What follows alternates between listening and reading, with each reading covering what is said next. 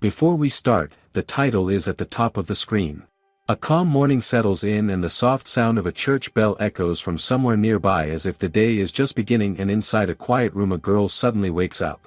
She sits up slowly, still half asleep, rubbing her eyes and muttering under her breath, and for a second her heart jumps. Is she late for work?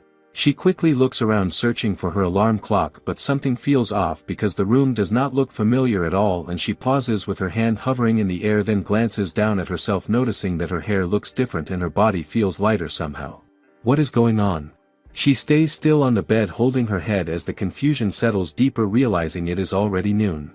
Noon. That does not make sense, so she tries to laugh it off, but it does not come out right and she wonders if this is not a dream. Could it be real? Then it hits her and memories start rushing in one after another as she remembers who she was before. Hiron Hanamaki, 22 years old, always tired, and always working with long hours and endless overtime, sometimes over 150 hours in a single month, and just thinking about it feels exhausting because back then all she ever wanted was a break, just a little freedom.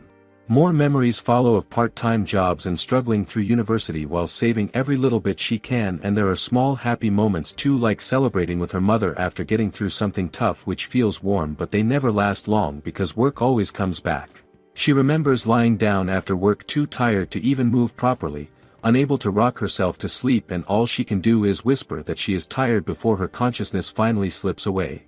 That is when she meets a goddess, and the memory feels distant but clear at the same time, because the goddess looks at her with gentle eyes as if she understands everything, and she tells her that she has been watching and that she appreciates how hard she works every day. So only then does Hiron realize the truth, that she is already dead, and the goddess seems to pity her life, so she gives her another chance, and that is how she ends up here. Back in the present, Hiron slowly looks at herself again, and her appearance feels different, almost too perfect. So did the goddess give her this too? A small frown forms on her face as she thinks about it, and her old goals come back to mind, like coming home to her pet, traveling somewhere far, going window shopping with cute friends, or falling asleep while watching a movie, and she wonders if she will ever be able to do those things now, because life seems so different. She does not have to work anymore, and her thoughts are still hazy from just waking up, as if her mind has not fully caught up yet, but even so, she notices something strange because her body feels good. And she looks out through the window as faint chattering reaches her ears, so she can make out people moving outside, and for a moment she wonders if she has really become this laid back, especially when she remembers how busy her past life used to be. The scenery feels calm and almost unreal, and ladies chat peacefully under the open sky, and she finds herself thinking it looks like something straight out of an anime, and could this really be her new life? The thought lingers in her mind, mixed with quiet amazement, as she tries to make sense of it all and wonders where she could possibly be. Not long after, a priest walks into the room and notices she is awake, and Hiron responds nervously, unsure how he even knows her, because she does not remember being found. He explains that she collapsed on the road the previous day, and that he brought her in, and hearing that, she feels a small chill as she wonders what might have happened if no one had found her.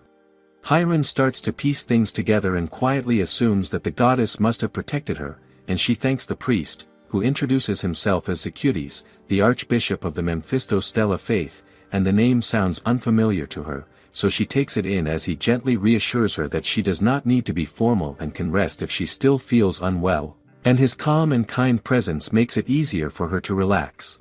He asks if she remembers anything besides her name, and she admits that she does, but even so, she keeps her real situation to herself, unsure how to explain something like reincarnation, because it feels safer to hold back for now, and the archbishop studies her quietly as if sensing something different about her, like she does not quite belong to this world.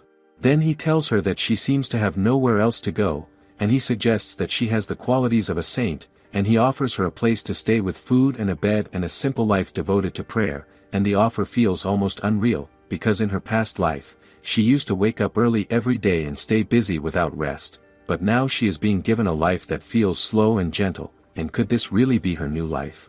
Without much hesitation, she agrees, and the archbishop accepts her decision and offers to become her guardian, and he raises his hand and begins to use holy magic, soft light gathering around her like drifting stardust, and she watches quietly, realizing this must be magic in this world, and he tells her that the goddess Sophia has blessed her choice, and the light serves as proof, and just like that, She becomes a saint in the eyes of this world.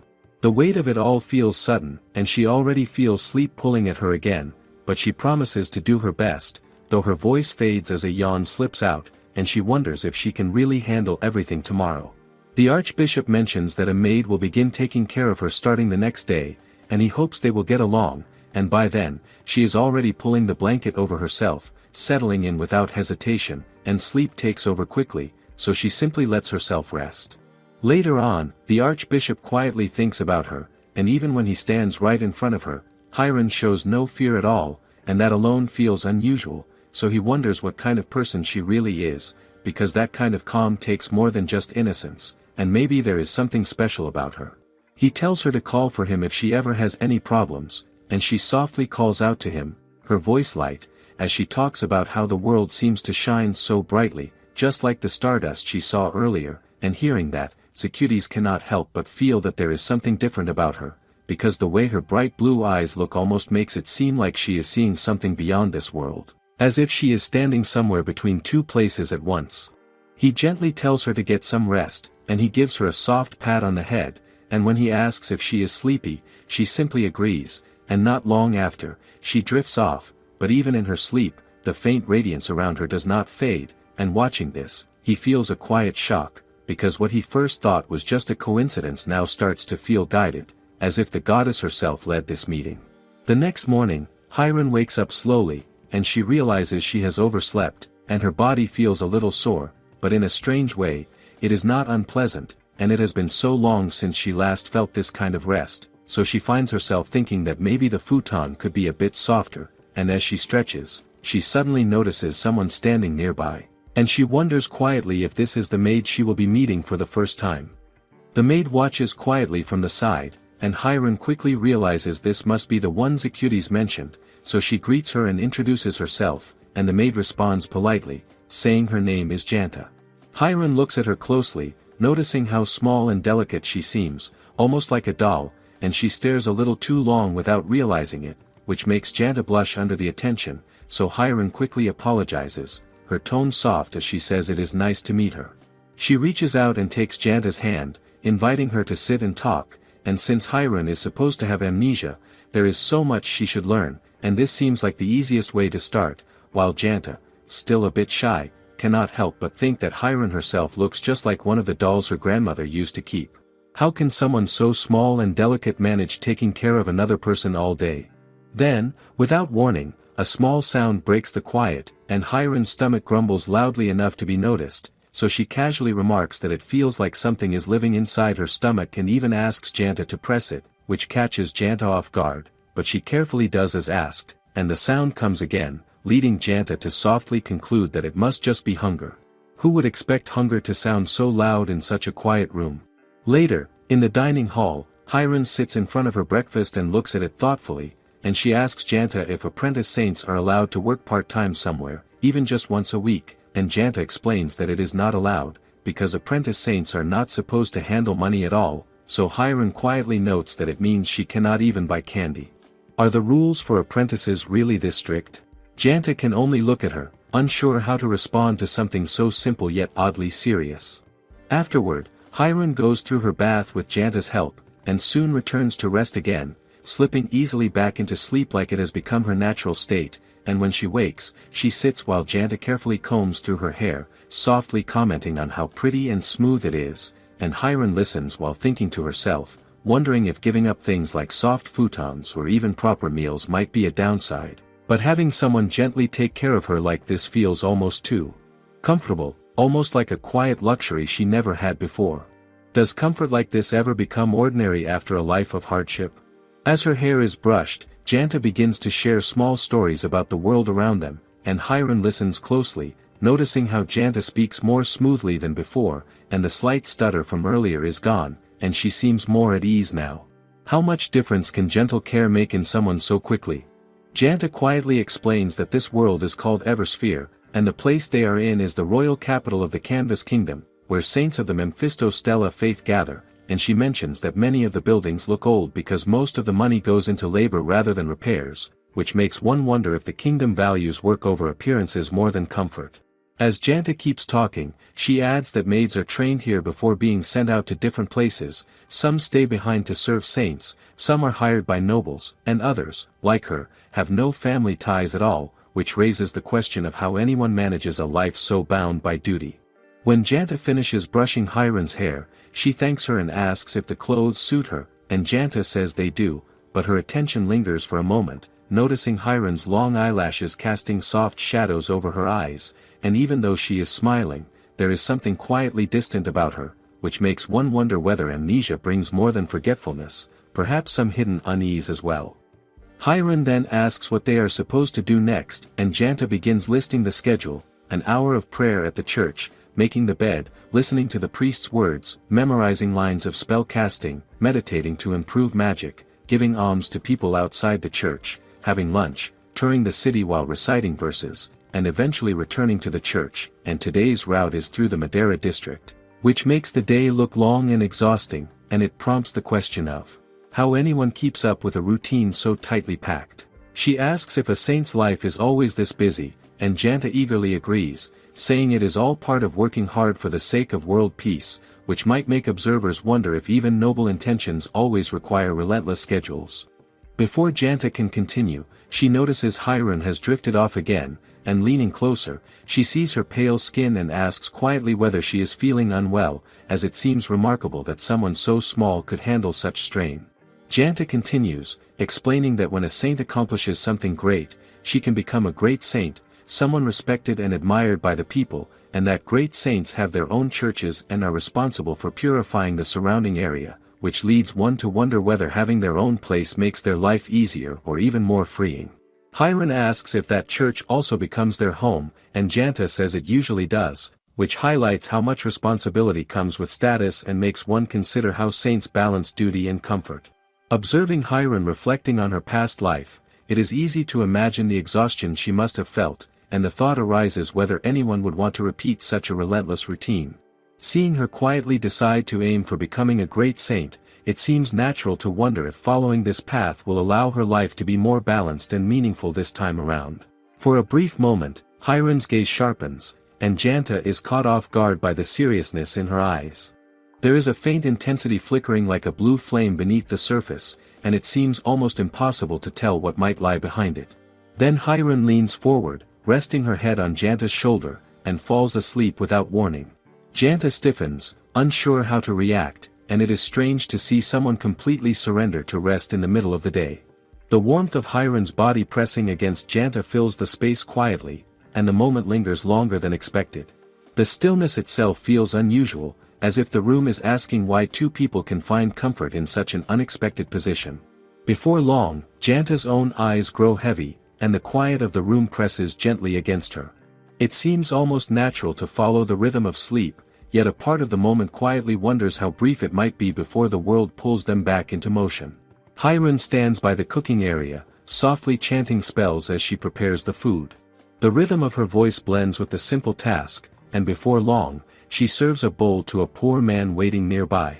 He receives it with clear gratitude, and she quietly watches him for a moment before moving on. Around her, people begin to notice. Some look at her with curiosity, others with quiet admiration. A woman wonders who she is, her gaze lingering on Hiran's delicate appearance.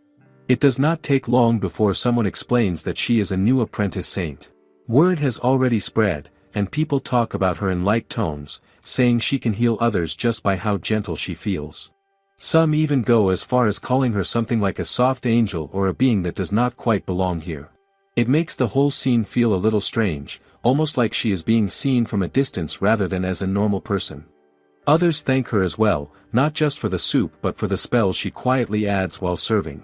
Hiran listens to them, and somewhere in the middle of it all, she realizes that an entire week has already passed since she arrived in this world. The thought settles in slowly. The food still feels plain, and the beds are not as comfortable as she would like. Even this routine of serving meals is starting to wear her down. She feels the strain in her arms and the stiffness in her shoulders as she keeps working. Janta gently reminds her that this is meant to be charity, something important, and begins to massage her shoulders to ease the tension. Hiran accepts it, though the tiredness does not fully go away. She knows it matters, but it still feels like a lot to handle all at once. As she continues, she reflects on how she has been mixing her spell chanting into the cooking, almost like adding a small touch to the soup. It feels natural to her, but Janta explains that magic is not something to be used so casually. The spells they learn are sacred, not just simple words, and they are meant to be used only when truly needed. That thought stays with Hyrule. This world, Eversphere, is one where sacred magic is real, something she can actually use. Part of her feels excited about that, but at the same time, she is still just beginning, and it is harder than she expected. Learning it properly takes effort, and she can already feel how slow the process is. She starts thinking about easier ways to deal with it all. The idea of something like a chair that lets her memorize everything quickly crosses her mind, along with the thought of having a small group of friends to study with. It feels like a simple wish, something that might make things less tiring. Janta apologizes softly, saying she cannot help with that, but Hyrule brushes it off, not wanting her to feel bad over something like that. Then Janta recalls something she heard from other maids. They say Hyrule can be a bit careless, and that whenever she is around, their hearts tend to beat faster. Hyrule listens, trying to understand what they mean, and her mind drifts to a recent memory of accepting a skewer from an old man. To her, it did not seem like much, but hearing it now makes it sound different. Janta reacts with surprise, thinking it does not suit someone meant to be a saint. The image they have of her feels stricter than how she sees herself, and that gap becomes quietly noticeable. Janta then adds another rumor she has heard. It seems Hyrule's teacher, Ms. Wanda, has been keeping an eye on her, and there was even a moment when Hyrule was caught napping. Hearing that, Hyrule does not deny it. She simply responds in her own way, a thumbs up. Janta continues by explaining that if Hyrule becomes a saint, she may be sent on an expedition to the countryside to purify areas contaminated by monsters. She has heard those places are dangerous, and that thought clearly worries her. She also feels Hyrule has been too absent-minded lately. Meanwhile, Hyrule quietly mutters to herself, thinking about that same future. If she becomes a saint, she will have to work hard in the countryside. She wonders if she will have to sleep outside during those trips. Are sleeping bags even comfortable? The more she thinks about it, the more she feels she should become a great saint as soon as possible, just to be prepared. But before she can drift any further into her thoughts, Janta reminds her that it is time to get to work, noticing once again how distracted she has become. Later at the church, Hyrule looks around and cannot help comparing it to her old workplace. This place feels completely different, almost like royalty. The decorations are so beautiful that she pauses and looks twice, just to take it all in. As she steps forward, she notices words carved into the floor, forming what looks like a magic circle. Seeing something like that in person excites her. Could this really be the kind of place where magic is used every day? At that moment, Ms. Wanda appears. She briefly glances at Hyrule with a sharp look before returning her attention to her book. Hyrule quickly joins the other apprentice saints who are already gathered. Miss Wanda begins her sermon, explaining that they are all devoted apprentices of the goddess Sophia. Their goal is to seek peace and harmony for all living beings, and to offer prayers filled with love and gratitude.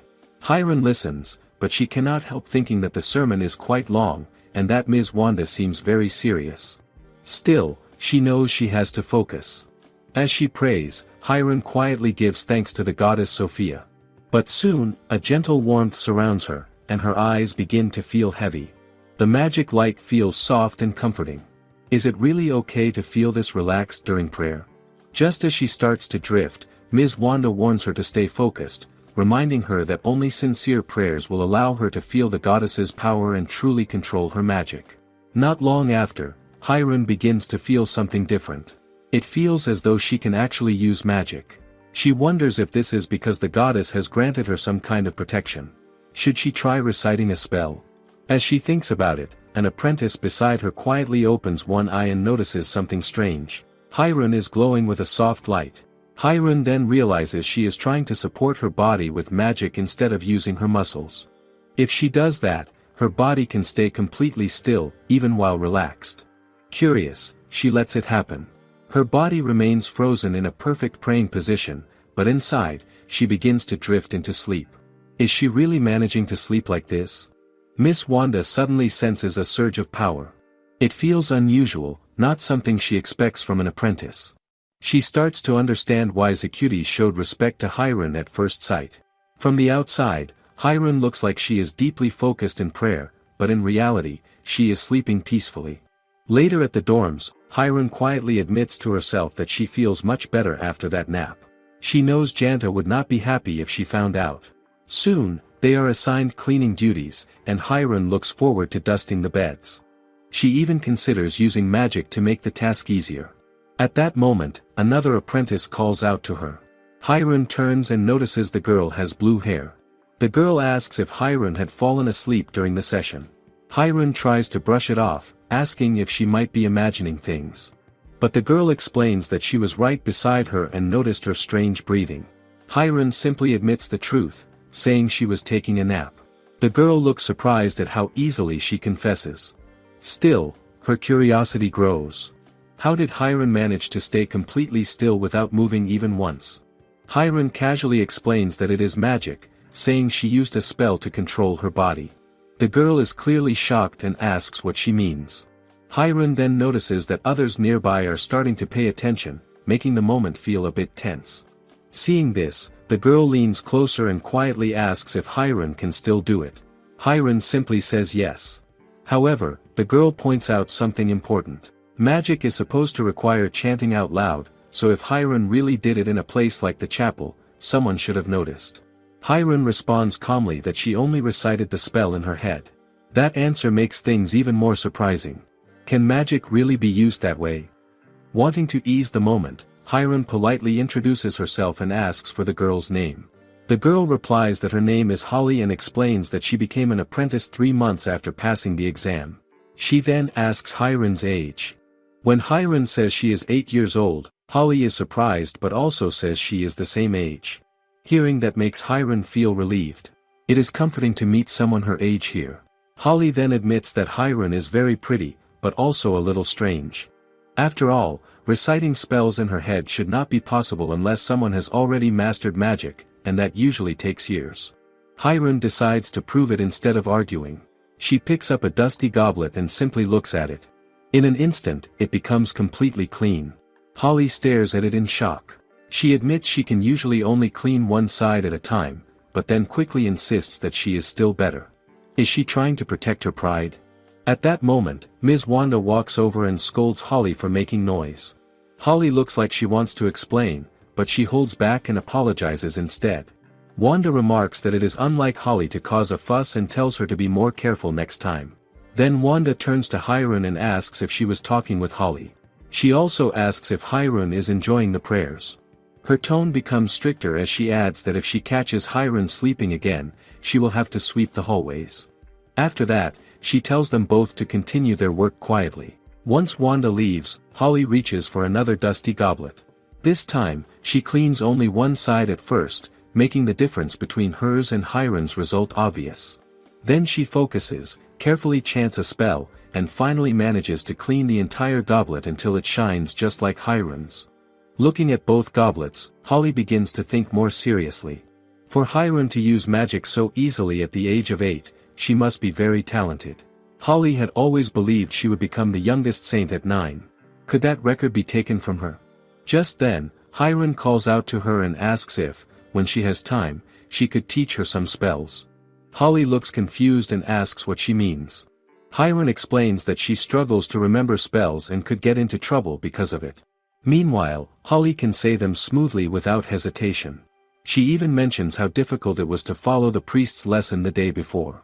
Would it not be easier to learn directly from someone like Holly? Then Hiron gently grabs Holly's hand and asks if she could come to her room when she is free. She says she wants to study together, like friends. She also admits that she still needs a friend. Holly freezes for a moment at that word. A friend. She did not expect that. Hiron then asks, almost timidly, if it was wrong to ask something like that. Holly can only blush and turn slightly away, saying she does not really mind. Hiron adds that if there is ever anything she can do in return, Holly should let her know. Hearing that, Holly finally gives in and says that as Hiron Sr., it is her responsibility to pass on what she knows. Not long after, Hiron gently rests her head on Holly's lap, looking completely at ease. She quietly mentions that it is nice to meet her. Holly is caught off guard by this sudden closeness. Before she can react properly, Hiram smiles and admits that she has always dreamed of using a friend's lap as a pillow. How long has she been thinking about something like that? Holly cannot help but respond in disbelief, wondering how someone their age could act this way so naturally. Hiram then brings up another thought, asking if they are allowed to receive pillows as offerings. She complains that the pillows in her room are uncomfortable, and even the futon is not much better. Holly quickly scolds her, saying that saints should not focus on such material comforts. They are meant to live simply and not enjoy more than the people they serve. But as Holly continues speaking, she suddenly pauses. Hiram has already fallen asleep on her lap without warning. The shift is so quick that it leaves her stunned. Looking down, she notices how peaceful Hiram seems, her expression calm and how long her lashes are. Holly notices Hiram using holy magic while they are cleaning and quickly realizes what is happening. To her, it looks like cheating. But Hiram does not see it that way. She simply thinks that no one ever said they could not use holy magic for cleaning, so how could it be wrong? Even so, they end up being punished for not following the rules properly. They are assigned to clean a long hallway known as Killiot Hall. The place feels endless, and the task is tiring. Holly grows frustrated, especially since she is stuck cleaning the same spot again and again. She believes it is all because Hiram does not take things seriously, and she urges her to focus more. As they continue working, Hiram looks around and notices why the place is called Killiot Hall. The walls are covered with 1,000 pieces of holy scripture, carefully placed side by side. It gives the hallway a quiet and sacred feeling. While cleaning, Hiram casually mentions how comfortable it was when the three of them slept together earlier. Did Holly not enjoy it too? Holly refuses to admit that. Instead, she feels like Hiram always pulls her into these situations without asking. She warns herself not to get caught up in it again. But as time passes, she thinks about it more carefully. When she looks back, she realizes that she actually slept quite well. Can she really complain about that? When Hiram hears this, she seems pleased and even thinks of it as a kind of blessing from the goddess. Later that day, Ms. Wanda is seen quietly praying near a tree. Holly approaches her and reports that they have finished cleaning Killiot Hall. Wanda acknowledges their effort. Hiram is also there, wondering if Wanda has been praying to the tree the whole time. Soon, Wanda calls for their attention and speaks firmly. She warns them not to walk around at night from now on and tells them to stay in their rooms. If they break the rules again, the punishment will be more severe. She also reminds them that it has already been half a year since their training began, so they should start acting more aware as apprentice saints. After saying this, she leaves them. The two girls are left standing there, a little shaken. Why did her warning sound so serious? They begin to feel uneasy. Just then, Hiram hears a faint sound and moves closer to the tree. She asks Holly if she heard it too, but Holly looks confused and asks what she means. Instead, she questions why Hiram is staring at the tree, which is known as the jewelry apple tree. Hiram is surprised by the name. Hearing it reminds her of something.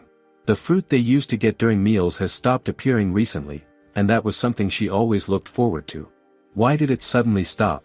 Holly explains that monsters have become more active lately, especially in the southern area where many orchards are located. That is likely affecting the supply. She also mentions that while the north, east, and west all have great saints protecting them, the south does not have even one. That alone is a serious problem. Hearing this, Hiram starts to feel a little troubled. If the world is not at peace, then she cannot enjoy her naps or her fruit the same way. But Holly finds that hard to believe. From what she knows, Hiram tends to sleep whenever she wants without worrying about anything. That is exactly why she has been asked to keep an eye on her. Hiram, however, feels reassured having someone like Holly around. She admits that she has always been sleepy since she was born, and her body naturally leans toward whatever is easiest. Holly brushes it off, saying she does not care much about such things, though she admits she misses the fruit as well. Hearing that, Hiram grows quiet and starts thinking, her hand resting under her chin.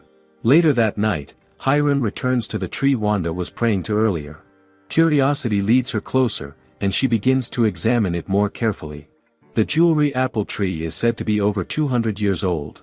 Long ago, it used to bear sweet fruit that brought joy to all the apprentice saints who lived here. Janta calls out to Hiram, worried that she is outside at night again, reminding her that Wanda just scolded her. Holly adds, surprised, that she is even more shocked Hiron actually chose not to sleep. But Hiron knows this is for everyone's sake. She needs the jewelry apple tree to recover. She has heard that its fruit is sweet and delightful, and she cannot wait to taste one. Hiron places her hand on the tree, examining it carefully. She notices that the tree is not getting enough nutrients from the soil, and its life signs are weakest near the center. Then she hears a faint voice, the same one from the morning. The tree says it does not want to die. Hiron thanks it silently for speaking to her. Janta, curious and cautious, asks what she plans to do.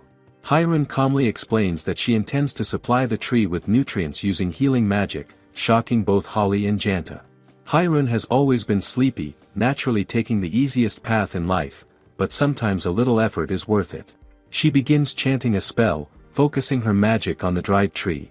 Blinding light surrounds it, growing brighter by the second.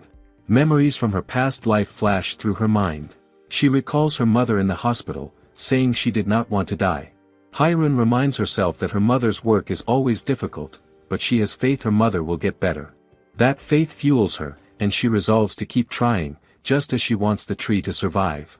Slowly, the dried jewelry apple tree begins to flourish. Leaves sprout, and fruit appears rapidly, filling the branches. Holly watches in shock, whispering that Hiron's magic is on par with that of a great saint. But then she sees Hiron collapse into Janta's arms, her face pale from exhaustion.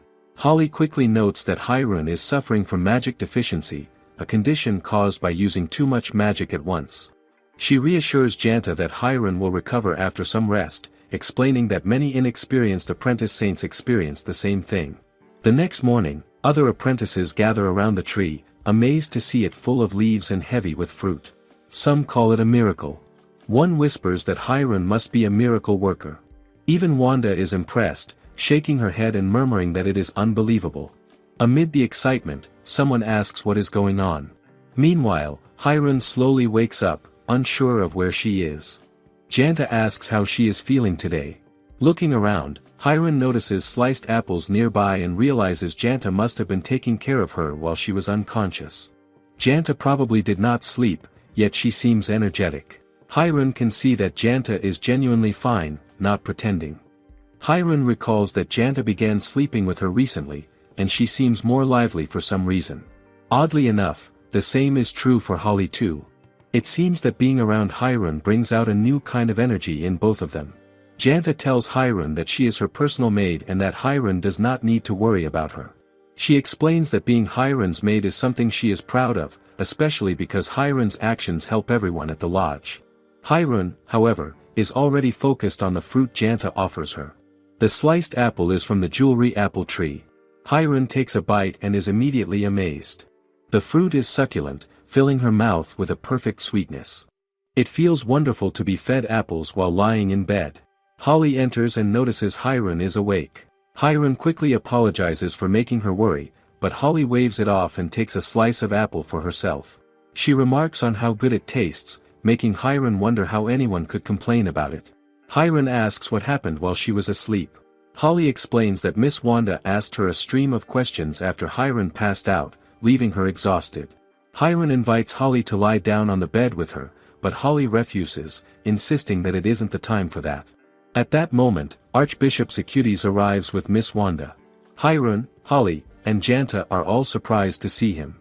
Isekais approaches Hiron and pats her head, looking at her with such warmth and fondness that everyone else is taken aback. His care for her is obvious. Isekais asks Hiron why she used holy magic on the jewelry apple tree. Hiron explains that everyone looked sad about not having any fruit during meals, and she also heard a voice from the tree saying it did not want to die. The memory reminds her of her mother in her past life. She asks if she should not have done it. Isekais smiles and tells her that what she did was good. The villagers are delighted, and her holy magic was extremely effective. Not only did the jewelry apple tree recover, but many other withered trees nearby grew healthy again. People are praising her, and Isekais is glad to see her doing well. He instructs Miss Wanda to take good care of Hiron and to contact him immediately if she needs anything. Miss Wanda acknowledges the order. After Isekais leaves, Miss Wanda praises Hiron, saying that her actions were admirable and true to the Archbishop's words. The entire West Church is speaking highly of her, and Hiron feels proud to hear it. But Miss Wanda quickly adds a reprimand. Leaving the lodge in the middle of the night was not admirable. As punishment, Hiron must clean Killiot Hall for a full week starting tomorrow, using only her own strength and no magic. Hiron groans at the thought, while Janta immediately offers to help. Holly, however, insists that Hiron had it coming, calling her reckless. Miss Wanda then adds that Holly will be cleaning too, leaving her stunned. Miss Wanda tells them all that cleaning will begin tomorrow. She glances at a basket full of jewelry apples. The sweet scent reminds her of times back, and she feels quietly grateful for everything Hiron has done. One of the saints approaches Hiron and her colleagues, letting them know that they will have a special visitor that day, a young man named Lord Bon Hazel. The saint explains that the visit will also serve as practice for reciting Holy Scripture in front of others. While the saint continues speaking, Hiron is elsewhere in her thoughts, quietly wishing she could have some mushrooms. Are there any mushrooms available in the capital, or would she have to go to the forest herself? Before long, Lord Bon steps forward to speak to the little saints himself. He introduces himself again and shares a bit of his story. When he was young, both of his parents were saved by saints, and that experience made him realize how important saints are in the world. He wants to see the next generation of saints grow and learn as quickly as possible, so he asked the priest who brought him to make this visit. He expresses his pleasure at being there and meeting them all. Some of the apprentice saints immediately begin whispering among themselves. One claims that Lord Bon is a noble obsessed with saints. Another adds that she overheard men saying they admired a particular girl who is a saint and predicted she would have a bright future. Apparently, Lord Bon not only knows saints in other countries, but also around the entire world. He reveres them more than anyone else. His donations to the Church of Mephisto have been enormous, which makes him an extremely important figure. Meanwhile, Hiron is still lost in her own thoughts. She quietly tells Holly that she wishes she could eat mushrooms, wondering if anyone in the capital sells them or if she might just have to find some in the forest herself. Just then, Miss Wanda enters the room. She notices the apprentice saints are not paying attention to the visitor. Her voice becomes stern as she calls them back to focus. She reminds them to continue their normal routines, explaining that it is time for Holy Scripture recitation. That day, they will begin with the Shining Mountain chapter, on page 120. She calls on Holly first, signaling the start of the practice. Immediately, Holly steps forward and begins reading. Her voice is clear and steady. Lord Bon watches her closely, paying attention to every word. Even though she is young, he notices how dignified she sounds, how precise her pronunciation is, and how confidently she speaks. Could someone so young truly have such poise? Once Holly finishes and returns to her seat, she notices Hiron dozing off. Surprised, she quickly taps her and whispers, wondering how Hiron can sleep even with so much attention on them. How can she remain so calm under pressure? Hiron stands up, stretching slightly. Jean, eager and excited, sits up straight in anticipation. Today will be the first time she hears Hiron read aloud. Is this really happening? Jean feels like this is already a special day. Hiron asks Miss Wanda which page she should read. Page 120, Miss Wanda replies calmly. Meanwhile, Jean continues to watch Hiron, trying not to panic but already feeling overwhelmed by the composure she sees in her friend. Lord Bon, observing Hiron, senses something immediately. Could this be the apprentice he had heard rumors about? The one who had used holy magic on par with a great saint to heal the jewelry apple tree? He notes her beauty but also her absent-mindedness. She seems almost too casual, as if she might not be entirely reliable. Hiron begins her recitation. Instantly, a gentle flow of energy fills the space. It is soothing yet powerful, surrounding everyone present. Hiron feels at ease, as if the words connect her directly to the goddess. She breathes lightly, letting herself sink into the rhythm of the scripture. Lord Bon listens closely, and something stirs within him. Her voice is like a magical melody, both serene and profound. The more he listens, the more he feels moved. In a moment he does not even notice, tears begin streaming down his cheeks. Can words truly hold such power? He cannot tell. All he knows is that what he hears is magnificent. By the time Hiron finishes and returns to her seat, she is already yawning again. The recitation is over, but the tiredness shows. Holly leans over, trying to keep her awake. She can't hide her admiration, though, and admits quietly that Hiron's reading of the Holy Scripture felt perfect. Even at her age, someone this skilled is rare. Could anyone else perform like that? Later that night, in the dining hall, Hiron sits down to her dinner. Jean leans over with a bright smile. She commends Hiron for how incredible she performed that day. Then she adds some surprising news. Lord Bon donated 100 gold coins for Hiron. Not only that, he said she would make a great saint in the future and hopes the money can help her prepare for that. Jean beams, clearly impressed. A saint's favor carries real weight in the church. Does Hiron realize how important this is? Hiron already knows she does not have full authority to decide how the money should be used. Even if it is for her, the church ultimately manages it. She thinks briefly that it would have been nice to use some of it for a comfortable bed. While lost in thought, she suddenly notices Holly standing quietly nearby. The way Holly watches her suggests she can see all the strange ideas running through Hiron's head again. Before Hiron can ask, Holly speaks sharply, almost angrily. She warns Hiron that she will not lose to her again next time. Then she adds that Lord Bon also donated 30 gold coins specifically for Holly. Hiron quickly calculates the total, 130 gold coins. Without missing a beat, she says she can split it evenly and use 65 gold coins each when they both become saints. Would splitting it this way really work out fairly? Holly freezes, shocked by the suggestion. She hadn't expected such a practical, split-the-money approach. The calm way Hiron considers everything feels almost impossible to match. How can she be so composed even with such a large donation? Then Jean offers Hiron some water, which Hiron accepts. As Jean pours it into Hiron's cup, some water spills onto her clothes. Jean immediately panics and apologizes, worried she made a mistake. But Hiron waves it off, saying it is only water, not soup, and it will dry soon. Jean still insists on bringing something to clean it up. Holly watches quietly, noticing Hiron is too polite to fuss over it. Seeing the small commotion, Holly decides to take her leave. Hiron calls after her, asking her to come back later so they can practice Holy Scripture recitation together. She admits that she slept half the day and does not remember the last recitation clearly. Holly hesitates but nods. Who knows what Hiron might be planning next?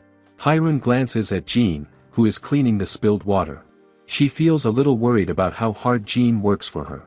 Holly, on the other hand, sees nothing wrong and remarks that Jean seems normal enough. Hiron insists that Jean would be happier if Holly stayed nearby. Holly is a little surprised by that, but she agrees to come back, though she firmly declares she will not sleep over in Hiron's room that night. She cannot bear cleaning the hall again. Later that night, Jean explains why she seemed moody earlier in the day. Hiron listens carefully, concern written all over her face. Jean admits that she struggles with tasks that require reaching high places or quickly wiping dust, and that her hands often slip, like earlier. The chief maid scolded her, saying she has bad reflexes. Even so, Jean adds that the day was still special for her because she got to hear Hiron recite the Holy Scripture. Thinking about it makes her anxious, but also happy. Even with small mistakes and challenges, the moments spent learning and listening feel important. Is it possible that Hiron is the reason Jean keeps trying so hard? Does Holly realize how much Jean admires them both? Actually, Holly is there earlier because of the recitation, and she manages to make it in time, but the work goes on for so long. Hiron senses that Jean must be pushing herself to rush through it. Still, she is very happy to see Jean witness her revive the jewelry apple tree with holy magic and hear her recitation. As Jean is about to say something, Holly already guesses what she wants to say. Jean must be worried that she could be removed from being Hiron's personal maid. Even Jean is surprised that Holly understands her thoughts so well. Hiron immediately kneels before Jean and hugs her tightly. She tells her that she cannot survive without Jean as her maid. If a different maid is ever assigned to her, she will never accept it. Jean is amazed by that declaration. Hiron even says she would rather protest against such an idea by sleeping in bed all day. Holly wonders if that really matters, since everyone already knows Hiron is always sleeping anyway. Later, Holly tells Jean that apart from Hiron, everyone in the church can see how hardworking she is. Holly joins in, saying that she will also protest if Jean is ever removed from being Hiron's personal maid. Jean is so emotional she cannot believe that even Holly supports her so much. Could anyone imagine Jean feels this overwhelmed with gratitude? Jean bursts into tears, and Hiron urges her not to cry. Instead, she says she has a great idea. Holly wonders what Hiron is planning this time. Surprisingly, Hiron decides to heal Jean. She knows it does not improve Jean's reflexes, but at least it can take away her daily fatigue. Does Jean realize how much this small act shows Hiron's care? By the time Jean realizes it, she is already lying on the bed, sleeping. When she wakes up, she feels how comfortable she is on something soft and good. Surprisingly, she opens her eyes and finds herself in Hiron's arms. Hiron explains that she just used holy magic to relieve her fatigue. From that moment, Hiron promises to take away Jean's fatigue every day using her magic. Jean feels like that is too much for her. She quickly tells Hiron that she must not do that, because Hiron's precious energy cannot be used on someone like her. But Hiron insists that even someone like Jean deserves such care. Does anyone ever get kindness like this every day? Hiron begs Jean, as her dearest friend, to let her do this. Jean is at a loss for words, not knowing how to respond to Hiron's generosity. Holly just stands nearby, quietly watching their little drama unfold. After a while, Hiron stands up and tells Jean to stop crying and go to sleep instead. She brings out some pillows for them to use. Holly is surprised and asks where the pillows came from. Hiron just smiles and says they should forget the bad things that have happened and rest, because the world they live in is a wonderful place. She is certain that tomorrow will be even better. Seeing how determined Hiron is, Holly agrees to sleep with her this time. She warns that it will be the last time, and Hiron thanks her for complying. They all lie down on the bed, with Jean in the middle of Hiron and Holly. Deep in her mind, Jean knows she is going to have the best sleep that night, all thanks to Hiron. The next day, Hiron is already busy again, cooking for everyone while quietly healing them at the same time. She hands a man some food and uses her magic on him, and he looks at her with deep gratitude. He thanks her over and over, but Hiron just smiles and tells him not to worry. She only hopes he gets a good rest. As the man turns to leave, her eyes catch something, a unique hairpin in his hair. It feels unfamiliar. Is he from the south? Not long after, she overhears a few women talking nearby. One of them mentions that the man lost his daughter to a monster, and that he came all the way to the capital just to support his wife and son. The second woman sighs, clearly moved by the story. Hiron stands there, listening, and slowly her expression changes. So that is what he has been carrying all this time. Lately, she has been noticing more people with similar hairpins. At first, she does not think much of it, but now it feels too frequent to ignore. If so many people are coming from the south, does that mean things are getting worse over there? She starts to understand why so many saints are being sent in that direction. Just as she is lost in thought, Holly suddenly appears beside her and lightly pinches her cheek. She points out that Hiron is using holy magic again while serving food. At this rate, it will never end. Hiron tries to explain herself. She just wants everyone to feel at ease, that is all. But Holly quickly calls her attention to something else. The long line in front of them. Because of her kindness, more and more people keep coming.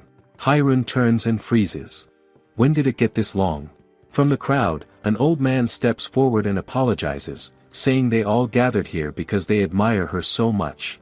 On normal days, it takes forever to get help, but with Hiron, everything feels easier. Hiron listens quietly, unsure how to respond. Is she really helping? Or just making things harder without realizing it? By the time the day finally ends, she returns home completely worn out. Lying on her bed, she stares at the ceiling, thinking about what Holly said. Maybe she has a point.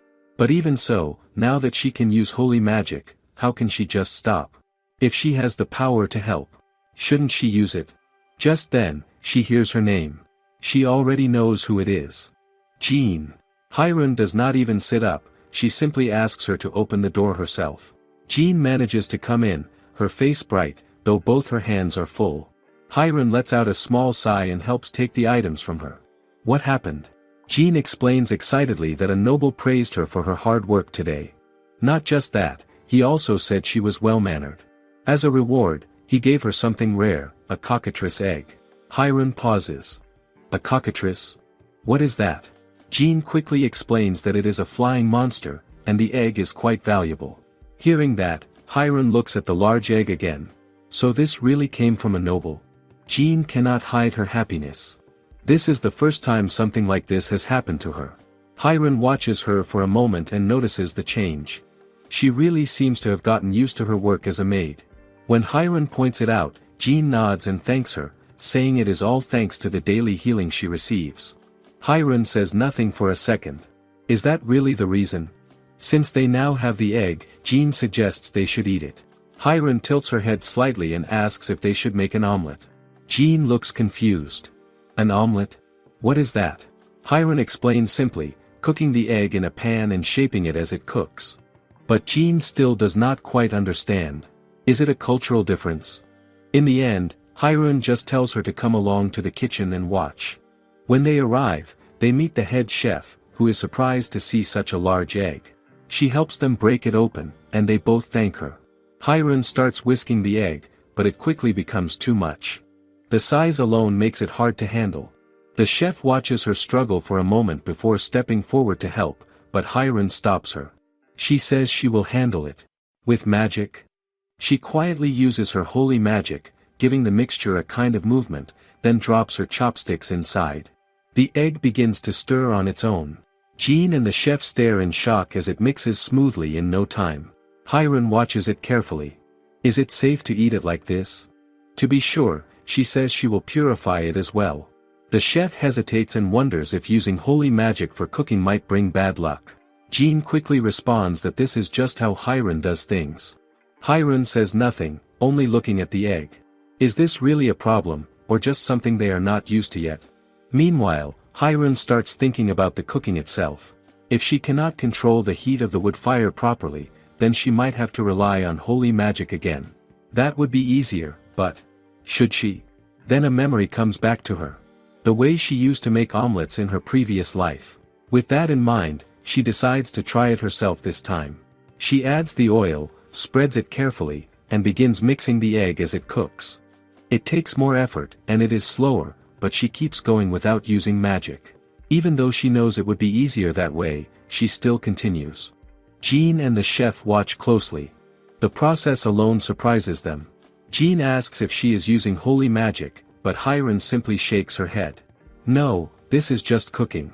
As she moves the pan, another memory surfaces. Back when her mother was still around, she used to make simple omelettes with cheap eggs. That was something they shared often. But after she started working, she barely cooked for herself anymore. When did that stop? After some time, the omelette is finally ready. Hiron serves it to Jean and the chef and tells them to add a little salt before eating. She pauses for a second. Pepper would be nice too, but spices like that are probably too expensive here. Jean and the chef hesitate, asking if they can really eat it. Hiron nods and tells them it is fine. It might even taste better if they eat together. Jean thanks her, and they both take a bite. The reaction is immediate. They are surprised by how soft and fluffy it is. Hiron takes a bite as well and notices the taste. It feels slightly sweet, almost like milk was added, and the texture is light and smooth. It melts easily. It really is good. The chef looks at the omelette with wide eyes and calls it something incredible, unlike anything she has tasted before. Jean agrees without hesitation. The chef mentions that she likes the slightly firmer parts, and Hiron calmly explains that it can be adjusted by controlling the heat. After that, Hiron suggests they share the omelette with the church and the people nearby who donated. Jean agrees right away and says she will go call everyone. Hiron watches her leave, quietly holding the plate. It feels like a small thing, but somehow, it matters. While Jean goes to call the others, Hiron turns to the chef and asks if they can make more omelettes. The chef agrees, but this time she wants to learn the process. So Hiron starts again, explaining each step as she cooks. With her magic quietly helping to mix the eggs, she focuses on teaching the rest properly, how to handle the heat, how to move the pan, how to get the right texture. If they work together, they could even make 100 in no time. The chef watches everything closely, but she cannot hide her confusion. The way the egg stirs on its own still feels unreal. Is this really happening? Later that day, the omelettes are shared with everyone. As people take their first bites, their reactions are the same. Surprise. They have never tasted anything like it before. Soft, light, and different from what they are used to. When they ask what it is called, they are told it is an omelette. Once they learn that it was Hiron's idea, they begin to thank her and praise her, even offering their gratitude to the Church of Mephisto for bringing something like this to them. Hiron and Jean watch the scene quietly. Seeing everyone enjoy the food like this, it makes them happy too. Even Holly says nothing this time. She simply takes a plate for herself and starts eating. Hiron notices and feels a little surprised. She did not expect Holly to allow this so easily. Watching her eat, it is clear she does not dislike it. Maybe this is her first time trying it. After a moment, Holly speaks. Just because she is not complaining now does not mean she will take responsibility when Miss Wanda finds out. Hiron only laughs at that. Jean then points out the bits of omelette on Holly's face, and she quickly wipes them off. A little later, Holly quietly admits something, which is that food really does taste better when people eat together. Hiron slowly wakes up from her bed and lets out a quiet yawn. Just then, she hears Jean's voice greeting her, and she responds softly before sitting up. As she stretches, a thought comes to mind. It has already been 1 year since she was reborn into this world. Time really passed that quickly. She sighs and admits that she still feels tired. Jean, however, looks at her with concern. She says she has been getting worried lately, because Hiron keeps becoming more beautiful with each passing day.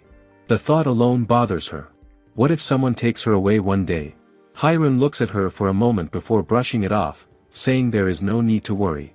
After all, she is only 9 years old. Then she casually adds that even if someone does take her away, she would probably just sleep all the time anyway. But that answer does not seem to comfort Jean at all. She goes quiet. Trying to move past it, Jean begins combing Hiron's hair. As she gently runs her fingers through it, she cannot help but admire how beautiful it is. Being the one to take care of her like this. It feels like more than she deserves.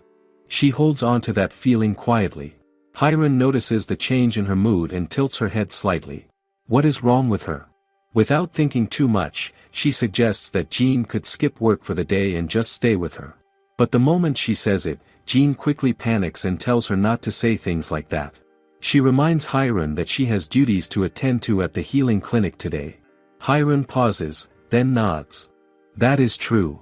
In this world, every Saturday is known as Jewel Day. On that day, apprentice saints who have learned healing magic are sent to the clinic as part of their training. That is why the place is called the Healing Clinic. It was created so people can receive treatment through holy magic at a more affordable cost compared to normal methods. Hiron understands that it is meant to help people, but she also knows that money is still involved. Even if it is cheaper, they still have to pay. Jean adds that their church is not doing well financially either. Things have been difficult lately, especially with the growing threat of monsters and the need to support the South. After hearing that, Hiron quietly promises that she will do her best to help with the money. Jean nods and tells her that once she finishes her maid duties, she will come to check on her training. Hiron seems happy about that, but she also adds that Jean should wake her if she starts dozing off. She already knows how she is. Later that day, they gather at the healing clinic. Miss Wanda stands before them and explains that today will be hands-on training. She reminds everyone not to push themselves too far. If they feel tired or notice their magic running low, they should immediately call for her or any nearby priest. Everyone responds properly, but Hiron listens quietly. Will she really know when to stop? When it is finally time to see patients, Hiron is already seated in front of a man. As she looks at him, a thought crosses her mind. If someone cannot work, then they cannot earn money. Even a small injury can become something serious. A simple sprain could decide everything. With that in mind, she focuses and begins healing him. She puts in her best effort, and soon the man's pain disappears. Not just that, even his toothache is gone. The man looks shocked, clearly not expecting that. Hiron calmly tells him that tooth pain can make it hard to sleep, and that would only make things worse. It is better to deal with it early. The man nods, deeply grateful, and thanks her before leaving. Was he expecting this much from a single treatment? As soon as he is gone, Miss Wanda walks over to Hiron. She points out that Hiron skipped the Holy Scripture during the healing. Even if her magic is strong, that does not mean she should ignore the proper steps. It may seem unnecessary, but the basics still matter. Hiron listens, but says nothing. Does it really make that much difference? Wanda then asks if she is already tired. Hiron shakes her head slightly and says she just feels a bit sleepy. That answer does not surprise Wanda at all. She already knows Hiron's habits. Using her magic, she checks Hiron's condition and pauses. There is still a good amount of magic left. That feels strange, especially after treating so many patients in such a short time. How is she still fine? Hiron simply replies that maybe she just does not get tired as easily as others. But even as she says it, it raises another question. Is that really all there is to it? Miss Wanda still does not know the exact reason behind it, but she looks at Hiron for a moment and says it calmly. It feels like Hiron is simply loved more by the goddess than others. There is no doubt in her tone, no suspicion, just quiet belief. She tells Hiron that she has an exceptional gift. Hearing that, Hiron says nothing, but she listens. Then Wanda gives her permission to take a break after her next patient. Hiron's expression softens a little. A break? That sounds nice. Not long after, another patient walks in. Hiron quickly directs him to the seat, already thinking ahead. If she finishes this one, she can finally rest. But the moment the man speaks, calling her name, she pauses and looks up properly. Wait. Does she know him? She takes a closer look and recognizes him. It is the owner of Valhalla, the betting store she often visits. That catches her off guard. What is he doing here as a patient? The man smiles faintly and says he remembers seeing her around his shop many times. He even thought she was just a neighbor at first, until he later heard she works with the church. As they speak, his expression suddenly tightens. A sharp pain runs through him, and Hiron immediately notices. She tells him to stay still. He slowly rolls up his sleeve to show his arm. The moment Hiron sees it, she cannot hide her reaction. It is badly swollen and red. The condition alone is enough to make anyone uneasy. How long has he been dealing with this? From the look of it, he probably has not been sleeping well either. The man, Thomas, explains what happened. He fell from the second floor, and his arm took all the impact when he landed. That was where the injury started. Hiron listens carefully, then begins her treatment without delay. She uses vitals detection magic and quickly understands the situation. It is worse than it looks. A compound fracture in the arm, and a sprain in the leg as well. Hiron's expression becomes more focused. This is not something she can take lightly. She knows who Thomas is. Someone like him plays an important role, and if something serious happens to him, it could affect many people. With that in mind, she steadies herself. She has to do this properly. Without wasting any time, Hiron begins casting her healing magic on Thomas. The light gathers gently around her hands, and in just a moment, the pain in his arm and leg disappears. It is so sudden that Thomas blinks in confusion. The pain is gone, just like that. It feels as if he was never injured at all. As the magic fades, he notices the soft, star-like lights that danced around her during the healing. There is something calm and almost unreal about it. Watching her like this, he cannot help but think she looks almost like an angel. Even Holly steps forward at that point, clearly uneasy. She tells Hiron that her magic felt overwhelming, even a little frightening. Hiron immediately apologizes, explaining that she was only trying her best to heal Thomas and may have gone too far. Hearing that, Holly says nothing more. Meanwhile, Thomas just sits there, quietly watching the two of them. The way they talk to each other feels normal, like any other children. But at the same time, what they can do. It still feels hard to understand. What exactly are saints to him? After a moment, Hiron turns to Holly and says she would like to take a break now. Holly agrees and says she will go inform Miss Wanda. Before leaving, she asks Hiron to let Thomas know he can go. Hiron nods, feeling a bit relieved. As Thomas stands to leave, he suddenly pauses. In all the surprise, he almost forgot to thank her. He quickly turns back and expresses his gratitude once again. He also tells her that, from what he has seen, she will surely become a great saint in the future. But that response does not seem to sit well with Hiron. Her expression shifts slightly. Thomas notices and asks what is wrong. Hiron hesitates for a moment. Then a thought crosses her mind. Should she take this chance? Facing him, she remembers that he asked her to call him by his name, without being formal. She gathers herself and says that there is actually something she would like to ask him. Even so, she cannot bring herself to say it directly. She looks away slightly and instead says she is about to go on her break. Not now. Maybe later. Hiron follows Thomas back to his store and is immediately greeted by Natasha, his wife. Thomas lifts his arm to show her, and Natasha gasps in surprise. The swelling and redness are gone. He quickly tells her that Hiron healed him, and then asks her to let Hiron inside. Hiron steps in, feeling a little shy but pleased. Once inside, she tells Thomas about a new comforter she had noticed in his store, made from Paiori feathers. Her voice is soft, almost dreamy, as she says she would love to take a nap on it. Hearing that, Thomas finds it hard to refuse. Before long, Hiron is lying on the fluffy bed, sinking into its softness and finally resting. Meanwhile, back at the healing clinic, Holly rushes to Miss Wanda, trying to explain that Hiron is missing. Miss Wanda asks her to be quiet because of a patient nearby. But then she notices Jean, tears in her eyes, and asks what is wrong. Jean explains that Hiron had said she would take a short nap but has not returned. She begins to worry that someone might have taken her. Just then, 2 apprentice saints enter. After listening for a moment, they tell Miss Wanda that if she is truly looking for Hiron, she should check Valhalla, the bedding store. Hiron had mentioned going there earlier. The apprentices notice Miss Wanda's shocked expression and explain that they thought she already knew. Wanda sighs in frustration, wondering when Hiron will stop making her worry so much. Meanwhile, Hiron is already lying on the bed, feeling the comforter beneath her. She knows the feathers come from a special kind of monster and are enchanted with floating magic, which makes the bed incredibly light. She also remembers that only 30% of the feathers are Paiori, the rest coming from other types. That makes her wonder. How light would it feel if the bed were made entirely of Paiori feathers? Could it feel like sleeping on air? Hiron is asleep, enjoying the warmth when she hears some noise from the store. From afar, she notices Miss Wanda has burst in, clearly upset. Thomas asks how he can help, and Wanda quickly asks if Hiron is there. Thomas says she is napping in the central room. Wanda bows, apologizing for any trouble Hiron might have caused. Thomas shakes his head and says Hiron has caused no inconvenience. In fact, he says business has been doing better ever since she started coming. Wanda is surprised and asks, really, does she come that often?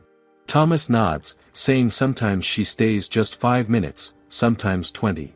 Wanda goes quiet and carefully picks up the sleeping Hiron. She apologizes again and thanks Thomas and Natasha for looking after her. They tell her not to worry. Thomas even says it feels like Hiron is looking after him, which sounds strange, but he admits, do I really feel more motivated when she is around? As Wanda carries Hiron away, Thomas and Natasha wave goodbye. Once outside, Wanda tells Hiron she will clean the Kiliot Hall when they get back to the church. Another punishment as usual. At the healing clinic, Thomas and Natasha cannot stop talking about how incredible Hiron is. They keep telling everyone that there is no injury Hiron cannot instantly heal. From the corner, someone listens quietly, confirming that the rumors about Hiron's holy magic are true. Could it really be that powerful? Meanwhile, Hiron is at it again, helping another patient in the clinic. As she releases her magic, shiny stars flow around her, and the patient watches, amazed. She cannot help but admire Hiron. In no time, her headache and tooth pain disappear, and she feels so grateful. Sue even promises to tell others about Hiron's skills, and Hiron urges her to also mention that she is an amazing saint. The patient is so thankful that she offers to treat Hiron to a meal at her bakery. Without thinking twice, Hiron agrees to follow her. But just as she decides to leave, she hears Holly call her name from the clinic entrance. Is she going to leave again without permission? Hiron turns to face her calmly and teases that she already knows Holly is a big eater. Holly realizes Hiron is trying to lure her into becoming an accomplice. But Holly refuses, saying that as a devoted apprentice saint she cannot be tempted by food. Hiron insists it will be fine, that they can just go quickly and return quietly. Holly is shocked that Hiron still plans to go, even after being scolded not long ago. The patient reassures them, offering a carriage so there is no risk. She explains that she simply wants them to taste her specialty, the strawberry bread. Could it really be that good? And immediately, as Holly hears that, she exclaims, which surprises Hiron. She asks if Holly already knew about it, and Holly replies that she has been hearing rumors about the bread. Hiram then explains that it is her specialty at her bakery, known as Piper's Bakery. Could it really be that well known already? At this point, Holly shows interest in the meal, and Hiram asks Piper if she can take Holly along. Piper agrees and hurries to prepare a carriage to take them to her restaurant. As Piper leaves, Holly tells Hiram that she does not really want to go to the restaurant, but she is just worried about her. Does she really have to go?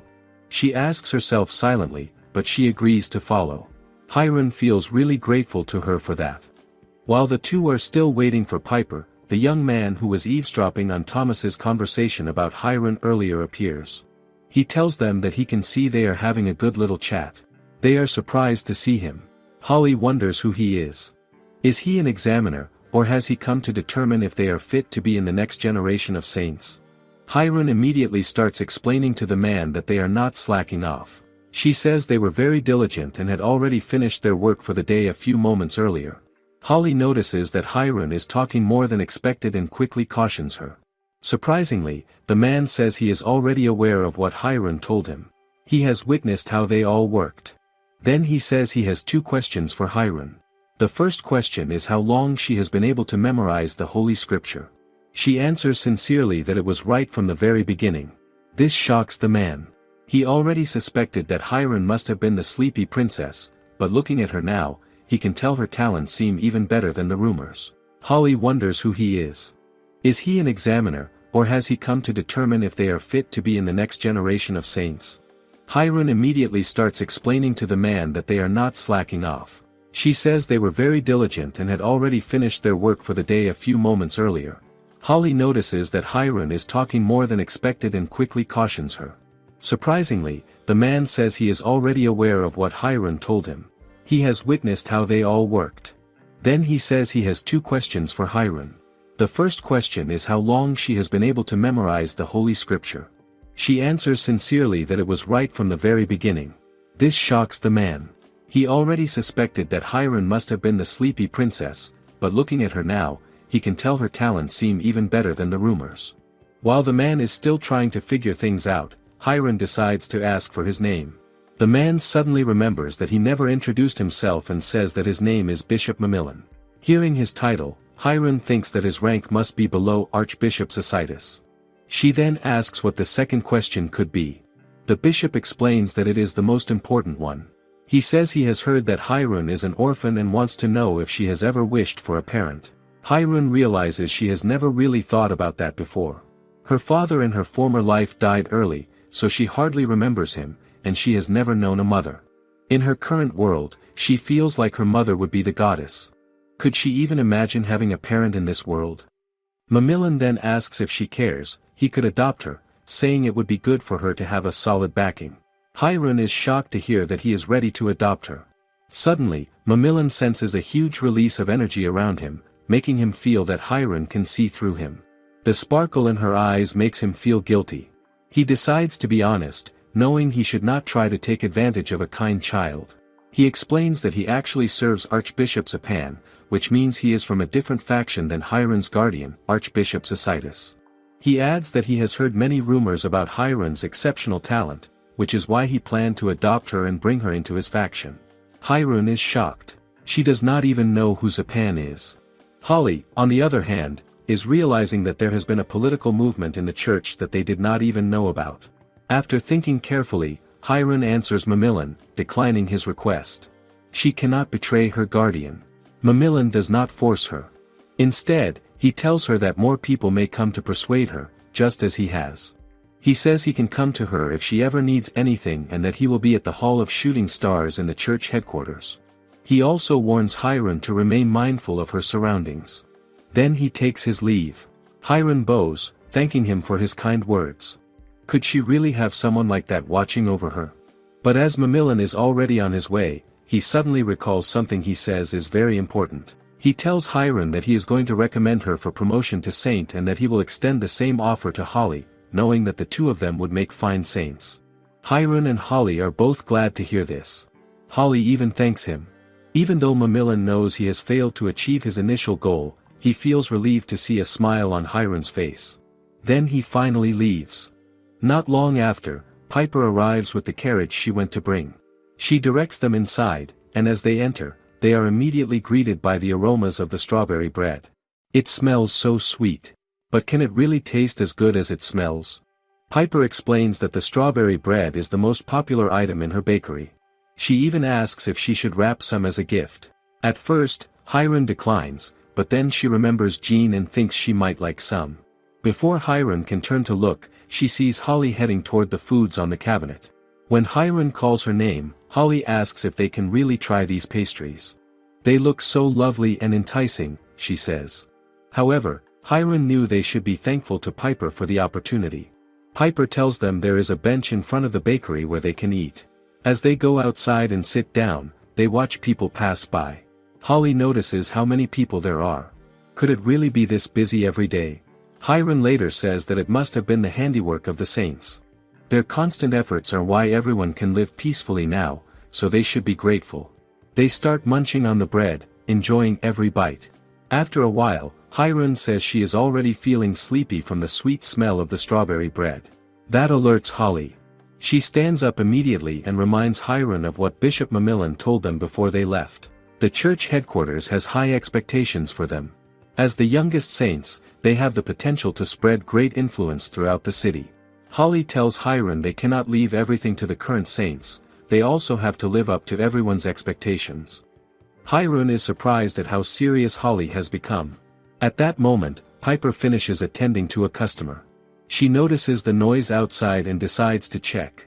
She is surprised to see Hiron and Holly outside, giving her bakery the blessing of the saints.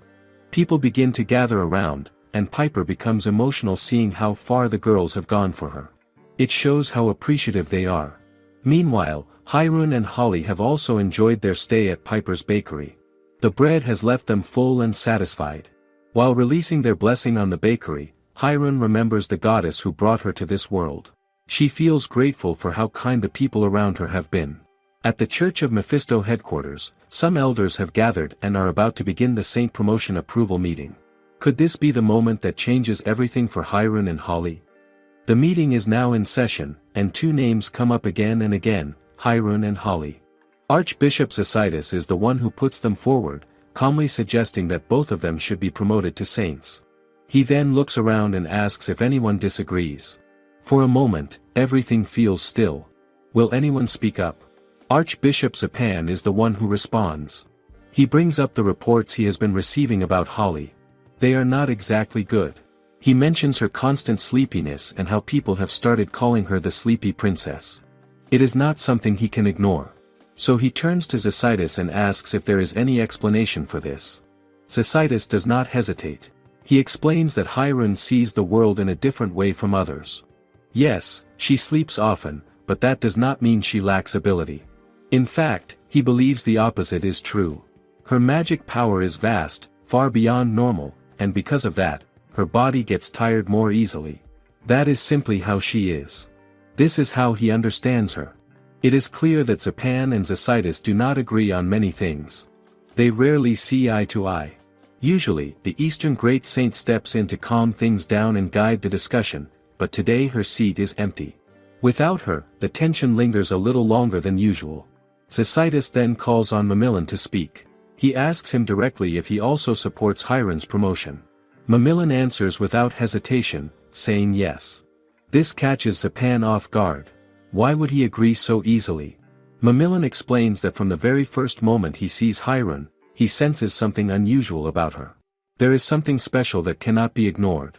Because of that, he believes it is better to promote her now and allow her to gain experience as soon as possible.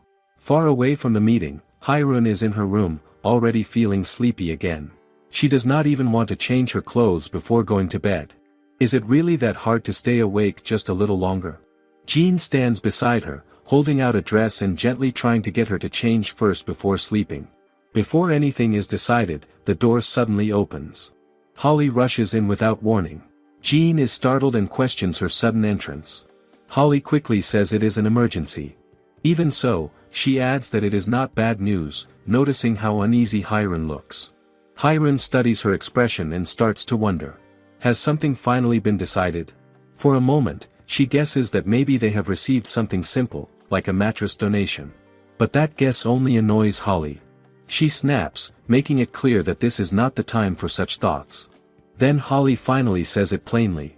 Their promotion has been decided at the meeting. At that very moment, people in the dining hall are already talking about it. The news is spreading fast. What will this change for them now? Holly can hardly hold back her excitement as she talks about it. The two of them are really going to become saints together. There is joy in her voice, but also a bit of nervous energy. Jean stands there in surprise, while Hiron remains quiet, trying to take it all in. Is this really happening so fast? Holly then jokes that she must be Hiron's good luck, saying it feels right that they graduate together. But Hiron takes those words seriously. She becomes emotional and gently asks Holly to keep being her good luck from now on. That catches Holly off guard. She only meant it lightly, but now the moment feels different. How is she supposed to respond to something so sincere? Still, deep down, she feels a little special hearing it. As Holly turns to leave, she suddenly looks back and adds one more thing. Jean has also been chosen. That means Jean will likely graduate from her apprenticeship as well. Jean is stunned and asks if that is really true. Holly assures her that it is. Everyone at the West Church already knows how hardworking Jean is, and many of the apprentice maids see her as someone to look up to. Hearing this, Jean's emotions rise all at once. She cannot hide how happy she feels. She begins to speak about the past, remembering the first time she meets Hiron. Back then, Hiron's beauty alone left a strong impression on her, making her want to stay close. But she also remembers her own struggles. She gets tired easily and is often told that her reflexes are poor. There are moments when she almost gives up, thinking she does not deserve to stay by Hiron's side. Then everything changes when Hiron uses holy magic on her.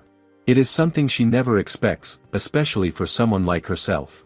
Since then, she feels nothing but gratitude, believing that everything she has now is thanks to Hiron.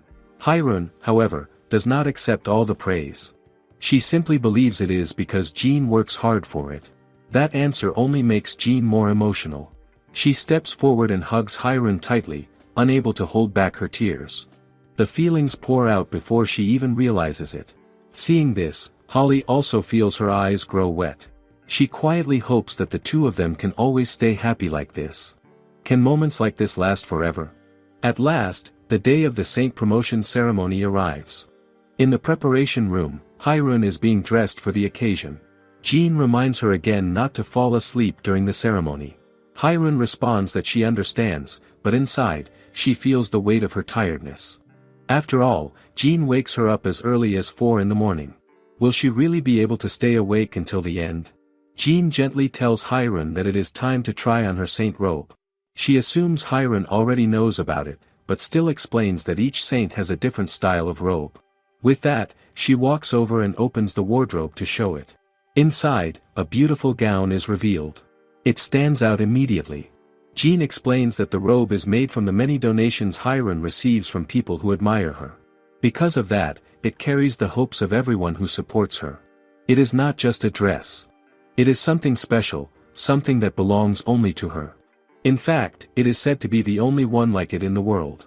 Hearing this, Hiron feels drawn to it. She reaches out, lifts the robe, and looks at it closely. It already feels like it will fit her perfectly. Could something made for her feel this natural? As she prepares to put it on, she notices that Jean keeps praising the robe again and again. It makes her pause. What is going on with her? Jean has already seen the robe before, and she knows one small issue. The length is not very long. But Hiron does not see that as a problem. Instead, she thinks it will make moving around easier. Jean quickly adds a warning. If Hiron lies down, the inside might be visible, so she needs to be careful. But Hiron looks at the robe from a different angle. She quietly notes how comfortable it seems, even thinking that it looks easy to sleep in and unlikely to wrinkle. That thought slips out without her realizing it. Jean feels a bit helpless hearing that, especially after reminding her not to sleep earlier. Hiron quickly apologizes when she notices, but by then Jean can only smile in a tired way. In her eyes, Hiron really is a saint in her own unique way. Those words make Hiron blush. She starts to imagine what it truly means. Soon, she will no longer be an apprentice. She will stand as a saint. The thought feels both exciting and unreal. Is she really ready for that? She gently removes the clothes she is wearing and puts on the saint robe. As she looks at herself, emotion quietly rises within her. Jean continues helping her, placing the saint necklace around her neck and guiding her into her shoes. Everything comes together piece by piece. Jean steps back to take a look, and she cannot hide her admiration. The robe suits Hiron perfectly, bringing out a gentle and graceful presence. To Jean, she looks just like a saint, almost like a goddess. Hiron notices this reaction and softly feels that Jean might be even happier than she is. Deep down, Hiron feels a quiet sense of gratitude. She thinks about everyone in the city and how their support makes this possible. It still feels unreal to her. There was a time when she could not even afford to rent a simple kimono back in Japan, and now she is standing here, wearing something so beautiful. How does life change this much? As those thoughts settle in her heart, tears begin to form without her noticing. Jean is the one who sees it first and gently asks what is wrong. Hiron quickly says it is nothing, only that she feels a little emotional. She wipes the tears away, trying to steady herself. Then, she bows to Jean, sincerely thanking her for everything she has done since the beginning of her journey as an apprentice saint. Every small effort, every moment of care, she remembers it all. But Jean does not accept the thanks so easily. She feels that she should be the one expressing gratitude instead. To her, Hiron is someone precious. The feeling is mutual, and Hiron quietly returns that warmth. Not long after, they prepare to leave the room. Jean mentions that Holly is already waiting for them. Hiron can almost picture it and wonders if Holly has grown tired of waiting. With that in mind, they head out together, making their way toward the chapel at the church headquarters. When they arrive at the headquarters, Holly is already waiting outside. Hiron greets her, but Holly does not respond right away. She looks upset and asks how long they think she has been standing there. Hiron gently explains that it is her first time preparing for something like this, so it takes longer than expected. Holly turns her gaze toward Hiron, and her expression changes. She is clearly surprised. The robe suits Hiron so well that she cannot hide her reaction. For a moment, she even feels that Hiron looks like a goddess. Hearing that, Hiron blushes softly, not knowing how to react. She then returns the compliment, saying that Holly also looks better in her own saint robe. Is this what it feels like to stand side by side like this? Holly quickly regains her composure and reminds her that today is the saint promotion ceremony. It is an important day for everyone, so they need to do their best for the people. Hiron agrees without hesitation. They shake hands, sharing that moment of resolve. Hiron even says that she is ready to give up sleeping for the day, since so many people have sacrificed their time to attend the ceremony. She wants to match that effort in her own way. Holly listens, but she does not seem fully convinced. Instead, she quietly pulls Jean aside and asks if Hiron will really be fine.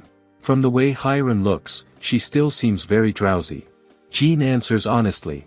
Hiron did go to bed early, but she also had to be woken up very early that morning. Because of that, Jean admits that she can only be sure Hiron will stay awake for a few minutes. That answer makes Holly uneasy. The Pope's sermon alone will last around 30 minutes. Will Hiron be able to stay awake through it? Still, Holly starts to think it through. Since she will be beside Hiron, she can keep an eye on her. She also remembers Hiron's unique way of using her holy magic. Instead of relying on her body, she often supports herself with magic. If she uses that, maybe she can hold on until the end. As Holly considers this, Jean realizes what she is thinking. It must be about Hiron's ability to control her body through holy magic. Perhaps that will be enough to carry her through this important moment. Once Holly feels a bit calmer, she remembers something important. The trial of prayer comes right after the ceremony. It is not something small. By praying continuously in a special room, one's thoughts are said to reach the goddess Sophia, and a divine light will shine from the body as proof of becoming a saint. That is how the promotion is confirmed. Holly explains that she and Hiron will be placed in separate prayer rooms. There will be no one beside Hiron to help her. She will have to face it alone. Hearing this, Jean cannot hide her worry. She wishes she could stay close, but that will not be possible. Hiron notices their expressions and steps closer.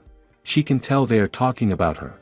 She gently reassures them, saying they do not need to worry. But Holly looks at her carefully and asks if she truly understands what is ahead. She explains that Hiron will need to stay awake and keep praying for 6 hours. That number surprises Hiron. 6 hours. Is that even possible for her? Holly goes on to explain that 6 hours is only an average. Sometimes, it can last even longer, stretching through the entire day. If someone gives up halfway, there is no second chance. It would mean losing the opportunity to become a saint. She adds that this is why Miss Wanda has always been so strict with them. The ceremony is not something to take lightly. Hiron's mood drops for a moment as she takes it all in. Seeing this, Holly quickly tries to lift her spirits. She reminds her that the goddess will be watching over them during the prayer. She also shares what she hears from an experienced saint, that Hiron might not even feel hunger or thirst during the trial, and that the experience itself is meaningful. That thought slowly eases the tension. Hiron begins to feel a bit more at ease and decides to face it with an open mind. Maybe she can simply ask the goddess for help if she needs it. With that small confidence, her energy returns, and Jean encourages her to hold on to that feeling. Holly then admits that, even though the ceremony is meant to be sacred, something about it still makes her uneasy. The chapel at the church headquarters is a very important place. It is used for royal weddings, annual ceremonies, and other major events in the kingdom. Standing there now, the weight of the moment feels real. Soon, they enter the chapel. The ceremony begins with a long sermon from the Pope, followed by the choirs singing. Hiron tries her best to stay awake, but it is not easy. Little by little, her body starts to give in. She looks for a comfortable position without even realizing it. Is she really about to fall asleep here? Just as her eyes begin to close, Archbishop Isekais announces that Hiron and Holly will now begin their prayer to the goddess Sophia to seek permission to become saints. At that moment, Hiron is already drifting. Holly quickly taps her in a subtle way, trying to wake her before anyone notices. Archbishop Isekais continues, making the rules clear. Aside from Hiron and Holly, no one else is allowed to enter the prayer rooms. He then turns to face the two of them and tells them to choose one of the 4 rooms before them. Before entering, they must swear not to leave until the divine light appears. Holly and Hiron both make the vow. Hiron does her best to stay focused, even as sleep keeps pulling at her. Can she really hold on through all of this? Soon after, Holly is asked to choose first. She steps forward and selects the second door from the right. Hiron follows and chooses the next door. With that, they are told to enter. As Hiron steps into her room, a bright light fills the space, causing her to narrow her eyes. The air inside feels different. There is a strong presence of magic all around her. As she walks further in, that feeling grows, and it brings back memories of all the times she has prayed before. She remembers how she thanks the goddess for bringing her into this world. Now, once again, she stands here to offer her prayers. What kind of answer will she receive this time? Outside, a few people have already gathered, quietly talking among themselves. Someone wonders if the light has appeared yet, but it is still too early. The ceremony has only just begun. One of them brings up the Eastern Great Saint, Samsara, recalling how her divine light shines after only 3 hours. They all remember how beautiful that moment is. Now, the focus shifts to the current candidates. Hiron and Holly are the youngest apprentices ever to be promoted. They are only 9 years old. That alone makes people curious about what will happen. Someone mentions hearing about an extraordinary apprentice named Hiron. Others quickly agree, adding that she is also very beautiful. A woman serving nearby joins in, saying that Hiron's magic is incredibly powerful. Another person adds that she is kind, more than most. With all these qualities being mentioned, one man standing among them begins to wonder. If she is really like that, then maybe her light will shine sooner than expected. Just as the man finishes speaking, someone tells him to look behind him. A sudden, brilliant light bursts out from the building. It is so bright that people instinctively cover their eyes. The glow spreads across the area, impossible to ignore. Who could it be? Archbishop Isekais remains calm, watching without surprise. The answer becomes clear. It is Holly. She is the one who receives the goddess's approval, her body shining with that divine light. Not long after, an apprentice saint rushes off to inform Miss Wanda. The news spreads quickly. Holly completes the trial in 5 hours. Miss Wanda listens without shock. She already knows how capable Holly is. Still, she cannot hold back her emotions. Tears form as she feels proud of her growth. Nearby, some apprentice saints share their thoughts. One of them admits that they expect the light to come from Hirun first, especially because of how strong her magic feels. But this moment shows that Holly is just as remarkable in her own way. Even so, they begin to wonder about Hirun. Why has her light not appeared yet? Could she have fallen asleep again? The question lingers in the air. Miss Wanda responds, saying she does not think that is the case. But deep inside, that very possibility is what worries her the most. Meanwhile, inside her prayer room, Hirun is not struggling or pushing through. She has quietly drifted off. In the very place where she is meant to pray, she is fast asleep. As time passes, worry begins to grow. The saint promotion ceremony has now been going on for 3 days. One of the apprentice saints cannot hide her concern anymore. She speaks to a man nearby, who admits that he has been waiting for Hirun's divine light this whole time. It still has not appeared. Does that mean something is wrong, or does it mean something even greater is happening? Just then, Thomas joins them. They greet each other, and he listens to what they are saying. He calmly adds that Hirun is someone who can fall asleep anywhere. The man takes that as a sign of boldness, almost like she has the courage to face anything without fear. Still, Thomas gently tells them to keep believing in her. Elsewhere, Miss Wanda has not rested at all since the ceremony began. She remains standing, often looking up at the sky, refusing even to sit down. She continues to pray, holding on to hope. By now, 3 days and 12 hours have already passed. The trial of prayer is meant to end when the apprentice's body shines with divine light, showing that the goddess Sophia has accepted their prayers. But for Hirun, that moment has not yet come.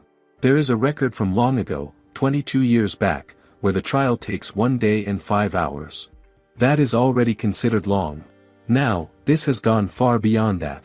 The bishops begin to feel uneasy. They wonder if Hirun's prayers are not being answered, or if something else is happening entirely. No one can say for sure. Meanwhile, Holly and Jean continue to wait. They do not leave.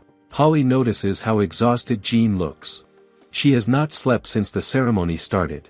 Feeling concerned, Holly decides to help her. She uses purification magic, hoping to calm her mind and ease her worry. She even says she will stay with her while they wait. Still, she gently adds that if Hirun does not come out that day, Jean should rest in a bed. But Jean cannot shake the fear in her heart. She looks at Holly and asks the question she has been holding back. Will Hirun really come back? Jean's worry begins to turn into fear. She quietly admits that a thought has been on her mind. What if the goddess likes Hirun so much that she decides to take her away to the heavens? The moment those words come out, Holly quickly covers her mouth. She does not let that idea linger. She firmly says that the goddess would never do something like that. Instead, she insists that Hirun is most likely just sleeping, and that is why she has not come out yet. Jean looks at her, still uncertain, and asks if she truly believes that. Holly reassures her again. To her, that is the only explanation that makes sense. Even so, the worry does not completely disappear. Meanwhile, Hirun finds herself in a strange place. It feels like she is floating in space, drifting gently. How can this happen when she is supposed to be asleep? She begins to realize that she must have fallen asleep while praying. Yet the place she is in feels calm and beautiful, and she cannot help but feel happy being there. Then, she hears a voice calling her sleepyhead. The voice feels warm and familiar in a way she cannot explain. When she looks, she realizes who it is. It is the goddess herself. There is no anger in her presence. Instead, there is understanding, as if she already knows about Hirun's past and how little rest she used to have. Hirun is overwhelmed. The moment she sees the goddess, her heart fills with joy, and she moves closer, holding on to her without hesitation. In that warmth, she even wishes she could simply fall asleep there and stay. But the goddess gently tells her that she cannot remain. She has to return. Hirun is left speechless. It feels too soon. She has only just arrived, and already she is being sent back. Why does it have to end so quickly? The goddess explains that time always feels short when one is happy. Then she tells her something unexpected. In the real world, 3 days have already passed. That realization shocks Hirun. 3 days? It feels like only a moment to her. She immediately thinks of Jean and Holly. They must be worried. They might even be crying. The goddess confirms this, adding that Hirun has kind and caring friends who are waiting for her. Hearing that, Hirun pauses. She reflects on those words and understands that they are true. There are people thinking about her, people who care deeply. That thought brings her a quiet sense of happiness. So this is what it feels like to have people who cannot simply let her go. Hirun begins to understand something clearly. The reason she comes to the hall of prayer is not just for herself, but for the people waiting for her. Her friends, their feelings, their patience, all of it gives her the strength to finally begin her prayer. Even though she does not want to leave the warmth of the goddess, she knows she cannot stay. She has to return. Back in the real world, night has already fallen. The church is quiet, and Holly and Jean sit together, still waiting. They have not given up. Then, something changes. A faint light appears, like a small star. Holly is the first to notice it, and she quickly points it out. Jean looks up as well, her heart lifting. Could it really be Hirun? The light begins to spread. One by one, more glowing lights appear, filling the space like a sky full of stars. The sight is gentle and beautiful, and everyone around is drawn to it. People stop and watch in amazement. Miss Wanda is there too, and she cannot hide her joy as the light shines over them. Then, at last, Hirun steps out of her room. She looks at her friends and apologizes for making them wait so long.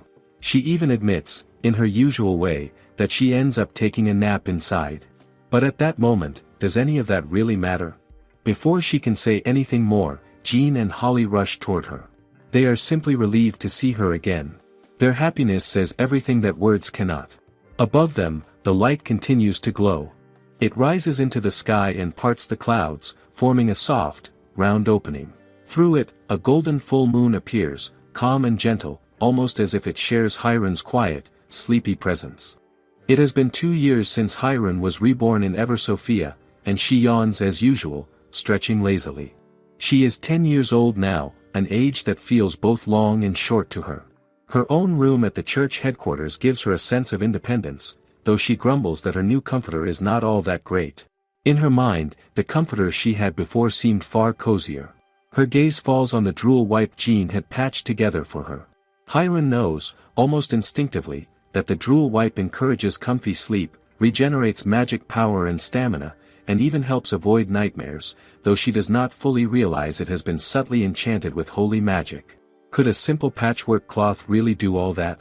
Hirun flops back into bed, thinking about the comforter she dreams of having, a feather-filled one for cold mornings, and silently hopes that Thomas will send her a new one. The morning air drifts through her window as she imagines herself wrapped in warmth. Jean enters the room, claiming Hirun's morning free time is over, but Hirun keeps rustling under the covers, pretending she isn't there, pretending instead to observe deep-sea fish. Jean pauses for a moment, then begins tickling Hirun awake. Hirun laughs uncontrollably, pleading for Jean to stop, promising she will get up. How does Jean always know the spots that make her laugh the hardest? Later, Hirun complains, half amused, half exasperated, that she never expected Jean to discover her weakest spots and now feels like Jean is becoming an even bigger threat by the day. Jean, teasing, asks Hirun to tell her whenever she is going to yawn so she can hide it, but Hirun waves it off, saying no one is around to see it anyway. Then, curious, she asks how long the recital will last today. Jean replies that there will be 3, and Hirun groans, claiming it sounds much tougher and busier than when she was an apprentice. Jean smiles knowingly and reminds her that this is to be expected. Hirun protests further, saying they should at least be allowed to sit during the recital. Jean agrees, recalling that Holly had mentioned she was already tired of standing for long periods. Jean decides to ask Miss Wanda if she can prepare a chair for them. Miss Wanda, once their instructor, now serves as advisor for the saints. Archbishop Isekais had insisted on considering Hirun and Holly carefully since they were still only 10 years old. Hirun enters the church, noticing how quiet it is. No one is around, and she guesses there is still some time before the recital starts. Moments like these feel perfect to her, and she chants a small spell, successfully casting a floating magic that lifts her a few inches off the floor. Could there be a better way to enjoy a calm morning? Seizing the opportunity, Hirun decides to fly out into the town to place an order for her very own personal chair. The crisp morning air fills her senses as she glides through the streets, feeling the joy of freedom. A guard spots her along the way, but there is no trouble. She laughs softly at his surprised expression and continues on her path. Isn't it wonderful, she thinks, how a quiet morning can turn into a small adventure before the day even begins. Hiren lets herself go whichever way the wind blows, thinking that she would be even happier if there were somewhere to lie down and take a nap along the way. As she wanders through the town, she notices that there aren't many people around today. Perhaps it's better this way, she thinks, since she might be recognized after all.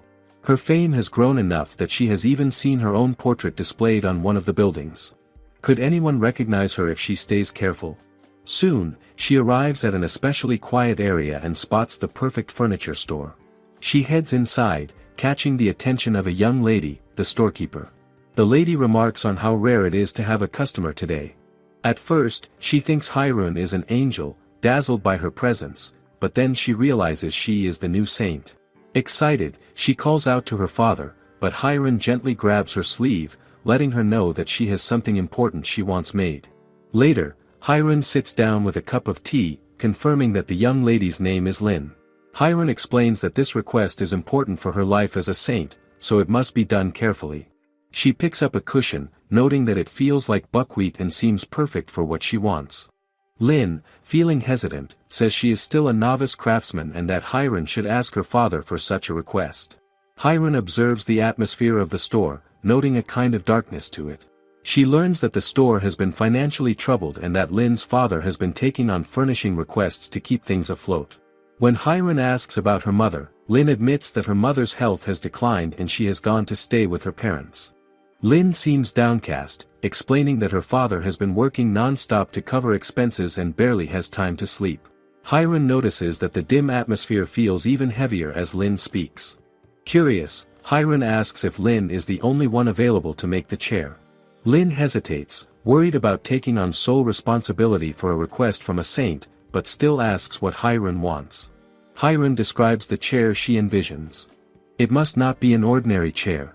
She wants Lin to sew the cloth into a spherical shape, filled with the same material as the cushion she was holding. Anyone who sits in it should sink comfortably inside, creating a chair that one would never want to leave. Lin's eyes light up at the idea. She eagerly grabs Hirun's hand, calling it an incredible concept for a product. Sewing is one of her strongest skills, and the challenge excites her. Could this really become something new and extraordinary? Hirun feels satisfied just knowing that someone understands her vision. The two of them continue discussing the details of the chair, with Hirun carefully explaining how it should feel and how the fabric should be arranged. She imagines the saints, including herself, relaxing in it after long days, and the thought brings a small smile to her face. The quiet store, once filled with shadows and worry, seems to brighten a little as their shared excitement grows. Could this chair become something that changes how she experiences her days as a saint? Hirun can't help but be impressed as soon as she makes her request, watching Lin immediately get lost in her work. Lin even offers to use her own allowance to make a trial product, ensuring Hirun doesn't have to worry about paying anything. How thoughtful is that, Hirun thinks, feeling a mix of admiration and gratitude. Just as she closes her eyes, Hirun suddenly notices something unsettling. Dark miasma gathers around the furniture store, curling in shadowy tendrils that seem to drain the energy from the air. Her eyes widen as she realizes a disturbing presence is lurking nearby. Is this the same miasma she has heard so much about?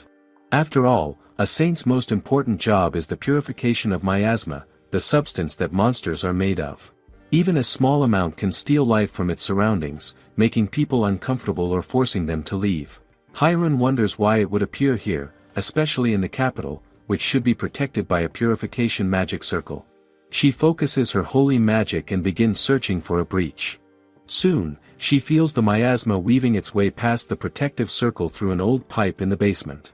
Realizing that the contamination isn't limited to just the house, Hirun immediately decides to purify it herself, knowing any delay might let it spread further.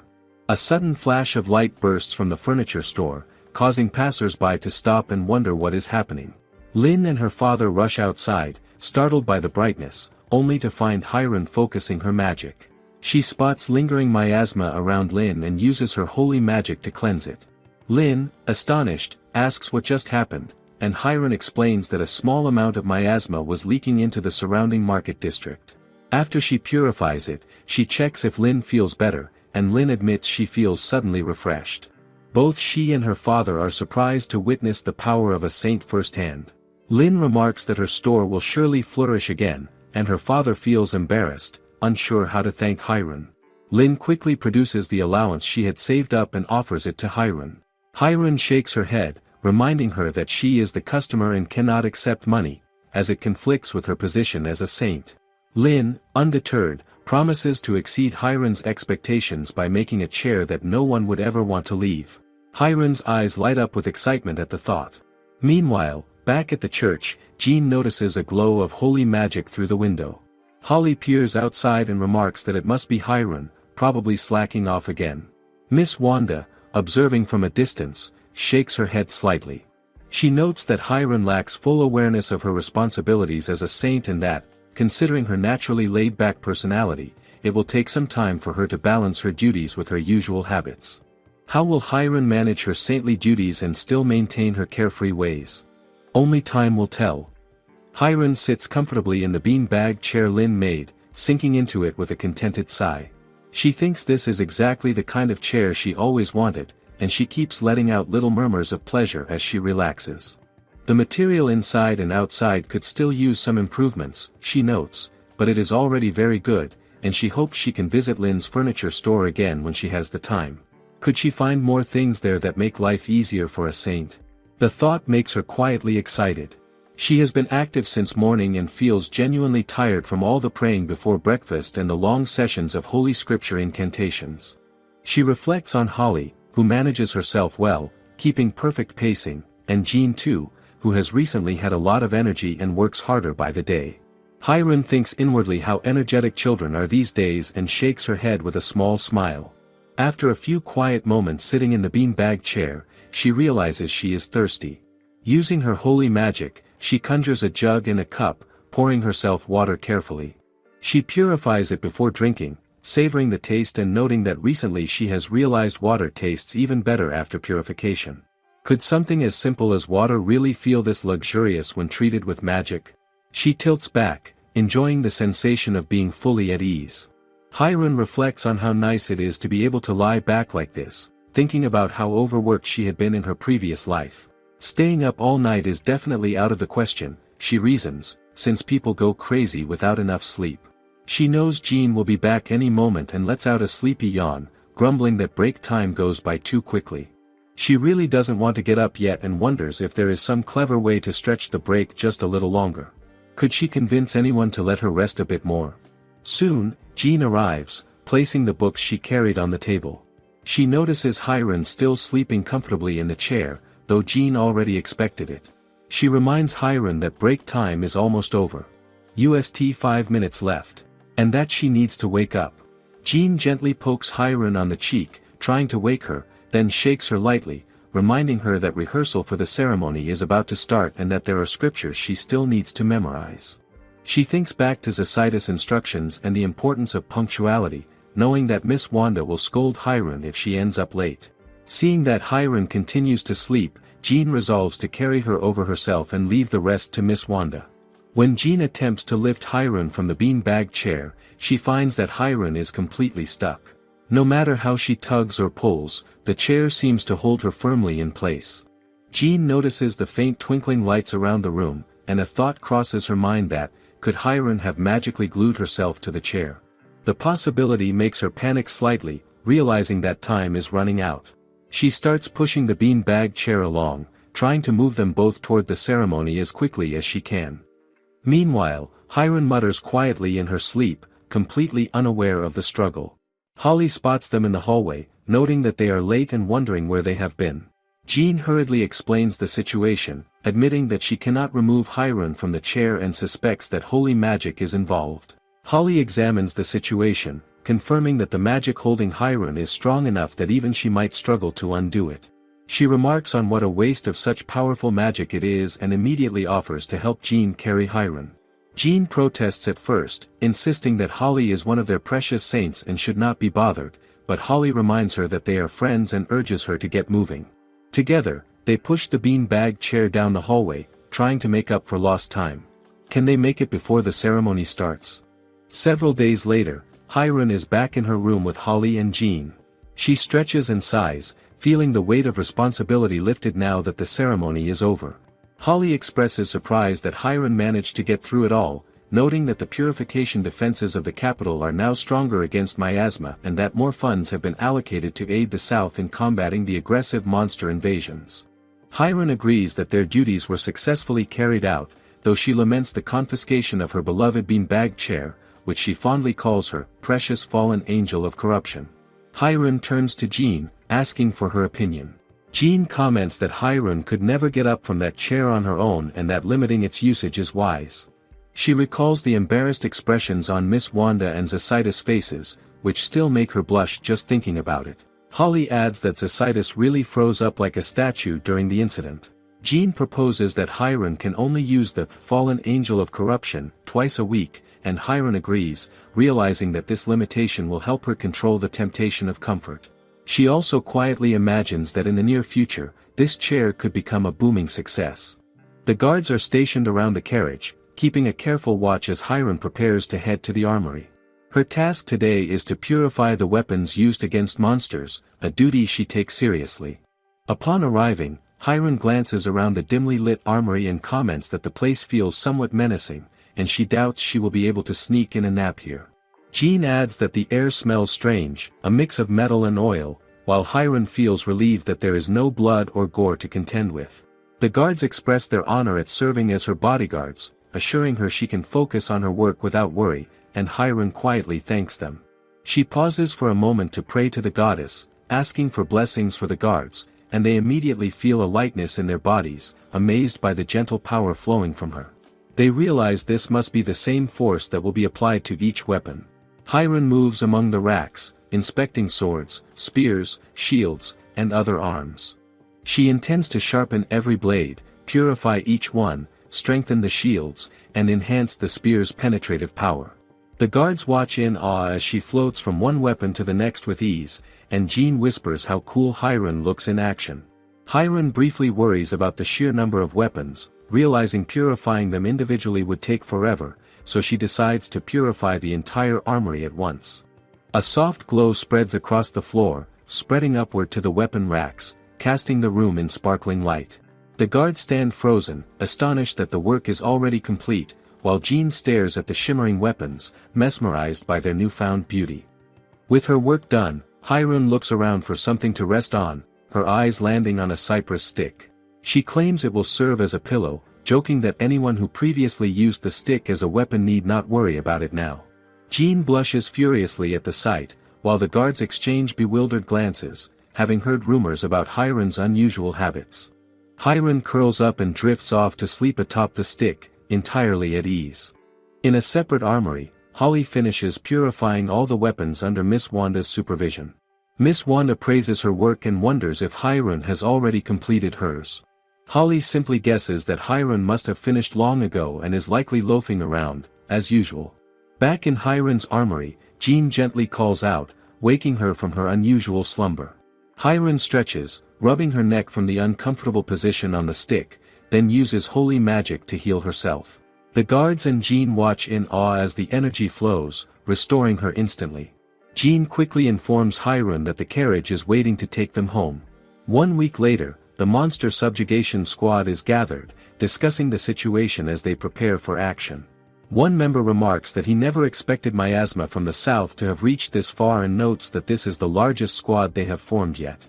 The weapons the saints purified have been given to them, signaling that it is finally time for everyone to take the task seriously.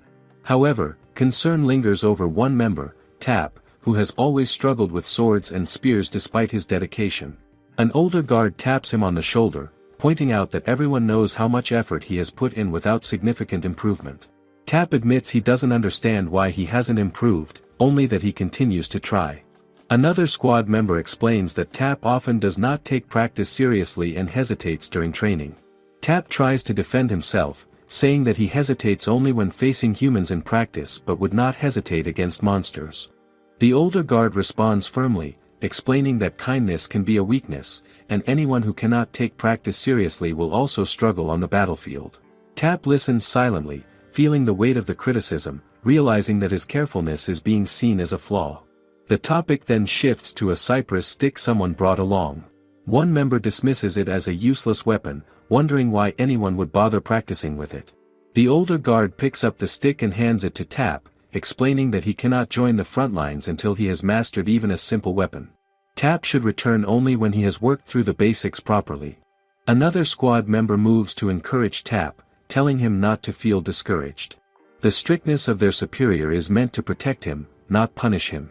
Tap's effort and kindness are recognized, and their superior wants to make sure he does not waste himself or act recklessly in battle. The way their superior sets high expectations is a form of care, ensuring Tap will be ready when the time comes.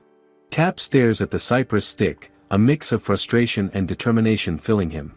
Then, unexpectedly, the stick begins to glow with a faint, steady holy light. The squad members notice and react with surprise, including the one who had held it earlier and never witnessed anything like it before. Tap freezes, staring at the stick in his hands, unsure what has caused the change.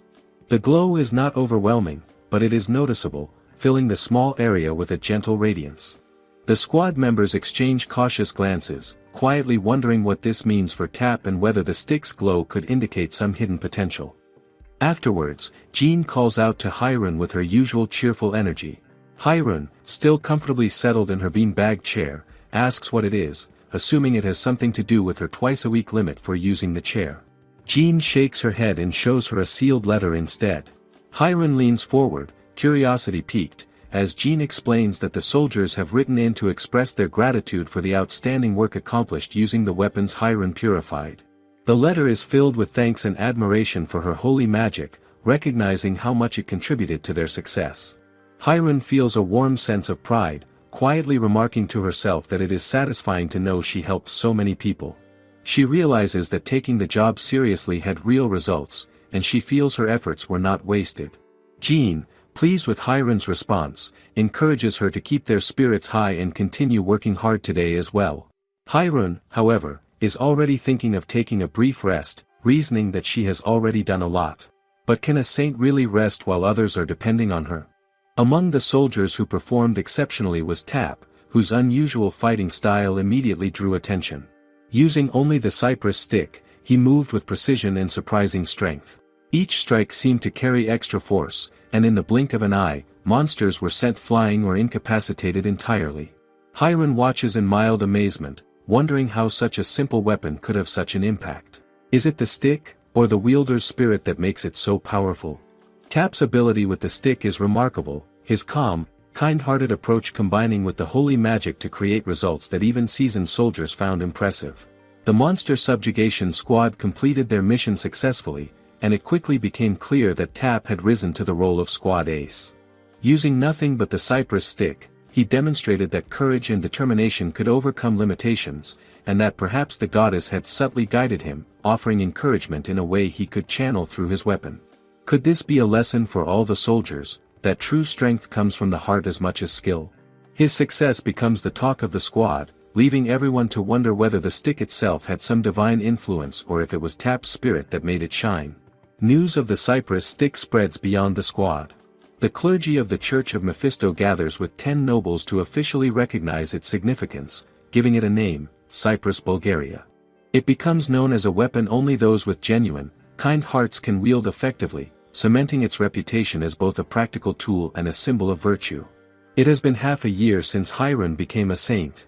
She walks alongside Jean, asking if she and Holly are supposed to perform a recital in front of the soldiers today. Jean confirms that they are. Then Hyrun pauses and mentions that she hasn't actually seen Holly for a while. Jean is surprised by that. She reminds Hyrun that she and Holly even slept together just 2 days ago. So why does it feel like it has been so long? Hyrun frowns, realizing she had forgotten, and Jean gently helps her remember. Hyrun then laughs softly and admits that Holly is warm when she hugs her, making her the perfect, hugging pillow. She even calls Holly the best saint pillow around. Jean quickly warns her not to say such things too loudly, knowing Holly would get upset if she heard it. They continue chatting just as Holly arrives. Hyrun hopes that Holly didn't hear her comment, but soon they head to the ceremony together. The Eastern Saint leads the proceedings, explaining that they are performing the recital so the goddess can bless them. Hyrun and Holly begin their recital, while Jean watches quietly from a corner, admiration shining in her eyes. After the ceremony, they move to have their meal. Hiron sits down, ready to eat, feeling happy that everything went so smoothly. But Holly seems upset. She stands apart, flaring up the moment Hiron says how smoothly things went. She wonders how anything could have gone smoothly when she saw Hiron nodding off almost the entire time.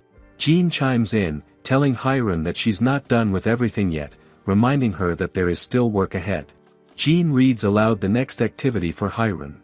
She explains that Hiron will need to patrol the soldiers' lodge and make sure no miasma has leaked inside.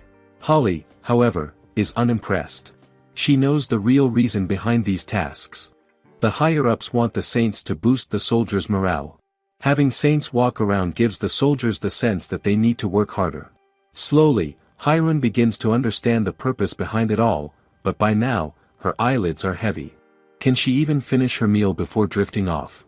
Just as she is about to close her eyes, she notices smoke rising from a nearby pipe. Curiosity sparks. What could that be? She asks Jean, who explains that it's a bathhouse and wonders if this might be Hiron's first time seeing one. Jean says bathhouses are common in the capital. Holly adds that public bathhouses are not unusual at all.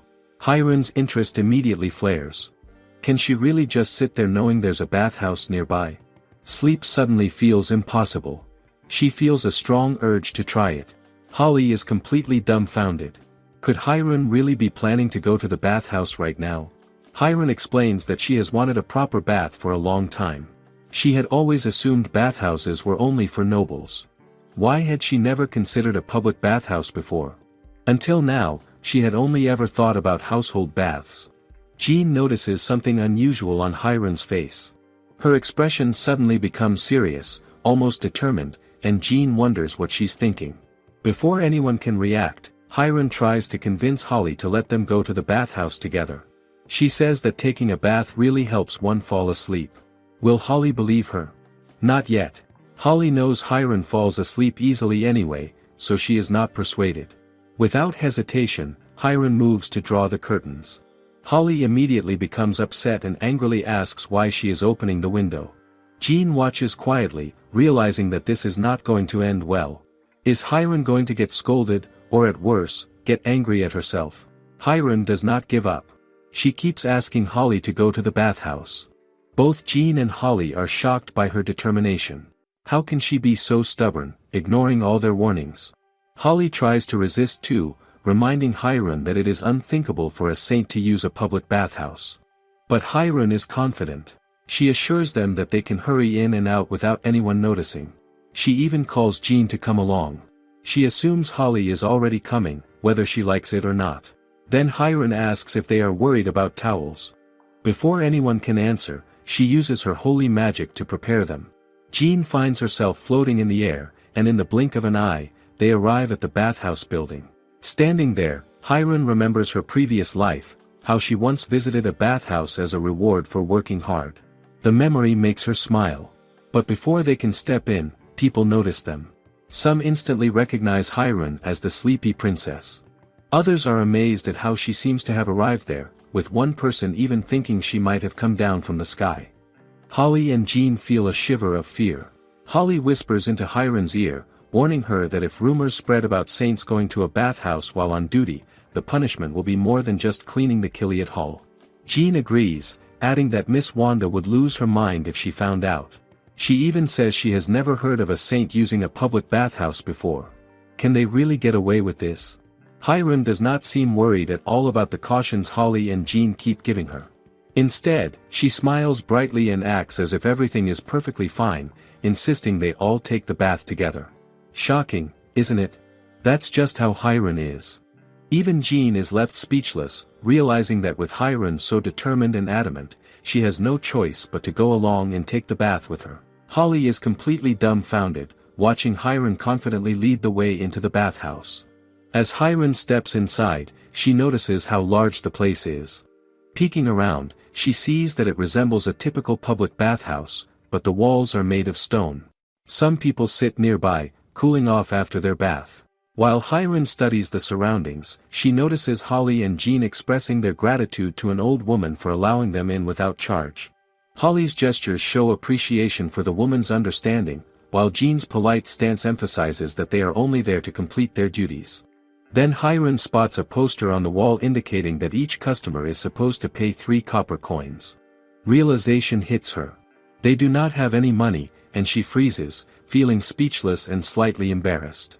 Holly notices Hiron's hesitation and urges her to acknowledge the old woman, whose name is Carla. Hiron approaches Carla, bows, and conveys her thanks, along with a sense of apology for not being fully considerate. Carla's warm, welcoming presence reassures Hiron. Though the bathhouse is simple and modest, Carla is genuinely pleased that Hiron made the effort to come all the way there, making Hiron feel a quiet sense of honor. Carla's words have a profound effect on Jean. Hearing about the old woman's efforts and perseverance makes Jean emotional. How could one person maintain a bathhouse for so many years on their own? Holly notices Jean's reaction and quietly steps in, making sure Carla does not underestimate her own achievements. She emphasizes that running the bathhouse for so long is admirable, and surely the goddess must recognize her dedication. Hiron silently supports Holly's words, realizing that if Carla had not kept the bathhouse running, she would never have known it existed. Isn't it amazing how small acts of care can shape the world around us? Carla, touched by the kind attention from the 3 girls, begins to share her personal story. She explains how she lost her husband many years ago and has been running the bathhouse alone ever since. Her son, a soldier, was sent to subdue monsters and has not returned since. On many occasions, she had thought about closing the bathhouse, but she wanted her son to have a place to come home to. Could a mother's love really be so strong? This thought kept her going, ensuring the bathhouse stayed open through years of hardship. She had never imagined that saints would ever enter her modest bathhouse, and the reality overwhelms her, leaving her momentarily speechless. Hiron notices Carla's distress and tries to reassure her. She speaks of how beautiful and welcoming the bathhouse is, though inwardly she feels slightly selfish for coming simply to enjoy a bath. Holly notices and cautions Hiron, reminding her that such thoughts are not fitting for a saint. Hiron quickly adjusts, expressing excitement to experience the bath. Isn't it wonderful how a small change in perspective can bring joy? Carla visibly brightens, clearly happy that her dedication is appreciated. Even one of the men sitting nearby joins the conversation. He mentions that he and his friend often come to the bathhouse to relax and thanks Carla sincerely for her dedication. How many people have quietly benefited from her care, she wonders. Carla is surprised and moved by the gratitude from everyone around her. Hiron, Holly, and Jean carefully remove their clothes and wrap themselves in soft towels. As they prepare, Jerun notices a small key nearby and is surprised that it is made entirely of wood. How curious that something so simple could hold importance here. The bathhouse is known as the Water of Healing, a place they manage to find time for between their busy saint duties. For Hiron, today marks her first experience at a public bathhouse in this new world, a small but exciting adventure. At first, they linger outside, observing people enjoying themselves, the gentle steam rising around them. Time feels fleeting, and Hiron cannot resist rushing toward the large bath. Holly follows anxiously, worried that Hiron might slip, but Hiron's determination is clear. Who would not want to immerse themselves in warm water as quickly as possible? Jean reminds Hiron that they must wash first. Hiron nods in agreement and settles down as Jean pours water from a wooden drum over her. The warm water spreads over her skin, relaxing her instantly. They have long needed a moment like this, a proper chance to refresh. Jean sits quietly, seemingly savoring the calm, sharing the serene atmosphere without words. Since arriving in this world, they have only had the simple convenience of buckets to wash themselves. A proper bathhouse, with its soothing warmth and spacious pools, feels like a rare and precious indulgence.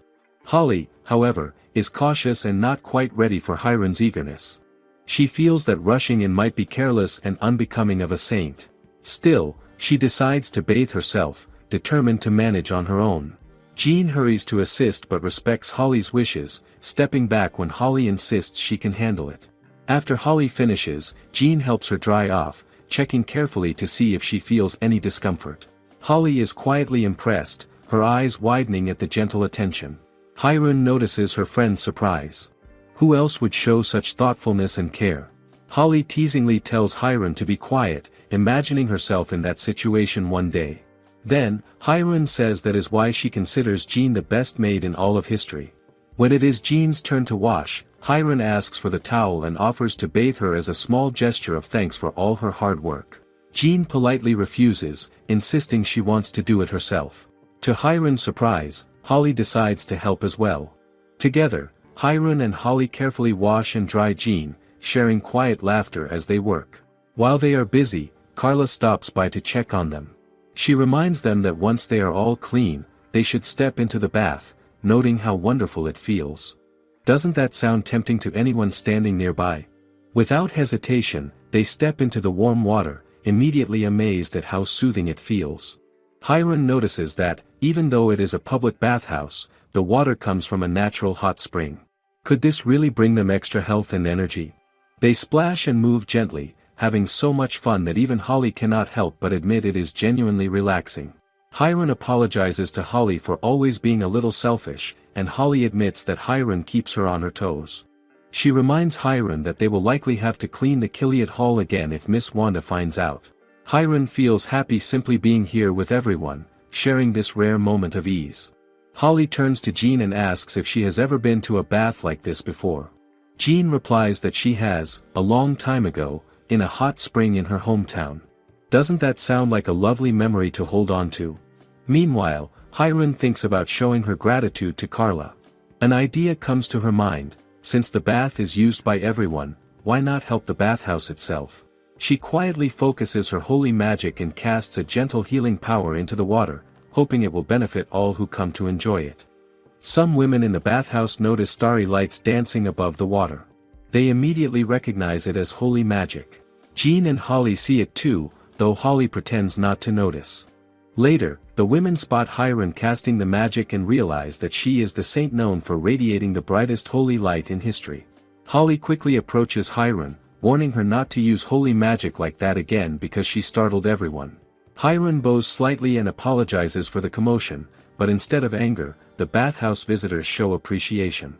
She explains that she used the magic to thank the bathhouse, so anyone who enters will feel better and refreshed. One woman notices her shoulder, which had hurt for a long time, now feels much better. Could holy magic really heal that quickly? Everyone in the bathhouse is amazed. They call for Carla so she can witness what is happening to her bath. When Carla eventually arrives, she steps into the bath but does not seem particularly impressed. She has used this bath every day, so she feels like nothing extraordinary could happen. Could someone really notice a change when they are so accustomed to it? The woman from earlier steps forward and shares her testimony, saying that she can move her shoulder again thanks to the holy magic. Carla's eyes widen in surprise. She asks Hyron if she actually used holy magic for their sake. Then Carla notices something even more astonishing: the drops of water in the bath have turned into tiny starry lights. The steam rising from the bathhouse now shimmers with these lights, casting a soft, magical glow over the entire space. Meanwhile, deep in the lost woods, a holy knight wanders alone.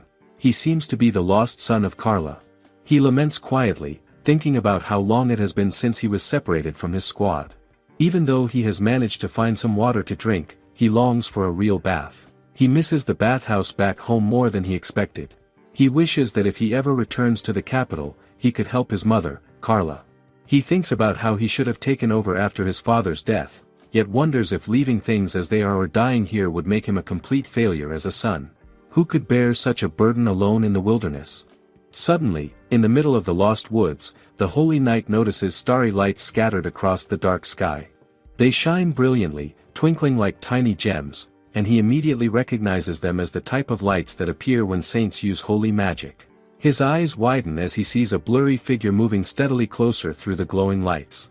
For a moment, he wonders if the lights have somehow transformed into a doll, a trick of the eyes in the mysterious forest. But as the figure draws nearer and begins running toward him, he realizes that it is no doll, it is a human being. To his astonishment, it is Saint Hyron herself, moving swiftly and gracefully among the radiant stars. Could she really be here to guide him safely out of the woods? The knight's heart races as disbelief and hope clash within him. Back at the bathhouse, Carla straightens her back with a subtle shift, and the woman observing her is amazed at the sudden improvement in her posture. Hyron smiles softly, glad that Carla finds the bath pleasant. The woman thanks Hyron warmly, and Hiron admits that she herself has truly enjoyed the experience, feeling a small, satisfying joy. Carla tells them they are welcome to return anytime, making Jean promise that she would surely come back. Holly expresses her gratitude for Carla's kindness, her voice gentle and sincere. Hiron quietly drinks some water, and Carla cannot hide her admiration, commenting that Hiron is such an easygoing saint. Her friends laugh, noting how Hiron is always a handful in her own charming way. A month later, Carla's lost son, the lone holy knight, miraculously finds his way back home. His return sparks excitement and curiosity throughout the capital, and he becomes the talk of the city. The story of the starry light doll he saw at the spring spreads quickly, capturing the imagination of everyone who hears it. It becomes a tale retold by bards for generations, a legend born from a simple bathhouse, a few starry lights, and the courage of a young saint. Who could have imagined that such ordinary moments could create a story remembered forever? At this point, Holly and Hiron exchange confused glances, unsure of what is truly happening. Miss Wanda steps forward and explains that a total lunar eclipse is a rare phenomenon, one that has not occurred in 100 years, and that the miasma spread will block the moon's purification-enhancing powers. She warns that the ill effects this time are expected to be far more severe than what they are accustomed to. Hiron begins to understand, realizing that this eclipse is unlike any she has seen before. Archbishop Isekais urges all the saints, apprentice saints, and clergy members to combine their strength to overcome the looming threat.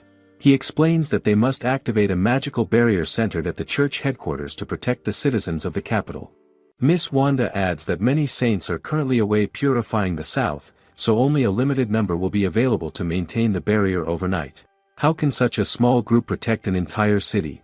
Hiron immediately volunteers, confident that they can handle the task. All eyes fall on her, and she feels a quiet determination settle within her. Miss Wanda encourages everyone, reminding them that nothing is impossible with the goddess's blessing. She instructs them to sleep until 5 in the evening, when the prayers will begin. Hiron is quietly thrilled at the thought of a short rest before the long night. Holly asks Hiron if she thinks she will wake up on time, and Hiron reassures her that she will, but she requests Holly stay with her. It is a small comfort, though the significance of the eclipse still weighs heavily in Hiron's mind. Can they really face this threat and keep the city safe? Hiron feels a chill run down her spine as she thinks about the eclipse and the miasma, a strange heaviness settling in the chapel. The air feels thick, almost charged, and the soft rustle of cloaks and the distant murmur of the wind are the only sounds breaking the tense silence. Everyone's eyes are fixed on Isekais, waiting for him to speak further, their expressions tight with worry. Hiron wonders just how much time they might have before the situation worsens, and she notices that even Holly, usually composed, looks uneasy. Could the coming night be more dangerous than anything they have faced before? At this point, Holly and Hiron exchange glances, both confused, unsure of what is really happening. Miss Wanda steps forward, her voice calm but firm as she explains that a total lunar eclipse is a rare occurrence that has not taken place in the past 100 years. She continues, pointing out that the miasma spreading across the capital is blocking the moon, preventing it from enhancing purification magic. Because of this, she warns, the ill effects are expected to be far stronger than the miasma they have dealt with before. Could the city truly be facing such an unprecedented threat? Hiron listens carefully, piecing together what this might mean. This eclipse feels different, heavier somehow, and she realizes that it is not like any she has experienced before. A small sense of clarity begins to form, as she understands that the danger they face is beyond the ordinary, and it will require all their strength to stand against it. Archbishop Isekais speaks, urging the saints, apprentice saints, and members of the clergy to combine their power to face the looming crisis. He explains that to defend the city, they must activate a magical barrier circle, with the church headquarters at its center. It is their responsibility, he reminds them, to protect the citizens of the capital at all costs. Miss Wanda adds that many saints are currently away in the south, purifying distant lands, leaving only a limited number to maintain the barrier throughout the night. How will they manage with so few? Hiron immediately volunteers, her voice steady and clear, saying that they can count on her. All eyes turn toward her, and she feels the weight of their gaze, yet it strengthens her resolve. In her mind, the task seems simple. Protecting everyone. But she knows that the night will be long and difficult. Miss Wanda encourages everyone, saying that with the goddess's blessing, nothing is impossible. She explains that the prayer will begin at 5 in the evening and urges everyone to get some rest in their rooms beforehand. Hiron's excitement shows immediately at the thought of being able to sleep, though she tries her best not to interrupt Miss Wanda. Will she really manage to rest before the long night ahead? Miss Wanda is surprised by Hiron's reaction but decides to add that the prayer will last throughout the night. She encourages everyone to follow Hiron's example and rest well until the evening, even if only a little. After the meeting, Holly approaches Hiron with a question. She asks if she can wake up by 5 if she goes to sleep immediately. Hiron thinks about it carefully and realizes Holly is right. Then she asks if Holly will sleep in the same room with her. The full weight of the lunar eclipse has not fully registered in Hiron's mind, but she already senses that it must be frightening for the people of this world. Could having Holly nearby make the night easier to face? She reassures Holly that she does not think she will oversleep if they are together. Holly agrees to stay, knowing it is for the best since this is an emergency. Hiron wonders quietly if they can truly rest before the long night ahead. They prepare their rooms, arranging their beds and comforters, ready to sleep but alert, knowing that every hour until the evening will be critical for the city. Suddenly, Jean bursts in, startling Hiron. She tells Hiron that there is an emergency. Holly immediately thinks it is about the total lunar eclipse, but Jean clarifies that it is something else. Thomas has brought a comforter made with priori bedding, knowing that the overnight prayer might be difficult for Hiron because she is still small. Hiron's face lights up with joy at the thought. After 2.5 long years, she finally has a proper bed. Can something so simple really fill her with so much happiness? Holly quickly reminds Hiron that they are in the middle of an emergency and wonders aloud what there is to be so cheerful about. She teases that it is a little embarrassing, but Hiron does not respond. Instead, she begins laying out her bed and says that since they can only rest until evening, they need to sleep as soon as possible.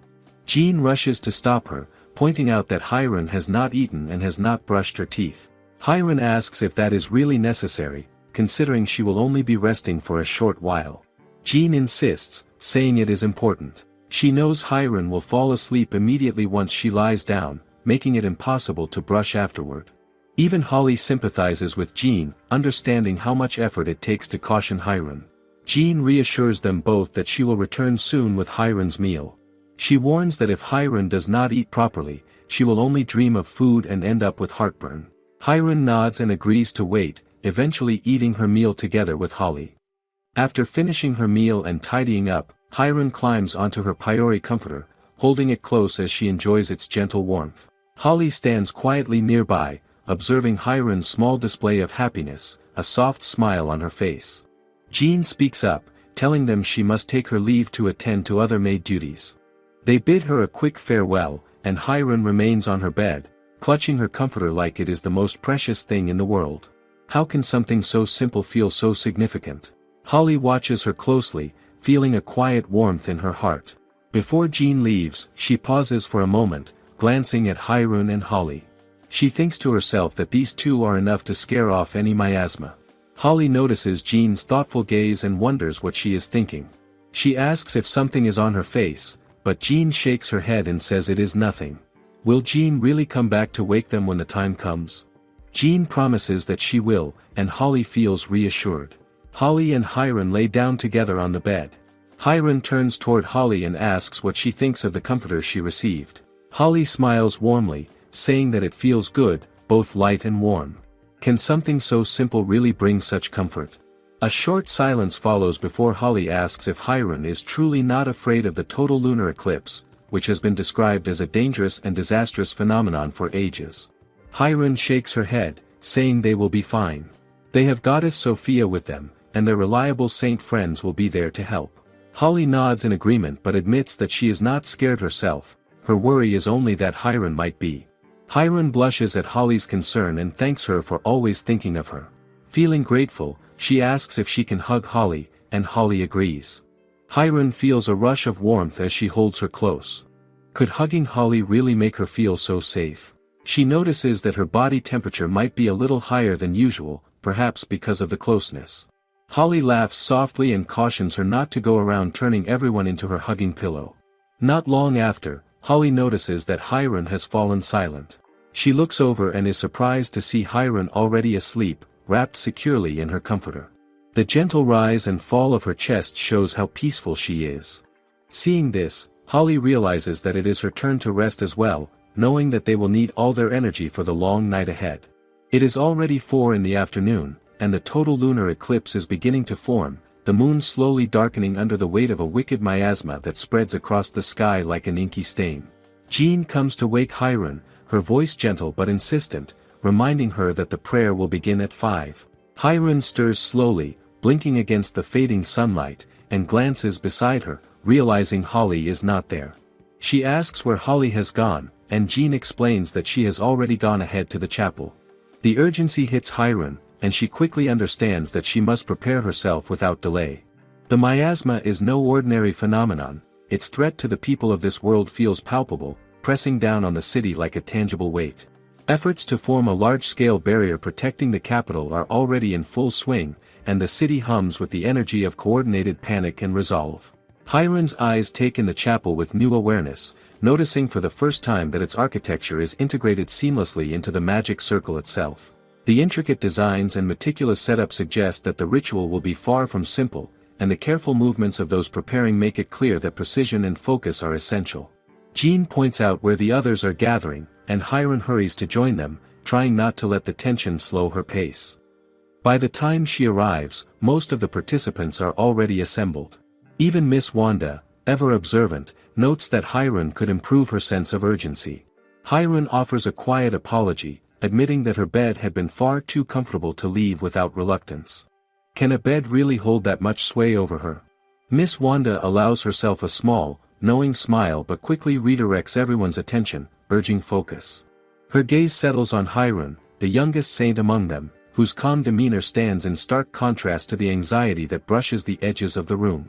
Wanda seems to take comfort in Hiron's poise, thinking that if everyone maintains their composure, they might just be able to manage the night ahead. Miss Wanda begins explaining the ritual structure, her voice steady and precise.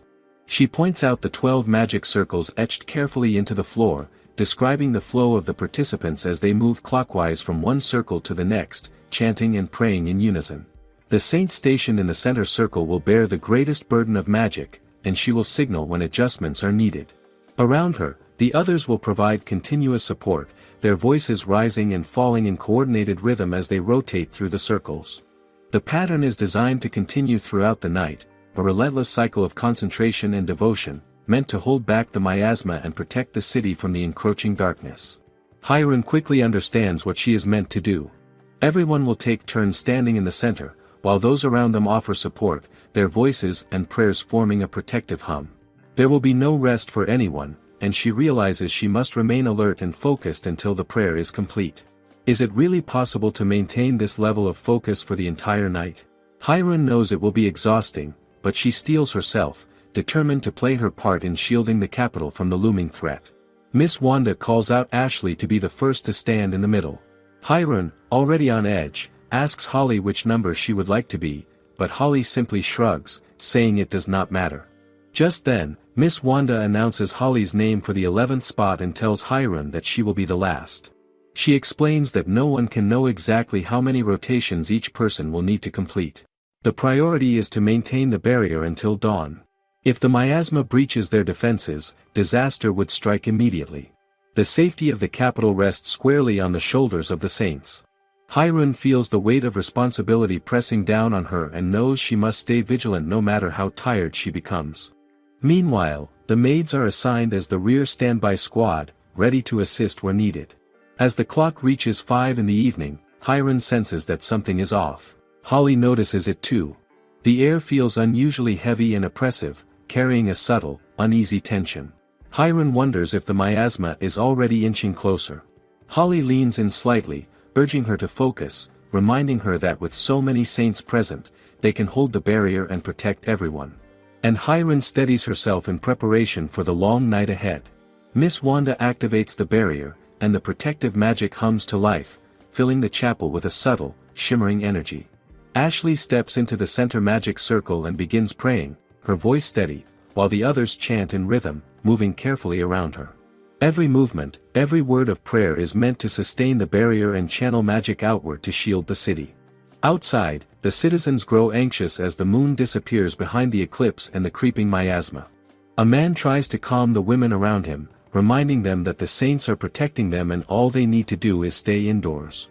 Will the barrier truly hold through the long, dark night? By 11 at night, 6 hours have passed since the barrier began forming.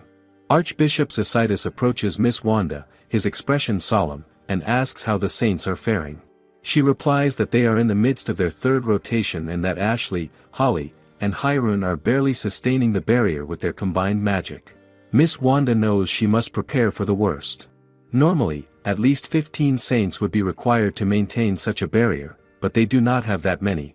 Pushing the girls too far could risk their health, yet failing to hold the barrier would endanger the entire capital. Before she can continue, Isekais nods, showing that he fully understands. He sees the girls as treasures of the world and its future, and losing them is not an option. But could they truly endure until dawn without faltering? Isekais turns to Miss Wanda and instructs her that, should the barrier fail, she must gather all the saints and apprentices and take them to Ixvani, where the Eastern Great Saint, Samsara, resides. The miasma is cruel and relentless, preying on people, animals, and objects alike. It spreads quickly if left unchecked, but as long as the saints remain, they can purify it and ensure the survival of the people. His voice grows firm, commanding attention, as he declares that they must hold the miasma at bay until dawn. He says he will take command of the soldiers, allowing the Church of Mephisto to act as a protective shield for the citizens. He asks Miss Wanda to prepare his white horse carriage and then leaves the girls in her care. Miss Wanda moves among the hills, observing the saints carefully, and notices one girl struggling. She knows it is no fault of her own, it is the first time she has drawn so much magic at once. The girl, exhausted, feels that she has been in the center for only about 5 minutes, yet it already feels suffocating. She wonders if the other saints have endured the same intensity. Miss Wanda quietly instructs the group to shift to their next circle, freeing the girl from the center. As she steps out, Miss Wanda notices her shallow breathing and pale face, recognizing the telltale signs of magic deficiency, and knows she must act carefully to prevent exhaustion from becoming something far worse. So, before the girl will collapse, Miss Wanda quickly channels her magic, calling on Goddess Sophia and the spirits of the wind to help her. The girl tries to apologize, but Miss Wanda reassures her that she did her best and simply tells her to calm down and breathe. She then calls for the girl's maid to carry her to Nebula Hall immediately. Holly opens her eyes, taking in the scene, and realizes the situation is serious. Can they really continue the prayer when they are already short one person? Miss Wanda resolves to do everything she can to support them and get them out safely if they reach their limits. Hyrule feels the work in the middle circle is exhausting. She thinks that if she had a chair, it might have made things a little easier. Just then, she remembers Lynn from the furniture store, imagining her worrying while looking up at the sky. Hyrule also realizes that if the barrier falls, everyone's lives would be at risk. She can see soldiers at the edge of the barrier, fighting off any miasma that tries to seep through to protect the capital. After thinking about all this for a while, Hyrule realizes she must refocus her mind and push aside her fear. She feels the weight of responsibility pressing down, but she knows that panicking will only make things worse. Every rotation, every movement, every chant counts. She glances around at her friends, drawing strength from their presence, reminding herself that they are all in this together. Before they realize it, it is already 3 in the morning, deep into the midnight hours. Hyrule calculates that only an hour and a half remains until dawn. Despite the exhaustion, she has surprisingly managed to stay awake. From the way Holly looks, she can tell that the strain is immense, and it is taking a toll on every other person there as well. Just then, Ashley collapses, and Miss Wanda shouts as she notices. Ashley was known as a talented holy magic user with a vast amount of power, capable of controlling it expertly. She had been compensating for the other saints, helping to maintain the barrier. Miss Wanda rushes to Ashley, lifting her carefully into her arms. Immediately, fatigue spreads through the group. Their backs ache, their rhythm falters, and the balance of the magic barrier begins to waver without Ashley's support. Miss Wanda quickly steps in, urging everyone to pause their prayers for the barrier's stability. Yet Holly insists that she will do something, even knowing that channeling that much magic alone is risky.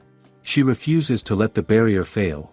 Miss Wanda warns her again, explaining that using so much magic could endanger her life, and she begs Holly to stop immediately. While Miss Wanda is trying to hold her back, Hiron joins Holly in continuing the prayers. Wanda is shocked, but Hiron knows Holly is scared. She can see it in the slight tension in her shoulders and the determined glint in her eyes. That determination inspires Hiron, reminding her that she cannot give in either. She will not allow the barrier to fall, not when so many lives depend on them. Even as her body aches and her energy wanes, Hiron steels herself, drawing on every ounce of strength she has. Can they really hold the line until dawn, or will exhaustion threaten to break them? Still, Hiron refuses to even consider giving up, trusting that their combined efforts can protect the capital through the long, grueling night. At the capital near the south gate, Isekais notices that the saint's barrier shows signs of weakening. He can tell it may not hold much longer. Suddenly, a cart comes dashing toward them at an impossible speed. Even the Holy Knights immediately calls Isekais' attention to it. He quickly deduces that the miasma is controlling the horse, forcing it to run out of control. Can they stop it before it causes serious harm? Without hesitation, Isekais casts his magic on the horse, creating a protective barrier that stops it in its tracks. The knights watch in awe as his holy magic purifies the horse. They feel reassured, but Isekais warns them that the threat is not over, because the miasma itself is still active. He attacks it directly, destroying it completely, and the knights are left amazed by his power. The moment clearly shows the strength of Archbishop Isekais. Yet he warns that the barrier itself will not last much longer. One knight hesitates, reminding him that they have never faced so much miasma at once, while another admits that no one can fight like Isekais. He urges them not to falter, saying that if they do nothing, the miasma will swallow them whole. He tells them to remember the faces of those they care about, to hold on to that strength even if it is only in spirit. They are there because the barrier is weakening, and their role is to protect the people and support the saints. Will their courage be enough to keep the city safe? Back at the church, Holly feels a mixture of relief and awe. Even after using all her magic to maintain the barrier, her energy is restored. She looks over and sees Hiron working tirelessly. Holly recalls how Hiron had protected her earlier, pushing her out of the center so she would not overexert herself. Now, Hiron is maintaining the barrier largely on her own. Holly is struck by the sight of Hiron's focus and determination. Can she really keep it up on her own for this long? Meanwhile, Hiron continues pouring more magic into the barrier, adding a fresh protective coating wherever she notices weak spots. She can see holes forming and knows they must be sealed immediately. Holly is stunned by the sheer number of starry lights and by the way Hiron's eyes shine in all the colors of the rainbow. The room feels tense, everyone around her is panicking, yet Hiron moves with calm determination. Miss Wanda does her best to support her, and Isekais continues coordinating the soldiers. Jean and Holly look up at Hiron, feeling awe at her power and devotion. Hiron prays silently to Goddess Sophia, asking for strength to protect everyone. Finally, after applying the new coating to the barrier, she sees that her next task is to remove any miasma that has already leaked through. She begins to maintain the barrier while sending out purification magic remotely. Copies of herself appear as bright popping lights, radiating outward to purify the miasma across the city. Holly is speechless, barely finding words, as she has never seen magic of such power before. She watches in awe, trying to take in the sheer brilliance of it. Can magic really be this strong? Just then, the Holy Knights notice more birds flying above, and concern spreads among them. The birds do not stop coming, and one of the knights fears it might signal the end for them. Yet he quickly reminds the others of Isekais' earlier words about remembering the faces of those they love. Could their memories truly give them the strength to face this danger? Meanwhile, Isekais recalls the time he found Hiron unconscious. That moment had felt like a turning point in fate. Watching her live as a free spirit now, he realizes that Ever Sophia is far more colorful and alive than he had ever imagined. He wonders if he should have let her rest a little longer, even a short nap. The miasma is growing stronger than expected, swirling into a violent whirlwind across the city. Suddenly, Isekais notices an arrow of light streaking through the sky, like a shooting star. As he watches, he realizes the starry lights are forming the shape of a person. Could it be Hiron? The holy knights around him do not yet know what the light is, but they see the miasma disappearing before their eyes. Then Isekais knows without a doubt it is Saint Hiron, sending out purification magic from across the capital. The knights are overjoyed, feeling that their prayers have been answered. The barrier begins regaining its strength immediately. Zacydus urges everyone to stay alert, sensing that victory is near. Hiron's magic is incredibly strong, even from a distance, and he feels a deep satisfaction that his calculations were correct. She is more than capable. Hiron is truly destined to be a great saint. Back at the church, Jean rushes in, explaining that she had been suddenly called away. She looks worried, thinking that something might have happened to Hiron. Holly quickly reassures her that nothing is wrong. Hiron is asleep, and Holly asks Jean to help support her so she does not fall over. Even while sleeping, Hiron still clutches her priori bedding, showing how precious it is to her. What surprises Miss Wanda the most is that Hiron is able to maintain the barrier on her own even while dozing. Thanks to Hiron's effort, the barrier holds through the night, and they finally approach dawn. Holly is amazed that they have made it to morning. Can they believe they endured such a long, exhausting night? Suddenly, Jean points out that the goddess behind them seems to be smiling. At first, Holly doubts it, thinking it is only a statue. But Hiron confirms Jean is right. She can see that goddess Sophia is indeed smiling slightly. Hiron feels a wave of happiness as daylight finally breaks, filling her with warmth and relief. Can anything feel better than this after such a night? The people fill the streets as they sing songs about Saint Hiron. They recall how she once prayed, and how shooting stars filled the sky. They remember how the miasma slowly faded away, and how the capital was saved. The story spreads from one voice to another, carried with pride and relief. 1 month has passed since the total lunar eclipse. Now the city is alive again, and everyone gathers for the great saint birthing ceremony. The streets feel crowded and full of energy. What draws so many people together today? Near the road, a portrait seller calls out to the crowd, proudly displaying an image of the new great saint. A simple monochrome version is placed at the front, while colored versions can be ordered. The seller speaks with admiration, describing Hiron as gentle like a flower, with eyes that seem full of concern for the world. The words only make the crowd more eager. People step forward, each hoping to get a portrait for themselves. Elsewhere, at the betting store Valhalla, Thomas stands in surprise as a large group gathers around him. Someone mentions that he donated a comforter to Hiron, and now others want the same one. More voices join in, asking to buy it. Thomas does his best to stay calm, telling everyone he will attend to them one by one and asking them to form a line. Can he really keep up with this sudden demand? At Lynn's furniture store, a customer relaxes into a soft bean-bag chair, clearly enjoying the comfort. As Lynn passes by, she notes that it can be made to fit any size if ordered. The chair has gained a reputation as something people never want to leave. It is even known as the Hiron chair, and it is now available for purchase. Back at the church, Jean looks out the window and notices how lively the city has become. The streets are full, and the atmosphere feels almost festive. Holly explains that this is all for the great saint birthing ceremony and reminds Hiron to carry herself with confidence. But Hiron does not look very dignified at the moment. She lets out a yawn, her posture loose and unfocused. Holly points out that such behavior does not suit the fine robe she is wearing. Hiron admits that she is very tired. She did not expect to be forced to get ready so early in the morning, and she keeps eating snacks as she speaks.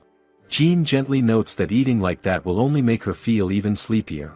She then brings up the main event of the day, hoping that Hiron's exchange with the goddess will go well. Hiron continues to munch on a donut without much concern. Holly reassures her that everything will be fine. She reminds Hiron that many people are supporting her, and that the goddess Sophia must be aware of it too. Surely, those prayers will be answered. Hiron explains that she will offer her prayers using the magic circle in the plaza. The goddess will respond, and that response will serve as proof of her promotion to great saint. After that, she looks forward to finally getting some rest. Is that really all she is thinking about right now? Holly reacts with mild frustration, pointing out how casually Hiron speaks about it. She even went to bed early the night before, yet she still looks exhausted. Jean, however, finds the situation a bit amusing. She smiles softly, feeling a sense of anticipation. The moment is approaching, and she cannot help but wonder what kind of answer Hiron will receive from the goddess. Holly mentions something she once heard about great Saint Samsara. At that time, the cloudy sky cleared in an instant as proof of the blessing. She wonders what kind of sign will appear for her. Hirun responds in her usual relaxed way, thinking it will all be over quickly. She even imagines that the goddess might be just as tired from all the recent events. Jean quickly calls her attention, reminding her that it is almost time. Holly tries to stay calm, telling herself that everything will be fine. But as the moment gets closer, a quiet nervousness begins to settle in her heart. Why does it suddenly feel so tense? Hirun begins to walk toward the ceremony, with Jean following closely behind. As she moves forward, she remembers Isekais talking about the great saint promotion ceremony. Now she realizes that the moment has finally come. Her thoughts slowly drift to what comes next. She imagines having her own church, a soft bed, a comfortable beanbag chair, and even a magic circle to keep the floor warm. It all sounds peaceful, almost like a dream. But as she looks ahead, a small doubt appears in her mind. Is it really alright for her to take this role? She had aimed to become a great saint from the beginning, yet she feels like she has spent most of her time simply sleeping since arriving in this world. Jean calls out to her again, gently reminding her that the time has come. Hirun turns to look at her and notices something unexpected. Jean seems even happier than she is. How can that be? Hirun feels a quiet warmth in her chest. She expresses her gratitude, thinking about how much Jean has supported her, even while she spent so much time resting and acting selfishly. She realizes how important Jean is to her, someone she truly treasures as a dear friend. Jean responds with sincere happiness. From the bottom of her heart, she feels grateful to serve as Hirun's personal maid. She considers herself blessed just to have met her and gives thanks every day for it. Hirun feels a little surprised by how deeply Jean values their bond. But Jean continues, believing that it is because Hirun has always been there that she found the strength to keep trying. She remembers the simple moments they shared, especially when Hirun would fall asleep beside her, and how those times brought her happiness. She quietly hopes that their friendship will last forever. Hearing this, Hirun can no longer hold back her feelings. She steps forward and embraces Jean, holding her close in a moment of shared warmth. In that embrace, her gratitude becomes clear without the need for many words. The choristers sing soft hymns as the crowd gathers around the plaza.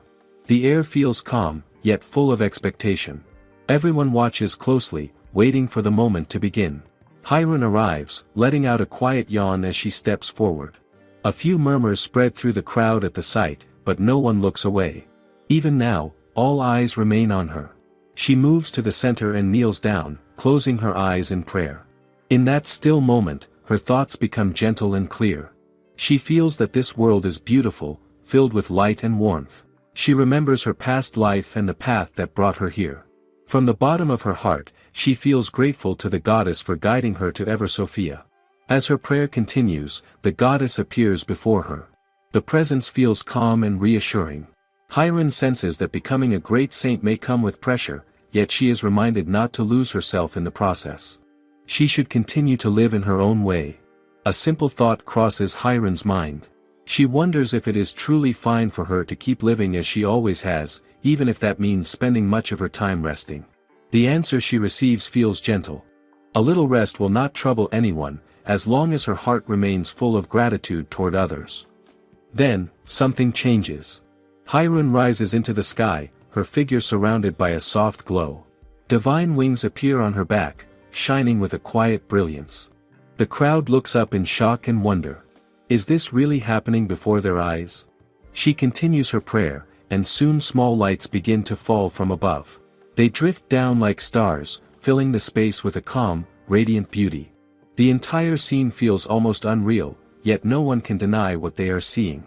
Holly watches in amazement, realizing that Hirun has truly become a great saint. Jean stands nearby, her heart full as she recognizes this moment as the birth of great Saint Hirun.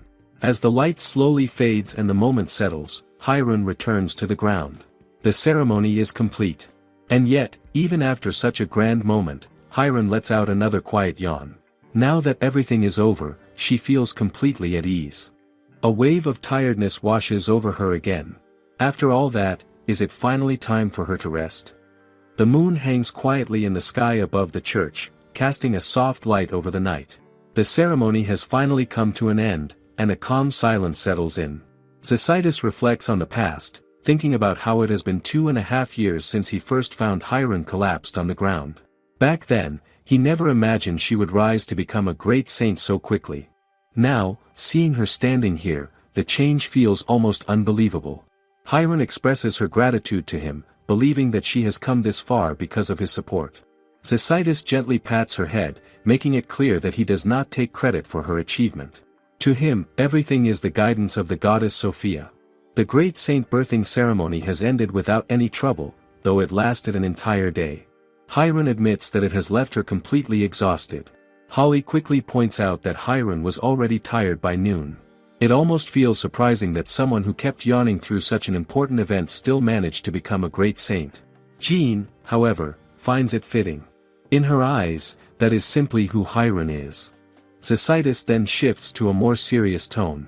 Now that Hiron has fulfilled her duty, she may feel at ease for a moment, but her truly busy days are just beginning. He reveals that she will soon travel to the southern region. The sudden news catches Holly and Jean off guard. Why the south? Zycitus explains that there are 3 great saints in the world, each responsible for the east, west, and north. Their role is to keep the miasma under control and protect the balance of the world. The southern region, however, remains in need. Hiron will establish her own church there and take on the task of purifying the land, where the population has been steadily declining. He acknowledges that this journey may not be easy, especially for someone as young as Hiron. It will likely be long and exhausting. Still, he believes she has what it takes to succeed. Hiron responds with unexpected eagerness. The idea of having her own church excites her, and she quickly agrees to go. Holly and Jean can tell what truly motivates her, yet they do not say anything. Is it really just the church she is thinking about? Zycitus then turns to Holly and Jean, asking them to accompany Hiron and support her in the south. They accept without hesitation. Holly swears her dedication in the name of the goddess, while Jean expresses her sincere wish to continue helping Hiron. Zycitus reminds them that, despite everything, they are still young and have much to learn. Because of this, Miss Wanda will continue as their instructor and will travel with them. Right on cue, Miss Wanda steps forward, carrying her usual strict presence. She makes it clear that her guidance will not change and asks if Hiron is prepared. Hiron accepts this with gratitude, feeling reassured to have her by their side. Zycitus adds that word of Hiron's new role has already begun to spread. News of her journey to purify the southern lands has reached many people. Familiar faces, like Thomas from the bedding store, the man who runs the meat skewer cart, Piper from the bakery, and Lynn from the furniture store, have all expressed a desire to follow her. It is not just them. Other shopkeepers are also considering the move, believing that the southern region will grow and prosper with Hiron there. They see opportunity in the future she may help create. Even from the side of the nobles, Lord Bon Hazel has stepped forward, planning to expand his construction business into the south. All of this creates a sense of momentum, as if many paths are beginning to connect at once. These conditions seem favorable, both for Hiron and for the land she is about to step into. In the southern region, faith in the goddess is still weak. That alone makes the journey more important. Zycitus says they should take this chance seriously and use it to build a strong path for the Church of Mephisto in the south. His words carry weight, and the task ahead feels important. Hiron thinks about what he said earlier, about how the population in the south is shrinking. She quietly hopes that she can help bring life back to the region, even just a little. But as she considers everything, the scale of it all begins to settle in. This is no small task. It starts to feel like something much bigger than she expected. Almost at once, she feels her energy fade. A sudden wave of tiredness hits her, and she admits how exhausted she feels. Miss Wanda quickly scolds her, reminding her that they are still in the middle of an important discussion. Jean, however, notices Hiron's condition and suggests that they should get her to bed as soon as possible. Holly agrees, pointing out that her state might affect her duties the next day. Miss Wanda accepts this reasoning, and Zycitus decides to continue the explanation another time. He encourages them all to rest for now. Miss Wanda then mentions that it is normally against the rules for 2 saints to sleep in the same room.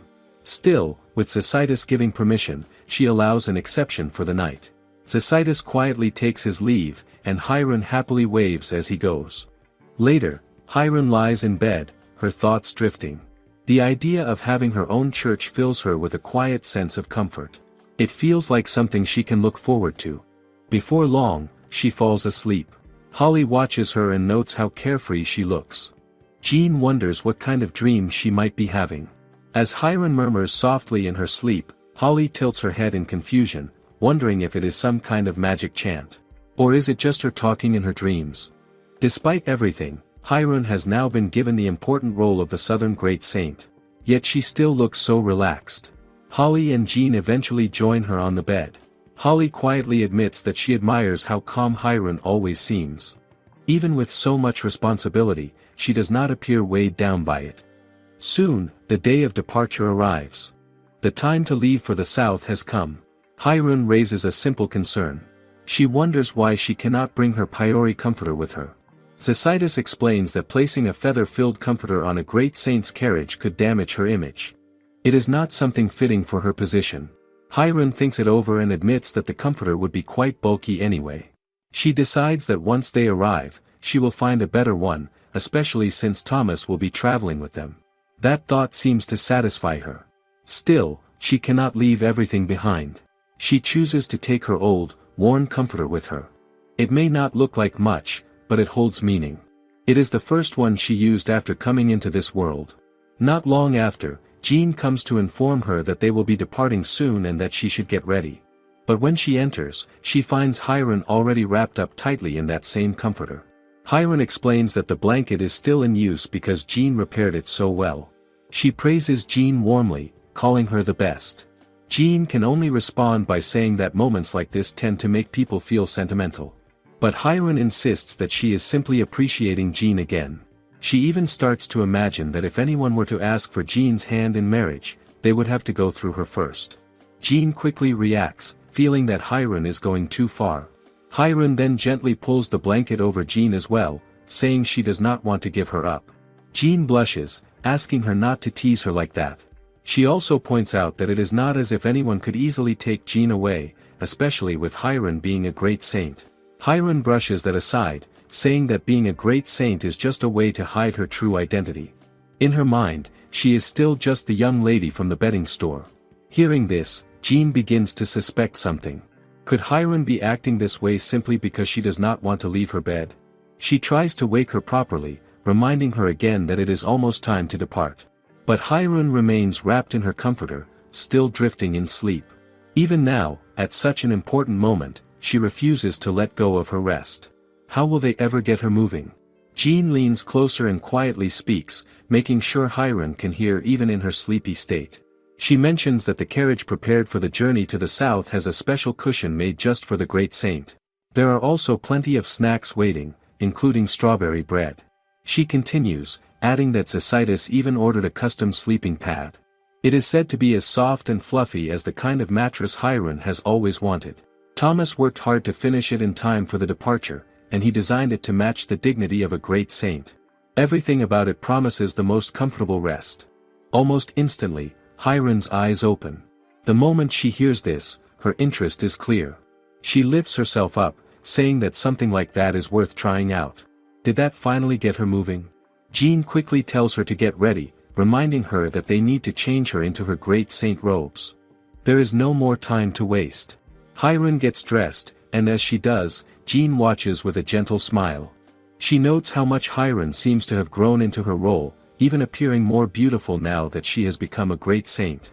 Hiron lets out another yawn, still not fully awake. Jean immediately becomes anxious, reminding her that everyone is already waiting for them.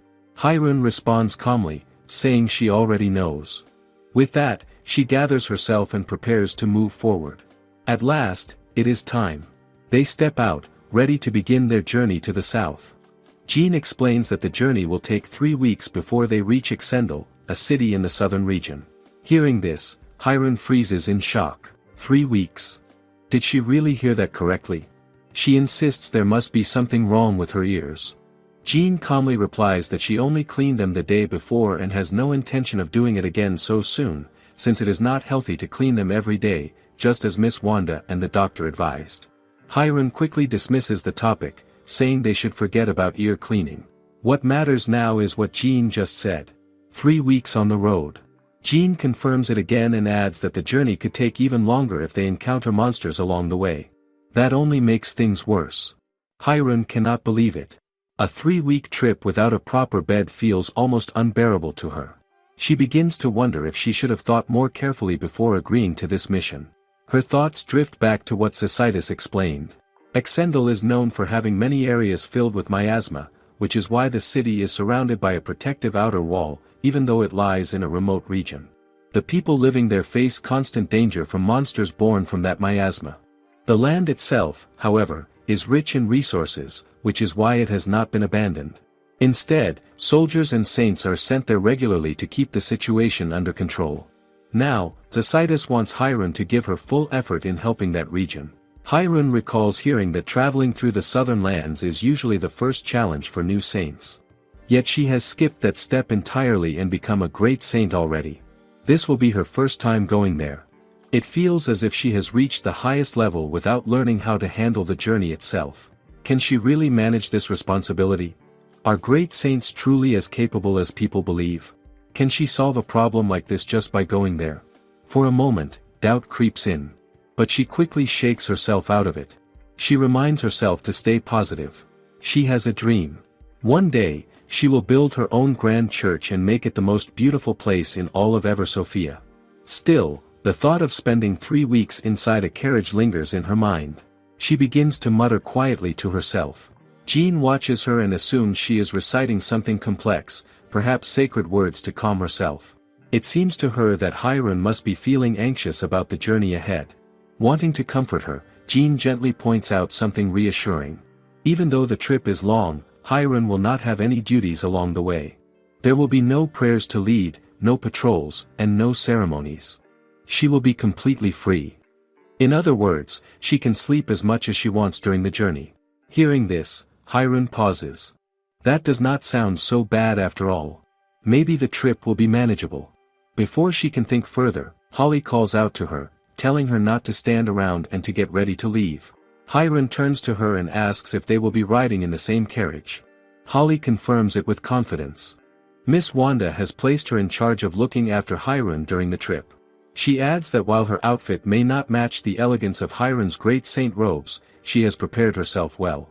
She proudly shows off her own attire, clearly ready for the journey ahead. Hirun admits that she cannot handle everything on her own, so she is relying heavily on Holly. Holly reassures her, saying that capable saints are meant to support others, so there is nothing to worry about. But Hirun does not stop there. She says she is also depending on the guards who are protecting them. She understands that everyone is here because of her, and that thought lingers in her mind. If they are all following her, then is there not something she should do for them too? As she begins to think about offering a prayer, her attention is drawn to a knight approaching on horseback. He quickly apologizes for coming so close while mounted and introduces himself as Jeremy Ski, the captain of the caravan heading south. Up close, Jeremy is struck by Hirun's presence. He sees her as even more radiant than he expected. He promises that he and his men will ensure her journey is safe and comfortable. Hirun expresses her thanks, quietly noticing how refined and handsome he looks, unlike anyone she remembers from her past life in Japan. Jeremy kneels respectfully and vows that his men will protect her at all times, day and night. He assures her that they will do everything they can so she can rest peacefully during the journey. Holly, watching from the side, finds it amusing that even the guards seem to understand Hirun's love for sleep. Hirun, however, focuses on something else. She asks Jeremy about what he meant by guarding her day and night. Does that mean the soldiers will stay awake throughout the night? When he confirms it, Hirun feels uneasy. The thought of people losing sleep because of her troubles her. She cannot bring herself to accept that others would suffer like that for her sake. Jeremy begins to worry, wondering if he has said something wrong to upset her. Hirun then asks if there are plans to set up camp during the journey. Jeremy explains that, given the length of the trip, they will indeed need to camp along the way. Hirun makes a decision. She says she does not want anyone staying awake all night because of her. Instead, she will place a protective barrier around the camp. With that, everyone will be able to rest. She asks Jeremy to make sure the soldiers sleep once it is 10 at night. Jeremy is taken aback. He wonders how she plans to manage such a thing while sleeping herself. Hirun calmly explains that maintaining the barrier will not be a problem. Compared to protecting the entire capital, guarding a small camp is much easier. Even so, Jeremy hesitates. He expresses his gratitude but insists that keeping watch at night is part of their duty as soldiers. They have been ordered to ensure her safety, and they take that responsibility seriously. Hirun, however, cannot ignore her feelings. If everyone stays awake, it will weigh on her mind the whole time. She pleads with him, looking at him with quiet determination. Jeremy finds himself unable to refuse. For now, he agrees to try her plan. Still, he decides that he will personally stand guard for the first night to make sure the barrier works as intended. Hirun asks if he will rest afterward if everything goes well. Jeremy agrees without hesitation, even swearing on his name and to the goddess that he will sleep properly if there are no issues. With that settled, the journey finally begins. The carriage starts moving, carrying them toward the south. Not long after, Hirun announces that it is time for snacks. Jean immediately points out that they have not even been traveling for 30 minutes. Hirun simply wonders if the food in the south will be good. Holly watches her and cannot help but think that Hirun truly has no worries at all. And so, the quiet and unusual journey of a great saint begins. Then Hirun now knows that her journey has finally started. Right then, they were heading to an abandoned village that is a day away from the capital by carriage, and when they eventually got somewhere, Hirun felt like that is where they would be setting their camp for that night, as she said it was so peaceful. But Holly quickly cautioned her as usual that she actually needs to stay alert, but Hirun only replied that she is a potato as she lies down, and Holly does not understand what that means. However, she just warned Hirun to stop lazing around that evening. As she said that Hirun is supposed to take after Jean's example, who is studying in order to help her. Immediately Hirun heard that, she just stood up from where she was lying down and went to hug Jean as she said that potatoes cannot study, so she made the book fall off Jean's hand, and even Jean was shocked. Eventually, Jean ends up letting Hirun place her head on her lap, and that makes Holly complain more that Hirun does laze around when she does not have any obligations. Is she really that carefree? However, Jean replies that she thinks that they can actually cut her some slack during the trip, considering how she saw Holly and Hirun work non-stop back at the capital. But at that moment, Holly has taken interest in the book that fell down from Jean's hand, so she does not pay attention to what Jean has to say. Instead she goes down to pick the book, and she reads what is written on the book, which is understanding management. So she asks to know if it is the book that Miss Wanda gave her, and Jean replies that it is, although she says that it is quite complicated, which makes it very difficult to understand unless one is good at math. When Holly thinks about it, she sees that she is going to need management knowledge when she eventually becomes a great saint. And Jean replies that Miss Wanda had mentioned that to her too. But Holly adds the fact that there was actually one who was able to become a great saint without any management knowledge. Meanwhile she is referring to Hirun, who is already sleeping. But it is then that Jean remembers that Miss Hirun is actually good at math, as she says that Hirun can even do double-digit multiplication in her head. This catches Holly's attention, as she never knew that. Could that really be true? Whereas Hirun was good at math in her former life. Then Holly asks Jean if she can teach her math at that moment, as she feels like that would be a good way to kill time. And Jean is quite pleased to hear such a request, so she says she would definitely be happy to help her with that. Meanwhile, Holly has been thinking that if she can have knowledge in territorial management, then she can be able to take the city's development into account when choosing where to purify miasma.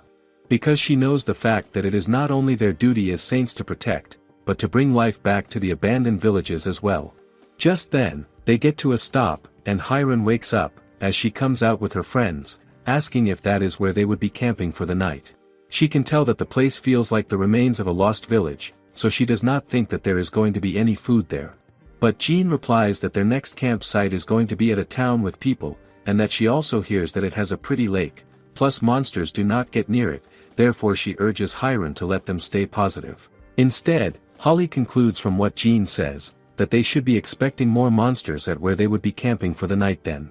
But Hirun says that that would not be the case, so they should not worry about that, as she says that the air in that place is actually good, just that she can sense very little miasma.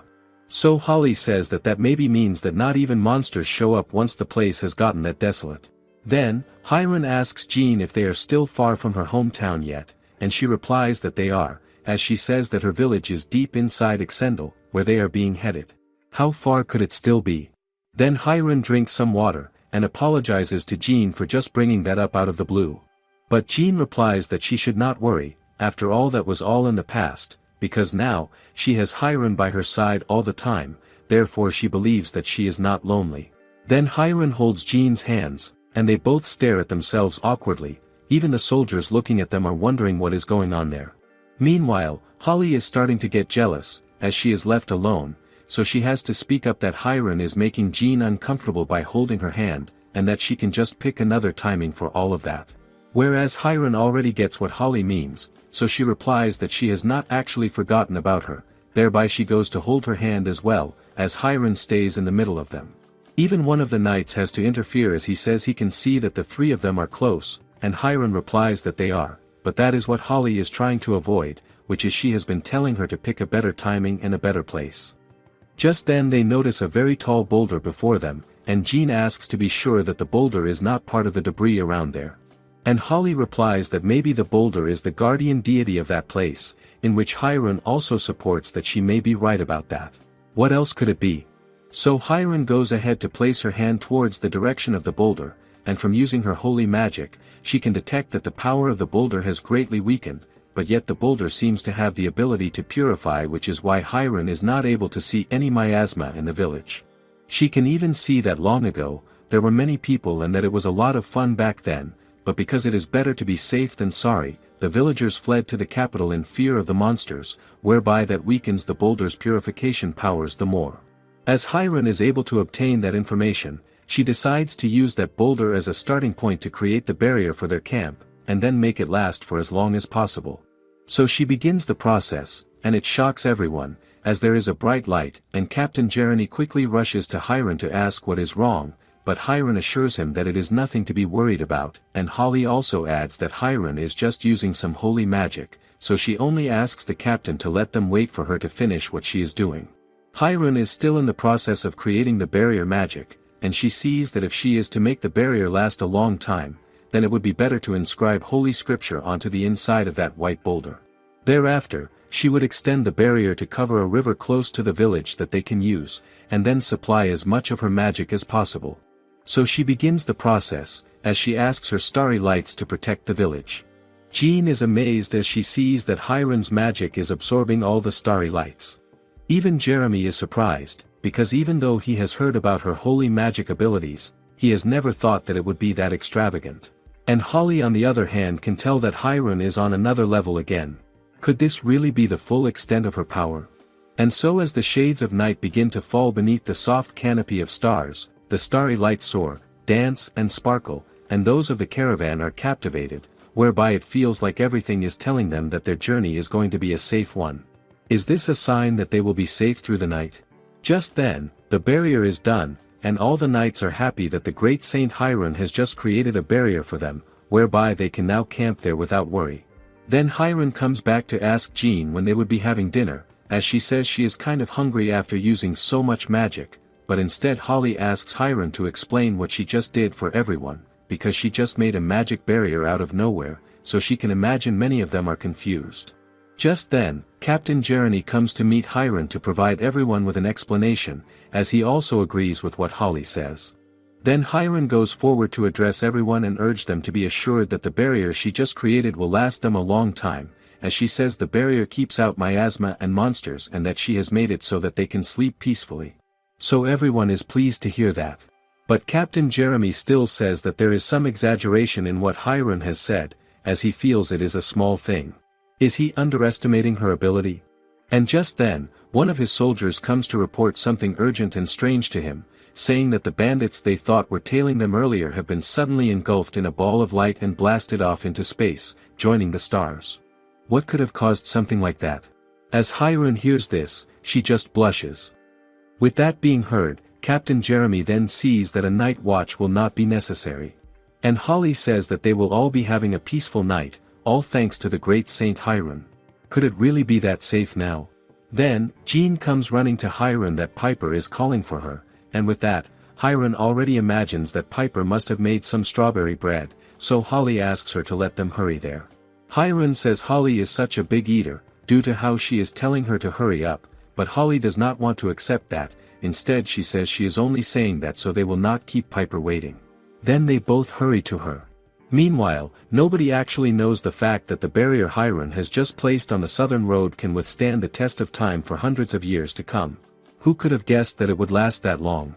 And when they finally get to Piper, she serves the three of them strawberry bread, as they had imagined, and they enjoy it.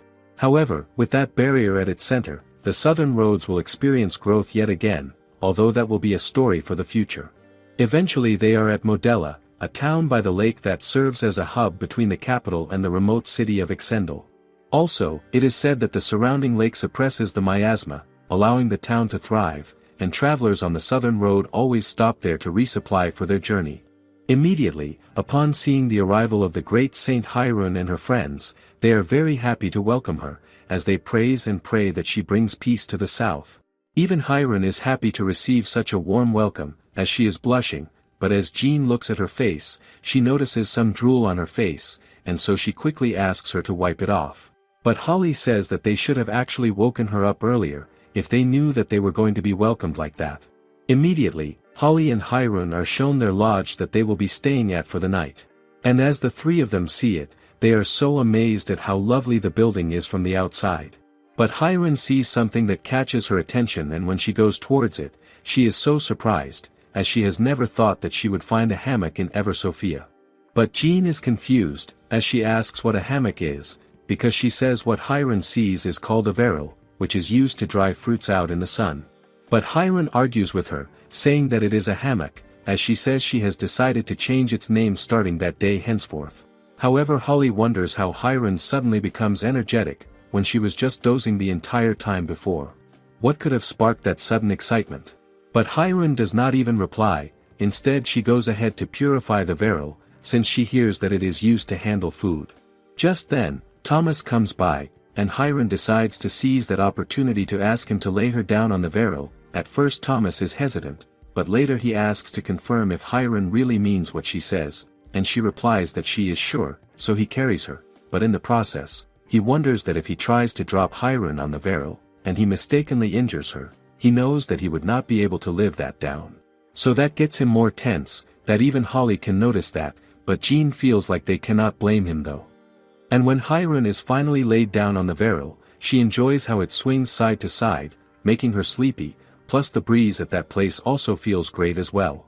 She can also notice that the wind blowing in from the lake is carrying the fragrance of the surrounding plants. With that, she concludes that that is really a hammock. Is this the peaceful moment she always wanted?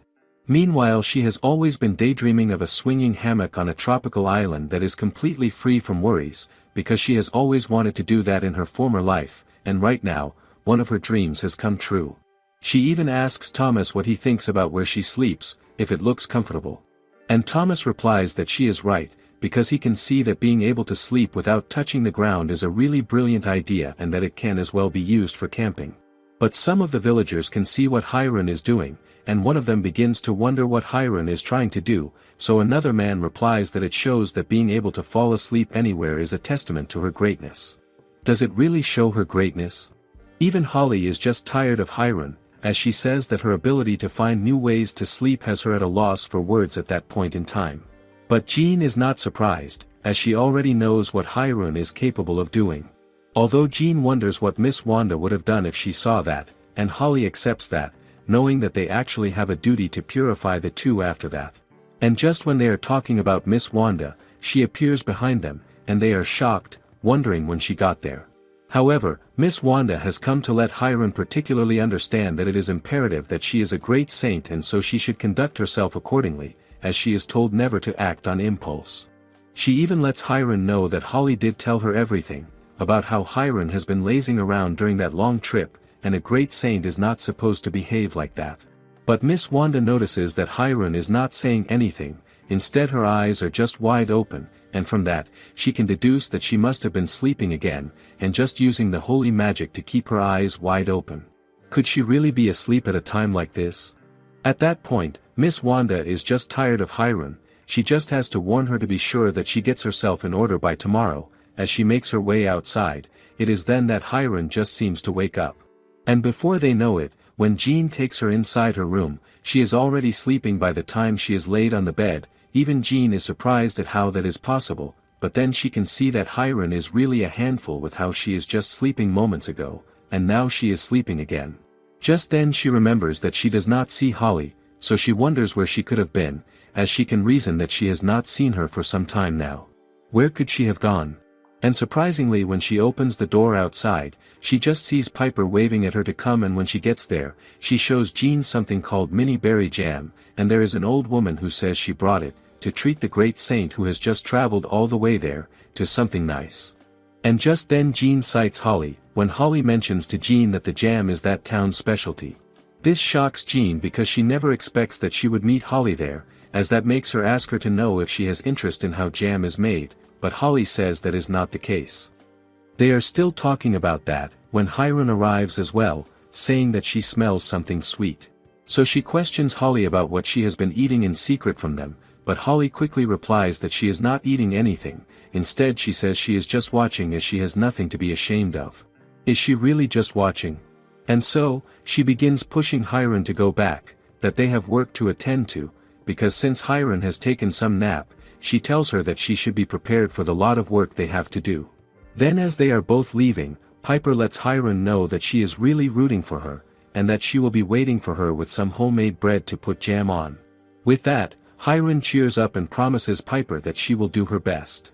So, Hiron and Holly go ahead to meet the others, whereby they cast a barrier holding the miasma from entering the village. And eventually, after the long day's work, they return to Piper to collect their homemade bread and get some jam on them, which they eat, and Hiron considers that the best treat to get after a day's work. Could anything be more satisfying than that? However, Holly says that they should actually be thankful for the lake, because there is very little miasma, and so they are able to finish everything quicker than they thought. Hiron even offers Jean to eat some of the bread, but Jean refuses, saying that she has not done enough work to be tired like her and Holly. But Hiron keeps forcing Jean to eat from it, that there is a saying that those who do not work should also eat a bunch, but Holly on the other hand says she has not heard anyone say that before. Is that really a saying? Hiron is emotional at that point, as she can now feel what it is like to grab a quick snack with friends after activities, as she is just having such an experience, so she wonders if that is the taste of youthful days or if it is different. What does youth really feel like? Because in her former life, she never really experienced her youth, so she does not know. At that point in time, Jean notices that Hiron looks lost in thought, since she asks what is wrong, but Hiron replies to her that she is just savoring the happiness. So Jean replies that she is also happy, as she even urges Hiron to let them stay together forever, and Hiron agrees with her, as she also tells Holly, whom she calls a big eater, that she wants the same with her, so the three of them can be together forever. But instead, Holly cautions Hiron to stop calling her a big eater, as she says it is humiliating. Rather, Hiron just spots a little jam on Holly's face, so she helps pick it off. And that gets Holly blushing, although she acts like she is not moved, as she tells Hiron that she does not need to do that actually. Could she really be unaffected? And just then, it is getting dark already, as they spot some birds flying in the sky, and with the serenity of the town, it makes Hiron consider the town such a lovely one, as that makes her feel that the world that she is in is really showered with happiness. It is already the next day, and Hiron has not woken up yet, so Holly is complaining about how long Hiron is going to keep sleeping. But Hiron replies that it is actually nice to experience a different kind of softness from Jean's, since she is lying on Holly's lap. This makes Holly wonder if she is trying to say that she is fatter, and Hiron replies that probably, which makes Holly even more angry that she is saying she is fat, but Hiron begs her to allow her to stay on her lap for an hour more. But Holly quickly pushes her up, saying that they will be arriving soon enough. However, 3 weeks have passed since the caravan to the south left the capital. It is then that Hiron looks up and is surprised that they are there. Just then, Captain Jeremy approaches her, and Hiron lets him know that she thought they were still in the middle of the city, but Jeremy first apologizes for disturbing her rest, as he lets her know that this is their last break before heading inside the city. He also adds that there is a gorgeous view from where they are standing, and that it is not something she would get to see often, so he is hoping to show it to her. Could it really be that beautiful? So he takes her forward to get a better view, as he explains to her that what she sees below them is the remote city of Exendel. From the view, Hiron can tell that it is a large city, and Jeremy confirms that it is true, adding that it is a very important location for the kingdom. Then Jeremy concludes that even though they have all endured the long journey, he knows it is all thanks to her protection that they were able to make it there without losing anyone. Hiron also replies that she is just as appreciative and believes it is because of Jeremy and all the guards that she was able to have such a relaxing journey. But Jeremy says that he is undeserving of the high praises that Hiron is giving him. Meanwhile, Hiron is already imagining the enjoyment she will get when they reach the city, and how she will be able to sleep on a fluffy bed. Even Jeremy notices, with the expression on her face, and asks if anything is wrong, but she replies that it is nothing. Holly, looking at them, can tell that Hiron must be thinking about how badly she wants to sleep in a bed. But Hiron soon changes the subject of the discussion, as she asks if it is smoke that is coming from the burning magic coal, and Jeremy replies that she is right. Then Jean tells Hiron that Exendel is also famous for its iron and silver casting techniques, where it is known as the City of Iron and Smoke. However, Hiron can sense large amounts of miasma hiding inside the smoke, and she says that it is exactly why so many saints have been dispatched there, though she hopes it will not disturb her sleep. Just then, Jeremy suggests that they make their way to the city, and Hiron agrees.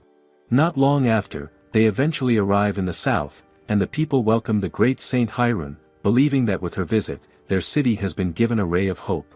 Meanwhile, Jeremy thinks to himself that he would like Hiron to present herself in front of everyone, as he knows that everyone will be in awe of her glory and will find hope for tomorrow.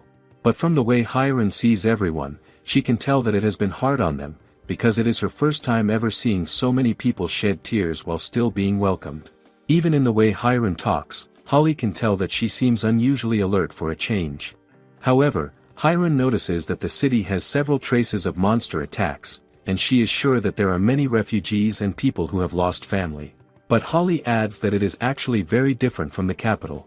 Jean also says that she has been told the city was designed for maximum functionality, with no unnecessary objects in the streets to ensure easy escape in times of danger. With all this, Hiron wonders if she can really sleep peacefully in that city.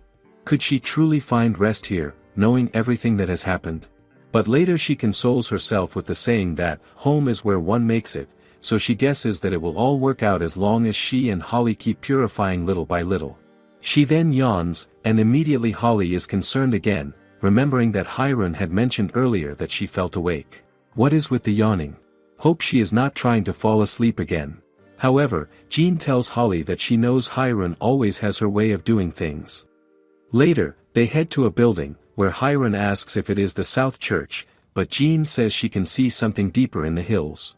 Hiron keeps asking as she sees another building if that is also a church because it looks quite old. Just then, she hears a voice saying that she can see Hiron has arrived safely, and when she turns around, she sees Miss Wanda. This surprises her. However, Miss Wanda urges the three of them to make sure they mind their manners. Then she introduces an old man to them, whom she refers to as Archbishop Eldariah, and says he will be in charge of showing them around the church. Hiron and Holly are pleased to meet him. Archbishop Eldariah also says that he has heard rumors about Hiron, and from meeting her in person, he can tell that she truly carries a warm presence like that of Goddess Sophia herself. Hiron humbly replies that she still has many shortcomings and that she is grateful for his instruction, hoping to make a difference in that city as well. With those words, the old man commends Hiron for being so well-mannered even though she is so young. He also adds that he has been waiting for Holly as well, and so he tells them that the South Church welcomes them all. Holly bows before him, letting him know she is honored to meet him and adding that she knows they all have to thank him for spreading the Church of Mephisto's presence to the south. Archbishop Eldariah replies that Holly is too kind to think so highly of him, and that it is all under Goddess Sophia's guidance. Then he tells them he will be guiding them to the chapel. They follow his lead, and on the way, Hiron asks Archbishop Eldariah if she can ask him a question. He first tells her that she should feel free to call him by his nickname, Elder. This shocks Hiron, and she pauses for a moment, but Holly lets her know that it is actually unthinkable for her to refer to him with a nickname. Could she really just call him Elder? Miss Wanda also tells Hiron that Eldariah, being an archbishop of a regional church, is actually one rank lower than Archbishop Cecitus. However, she adds that Archbishop Eldariah is still held in high esteem by him. The nickname Elder, however, makes Hiron remember her grandfather, who used to cut watermelon for her and take her to the candy store. As she drifts into that memory, Holly notices that she seems lost in thought and wonders if Hiron has even been paying attention to what they have been saying. Later, Hiron tells Eldoraya that she will call him by the name he suggested. This shocks the old man, but Hiron also tells him that he should feel free to call her Hiron as well. For a moment, everyone is silent, knowing that Hiron is not supposed to speak to him like that, and the expression on Eldoraya's face shows that he is taken aback. But then he laughs, saying he loves that Hiron still added Archbishop before his nickname. He also says that he will refer to Hiron by her name only, and she agrees. Eldoraya then reminds Hiron of the question she wanted to ask him earlier. She remembers and asks about the star-like mark on his forehead. This surprises him, but he explains that he has had the mark since birth, and that it grows each time he meets with Goddess Sophia. Hiron is shocked, even more so when she realizes that Eldoraya has actually met the goddess before. Eldoraya tells her that the goddess briefly graced him with her presence when he offered prayers, though he could only make out the contour of her silhouette. This intrigues Hiron, and she shares that she has also met the goddess. She says the goddess is incredibly beautiful and kind. Eldoraya is startled by this, as he was not expecting her to have met the goddess. Hiron continues, saying the goddess is tall, has blonde hair, and wears a tiara. She even mentions that she and the goddess have promised to take a nap together. Eldoraya smiles, saying it is splendid and that he also wishes to witness the goddess's beauty someday. Then he points to a building not far from them, saying that it has not undergone repair due to the threat of monsters and is therefore not fit for use. He adds that it was the church where the former great saint resided. When Hiron hears this, she feels something stir inside her, as if the building is calling to her. Before she realizes it, the feeling overwhelms her. Holly notices and tries to call her attention, but it is too late. Hiron has already started running toward the building, pulled by a sense that it is calling her. Could this really be where she belongs? As Holly and Jean try calling her back, Hiron does not even listen, so they have to run after her. When she finally reaches the building, she enters and is surprised to see a statue of the goddess. Holly and Jean catch up and question her about why she startled everyone. Jean worries that Hiron might have injured herself while running, so they both check inside the building and are shocked to see the statue. Jean comments on how beautiful it is, while Holly notes that it seems a little different from the one back at the church headquarters. Hiron then announces that she has decided to sleep in that church from that day onward, as it feels like home to her. Both girls are stunned and just stand there, watching her. Meanwhile, Eldoraya is panicking. He tells Miss Wanda that he cannot keep up with Hiron, but Miss Wanda stays calm, telling him not to overexert himself. Does Hiron really feel this connected to the place so quickly? The church is actually the partially collapsed church of the former great saint, and as Hiron sees it, she feels a wave of excitement, imagining how well she could sleep there. She tells Jean that the church is wonderful, and that she likes the place more than words can describe. Holly watches her silently, unsure how to respond to Hiron's sudden enthusiasm. Can a place really feel this right so quickly? Jean opens her mouth to remind Hiron how delicate the building is, but Miss Wanda appears before she can say anything, surprising Hiron. Miss Wanda warns her that no one knows when the building might collapse, and she adds that rainwater leaks into the structure. She insists that Hiron should stay in the church below for safety. But Hiron shakes her head firmly, insisting that the spot she has chosen is perfect. She cannot let go of the feeling that this is where she belongs. Miss Wanda tries to reason with her further, explaining that if a great saint sleeps in comfort while the church members cannot, it could be seen as disrespectful. She tells Hiron that the church will be repaired soon and urges her to be patient until then. Yet Hiron stands her ground, repeating that the place is perfect, and she will not leave. Everyone watching her is struck by how adamant she is. Does she truly feel this strongly, or is it just excitement? At that moment, Archbishop Eldoraya arrives quietly and laughs, catching Miss Wanda off guard. Eldoraya recalls the church from his childhood, remembering when the former great saint lived there. Back then, the starry light soared, the devout followers gathered, and the divine beast frolicked near the church, creating a symbol of happiness. Even decades later, Eldoraya can recall Exendel as a city of endless laughter. He had always dreamed of the day another great saint would arrive, and now Hiron has come. Eldoraya announces loudly that Hiron's wish is granted. Hiron beams with joy, feeling validated. Eldoraya continues, saying he is certain that the former great Saint Martin would welcome Hiron's stay even more, and he promises to have all the necessities she will need brought there. The preparations will make the place busier, but it will be ready for her. Then Eldoraya asks for the name of Hiron's maid. Jean tells him, and Eldoraya nods, noting that she seems very dependable. He asks Jean to inform the head maid so she can make the necessary preparations for Hiron to live there. Jean hurries outside to do as he instructed.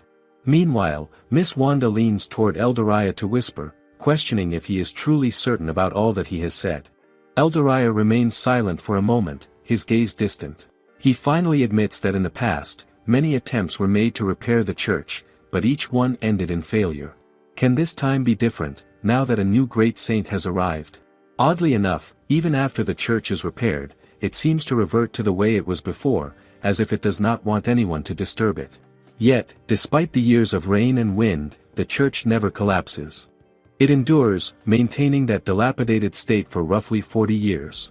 Can a building really hold itself together for so long without anyone actively caring for it? Eldoraya says he is certain that the church itself has been waiting for its owner's return. Miss Wanda hears this and admits that she had no idea the place had such a history. She apologizes for her ignorance, but Eldoraya reassures her, saying it is not expected for someone from the capital to know such details. Holly soon comes to meet them, expressing her worry about leaving Hiron alone. She asks if it is okay for her to stay with Hiron as well. Suddenly, Hiron shouts, startling everyone, and Holly asks what the noise was for. Hiron explains that she thought it was a given they would be living together, and she wonders why Holly is even asking.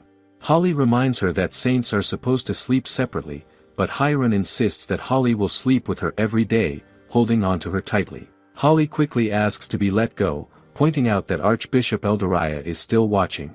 Eldoraya, however, simply laughs as he observes the two, while Miss Wanda comments that this is just how they always are.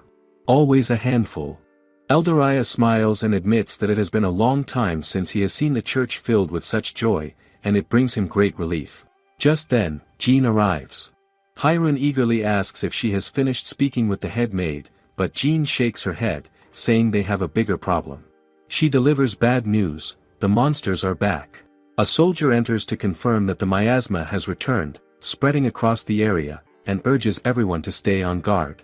Soldiers fight while also staying alert to the creeping danger. At one point, a soldier asks the captain how long the battle will last. The captain replies that it will continue at least until dawn. He complains that, even though everyone has made such a big deal about the great Saint Hiron's arrival that evening, he has yet to see any changes. He notes that once night falls, the monsters come out as usual. Can anyone truly rest when danger never seems to stop? Thereby, the captain let his soldiers know that there is nothing better than eating at dawn, so he encouraged them to think of the battle as some kind of exercise before they can eat.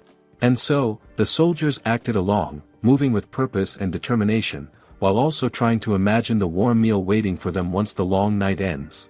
Can a meal really make one forget the fear of the battle, even if just for a moment? But at 3 o'clock, information was announced that a giant miasma monster was seen approaching. The soldiers quickly realized they could not take it out without holy magic, so one of them was sent to run to the church and report the emergency. The soldier then told the captain that they had already requested support from the church. This shocked the captain deeply, as he could also see that the giant monster had chosen this very day. The day of the great Saint Hiron's arrival. To attack. Was it mere coincidence, or was fate itself testing them on such a momentous day? So the captain asked his soldier to retreat because he felt too young to die, his heart pounding with the thought of the danger. But the soldier explained that he had actually lost his home when the monsters attacked, and now he knew he had to strike back somehow, for survival and for justice. Still yet, the captain insisted that, no matter what the soldier tried to do, he should not die, because as long as he remained alive, the saints could heal him. Could any life be more precious than one that might be protected by the grace of the saints? Meanwhile, the captain's thoughts wandered to Saint Exoterina and Saint Tatiana, responsible for protecting the northern and southern gates respectively.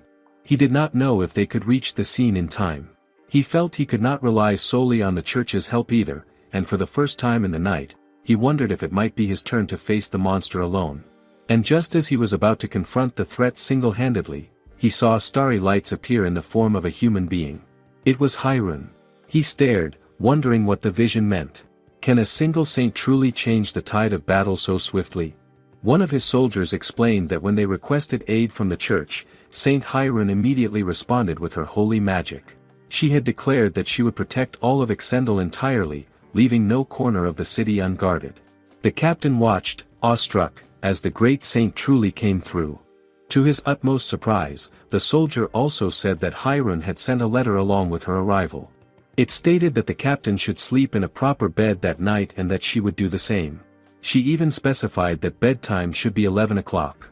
Yet, even as the soldier witnessed the dazzling light of her magic, he wondered if the battle was really over for the night. Could it truly end so suddenly, or was this just a brief pause in the danger? Therefore, the captain asked the soldier if he had recently married, and the soldier confirmed it was true, adding that his wife was waiting at home. The captain urged him to hurry to her so she would not worry. But the captain confessed that he himself feared he would be too worked up to sleep that night, because he had not laughed or felt such relief in ages. It is the first morning since arriving at the remote city of Exendel, and Hyrun feels the weather is beautiful. The sun shines warmly, and the air is calm. Jean explains that the south rarely sees rain at this time of year. Hyrun thinks the day feels so peaceful that it almost makes her want a nap. But Jean reminds her it is still early. Can a day feel this quiet already? Hyrun wonders when they will finish praying and eating breakfast, and if they could then rest for a little while. She suggests spreading a cloth on the grass, placing a sleeping pad on top, and taking a short nap with her Piori comforter. Jean pauses and nods, agreeing it sounds pleasant. Then she lists all the tasks Hyrun must complete: pray, meet with the saints assigned to the south, read scripture aloud at the house of the Lord, patrol Exendel's market district, and recite scripture at the city plaza. Later, she will join the workers renovating the church. Hyrun feels her heart sink with every task and collapses to the ground, overwhelmed. Jean calls her name, alarmed. Hyrun says she suddenly feels weak, as if bitten by a snooze bug. She drifts into a light doze, but Jean warns her not to sleep outside. Hyrun smiles faintly and says she and nature are one, existing in harmony with all living things. Then she lifts herself into the air using her magic, already waving goodbye to Jean. Before she can fully escape, Jean grabs one of her legs. Hyrun laughs softly, insisting she is innocent, though Jean knows better. She drags Hyrun back into her room, determined to keep her close and make sure she follows the schedule. Hyrun thinks about how she wishes the repairs to the church would go faster. She imagines a day when the church will be her place, where she can set her own rules and finally enjoy plenty of food and rest. Does that dream feel too far away? Meanwhile, the saints watching the southern part of the city notice Hyrun's care for the people despite her young age. They see her genuine empathy for the suffering around her and resolve to support her in every way they can. Can someone so young truly make such a difference? But Hyrun, curious about the situation in the south, asks Jean about the current state of food there. Jean explains that things are not very good. The saints are slowly purifying the lands, little by little, but the task has been difficult because the area is heavily tainted by miasma. Hearing this, Hyrun realizes she will have to lend a hand in helping the people there. Jean is pleased to hear this and adds that she truly believes the south will become a much better place with Hyrun's help. She remembers how Hyrun placed a protective barrier over the entire city before going to sleep the previous night and recalls how awed the people were when they witnessed it.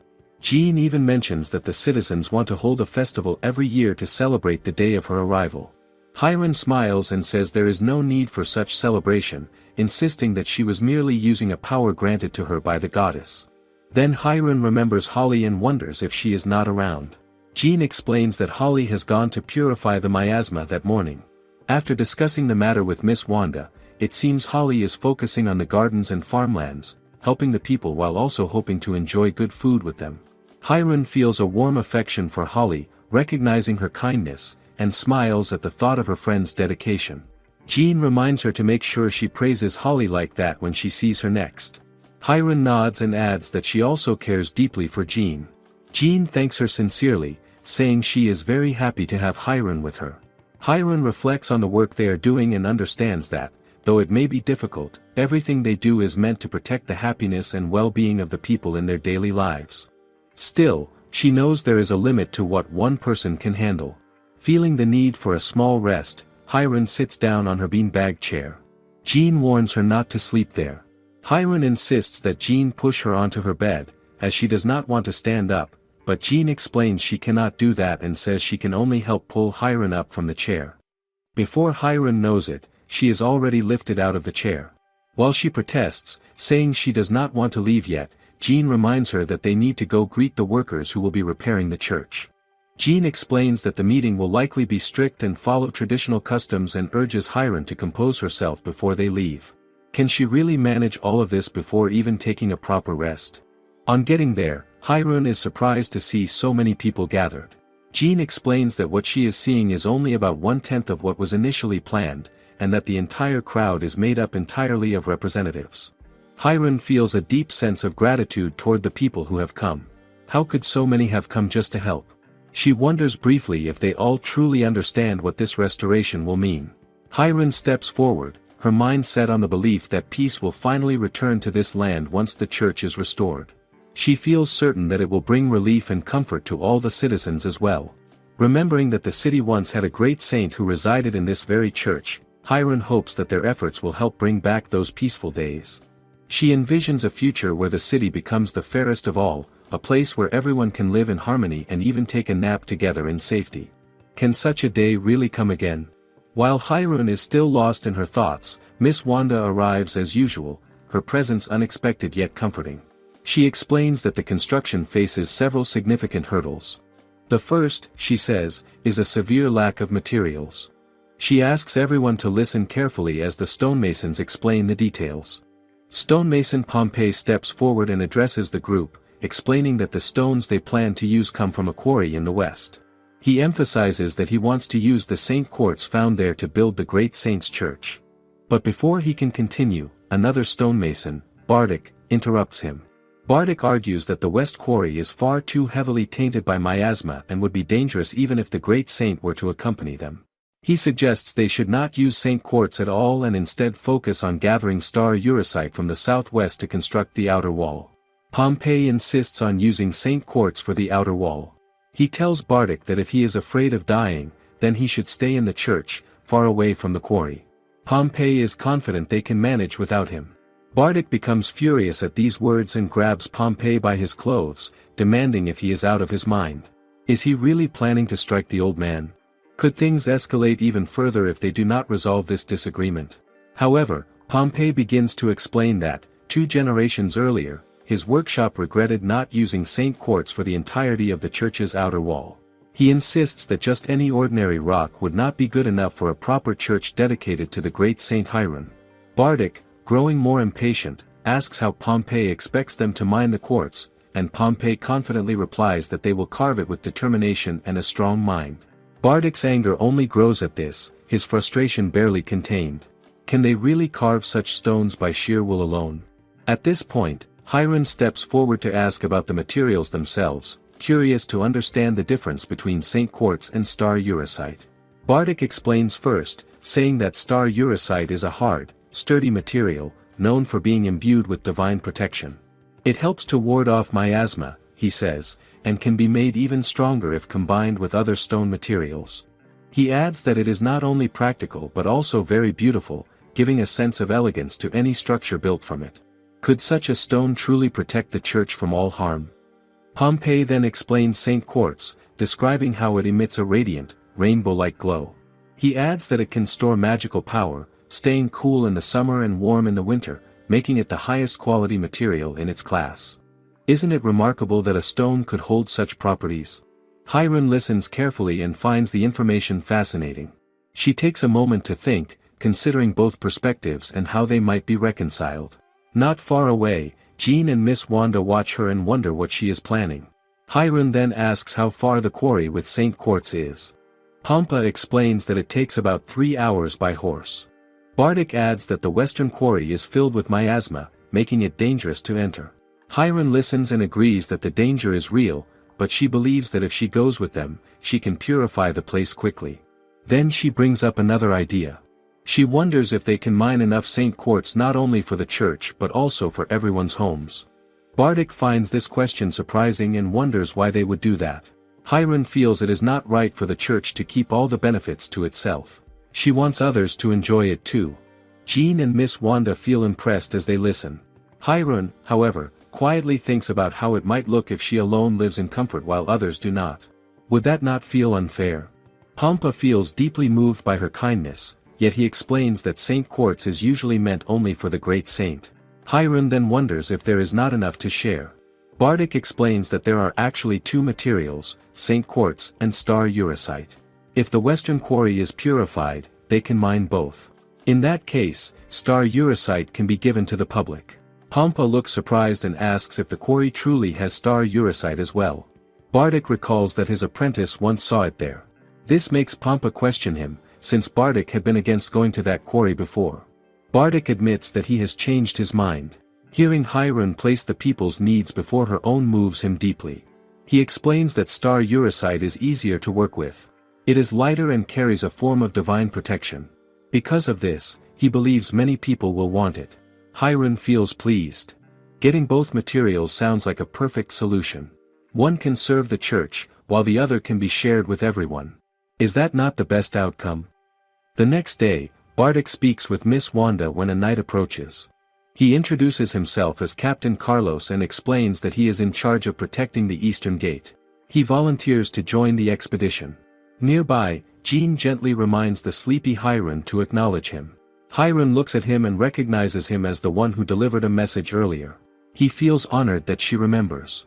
She then asks about his sleep, wondering if he went to bed at a proper time. He admits that he does not usually sleep early and did not rest well. Hyrun begins to share simple advice. She explains that avoiding alcohol and tobacco before sleep can help. She also suggests thinking about pleasant things. She even imagines enjoying plenty of delicious bread. Clean sheets and a favorite pillow can also make a difference.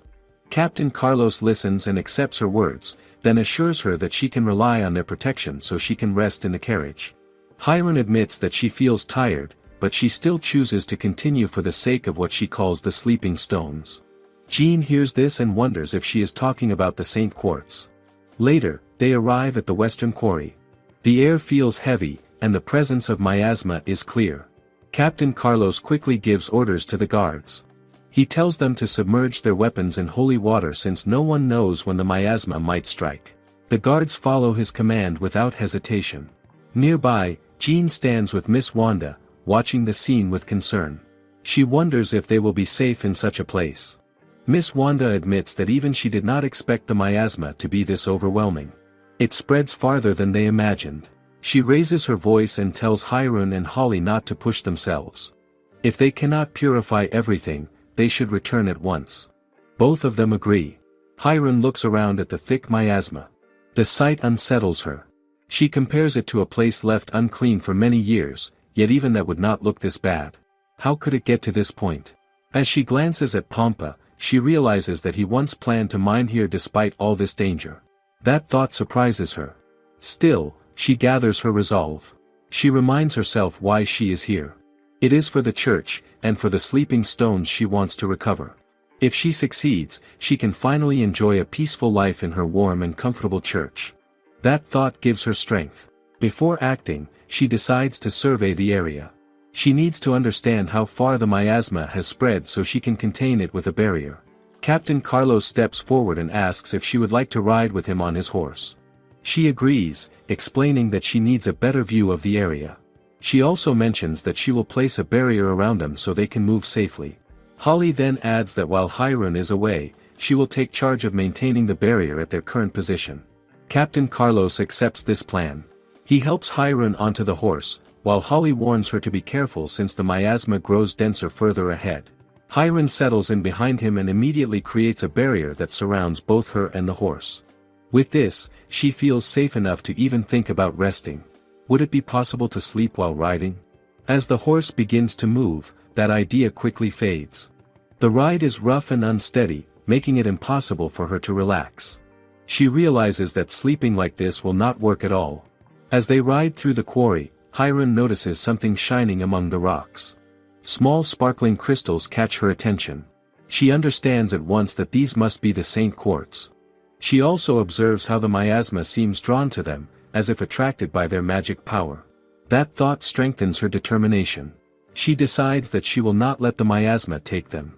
At the same time, Captain Carlos glances at the barrier surrounding them. He finds it remarkable. Hiron asks Captain Carlos to stop the horse. She decides that this is the right place to begin purifying the quarry. At the same time, she quietly thinks about doing it while staying on the horse so she can rest without Miss Wanda noticing. Is that not a clever plan? She already has a clear sense of how far the miasma has spread. With that in mind, she begins to expand her barrier. The barrier stretches outward, covering a wide area. The stone masons and the guards watch in amazement as they see just how far her holy power reaches. Even from a distance, Jean and the others notice it clearly. Hiron observes the movement of the miasma and realizes that it is trying to escape the barrier. She remains calm, knowing it will not succeed. Captain Carlos watches closely. He already believes her abilities are impressive, but seeing them up close leaves him even more amazed. How can someone so young control such power so easily? Hiron finds the task simple. Without much effort, she creates several copies of herself. These copies begin the purification at once, spreading out across the quarry. She estimates that everything will be done in about an hour. The speed of it feels almost unreal. Captain Carlos reflects on this. A normal saint would need an entire day just to purify a small part of this area. Now, the entire quarry is being cleansed in a fraction of that time. He begins to understand what it truly means to be a great saint. Around them, the miasma slowly fades. Jean and the others watch as the air becomes clearer. The presence of holy magic fills the area, steadily removing the darkness. Captain Carlos feels relieved and says that things are going well. As he looks back at Hiron, he notices that she has grown quiet.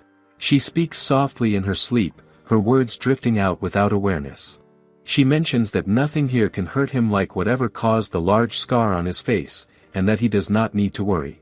Hearing this, Captain Carlos smiles faintly. In that moment, he sees her not just as a powerful saint, but as a simple and innocent girl. For a brief second, he wonders if it would be natural for someone his age to have a child like her. The thought passes quickly. He reminds himself to stay focused on his duty, while Hiron continues to sleep peacefully as the purification carries on. Hiron slowly wakes up and looks around, wondering where she is. Jean gently tells her that she is resting under a canopy. As her thoughts clear, Hiron remembers their goal for the day. They are supposed to purify the quarry so they can gather materials to repair the church. She then realizes that her copies have already handled the purification. With nothing left for her to do, she had simply fallen asleep. Miss Wanda suddenly speaks in a firm tone, confirming that everything was completed while Hiron was sleeping. Hiron startles slightly at her presence. Miss Wanda explains that the stone masons are already hard at work extracting the Saint Quartz. She praises Hiron's holy magic, calling it magnificent and saying she is their pride. But her expression remains strict. Even as the great saint, Hiron had fallen asleep on horseback and caused trouble for the squad captain. Because of that, her punishment will be cleaning Killiot Hall. Hiron can only react with a quiet grimace. Is there no escape from that? At that moment, Captain Carlos approaches, noticing that Hiron is awake. As she looks at him, something feels different. She studies his face and realizes that the large scar he once had is gone. He explains that it seems to have healed while she was asleep. Hiron wonders if she healed it without even realizing it. Captain Carlos believes that is very likely.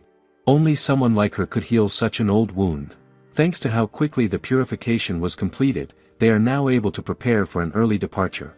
He adds, with a hint of amusement, that the other men have started teasing him, saying this is the perfect time for him to find a wife. Jean watches this and quietly remarks that Hiron has done something amazing once again with her holy magic. Captain Carlos then turns to Miss Wanda and suggests that Hiron should be excused from her punishment, considering how much she has accomplished. Miss Wanda refuses without hesitation. She explains that Hiron tends to slack off when no one is watching, and the punishment is meant to keep her focused. Captain Carlos smiles and comments that Miss Wanda is as strict as ever. As they speak, Miss Wanda looks at him more closely. She begins to recognize him. He was there during the time when the Great Stone Eagle attacked. Captain Carlos confirms this and recalls how his arm was nearly torn off during that battle. Back then, she was the one who healed him. Now that the scar on his face is gone, she can clearly remember him as he once was. She notes how he reminds her of his younger self. He agrees, admitting that it was a difficult time for both of them. Watching their exchange, Hiron feels a sense of curiosity. Could this lead to something interesting? She brings up what Captain Carlos mentioned earlier about finding a wife. Before he can respond, Miss Wanda quickly cuts in and scolds Hiron for asking such a question. Captain Carlos, however, calmly admits that his men were indeed teasing him. He finds it hard to imagine himself getting married. Even if his chances are slightly better now that the scar is gone, he still sees himself as a rough and simple man. In his eyes, he is only suited for wielding a sword. Hiron suddenly suggests that Captain Carlos should consider being with Miss Wanda. The words catch everyone off guard. She continues with a bright and certain feeling, saying that even the goddess Sophia would surely think they are a perfect match. Could it really be that simple? Miss Wanda immediately blushes and quickly scolds Hiron, telling her to stop. She explains that Captain Carlos is a brave man who has protected the South with only his sword. He has earned the trust of the soldiers, and even the church respects him. In her eyes, someone like her is not a suitable match for him. Captain Carlos responds in the same manner. He says that a mere soldier like himself has no place beside someone who was once a saint. When he thinks back, he realizes that he was always the one being saved by her, without giving much in return. As the mood grows more serious, Jean quietly pinches Hiron's dress to stop her from saying more. She later suggests that they should give the two of them some space. After all, they likely have many things to talk about. Would it not be better to leave them alone for now? Hiron then notices the large amount of Saint quartz around them. Jean describes it as a mountain of twinkling light. Hearing that, Hiron excitedly suggests that they climb it together. Soon, the two of them reach the top, where the stone masons spot them and thank Hiron for purifying the quarry. Holly looks around and wonders where Hiron has gone, only to find her at the top of the quartz pile. She calls out, saying that Hiron should be helping them carry the stones instead. She then climbs up to join them. As she reaches the top, Jean remains fascinated by the shining view before her. Holly complains that Hiron is leaving all the work to others, but her words slowly fade as she looks out at the scene. The sight of the glowing quartz spreads out before them, calm and beautiful. Even Holly cannot help but feel amazed. Is this not worth pausing for a moment? With the miasma gone, the Saint Quartz quarry begins to thrive once more. Thanks to Hiron and the others, work resumes, and new opportunities appear. In the city, the employment agency becomes lively as people gather for jobs related to the church's restoration. Hiron watches as the renovation of her church finally begins. Feeling eager, she calls out to Pampa and Bardik, asking about their progress. She wonders if the church might be finished by the next day. Pampa replies that they are doing everything they can, but Bardik laughs, saying that such a quick completion is impossible. Pampa then explains that they are currently deciding on the pattern to carve into the Saint Quartz. At that moment, Archbishop Elder steps in and clarifies the matter. He explains that the discussion is about the design that will be engraved onto the Saint Quartz they have gathered. Archbishop Elder suggests that since this is a Church of Mephisto, they should use a design based on Goddess Sophia. Pampa immediately reacts, saying that such a design would be far too complex. Carving her image into all the stones could take 10 years. Hiron agrees at once. That is simply too long to wait. Bardik then offers another idea. He suggests creating a strong design that reflects the nature of the city, one of iron and smoke. Hiron listens but adds that the design should not look harsh or unpleasant. After all, the church should feel welcoming, should it not? Pampa proposes using a wing pattern, thinking it would suit Hiron well. However, Archbishop Elder points out that such a design is already used by the Western Church. That idea is quickly set aside. Hiron then suggests something different. She proposes a flower pattern. Pampa hesitates and points out that the city does not even have flowers. Hiron sees that as a reason to use them. She believes the city could benefit from something softer and more calming. Would it not be nice to bring a bit of beauty into a place filled with iron and smoke? Just then, Holly arrives and calls out to Hiron. She says that the recitation has already started, making it clear that Hiron has wandered off again. Hiron is startled to be found so quickly. Jean explains that everyone has been waiting in silence because of her absence. Hiron tries to ease the situation with a compliment, but Holly immediately stops her from changing the subject. Bardik brings the conversation back to the design, explaining that they are considering a flower pattern. Pampa asks if anyone has a specific flower in mind. Holly suggests that Jean would be better at choosing something like that. Jean thinks for a moment.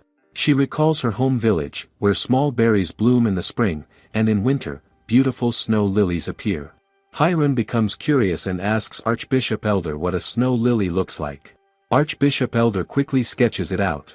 Hiron watches with amazement as the shape takes form. Bardic adds that if Hiron likes it, then using snow lilies or the small berries could be a good choice for the design. Hiron smiles at the idea. She begins to imagine something even bigger. She hopes to turn the entire city of Exendel into a place filled with flowers. Holly supports the idea, saying that if that is what Hiron wants, then people might start planting seeds as well. Could the city really change like that? Jean then reminds Hiron that the matter seems settled. She firmly tells her not to make excuses about staying behind. Hiron is shocked, wondering how Jean could guess what she was about to say. Without giving her a chance to resist, Jean grabs Hiron and pulls her along. Hiron complains as she is dragged away, saying she is still talking and asking for more time to rest. But Jean does not slow down. As they leave, Archbishop Elder watches them with a gentle smile. He quietly reflects on Hiron's wish to turn Exendel into a floral paradise. It is an ambitious dream, yet he finds himself looking forward to seeing it come true. At the dining hall, Hiron is eating her meal, but her attention keeps drifting to the small portion of fruit in front of her. She complains that they do not get much fruit at all, since each person is limited to just one, and even that one is only about the size of a ping-pong ball. The thought lingers in her mind as she looks at it. Is that really enough to satisfy anyone? Holly responds calmly, explaining that the food situation in this place is not very good. She admits that she also wishes she could eat more fruit, and that simple statement makes Hiron pause. Hiron turns and stares at Holly, her expression unreadable for a moment. Why would Holly say something like that so casually? Seeing the look on Hiron's face, Holly quickly corrects herself. She explains that she does not mean it in a selfish way, but that she wishes everyone could eat as much as they want. She tries to make it clear that her earlier words were not just about her own desire, but about everyone's situation. That explanation softens the tension, and Hiron slowly calms down as she accepts what Holly means. After that, Hiron shifts her focus and turns to Jean. She says that she wants to eat a jewelry apple and wonders if such fruit does not grow in the south. The idea of it seems to excite her a little. Jean explains that the jewelry apple only grows in the north, near the capital, so it is not something they can easily find here. Still, she adds that there are fruits in the south as well, such as grape pears. However, she notes that they have not been growing much in recent years. Instead, the fruits that are more commonly available now are mini berries and raspberries. Does that mean the variety of fruit has been shrinking over time? Hiron listens carefully and then asks if there are any other fruits worth trying. She seems genuinely curious, as if she is already imagining the taste of something new. Jean pauses to think about it, taking a moment before answering. In the end, she admits that it might be better to ask a farmer directly, since they would know more about what is currently available and worth eating. That suggestion feels practical. Hearing that, Hiron quickly agrees and says they should go together to ask after she finishes eating. The idea of going out in search of delicious fruit lifts her mood. It almost feels like a small adventure waiting to happen. But as soon as Holly hears that Hiron plans to go out, she reacts with concern. She asks if Hiron means going to the farm, and then explains that she has been there herself for work-related reasons. Based on her experience, she warns that it is not a place meant for casual visits or playful wandering. That warning surprises Hiron, who did not expect such a serious reaction. For a moment, the simple plan begins to feel more complicated than she thought. Is the farm really that strict? Before the situation can grow tense, Jean steps in and redirects the conversation. She explains that Hiron already has other duties to take care of, so it would be better to leave the farm visit for another time. With that, she begins listing Hiron's schedule for the day. Hiron must start with her morning prayer, then rehearse for the ceremony. After that, she will have lunch, followed by reciting the Holy Scripture at the church. Later, she is expected to have tea with the nobles and also meet with the Margrave. The list continues, and it seems there is still more to come. As Jean keeps going, Hiron suddenly bursts into laughter. The sound feels light, but there is something else behind it. Inside her thoughts, she cannot help but feel a bit sorry for herself. Nothing has really changed for her, even after coming to the south. Her days are still filled with duties and expectations, leaving her with no time to truly rest. All she really wants is something simple, like eating delicious food and getting enough sleep. Is that too much to ask? At that moment, Hyron begins to realize that if she wants even a little freedom today, she may need to be a bit clever about it. The thought settles quietly in her mind as she continues her meal, already thinking ahead about how to handle the day's work. Because of everything that has been said, Hyron suddenly comes up with an idea. She claims that she forgot something in her room and needs to go back for it. The excuse comes out quickly, almost too quickly. But Jean is not convinced at all. She looks at Hyron carefully and asks what exactly she forgot, already aware that Hyron usually does not carry anything around with her. From Jean's point of view, the answer is obvious. It feels more like Hyron is trying to escape again than actually retrieve something. What else could it be? Hyron finds herself unable to respond. She hesitates, and that silence alone gives her away.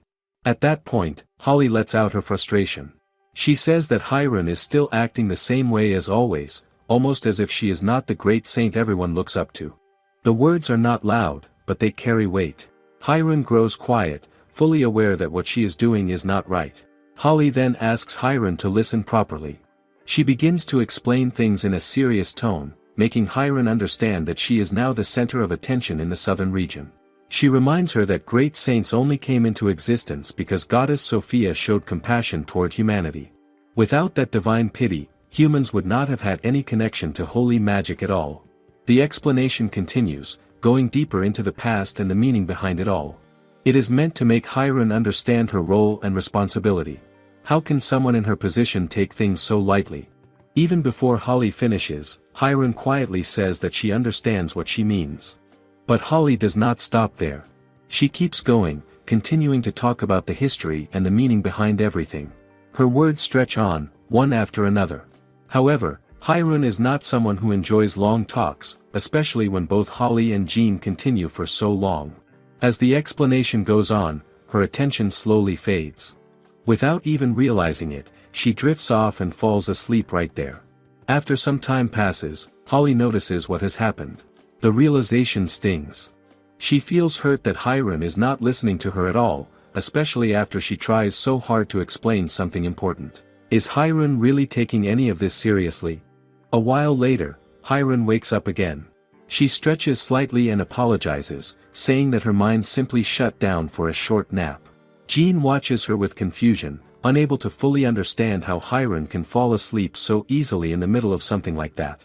Instead of dwelling on it, Hyron turns back to Holly and casually asks if she can continue the story later, perhaps before bedtime, since it might help her sleep well. The suggestion feels light, almost careless. Holly responds in a flat tone, saying that even without any story, Hyron would fall asleep in just a few seconds anyway. That simple reply makes it clear that Holly understands her all too well. Hearing that, Hyron realizes just how accurately Holly sees through her habits. Trying to move forward, Hyron turns to Jean again and asks about their plan for the day. She wants to confirm if they are still going to the farm. Jean remains firm and reminds her that she still has work to complete before anything else. Hyron immediately objects, saying that she has already requested a paid vacation. The term sounds out of place in this setting. Jean pauses and asks what a paid vacation even means. The idea itself seems unfamiliar to her. Meanwhile, in Hyron's mind, it simply means getting permission to go to the farm without any restrictions. Can something like that really apply here? Time passes, and about a week later, Hyron is staying at the church. Each day, the repairs continue steadily. The progress is clear to see. Although the roof still has several holes that let light pass through, all the fallen rubble has already been cleared away. The space feels more open now. The outer wall is also being rebuilt, with St. Quartz already making up about 20% of it. It is only a matter of time before the entire wall is replaced. The change is slow, but it is certain. One morning, Jean comes to wake Hyron as usual, but she is surprised to find her already awake. That alone feels unusual, since Hyron rarely wakes up early on her own. They greet each other, and the atmosphere feels a bit different from usual. Then, without warning, Hyron compliments Jean, saying that she looks very cute that day. The sudden praise catches Jean off guard. It makes her wonder what is behind this unexpected enthusiasm. Why is Hiron acting like this so early in the morning? Hiron quickly reveals the reason. She explains that she is going to the farm that day to help her friend Holly. The excitement in her voice is clear. She urges Jean to hurry so they can get ready and leave as soon as possible. Her energy feels completely different from before, almost as if she has been waiting for this moment. However, when Jean sees the bright expression on Hiron's face, she feels the need to remind her of something important. She tells her that they are only going there to work, not to have fun. That is the only reason Miss Wanda has given her permission in the first place. The reminder settles the mood slightly. Hiron says that she already understands, explaining that she truly wants to help Holly while also taking the chance to meet the farmers. In her mind, it feels like she can accomplish two things at once that way. She then asks Jean if she is not happy about leaving the city for a while. Jean replies that she is indeed happy, even if her expression does not clearly show it. As she gently helps Hiron brush her hair, she mentions that her home village used to grow many kinds of fruit, and because of that, she is quietly looking forward to seeing the farm in the south. Could this trip mean more to her than she lets on? Before long, they set out in their cart and make their way to the farm. The journey does not take much time, and soon they arrive. From the moment Hiron steps into the area, she can feel how calm and peaceful it is. The air carries the scent of plants and soil, something fresh and natural. She had always assumed that Exendel would smell smoky no matter where she went, but this place feels completely different. Is this what she has been missing all along? When Holly sees them, she immediately questions why Hiron has arrived late. Hiron greets her first, but the tone of her voice gives something away. Holly quickly notices that she sounds like someone who has just woken up, and she asks if Hiron has been sleeping in the carriage. As it turns out, Holly is right. Hiron admits that she did sleep during the ride, explaining without hesitation that Jean's thighs were very comfortable. She even goes further to say that she is already planning to use her own thighs for comfort on the way back. Holly reacts with clear frustration, feeling that Hiron has not changed at all. But instead of backing down, Hiron says she wants to correct herself. She casually adds that she might use Holly's thighs instead on the return journey. Holly quickly points out that such a correction is unnecessary. Still, Hiron continues, describing Holly's thighs as soft, comparing them to Southern Castella cake that she once bought from a backstreet stall. The moment the words leave her mouth, Holly is shocked. It is then that Hiron realizes she has said something she was not supposed to reveal. She pauses, aware that she has slipped up. Jean, however, has already understood the situation. She confronts Hiron, reminding her that she should not be openly eating snacks from street stalls, especially given her position as the great saint. The expectation placed on her is clear. Hiron quickly tries to explain herself. She says that she was in disguise when she went to eat the cake. Hearing that, Jean pieces things together and assumes that Hiron must have worn the civilian clothes she received from Thomas at the bedding store. Hiron confirms this and explains that when she wears those clothes, she feels just like a normal person. For a moment, it sounds convincing. But Jean does not accept that reasoning. She firmly states that no matter what Hiron wears, people will still recognize her. According to her, Hiron naturally stands out, and there is no way to completely hide that. Holly agrees with this, adding that the only person who might fail to recognize Hiron would be blind Jaja. The point becomes clear. There is no such thing as a perfect disguise, and anyone who stays silent is simply choosing not to say anything. Is Hiron really fooling anyone at all? Since Holly now knows about the situation, she mentions that she will report it to Miss Wanda as usual. However, Hiron quickly tries to stop her by offering her a piece of Southern Castella cake as well, suggesting that they keep it a secret between them. The offer is tempting, and Holly is visibly surprised that Hiron would even think of such a thing. Still, she reminds Hiron that saints are supposed to live modest and simple lives. She goes further, pointing out that Exendel has been struggling with food shortages, yet Hiron still goes out to buy sweets for such a trivial reason. Even so, Hiron does not stop. She keeps describing how delicious the cake is, saying that eating it alone feels almost like heaven. The description lingers in the air, making it harder to ignore. Holly tries to hold herself back, insisting that they cannot give in to something like that. But Hiron continues to tempt her, even lowering her voice as she suggests that if they visit the stall together, the kind man there would surely give them some. In the end, Holly gives in, though reluctantly. She says that she will overlook it just this once. Hiron thanks her with clear satisfaction. Then Holly shifts back to the matter at hand and asks if Hiron truly intends to help with the work, since it still feels like she might have come just to play around. Hiron answers sincerely, saying that she really is there to help. That answer surprises Holly, and for a moment, she accepts it. Holly then tells them to follow her and begins walking ahead with a serious expression. Her attitude changes completely as she enters work mode. Seeing this, both Hiron and Jean feel a bit uneasy. They can tell that Holly is no longer joking around. What kind of work is waiting for them?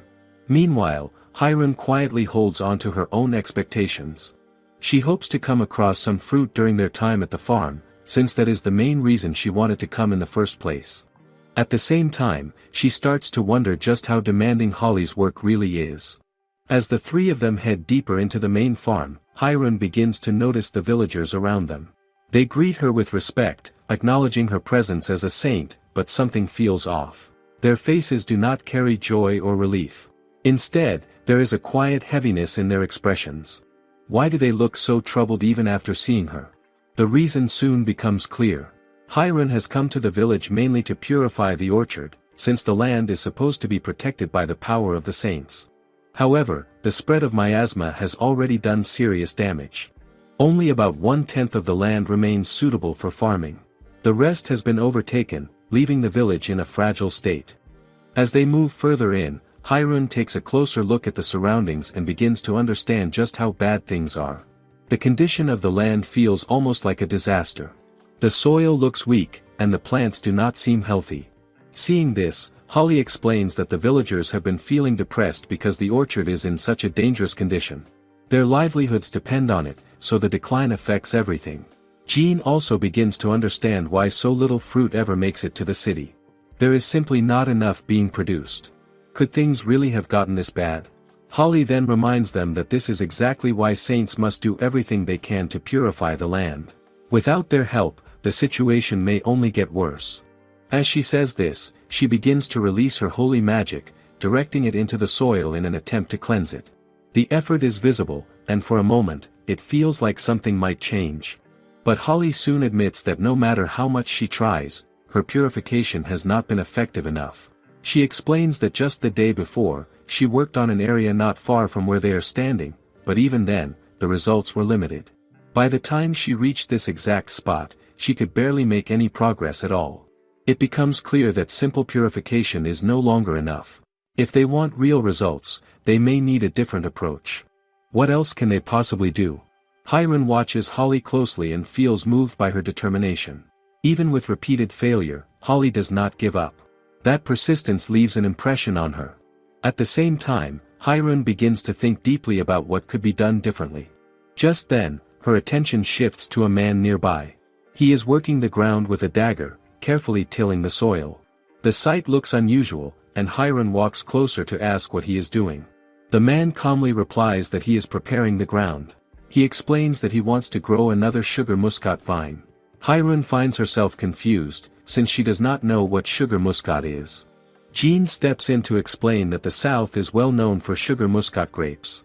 She describes them as soft, fragrant, and extremely sweet, sometimes even forming sugar crystals because of their richness. The way she speaks makes the fruit sound almost special. But what must they taste like? However, the man continues, explaining that sugar muscat has stopped growing because of the miasma. It has already been 5 years since they last harvested any from their land. Even so, he says he has no intention of giving up. He wants to be able to feed his grandson with those grapes again someday.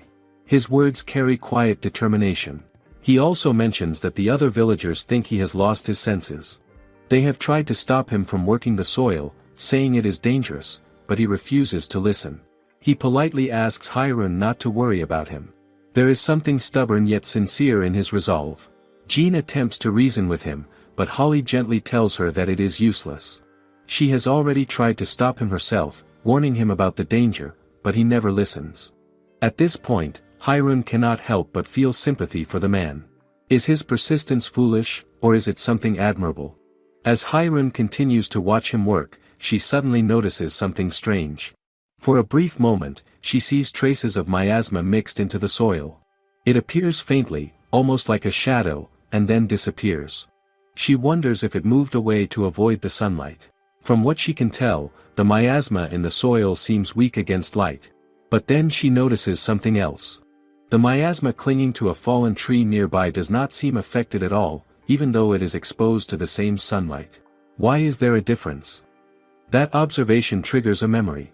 Hiron recalls something from Miss Wanda's lecture. There was mention of a special type of miasma that contains a core. According to that explanation, even if part of it is separated, it will eventually return and merge back with its main body, becoming whole again. The thought settles in her mind as she looks at the land again. Could this be the reason their efforts have not been working? With that realization in mind, Hiron turns to Holly and says she wants to try something. She then asks the man to step back a little, giving her space as she kneels and places her hand on the soil. The moment she does this, both Holly and Jean grow uneasy. The ground around her is filled with miasma, and the sight alone is enough to cause concern. What exactly is she planning to do in a place like this? Without hesitation, Hiron releases her holy detection magic into the ground. The energy spreads quietly, searching beneath the surface. Seeing this, Holly becomes upset again, scolding Hiron for using such power without explaining herself, especially in front of the man who is already frightened by everything happening. The tension rises for a moment, but Hiron remains focused. Through her detection, she discovers the real problem. Beneath the soil are multiple clusters of miasma, each one containing its own core. These clusters are not isolated. They continue to feed the corruption above ground. It becomes clear that unless every single cluster is purified, the orchard will never recover. The issue is far deeper than it first appeared. Could this be why all their previous efforts failed? Hiron quickly forms a plan. Instead of only purifying the surface, she decides to send her holy magic directly into the ground. She shapes it into small, star-like lights, guiding them downward like tiny explorers moving through unseen paths. One by one, the lights sink into the soil, spreading out as they begin their work. The sight amazes everyone watching. The man, in particular, is completely stunned. To him, it almost looks like tiny figures are entering the ground. Unable to hold back his curiosity, he asks Hiron what she is doing. Hiron explains calmly that there are large clusters of miasma hidden underground, and they must be removed completely so that the corruption stops rising to the surface. Hearing this, Holly is shocked. The idea that such a major cause has been overlooked weighs on her. She begins to reflect on it, momentarily lost in her thoughts. But Hiron quickly calls her back, reminding her that this is not the time to drift away. Instead, she urges her to focus and help stop the spread of what she calls the evil roots beneath them. The situation demands action. Not long after, something begins to happen. Thick streams of miasma suddenly burst out from the ground in large amounts. The sight is overwhelming. Even Hiron is taken aback, as she did not expect the buildup to be this massive. It feels as if they have released something that has been trapped for a long time, almost like a geyser erupting from beneath the earth. How much of it has been hidden all this time? As the surge settles, Hiron expresses her gratitude to Jean. Jean then asks if the miasma has truly been removed. Hiron confidently replies that it has, showing the calm assurance expected of someone in her position. Still, she knows the work is not completely finished. She turns to Holly and says she will need her help with another cluster. Holly immediately understands what is required and acts without hesitation, using her own power to destroy it. Jean watches this and feels impressed by how quickly Holly responds. After that, Holly declares that she will take charge of things from there. Her seriousness returns fully, and her dedication to the task becomes clear. Hiron observes her and cannot help but notice something beneath that determination. It feels as though Holly truly wants to see the fruits return, even if she pretends otherwise. Hiron already understands her well enough to see through that. Without wasting time, Holly goes to meet the two soldiers who came with them. She instructs them to gather the others and guard all the entrances between the village and the orchard. Her goal is clear. They must ensure that no miasma enters the village again. The responsibility is heavy, but necessary. Will these measures finally protect the land for good? Meanwhile, Hiron turns back to the man and asks for his help. She asks him to use his dagger to dig into the soil while she continues with the purification, so that together they can restore the orchard. The man, still filled with awe from everything he has seen, eagerly agrees. He even tells her to leave it to him and immediately begins working with great energy. Hiron steps back for a moment, allowing him to take the lead, but as she watches him, she notices that he is pushing himself too hard. She gently tells him to slow down, reminding him not to exhaust himself. After all, if he wears himself out, who will continue the work? At the same time, Jean decides to help in her own way. She firmly states that she will not allow even a single speck of dirt to touch Hiron. She stays close, carefully watching over her, doing her best to keep her clean despite the messy work around them. On the other hand, Holly is still troubled by what she has learned. The fact that the miasma has been hidden underground all this time weighs heavily on her. She feels frustrated that she did not notice it earlier. Now that she knows the truth, she becomes even more determined, saying to herself that she will not let it continue causing trouble. With their roles set, Hiron and Holly begin working together on the purification. Time passes steadily as they continue. What starts in the afternoon stretches on without pause. Hiron remains focused, pouring her energy into the task, even as fatigue begins to catch up with her. From noon until evening, she keeps going. She knows she is tired, but she refuses to stop halfway. There is a sense of responsibility pushing her forward. It feels like something she carried over from her past life, a habit of finishing what she starts no matter how exhausting it becomes. Still, should she not have taken a break somewhere along the way? Eventually, the work comes to an end. By that point, Hiron feels completely drained. All she wants now is something simple. She asks only for dinner, a bath, and some sleep. This time, Holly agrees without hesitation, admitting that she feels the same way after such a long day. As they settle down, Jean suddenly apologizes to Hiron. Despite her earlier promise, Hiron has ended up completely covered in dirt. Jean expresses regret, saying she will try even harder next time to keep her clean. Hiron, however, is more surprised than upset. She is impressed by how energetic Jean has been throughout the entire day. Even Holly points it out, saying that Jean's stamina is remarkable, especially after working for so long without slowing down. Is she ever tired at all? Jean quickly shakes her head at that idea. She explains that she does get tired like anyone else, but today just happens to be a day when she still has energy left. Her response feels honest and grounded.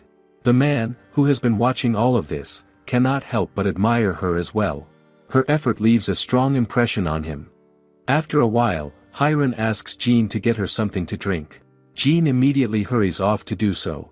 However, it is not long before she comes running back, clearly excited. She says she has something important to show them. Hiron looks at her, curious about what could have caused such urgency. What could it be? Jean then reveals it. In her hands is a sugar muscat vine, and she explains that it has already started growing. The sight stuns everyone present. Hiron is left speechless, unable to respond right away. The man cannot believe it at first. He steps closer, examining it carefully with his own eyes. When he finally confirms that it is real, he is overwhelmed. To him, there is only one way to describe it. It feels like a miracle. Even Holly turns to Hiron, asking what exactly has happened. But Hiron can only answer honestly. She says that she does not remember doing anything specific to the grapevine. Later on, Hiron begins to wonder if perhaps one of her small star-like clones did not fully focus during the purification. The thought lingers in her mind as she reflects on what just happened. Could one of them have been careless, or is there something she is missing? As she is still thinking about it, something unexpected happens. The vine suddenly cracks, and right before their eyes, the sugar muscat begins to grow rapidly. It expands into a full tree, and within moments, fruits start to blossom on its branches. The sudden change leaves both Holly and Jean in shock. How can it grow so quickly, and even bear fruit at the same time? Hiron, however, looks at it differently. Instead of thinking it was a mistake, she begins to wonder if her little clone actually understood what she wanted all along. If that is the case, then it was never slacking at all. Perhaps it was simply acting ahead of her expectations. The man can barely believe what he is seeing. He stares at the tree, his eyes wide with disbelief. To him, those fruits are unmistakable. They are truly sugar muscat. The same fruit he has not been able to grow for years now stands right in front of him. Is this really happening? Holly, on the other hand, quickly shifts her focus to something else. She begins to wonder what the fruit tastes like. The curiosity is clear on her face. Seeing this, Hiron asks the man if they can taste one of the fruits. Without hesitation, the man agrees, still overwhelmed with gratitude and excitement. Just as they are about to eat, Jean reminds them that their hands are still dirty from all the work. Since her own hands are clean, she offers to feed them instead. She picks a fruit and gently feeds it to Hiron first. The moment Hiron tastes it, her reaction is immediate. She is surprised by how sweet it is. The flavor is rich yet refreshing, and the texture has a pleasant crunch.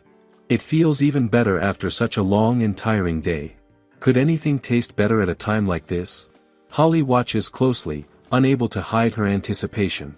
She asks Hiron how it tastes, and Hiron replies that it is truly delicious. Hearing that only makes Holly want to try it even more. Hiron then asks Jean for another one, saying that nothing compares to a sweet treat when she is tired. She continues asking Jean to feed her again and again, enjoying each bite without pause. In the process, she completely forgets about Holly. Watching this, Holly finally reaches her limit and speaks up, saying that she wants one too. Jean quickly turns to her and feeds her as well. As soon as Holly tastes the fruit, she understands. The sweetness spreads instantly, and the flavor feels almost unreal. It is as satisfying as Hiron described, if not more. For a moment, everything else fades away, replaced by the simple joy of the taste. After that, Hiron turns to Jean and tells her to try some as well. Jean thanks her and takes a bite, joining them in sharing the moment. The man watches all of this with deep emotion. He expresses his gratitude, saying that he has found a new appreciation for life. At that moment, he realizes that the land may once again be able to grow many kinds of fruit. The hope that he had held onto for so long is finally becoming real. Overcome with emotion, he wipes his face with his sleeve. However, when he lowers his hand, his face ends up covered in mud. The sight is unexpected, and Hiron bursts into laughter, pointing out how funny he looks. The man, still smiling, does not mind at all. He even jokes that the mud makes him look more handsome. Then he suggests that the girls should clean themselves up as well. He offers to prepare hot water for them at his home, showing his appreciation in a simple but heartfelt way. Hiron considers the situation. She knows that she could easily remove all the dirt using purification magic, but she feels that a normal wash would be far more refreshing after such a long day. At the same time, she realizes that washing their clothes properly might be difficult in this place, so she decides to use strong purification magic just for the clothes. Just as things begin to settle, Jean reminds Hiron that even though their work at the farm is done, they still have responsibilities left. She points out that they need to place a barrier over the city. Hearing that, Hiron recalls it as well, but she does not seem worried.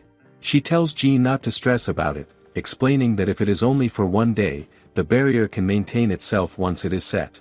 This explanation surprises both Holly and Jean. The idea that magic can function on its own is something they have not considered before. Holly immediately questions how such a thing is even possible. In response, Hiron calmly explains that the secret behind it lies within the church itself. Hiron then goes on to explain things more clearly. She says that inside the church, there is a 40-layer magic circle engraved into the floor. This circle is designed to amplify holy magic to its highest level. On top of that, the statue of the goddess within the church can store a large amount of magical power. All of this was explained to her earlier by Archbishop Eldariah, and she has simply been making use of that knowledge since then. Because of this setup, even though the church is still under repair, it remains fully functional. Hiron explains that she is able to schedule the barrier in advance, allowing it to activate and maintain itself for a period of time. She compares it to setting something to run on its own, like a recording that plays without needing constant attention. With that in place, she reassures them that there is no need to worry, and that they can even relax in the village for a while. Is it really possible for something so important to run without direct control? Holly looks confused and asks what a television is, clearly not understanding the comparison. Jean also seems unsure, as the idea does not match anything familiar to her. Even if the example is unclear, Holly still understands one thing. The church itself is an incredibly important asset, and its role in all of this cannot be ignored. At that moment, one of the soldiers approaches and announces the arrival of Miss Wanda. He explains that she has come to see them and appears very concerned. He also relays her request for them to return as soon as possible. Hearing this, Hiron begins to wonder if she has caused Miss Wanda to worry again. Jean reassures her, explaining that Miss Wanda is always concerned about her anyway. With that, Hiron agrees that they should leave quickly. Even so, she mentions that there are still some finishing touches to be done in the village. Jean pauses at that and wonders what she means by that. What could possibly still be left to do after everything they have already accomplished? In Hiron's mind, the answer is simple. She recalls what she once did at the capital and decides to apply the same idea here. Before acting, she thanks the man once again for the delicious sugar muscat he shared with them earlier. Then she begins. As she channels her power, she supplies nutrients across the land. The effect is immediate and astonishing. Trees that once looked dead begin to recover. Branches fill out again, leaves return, and fruits begin to grow all over them. The entire orchard transforms before their eyes. Holly watches closely and realizes that this is similar to what happened with the jewelry apple tree before. Could this really be happening across the whole orchard? The villagers soon notice the change. One by one, they gather and look around in disbelief, their expressions shifting from worry to joy. They begin to ask if this is the work of the great saint. The old man, who witnessed everything from the beginning, confirms it with certainty. To him, there is no doubt that this is a miracle brought about by Hiron. Jean stands there, completely amazed. Even she did not expect the orchard to recover so fully and so quickly. The scale of the transformation leaves her speechless. Holly, seeing the villagers smile again, feels a deep sense of relief. She turns to Hiron and thanks her sincerely for helping that day. The gratitude is genuine, coming from everything she has witnessed. Hiron listens quietly. In that moment, she reflects on her past life, remembering how she never really had a single friend. Now, things feel different. She understands what it means to have someone by her side, someone she can support and be supported by. Because of that, she feels certain that she wants to help Holly, not just as a saint, but as a friend. Is this the kind of life she has been searching for? With everything settled, they prepare to leave the village. They climb into their carriage and begin their journey back. Behind them, the orchard stands restored, filled with life once again. Without realizing it herself, Hiron has taken another step forward, marking the beginning of a new chapter in the quiet journey of the sleepy great saint. They have already returned to the church by the time night settles in. The day's work finally catches up with them, and the three of them lie down together as usual, quickly drifting into sleep. Everything feels calm and quiet. But deep into the night, at exactly 2 a.m., something unusual happens. Hiron begins to dream about baked potatoes. In her dream, they are about to burn, and she becomes restless, as if she needs to save them. The feeling grows so real that she suddenly wakes up, thinking it is already morning. But when she opens her eyes, she realizes the truth. It is still the middle of the night. Isn't that strange for her, especially since she has never woken up like this since arriving in this world? She slowly sits up from the bed, still a bit disoriented, then slips on her slippers. Holding her small staff, she quietly makes her way toward the goddess's statue. The silence of the night feels unfamiliar. She recalls that the last time she stayed up this late was back when she was still an apprentice. That memory lingers for a moment as she walks. As she nears the church window, something catches her attention. There is a smell in the air, something like burnt food. She pauses and looks outside, trying to find the source. Nothing seems to be on fire, and yet the smell is clearly there. Could it be coming from somewhere in the city? The scent bothers her enough that she knows she will not be able to fall back asleep. Her curiosity starts to grow.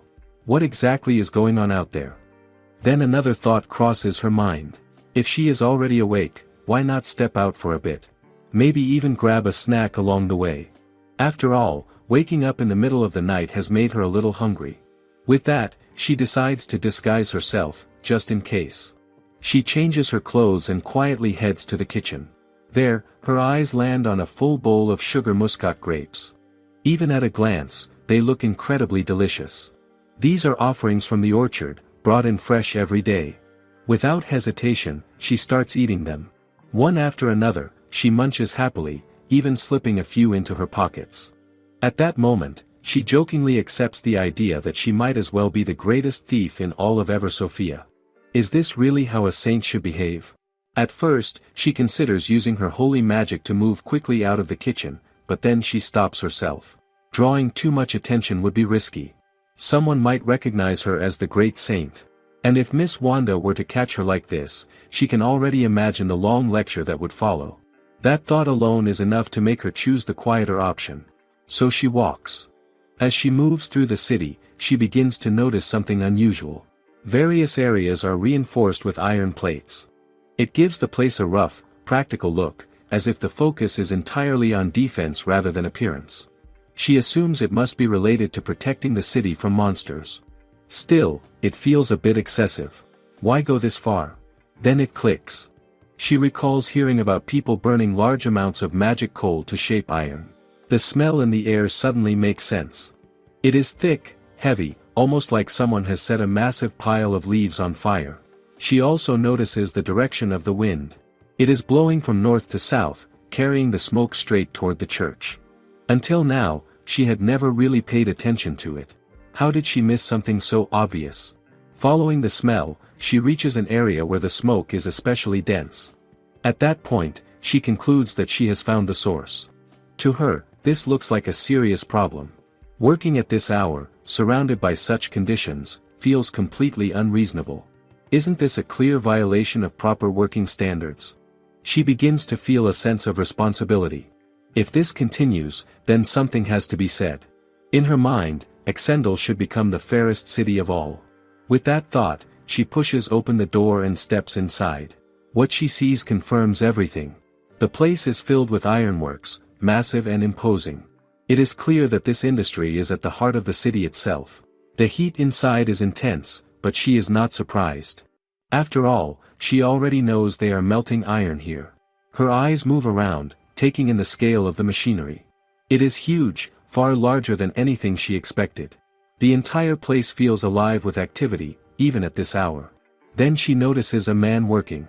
He is striking a piece of iron repeatedly with a hammer, fully focused on his task. Hiron watches him for a moment, confused. Why is he shaping it like that? The man does not even notice her presence. In her mind, the process seems unnecessarily complicated. If the goal is to shape the iron into something like a cube, wouldn't it be easier to just pour it into a mold? Why go through all that effort of hammering it by hand? The black smoke is awful, filling the ironworks, and the ventilation cannot keep up, causing it to build near the ceiling. The heat is intense, and Hiron feels how suffocating it is, wondering how the workers can endure this for so long. She notices the workers moving carefully around the glowing metal, some wiping sweat from their faces as they handle the iron. Just then, one man, who clearly seems to be the boss, asks the second group working to go on break. Meanwhile, the magic coal is not releasing very much smoke, which makes her think that perhaps it is the iron ore itself that is causing the thick black smoke. The smell is strong, and she takes a careful step back to avoid it.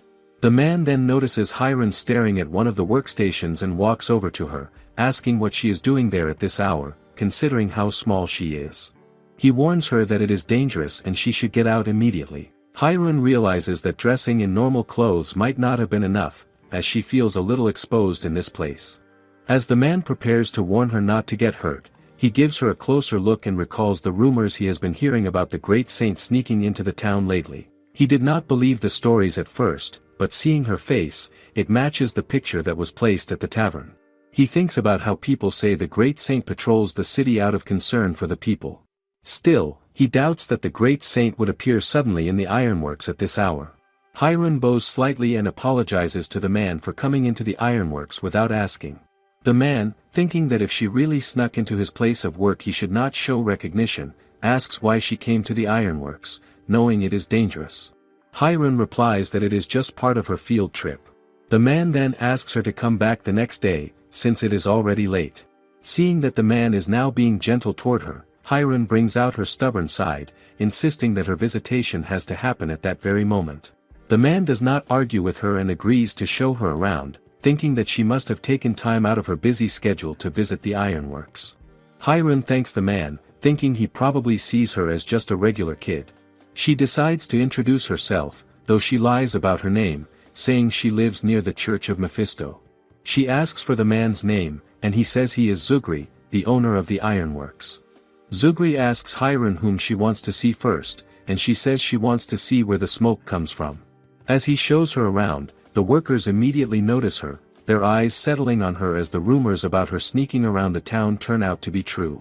Some of them feel that it is not really sneaking if she is there to look over their work, and they continue their tasks, casting curious glances at her from time to time. The man continues showing Hiron the workstations and offers her some water, suggesting she add a pinch of salt because of the smoke she has inhaled. Hiron is happy for the timely gesture, as she has been thirsty. As a small token of thanks, she dips her hand in her pocket and gives Zugri one sugar muscat grape. He is shocked and asks if she really means it. She reassures him that she has plenty and has been eating some on her way to the ironworks, so he can enjoy it too. Zugri eats the grape and sighs, saying it has been 7 or 8 years since he last tasted one. He remembers a time when the fruits were so common in the city, now rare and treasured. Hiron starts coughing from the heavy smoke, and the man urges her not to breathe too deeply, warning that long hours in the heat leave workers with burning lungs they cannot stop coughing from. He explains that most of the iron ore around the city is impure, and even after processing, its quality is poor. When shipped, it sells for very little, which forces them to work late into the night to meet demand. Hiron listens, realizing how unfair and harsh the working conditions are. The man adds that since the city now has a great saint, his workers have started smiling more, something rare before her arrival. Hiron feels uneasy at the mention of the great saint, aware of the attention it brings. Zugri expresses his sincere gratitude for the great saint's presence in the city. Hiron feels a wave of pity for the workers and wonders quietly if there is anything she can do to help them in such a difficult place. Even though it is already late at night, Malgar Ironworks is still loud, with heavy sounds and a strong smell filling the air. The noise reaches far enough to disturb Hiron's sleep. Instead of ignoring it, she decides to investigate the place herself. She goes undercover and uses the name Makura. What is really causing all that smoke? She meets Zugri and asks him about the smelting process. Does melting iron ore usually release black smoke? She wonders if the magic coal is the reason. However, Zugri explains that magic coal normally produces very little smoke. To show her, he brings out a piece of iron ore. Hiron looks at the ore closely.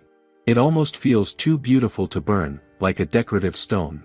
Still, she watches as Zugri places it into the furnace. Inside, she notices something unusual. Is that fire magic? Zugri confirms that she is right. He explains that the coal ignites after reaching a certain temperature and then continues burning for a long time. Hiron starts to think. If coal is not the problem, then could the issue be with the iron ore itself? She asks where the ore is stored, and Zugri takes her there. Workers are moving large boxes of iron ore using a crane. She notices that the ore is brought in from outside and points toward a fountain nearby. That is when she understands. The ore is washed before it is smelted. If it is used straight from the mine, it produces thick black smoke. Washing it with water is necessary, or the process cannot continue at all. She quietly accepts this explanation. But then something strange happens. Her body suddenly glows with light. She realizes that her protection magic has been triggered. Why now? There must be something harmful on the surface of the ore. She asks for a closer look, and Zugri allows it. Even though she is just pretending to be a curious girl wandering around at night, the workers do not stop her. She feels that the people here are kind. Still, the workers begin whispering among themselves. They seem convinced that she is actually the great saint. Hiron picks up a piece of iron ore, but it is heavier than she expects. Zugri helps her hold it, and she thanks him before using her detection magic. A glowing magic circle appears, filled with holy energy. One of the workers notices and tries to speak, but Zugri quickly tells him to stay quiet. As Hiron studies the ore, she sees dark particles clinging to it. She recognizes them immediately. It is miasma. The same dark presence, but thicker and more intense than what she has seen in the capital. Could this be the real cause of the smoke? She calls out to Zugri, but he avoids looking at her and pretends he has not seen anything. His reaction makes it clear that he is not very good at hiding the truth. Hiron also pretends not to understand what holy magic is, but the workers can tell she is only acting. She then says she wants to try something. It could improve the working conditions and even help everyone sleep better. That sounds important, does it not? Zugri does not fully understand, but she asks him to trust her. She tells everyone to turn around and close their eyes. Once they do, she quietly recites sacred words and purifies all the iron ore with her holy power. After she finishes, she asks them to turn back. The ores now give off a faint glow. Hiron casually says she has placed a secret charm on them and asks Zugri to try smelting them again. Zugri already knows what she has done, but he plays along and orders his men to proceed. The workers carry the purified ore into the furnace and begin the process. This time, something is different. There is no thick black smoke. The workers look surprised. Before, the smoke was always heavy, and many of them would cough while working. Now, the air is clear. Hiron realizes that she was right. The miasma attached to the ore was the true cause of the smoke. Zugri watches in silence, clearly shocked. He now understands. This is the power of the great saint. Zugri carries a heavy past. He recently loses his son to illness. The cause is said to be disease, but the truth feels closer than that. The air around the ironworks is thick and harmful.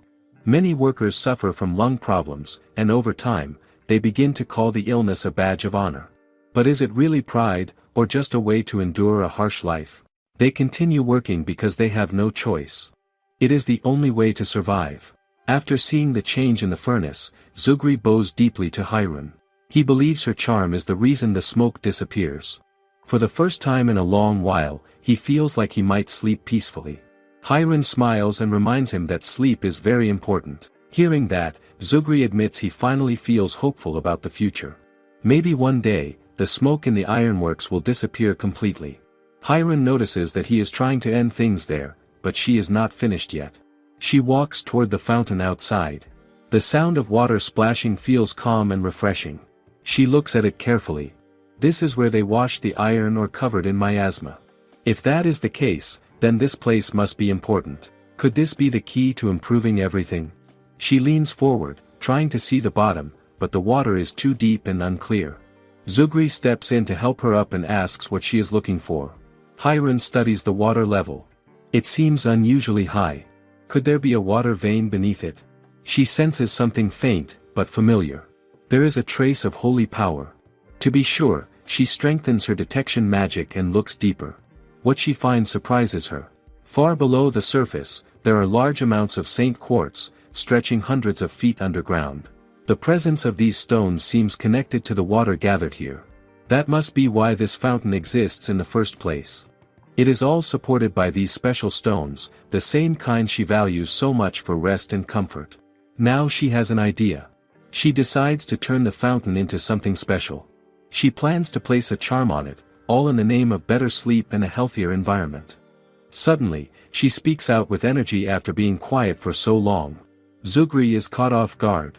He even wonders if she had dozed off while staring at the fountain. Hiron quickly denies it, insisting that she would never fall asleep while standing. She then notices that everyone is watching her. Why are they all staring? Zugri explains that they are curious about the charm she mentioned. That makes her pause. She quickly refuses to show it. It is a trade secret, after all. She asks everyone to close their eyes. The workers agree, though some of them exchange knowing looks. It is clear they already suspect who she really is. Still, they choose to be careful. No one says the words great saint out loud. And so, with everyone's eyes closed, Hiron prepares to work her magic once again. Hiron moves to the underground and begins to enchant the Saint quartz with holy purification magic. As she works, huge magic circles suddenly spread out, far larger than she expected. She quickly realizes her power is too strong. Will this reveal her as a great saint? The light grows intense. It shines so brightly that even people who shut their eyes can still feel it. Still, Hiron keeps going. She carefully adjusts the flow and makes sure the magic can last for many years. Then something changes. The fountain above suddenly stops flowing. The men nearby notice it at once. Is it because of those strange starry lights? One of them asks this, while another tells them to stay quiet and listen. Below, Hiron continues her work. She guides the starry lights into the Saint quartz, letting it absorb them. The light gathers and begins to act like a filter. Bit by bit, a system forms. The water is purified as it flows through the glowing quartz. Above, the men can feel the brightness and hear the rush of water building again. When Hiron finally finishes, she steps back, but her foot slips on the edge of the fountain. For a moment, she loses balance. Then Zugri catches her before she falls. She thanks him and notices he is already soaked from the water. Zugri looks at her with quiet understanding. He asks what kind of holy magic she just used.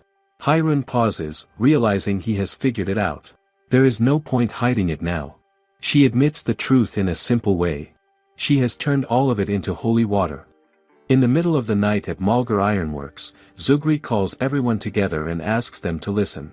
He brings Hirun forward and introduces her. She calls herself Makura, a traveling saint, and says she has something important to share. But the workers are not convinced. They have already seen the massive magic circle. Can something like that really come from an ordinary saint? It is obvious to them who she is. Hirun notices their reactions and understands they already have a clear idea. So what can she do now? She decides to lean into it and continue. She explains that a traveling saint is like a freelancing saint. The world is vast, and there are not enough saints to deal with all the miasma. Because of this, a special group was formed. These saints move from place to place, quietly helping while living among ordinary people. The workers listen with wide eyes, clearly impressed. Still, one of them wonders if it can truly be called secret when she is explaining it so openly. Hirun continues without hesitation. She says she focuses on the problems people face in each place, even the small ones. In this city, she has found the cause of the black smoke. Tiny traces of miasma cling to the iron ore. When the ore is smelted without being purified first, it produces the dark smoke. The workers begin to murmur among themselves. It makes sense to them. Zugri quickly asks them to calm down so they can hear the rest. Hirun reassures them that there is nothing to fear. The fountain now holds an almost endless supply of water. With it, they can create a safer place to work and finally rest well at night. Isn't that what they all want? She then tells them to wash the iron ore with the holy water before smelting it. The workers fall silent. They are stunned. Seeing their doubt, Hirun explains further. There has always been a layer of saint quartz beneath the fountain. That is why the water could already cleanse the ore a little. All she has done is allow the fountain to reach its full potential. This time, the mood shifts. The workers brighten with relief and joy. They begin to praise her, their voices filled with gratitude. Among them, Zugri lowers his head as tears fall down his face. He quickly brushes it off, saying it is just water from the fountain. But it is clear what he feels. He says he cannot thank her enough and insists on offering payment. At Malgar Ironworks, they take pride in their work and do not like to leave a debt unpaid. Hirun says she appreciates the offer, but saints are not allowed to accept money. Even so, she quietly admits to herself that she would not mind having some to spend. Zugri still insists that they cannot feel at ease without repaying her. Before the matter can go further, a worker calls out to Zugri and asks him to come and see something. What is it this time? They gather around a piece of iron ore. It shines with a bright, clear glow. Zugri stares at it in surprise and says it will sell for a very high price. When they strike the smelted ore, sparks burst out along with soft, star-like lights.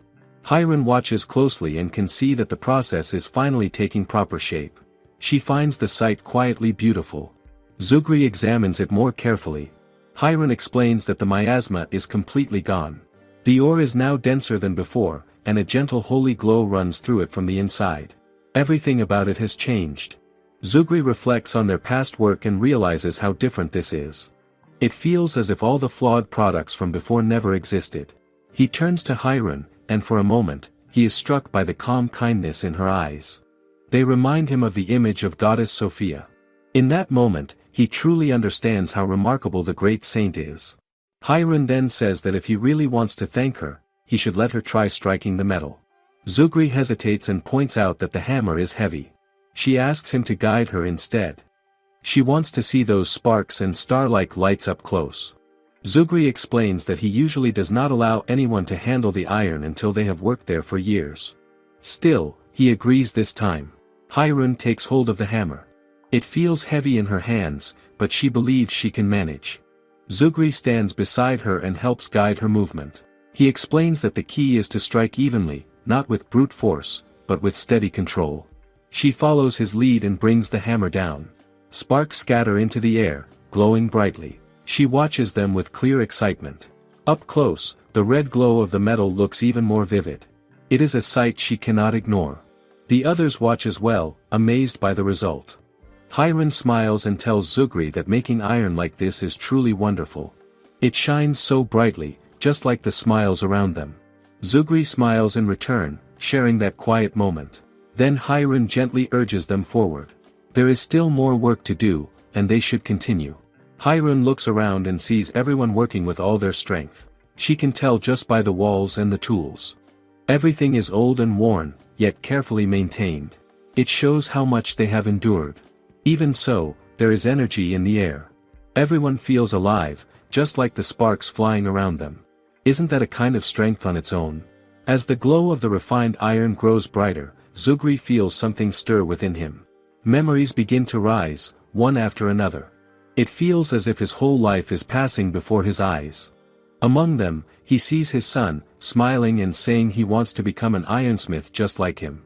Zugri reaches out in the memory and gently pats his son's head. But a painful thought follows. He remembers that his son died from a lung disease. So what is this? Is he dreaming? He questions it in silence. Why now? Why show him this, when the workplace has finally been cleaned and made safe? A quiet fear creeps in. Is his son trying to tell him that it is too late?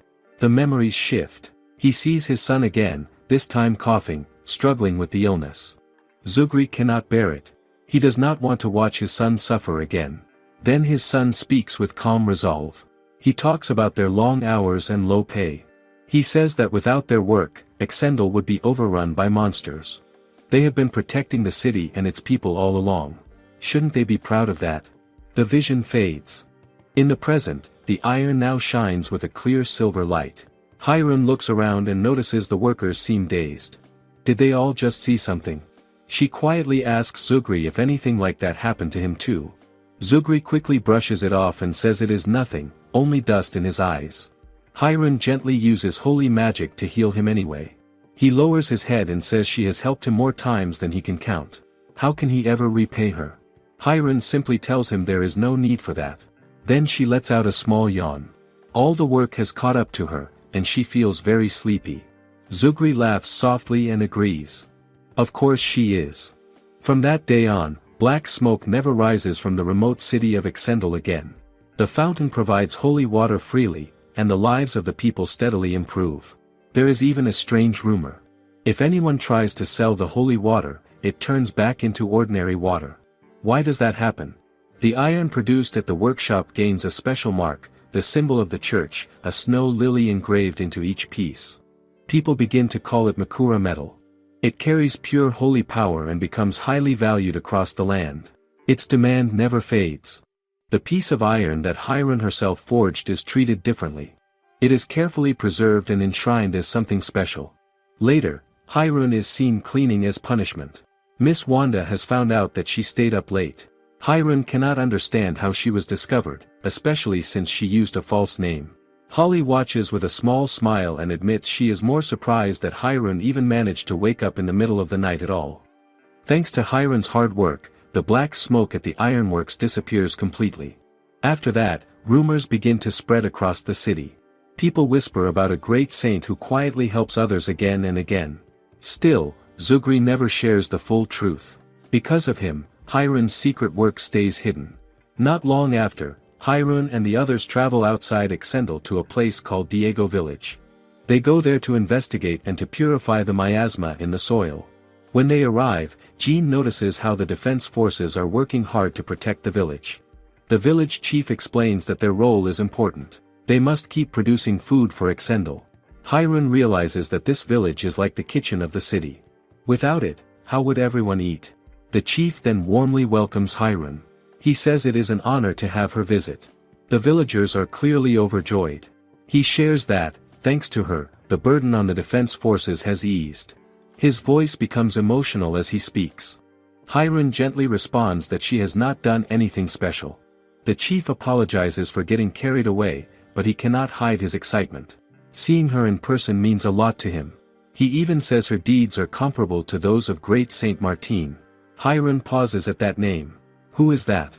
The chief explains that great Saint Martin once built the clock tower in Exendel. Hiron admits she has never heard of her. Holly lightly points out that Hiram must not have been paying attention when it was mentioned before. The chief does not mind. He says Hiram is still young, so it is natural she might not know. After all, it happened a long time ago. He goes on to describe the clock tower. At the top, there was a large bell. Its sound could be heard all the way to this village. He grew up listening to it ring every day and night. Hiram imagines it and wonders just how big the bell must have been. The chief becomes more animated as he speaks. He says he heard that great Saint Martin created the bell using holy magic. For some reason, its sound was very calming. There was even a saying that if someone wanted to argue with their wife, they should do it just before the bell rang. Why? Because the sound would calm them down. Hiram wonders if it could even help people fall asleep. The chief is not completely sure, but he believes it had some effect. Hiram thanks him, thinking it is useful information. Then Holly asks something important. If the bell was so famous, why has no one heard it recently? The chief's expression turns serious. He explains that the clock tower once stood in the center of the city. Because it stood out so much, it became the first target when monsters attacked. In the end, it was destroyed. Hiram talks about the bell melody and wonders if it helps everyone sleep better. If people can rest well, would their lives become a little happier?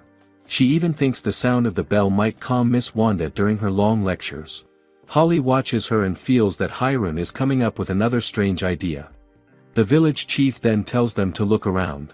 Even without the clock tower, the people are still smiling. Life continues, and it feels lighter now, thanks to everything Hiram has done. Hearing this fills Hiram with quiet joy. It makes her feel that all her efforts are worth it. After all, she receives her power from the goddess, and she believes it is her duty to give something back to the people. Her thoughts drift to her past life. Back then, she works without rest. Her phone keeps ringing late into the night. There are always complaints from clients, and her superiors keep pushing more work onto her. She never has the time to notice the small things around her. She simply moves from one task to another. But now, things are different. Now she can slow down and take everything in. Is this what peace feels like? She looks around again. The city of Exendel stands strong, covered in iron plates. At first, its rough appearance feels unfamiliar, but now she has grown to love it. She sees the effort behind every piece of iron, the care the workers put into shaping it. It is not just the iron that moves her. The houses, the cobblestone paths, the goods on display, all of it carries the touch of the people who built this place. Hiram realizes how much she truly likes this city. Exendel feels alive because everyone supports each other. That is how it has come this far. Holly notices her expression and wonders why she suddenly says something like that. Hiram simply smiles and says it just comes to her. Holly feels her face grow warm at that simple answer. Then Jean reminds Hiram that they still have work to do. There are more villages waiting, and some land still needs to be purified so crops can grow again. Hiram agrees, but she asks for a small detour first. It is not part of their mission, but she feels it is important. What could it be? Holly thinks for a moment and realizes where Hiram might want to go. Could she be heading to the place where the clock tower once stood, after hearing that story? They follow Hiram as she leads the way, saying they are almost there. But as they walk, Holly starts to notice something. This is not the direction of the city center. They are nowhere near the place they expect. Jean quietly watches and seems to understand what is happening. Soon, the truth becomes clear. Hiram's little detour is not about the clock tower at all. She stops in front of a bedding store called Valhalla South Branch. She explains that she has heard about a new product there and wants to try it out for herself. A sleep test, she calls it. A sleep test. Holly immediately gets upset and questions her. The clergyman with them exchange looks as they realize that the rumors are true. Hiram really is known as the sleepy great saint. Hiram tries to reassure them, saying it will not take long, but Holly stops her before she can go inside. She reminds Hiram about the broken clock tower and the story they just heard. Why drag everyone here for this instead? Hiram quietly tries to move closer to Jean, as if seeking help, and comments that Holly feels scarier lately. Jean calmly responds that once Hiram falls asleep, it is impossible to wake her for at least half an hour. Because of that, she advises Hiram not to attempt anything like that today. Realizing she cannot go inside, Hiram quickly comes up with another idea. If she cannot enter the store, then she will bless it instead. Without wasting time on long rituals, she skips parts of the usual process and casts her magic. A large magic circle spreads out, and gentle light like stars fills the area. In a short moment, she finishes. Holly looks at her, confused, and asks what she just did. Hiron explains that she has cast holy magic on the store. But Holly points out that it feels like more than a simple blessing. The power is too strong. Hiron admits that she did more than one thing. First, she purifies the entire store. Then she gives the workers relief from fatigue so they can stay active. She even makes it easier for them to fall asleep when they rest. After all, if they are too tired, accidents might happen. To be safe, she also boosts their luck just enough to give them peace of mind. But she does not stop there. She worries about the building itself, so she adds more layers of protection. She protects it from decay, keeps pests away, guards it against floods, strengthens it against earthquakes, and makes it resistant to heat. At this point, Holly can only stare. This level of protection feels greater than what a royal castle would receive. Hiron, however, sees no problem. She explains that the bedding store Valhalla is essential for rebuilding Exendel. If that is the case, then is it not worth protecting? Holly sighs and tells her that she is going too far. Still, she admits that it does not break any teachings, so she will not stop her. Even so, she warns that it is not right to favor one store this much. Thomas steps out of the store and warmly greets Hiron. Holly and Jean stare at him in surprise. He looks much younger than before. Is this also the effect of her holy magic? Hiron leans in and quietly asks if everything is ready. Thomas gives a small nod and says it will be done very soon. She seems satisfied and says she will return later. Holly watches all this and can only sigh. To her, Hiron feels like the most carefree great saint imaginable. Without wasting time, Hiron leads them away from the store. They walk until they reach a different part of the city. The mood there is heavier. Hiron looks around and notes how much damage the miasma and monsters have caused. The area feels worn down, almost forgotten. Not long after, Archbishop Elder arrives and greets her. He thanks her for coming all this way and mentions how their paths have not crossed recently because of constant travel. Hiron smiles and says she is glad to see him again. He then asks how she learned about the clock tower. Hiron explains that the chief of Diego village told her about it. She looks around and asks if this is the place where the great Saint Martin once built the clock tower long ago. Elder confirms it. He remembers it as something large and beautiful. But times have changed. He explains that they have been too busy fighting off the miasma to take care of it. The tower has been left in ruins for a long time. Hearing this, Hiron steps forward and asks if there is anything she can do. She says she would like to help rebuild the clock tower. Elder pauses for a moment, then admits that he had hoped she would say that. When he heard she was nearby, he quietly wished for her help, even though he feels a bit embarrassed to admit it as a clergyman. Still, he believes that the great Saint Martin would be pleased. With a serious expression, he asks Hiron if she would take on an important role. In the past, Martine herself made the bell, while the members of the Mephisto Church worked with the city's craftsmen to build the tower and place the bell at the top. This time, he asks Hiron to do the same. Hiron listens and then nods without hesitation. She tells him to leave the bell to her. It seems she already has an idea. Hiron and her friends are focused on rebuilding the clock tower that was destroyed by monsters, and the task feels both important and overwhelming at the same time. As Hiron spends some time thinking about it, she carefully considers what part of the tower she can contribute to the most. After a while, she shares that she has come up with an idea for remaking the bell of the clock tower. Even though her main concern is the tower itself, she chooses to begin with the bell, perhaps because it feels like a clear and meaningful starting point. Is it easier to rebuild something piece by piece like this? However, the tower is very large, and the scale of the work cannot be ignored. Jean gently reassures her not to worry too much about that part. She explains that she has already discussed the reconstruction plan with the stonemasons, and they have gladly agreed to take on the project. She continues by mentioning that architects, sculptors, woodworkers, and even clock makers have all expressed their willingness to help. The amount of preparation she has already done becomes clear, and it shows how seriously she takes this task. Hiron feels genuinely surprised by how much effort Jean has put in ahead of time. She has always known Jean to be diligent, but seeing this level of initiative still catches her off guard. It makes her reflect for a moment. Has Jean always been working this hard behind the scenes? Feeling both impressed and touched, Hiron introduces Jean to the others present, proudly referring to her as her amazing maid. Jean, however, feels a bit uneasy about being praised so highly. She believes she has only done what is expected of her as Hiron's personal maid, nothing more. Hiron already understands Jean's shy nature, and instead of pressing the matter, she simply finds her reaction endearing.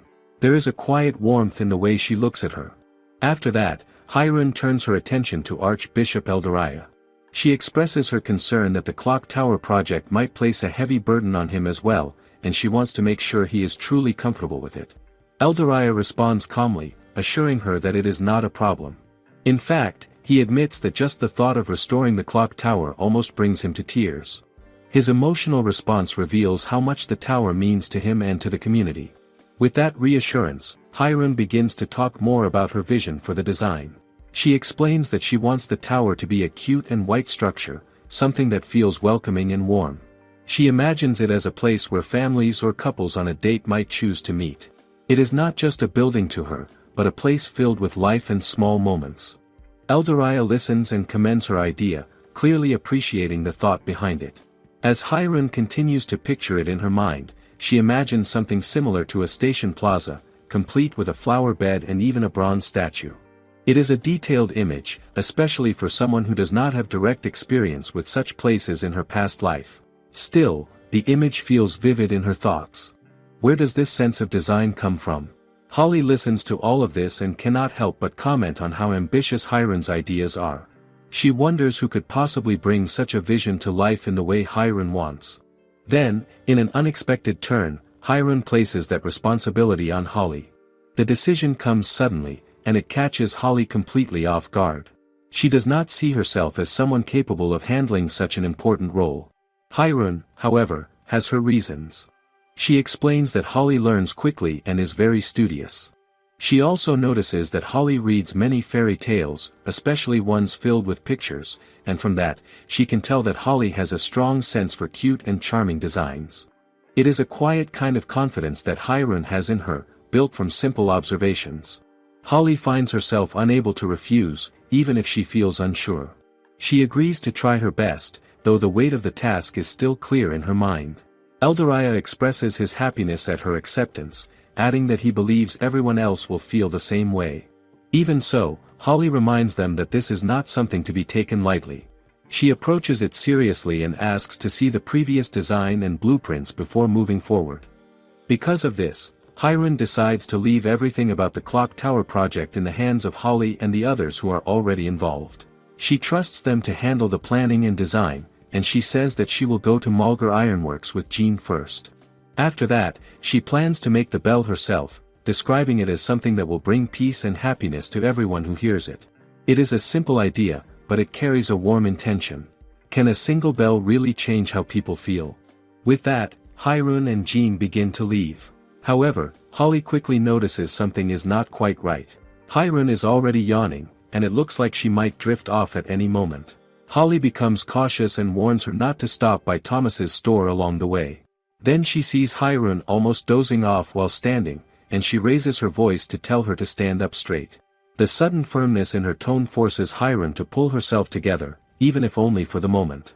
As they continue walking, Hiron quietly complains to Jean that Holly can be quite strict. She expects some kind of agreement, but Jean chooses not to respond to that comment. Instead, she calmly tells Hiron that they should stay focused on where they are going. Her response is steady and practical, guiding Hiron back to the task at hand. Not long after, they pass by Tanit's shop, and the smell of freshly prepared food fills the air.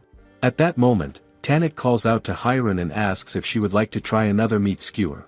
He explains that he is making a new kind, seasoned with spices from Exendel, and it seems he is eager to share it. Hiron looks at it and immediately notices how appetizing it appears. She even admits that the rich and pleasant smell is what woke her up, since she had been half asleep while walking. Is it really possible for food alone to bring someone back to their senses like that? Before she can act on her interest, Jean reminds her of the promise she made to Holly earlier about not getting distracted. Hiron, however, quickly finds a way around it. She points out that Holly only mentioned not stopping by Thomas's store, and did not say anything about the meat skewer stall. It is a small technical detail, but Hyron uses it confidently to justify herself. So she walks over to Tanit and tells him that she would like to have a Buddhist skewer, saying that she will pay using what she calls the Great Saint payment. The saints nearby hear this and feel confused, since they know she does not actually have any money. They begin to wonder how she intends to pay it all. Jean then steps in and explains that what Hyron really means is that she is relying on Tanit's kindness rather than offering real payment. At the same time, Hyron genuinely believes that by eating his food and showing how much she enjoys it, she is helping increase its popularity. In her mind, that is a form of value she can offer in return. With that thought, she takes a bite of the meat and begins to eat happily. She enjoys every part of it, and her expression clearly shows how much she likes the taste. Tanit watches her reaction and feels pleased. The way she eats makes it obvious that the food is good, and her honest enjoyment leaves a strong impression. Because of that, he offers another skewer, this time for Jean. Jean would normally refuse such an offer, but before she can do so, Hyron quickly steps in. She insists that she will help by giving it to her maid, and she takes the skewer herself. Without giving Jean much time to react, Hyron pushes the skewer toward her and ends up forcing it into her mouth. Jean does not intend to eat it at first, but the moment she tastes it, her reaction changes. The flavor surprises her, and she finds it unexpectedly delicious. Her expression softens, and she begins to enjoy it as well. It is a small moment, but it shows how easily good food can win someone over. Tanit thanks her for the honest reaction, appreciating the sincerity in her response. However, Hyron quickly interrupts and tells Jean that she is supposed to shout about how good the meat tastes. She explains that it is a tradition to do so when eating meat skewers. Jean looks confused and admits that she has never heard of such a tradition before. Is this really a custom, or is Hyron simply making it up? Even so, Hyron encourages her to join in, insisting that it will make the experience better. As Hyron loudly expresses her enjoyment, Jean does not follow in the same way. Instead, she continues eating quietly, fully focused on the taste. People around them begin to stare as Hyron and Jean continue their lively exchange, their behavior drawing attention because it feels almost like a small performance in the middle of the street. Some watch with curiosity, while others seem quietly amused. It is not every day that such a scene unfolds so openly. How often do people see the great saint acting like this? Before long, they arrive near the ironworks. The noise from outside carries into the workshop, and the workers inside begin to wonder what is happening.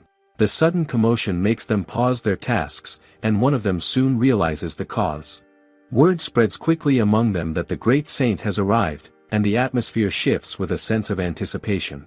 By the time Hyron steps closer, she notices how dark it has become and complains about it without much thought. Jean gently points out that it is already late because they stopped by many places along the way. The reminder is simple, but it explains everything. Hyron seems to accept it, even if she does not say much in response. As they enter the ironworks, Zugri comes forward to welcome her. Hyron quickly speaks, saying that she heard the freelancing Saint Makura did him a great favor. She presents it as something she learned from others, keeping her tone natural. However, Zugri responds in a way that shifts the perspective. He explains that it was actually Makura who helped them the most, and he expresses deep gratitude, as if he cannot thank her enough for what she did. What Hyron does not realize is that Zugri already recognizes her. He knows she is the same person who came before, only now she appears in a different role as the great saint. Even so, he chooses to play along for the moment. He then asks about her relationship with Makura, bringing up a question that Hyron expected but still finds tricky to answer. She understands that in his eyes, Makura and the great saint should be two different people, so she takes a moment to think carefully. How can she respond without revealing too much? In the end, she answers that Saint Makura is simply an acquaintance. She adds that Makura told her about what happened earlier, presenting the story as something she heard secondhand. Zugri listens, but he does not seem fully convinced, and he asks again if that is truly the case. Hyron confirms it once more, holding her position without hesitation. After that, Zugri shifts the topic and asks why she has come to their busy and sweaty workplace. Hyron answers honestly this time, explaining that she plans to restore the clock tower. The moment he hears this, Zugri reacts with clear approval. He says it is a wonderful idea and shares that he grew up listening to the sound of the bell. His words carry a sense of nostalgia, and it becomes clear how important the bell is to him personally. Hiron feels surprised hearing this. She begins to understand that the bell is not just part of a building, but something deeply tied to the memories of the people in Ixendel. If so many people cherish it, then the town truly cannot be complete without it. With that thought, she decides that she wants to create a bell that brings comfort, something gentle enough to soothe people to sleep. Motivated by this idea, she turns to the workers and asks if they can restore the bell together. Her words are simple, but they carry sincerity. The workers respond warmly, their expressions brightening as they cheer her on. Their support fills the space with energy, and even Jean feels emotional as she watches them. Seeing so many people believe in Hiron leaves a quiet impact on her. Is this what it means to inspire others?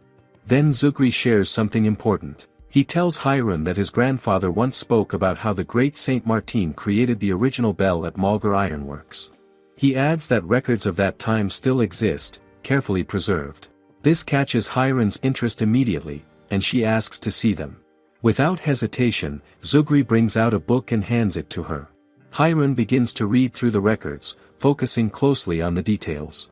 She discovers that great Saint Martin did not rely on ordinary methods. Instead, Martin used holy magic to shape the metal directly into a bell. The process is very different from what the workers might normally do. As Hiron thinks about this, a new idea forms in her mind. Perhaps she does not need the workers to cast the iron in the usual way. If she follows this method, she might be able to create the bell herself, shaping it directly from the metal with her holy magic. As Hiron reads through the records, she notices that bells can come in many different shapes. She looks at them carefully, taking her time. When she sees a round one, she pauses and thinks it looks cute. Still, she wonders if that is the kind of shape great Saint Martin preferred, or if there was another reason behind the design. She considers following Martin's style, thinking it might be the safest choice. But before she can settle on that, Jean asks what kind of sound her bell will make. The question catches Hiron off guard. She realizes she has not thought about the sound at all. How could she forget something so important? After a brief pause, Hiron answers that she just hopes the bell will sound beautiful. Jean responds calmly, saying she already believes anything Hiron makes will sound good. Her confidence is steady, and it makes Hiron aware of how much Jean trusts her. She feels she cannot let her down. As Jean continues to support her, Hiron's thoughts suddenly come together. An idea forms clearly in her mind, and she feels sure of it. Without hesitation, she hands the book back to Zugri and thanks him, saying it was helpful and that she now knows how to shape the bell. Jean looks at her in surprise. The decision comes so quickly, and she cannot help but wonder what Hiron has just figured out. Hiron begins with the creation of the bell by using her holy magic to form a small prototype, about the size of her hand. Even this simple attempt requires a great amount of magic power, and it is not as easy as it looks. The saints around her watch closely, and they are left in shock as they see the iron change before their eyes. It turns transparent for a moment and then takes on a completely different form. One of them quietly wonders what kind of material it has even become. They cannot hide their amazement at the level of Hiron's magic. Some of them begin to question if she has been holding back during her daily prayers, since what they are seeing now feels far beyond what they expected. Hiron, however, overhears their thoughts and understands the misunderstanding. In her own mind, she knows the real reason is much simpler. She has often been sleeping during those prayers. After finishing the small prototype, Hiron shows the shaped iron to Jean and asks her what it looks like. Jean takes a closer look, studying it carefully. Soon, she realizes that the shape resembles a snow lily, and the recognition surprises her. Hiron had already expected that Jean would understand, and she seems pleased that her guess is correct. She casually offers Jean a reward, saying she will give her a coupon for a shoulder massage.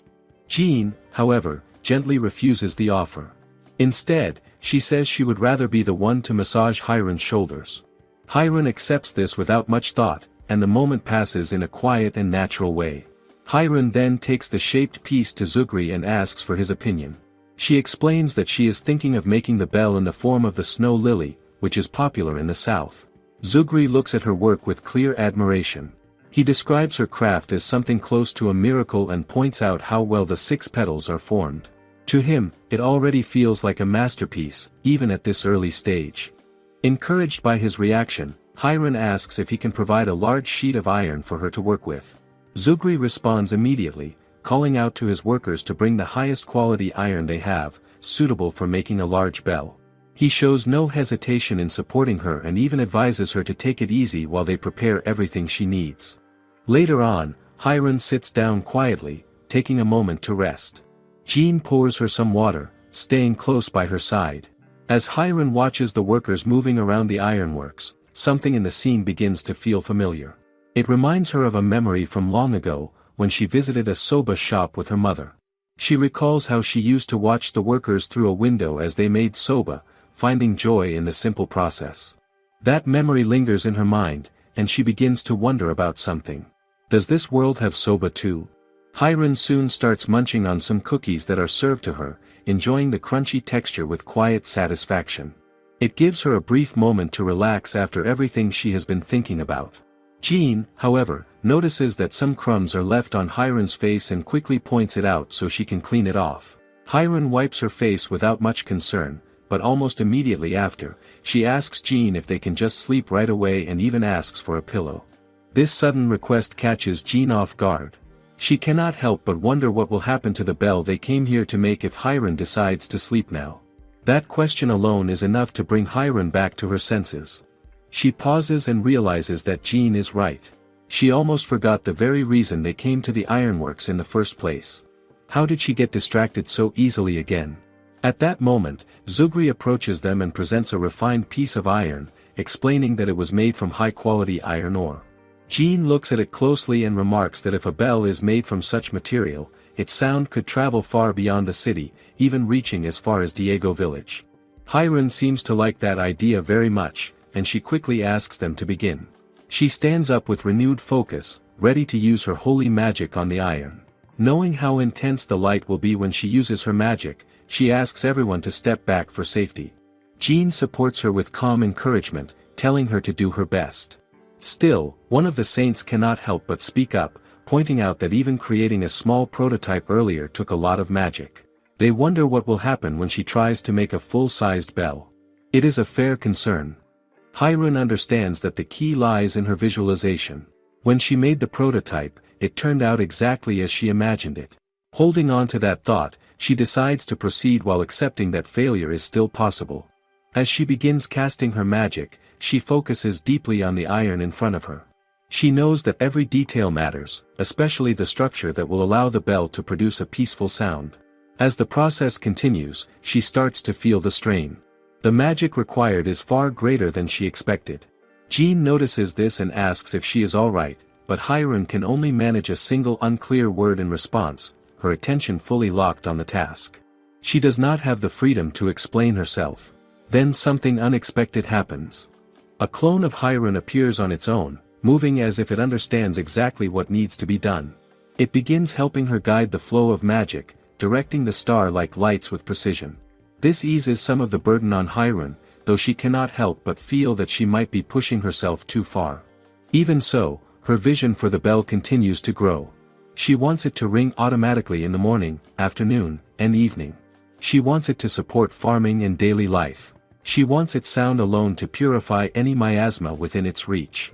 The ideas keep building, each one adding another layer of power to the bell.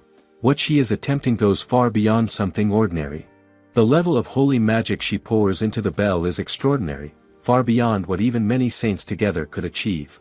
And yet, Hiron continues, determined to see it through. What Hiron is trying to do begins to take a serious toll on her, as she continues absorbing more and more of the star-like lights into the forming bell. The flow of magic around her grows intense, and she can feel her strength starting to waver.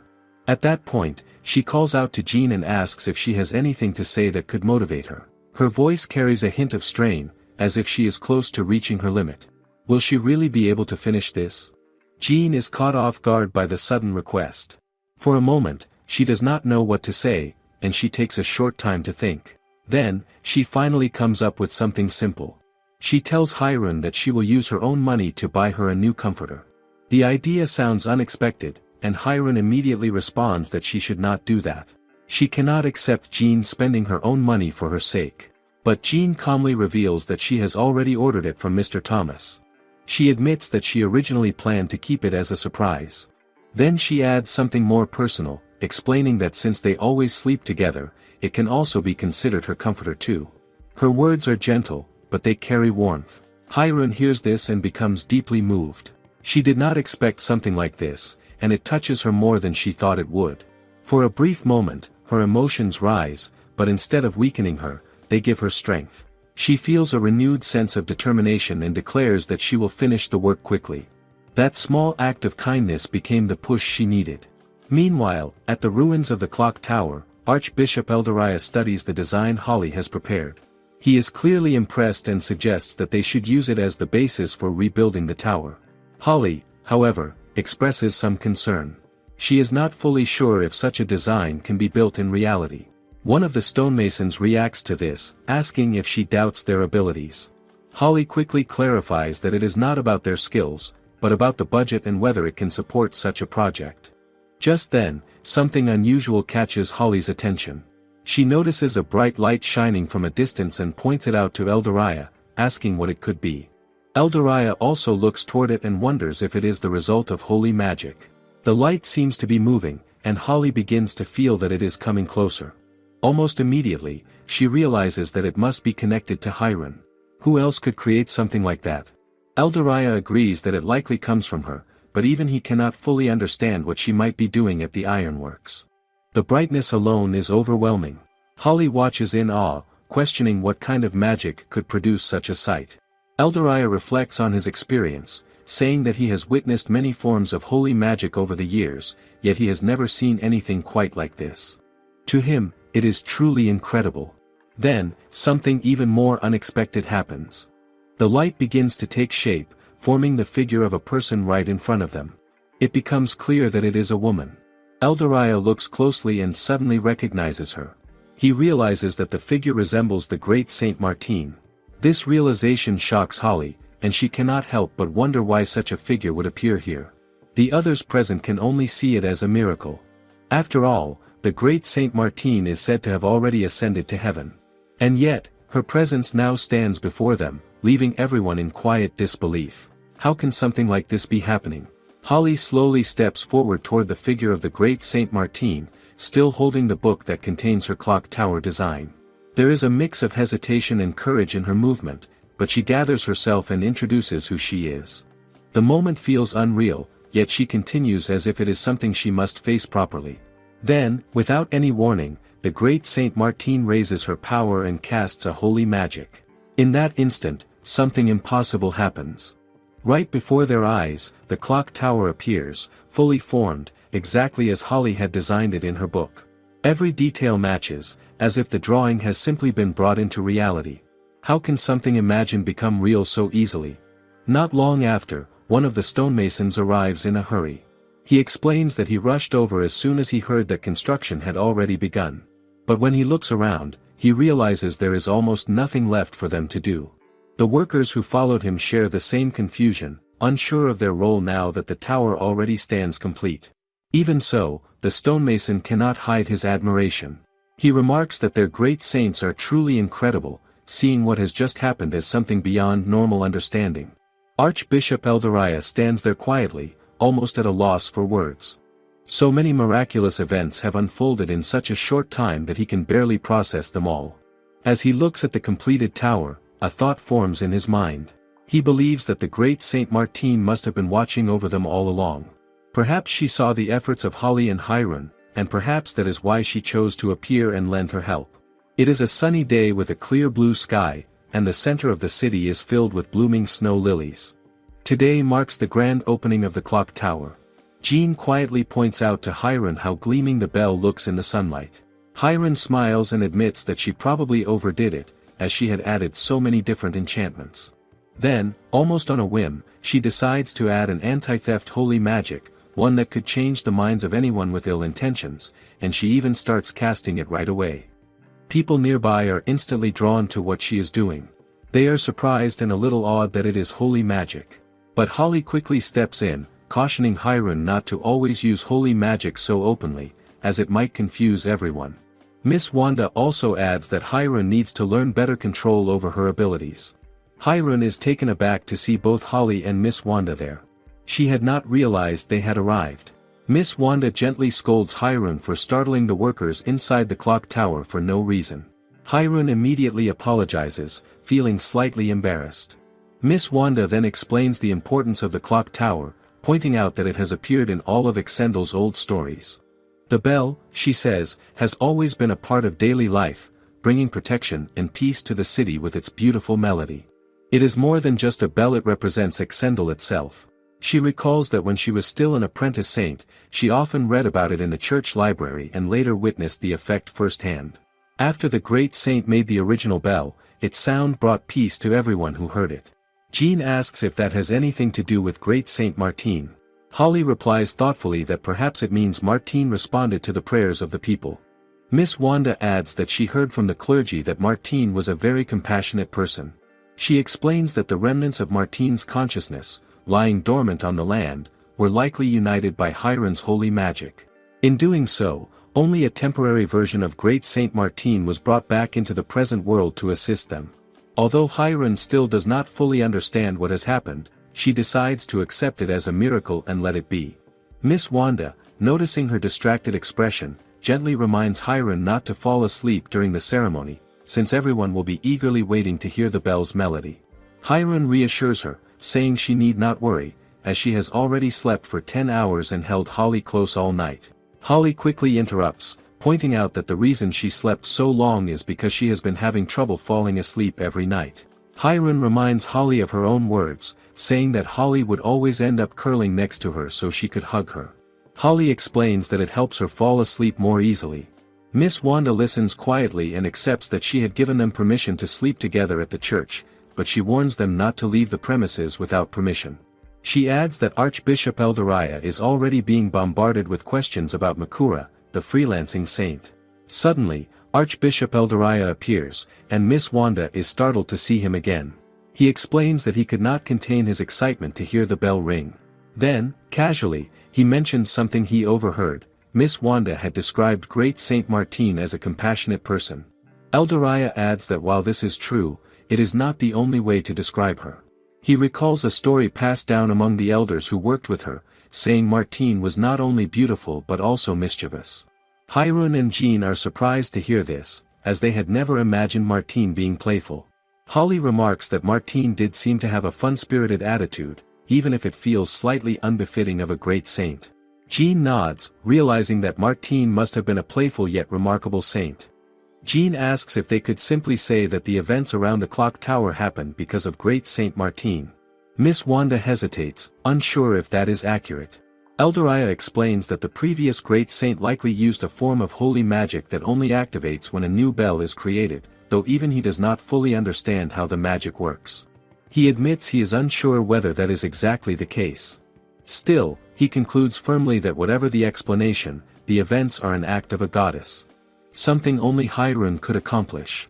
It is, without a doubt, a miracle, and that is the undeniable truth. Hirun feels a deep sense of gratitude for the compassion of great Saint Martin. She reflects on how much she admires her and decides that she wants to take after her example in kindness and dedication. Miss Wanda notices Hirun's thoughtfulness and is pleased, though she warns Hirun to avoid following the mischievous side of Martin. Hirun quickly reassures her that she would never act mischievously, only thoughtfully and responsibly. Just then, one of the saints approaches and informs Hirun and Holly that it is already time for the ceremony to begin. Holly nods and gestures for Hirun to follow, and they make their way toward the center of the city. The sun is bright, and the crowd of citizens has already gathered, eagerly awaiting the event. The atmosphere is filled with anticipation and gentle excitement. As the ceremony begins, the officiating priest steps forward to address everyone. He tells the story of how Hirun created the bell using holy magic, shaping it like a snow lily. He explains that Holly's design for the clock tower was approved by great Saint Martin and emphasizes how the miracles surrounding the tower and the bell have touched everyone present. The crowd listens in awe, and it seems as though the story itself carries the echo of magic to each person's heart. Holly then steps forward to greet the people. She uses the blessing of the stars to touch everyone present, sending a feeling of warmth and peace over the crowd. The people are amazed, and Hirun quietly commends Holly for such a graceful and lovely gesture. Holly, meanwhile, is a little surprised that Hiron has not yet fallen asleep, given how long and exhausting the day has been. When it is Hiron's turn to read from the Holy Scripture, she glances around at the large gathering. She realizes that her voice must reach everyone, and so she uses holy magic to enhance the volume naturally, allowing each word to carry clearly. As she reads, the bell rings, its sound filling the plaza. Jean watches with delight, noting how majestic and soothing the bell's tone is. Holly cannot deny the charm of it either, finding the melody very relaxing and gentle. Miss Wanda observes the scene and remarks that she is certain the events of this day will be remembered for generations to come. Eldariah nods in agreement, his expression filled with quiet reverence. He prays silently, hoping that Great Saint Martin is watching and sees that Exendel's clock tower has been fully restored, crafted by the hands of a small but remarkable great saint.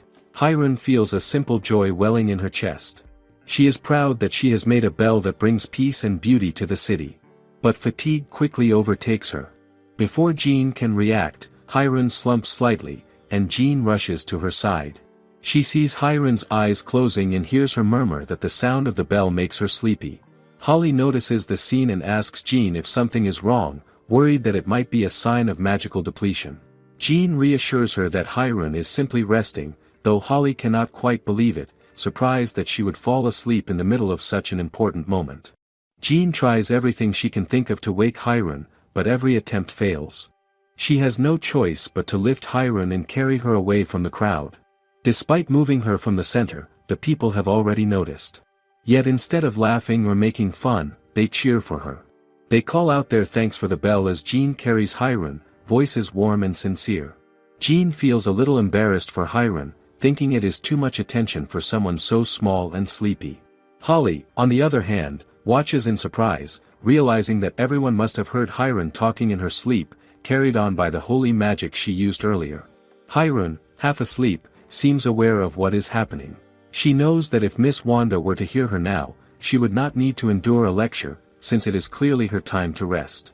Meanwhile, Miss Wanda and Archbishop Eldariah stand quietly at the ceremony, almost at a loss for words.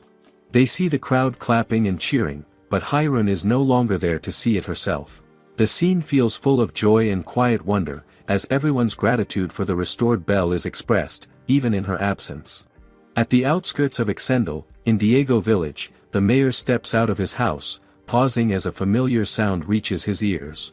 It is the clear, ringing chime of the clock tower bell, restored by great Saint Hiron. He notices immediately that the miasma that once hung over the village is gone. Before, they had needed to scatter holy water every day just to keep it at bay, but now the village feels clean and safe. As the mayor observes the change, a young boy comes running toward him, eager to report. Seeing the mayor's expression, the boy realizes for himself that the lingering darkness is gone. The mayor tells him that they must give thanks to the power of Hiron's bell, just as they did in the days of great Saint Martin. The boy remembers his grandmother telling him stories of the bell ringing 3 times a day to keep the miasma away, and now, seeing it with his own eyes, he finally believes it. Soon after, an old man calls the mayor's attention to the trees around the village. Many of them had withered the previous day, but now they are moving, leaves rustling and new fruit appearing along the branches. The sound of the bell seems to awaken them. The old man marvels at how the trees are blossoming again, some even sprouting leaves for the first time in days. The mayor, filled with wonder, asks the boy to pinch his cheek to make sure he is not dreaming. The boy complains, but does it anyway, wanting to confirm that this miracle is real. The old man shakes his head in amazement, praising great Saint Hiron and saying she truly is wonderful. The mayor reflects on all that has changed in the village. He feels certain now that Diego village will thrive once more. A thought crosses his mind, quiet but insistent. Could Hiron be a reincarnation of the goddess Sophia, given all the good she has brought? Within 3 days, the bell of holy slumber becomes a natural part of daily life. Its chimes mark time, and whenever it rings, Hiron cannot help but yawn. Holly reminds her to be careful, warning her not to yawn too loudly, but Hiron explains that the sound of the bell makes her sleepy no matter what. Holly laughs softly, telling her that the bell that just rang marks midday, and so it is time for lunch first. As sleep will have to wait for later. Hiron suddenly remembers that Jean is not back yet, since it is actually her day off. She feels a little sad at the thought of not seeing Jean's cute face around. Holly notices her expression and apologizes for having to deal with Hiron's angry looks until Jean returns, even though Holly insists she is not cute herself. Hiron smiles and tells Holly that she thinks she is beautiful, and says she is excited for Holly's future. Holly flares up, claiming she does not care about things like that, but Hiron can tell that she is blushing, hiding it quickly. Holly warns her not to tease her, and Hiron laughs softly, letting it go for the moment. Then Holly remembers to tell Hiron that Jean has gone to the Valhalla bedding store to pick up a down comforter. Hiron is surprised and delighted, and Holly warns that if Hiron keeps messing around, Jean might return the comforter to the store. Hiron becomes even happier and asks why Holly did not tell her sooner. Holly blames herself for letting it slip but feels relieved as Hiron gets excited and eager to go. Hiron uses her flying magic to take them toward the store, but Holly is uncomfortable with flying and asks to be let down. Hiron does not answer but safely brings them to the store. Outside, a new employee sees Hiron descending from the sky and quickly tries to alert his boss, amazed at the sight of the great saint.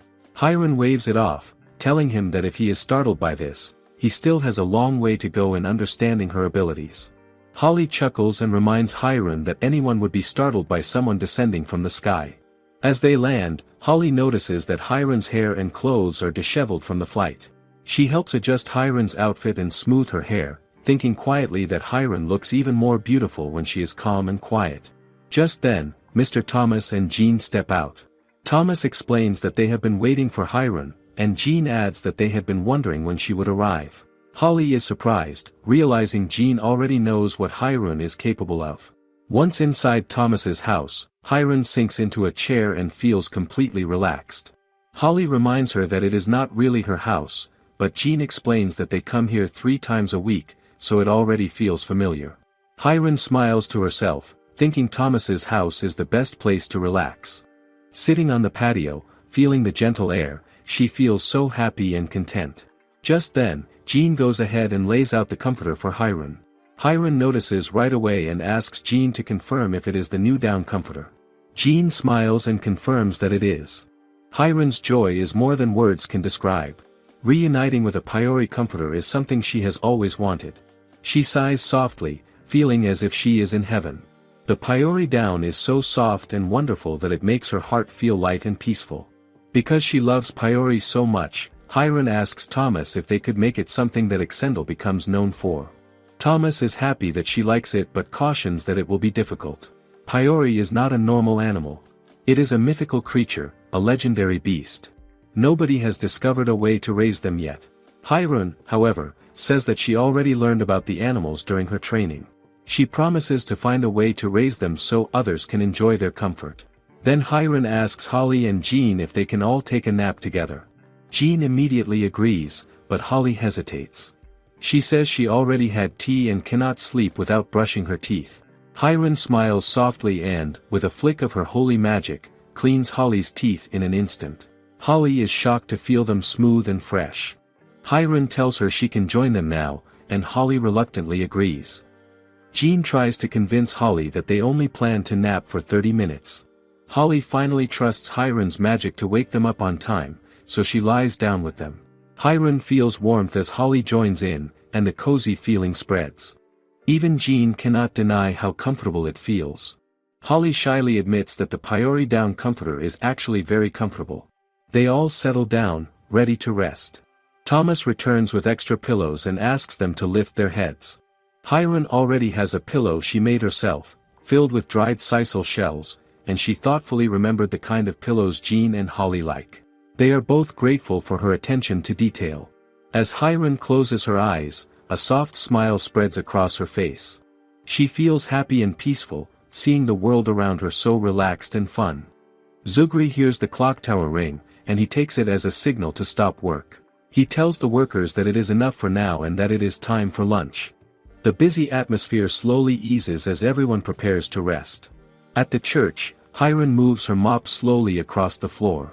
She lets out a yawn and thinks about how quiet everything feels. The calmness stands out, almost unusual. Jean agrees as she watches her, but then a question comes up. Why is Hiron cleaning Kiliot Hall at this time? The hall is famous for the many scriptures that cover its walls, stretching far and wide. Jean explains the reason. Earlier, Hiron had been relaxing in her beanbag chair, drifting through the sky while enjoying strawberry bread. It was not exactly proper behavior for a saint. Jean feels that Hiron needs to show a bit more restraint. Hiron accepts this, though she admits she cannot always stop herself. She wonders if her sleepiness is part of the problem. As she leans her cheek against the mop handle, her posture becomes careless. Jean quickly notices and points out how untidy she looks. Should a saint really be standing like that? At that moment, Tatiana arrives. Jean is caught off guard and tries to correct the situation at once, urging Hiron to stand properly. But Hiron remains relaxed and simply comments on how nice the weather is. Sunlight pours into the hallway, and Tatiana greets them warmly. The bright day seems to match her calm presence. Hiron quietly observes her, thinking about how beautiful she looks, with her gentle eyes and peach-colored hair. Tatiana has been serving in the remote city of Exendel before coming here. Hiron mentions that there is strawberry bread in the dining hall, freshly made by Piper. She offers some to Tatiana and her maid. The offer is accepted with gratitude, and they leave for the dining hall together. After they go, Hiron rests her cheek on the mop handle again, thinking about how kind Tatiana's smile is. Jean quickly tries to stop her, worried that she might hurt herself if she keeps pressing her cheek like that. Hiron brushes it off, saying she can protect herself with holy magic. Later, in the dining hall, Tatiana and her maid look at the strawberry bread with clear interest. The soft color and careful preparation catch their attention. The maid even notes how the bread's color resembles Tatiana's hair. Tatiana takes a bite. The taste is gentle and comforting. It leaves a strong impression. She feels grateful to Hiron for offering something so simple yet so satisfying. Her maid agrees, remembering how different things used to be. Before Hiron arrived, life was much harder. Working late into the night was normal, and there was barely any time to rest. Tatiana reflects on those days. Saints had to push themselves through the night just to keep the miasma under control. Their magic power often came close to running out. And what about the daytime? There was no break then either. They handled purification, produced holy water, maintained barriers, prayed, read scripture, and managed charity work. The tasks never seemed to end. It was overwhelming. Exendel itself suffered greatly. Miasma filled the land, and monsters roamed freely. Nights were filled with fear, and even during the day, people worked without rest just to survive. Misfortune had settled over the city, shaping every part of life. In those difficult days, not hearing any bad news about one's family is already considered a good day. That alone says a lot about how harsh life has been. But things begin to change. With the barrier Hiron places around the city, the nights grow quiet. For the first time in years, people can sleep without fear. The constant tension slowly fades. From that moment, life begins to return to something more normal. The people reclaim what they once lost. The clock tower, a symbol of their city, stands strong again. Its sound marks peaceful time instead of worry. They can even take naps during the day now. When was the last time that felt possible? Night work is no longer needed, and everyone can focus on their daily tasks.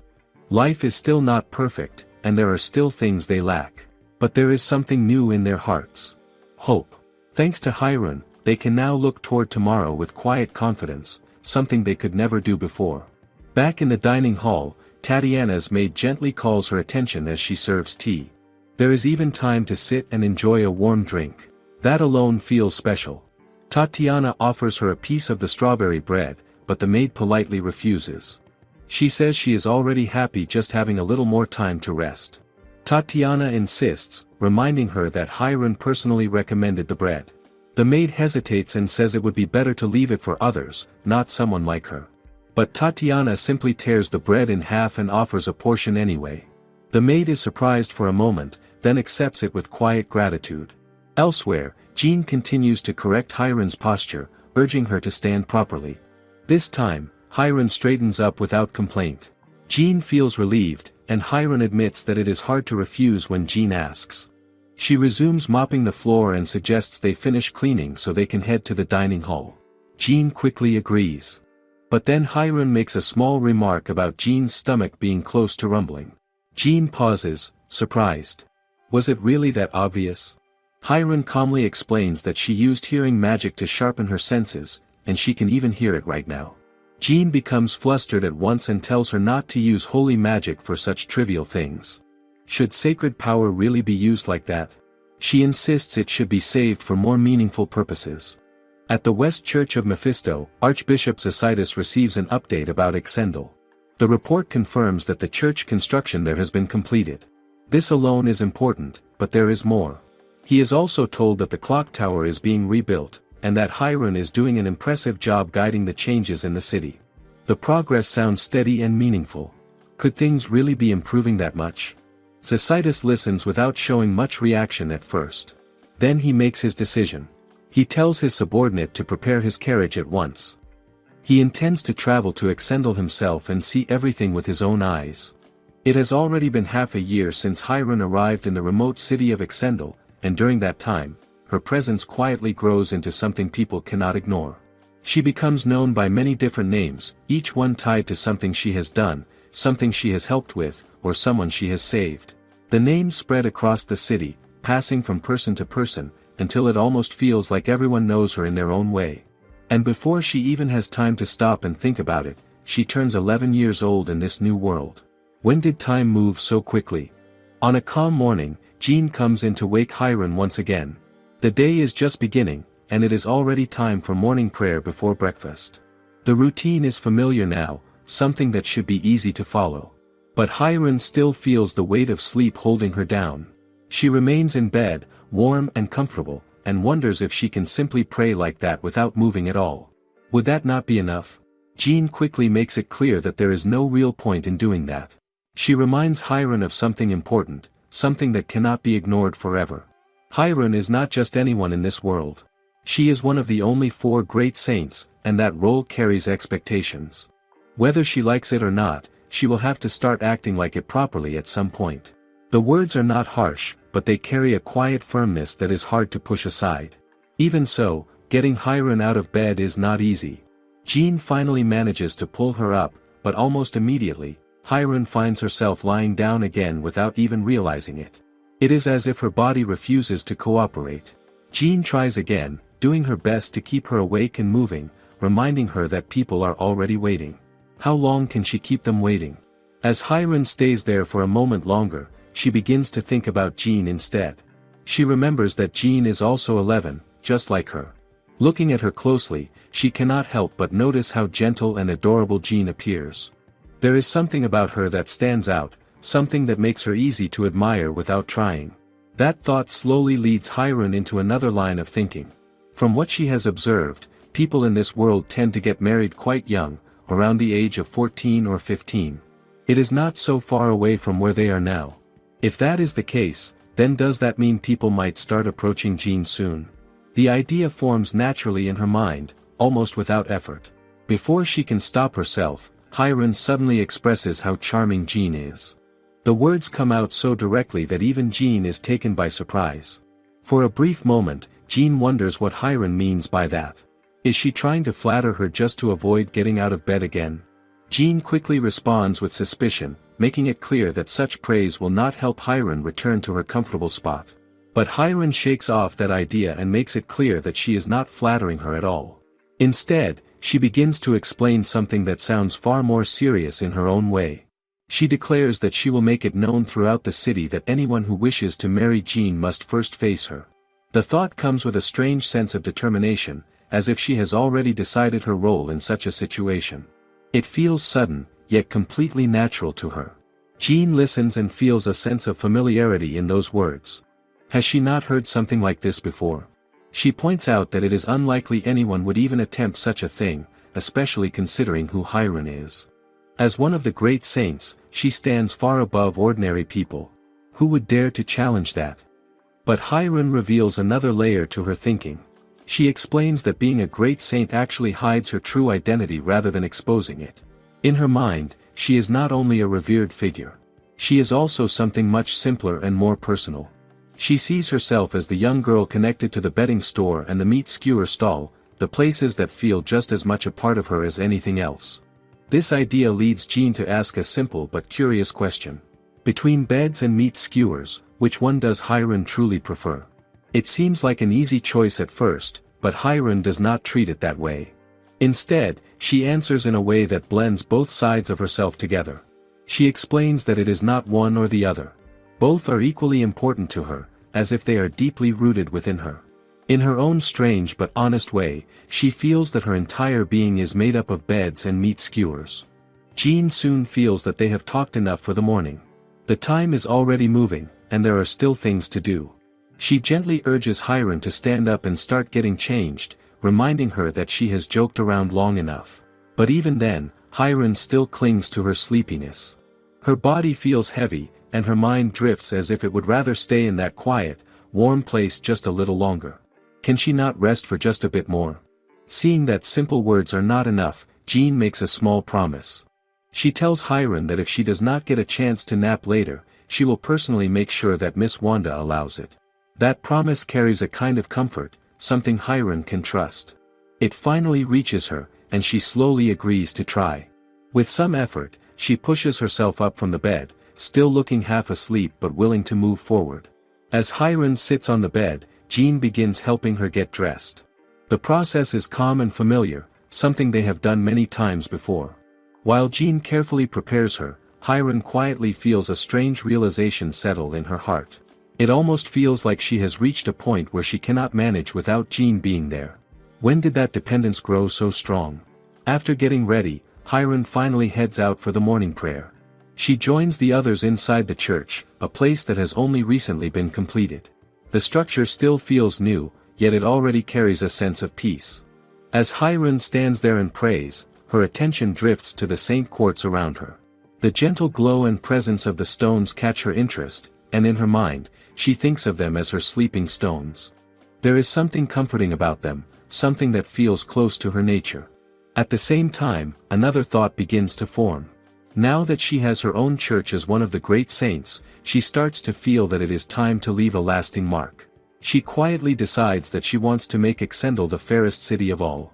It is not said out loud, but the idea feels firm within her. Could she really bring such a vision to life? Not far from her, the two saints who are often by her side watch her with interest. They are already wondering what she will do next after finishing her work in the south.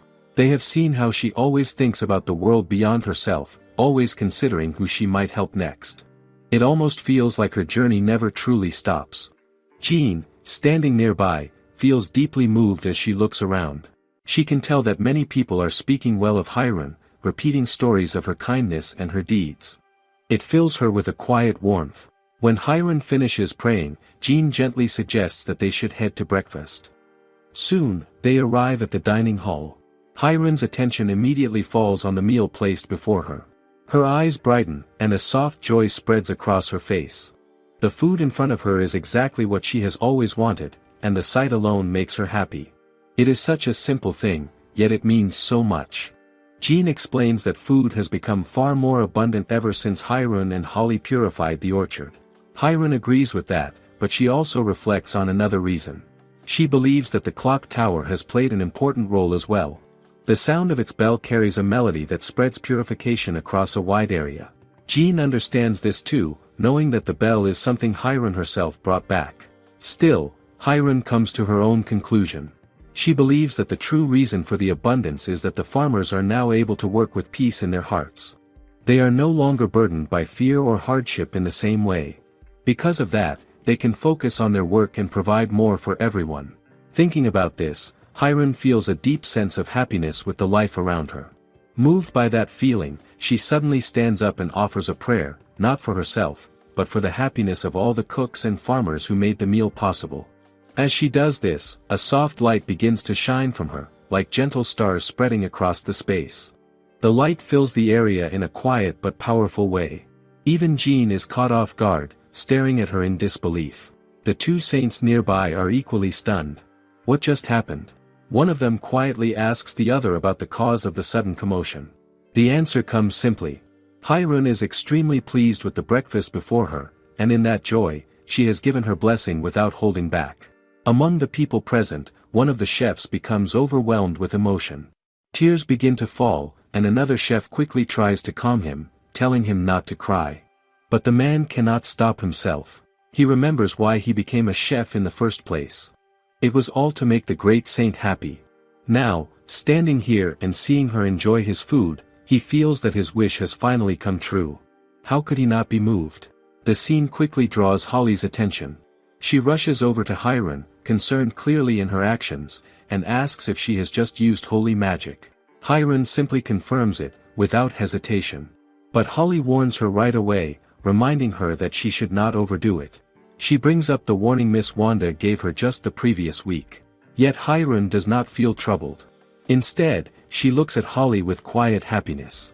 To her, Holly's concern is a sign of kindness, proof that she truly cares. That thought alone makes her even happier than before. Holly, however, does not accept that interpretation. She quickly denies it, trying to explain herself differently.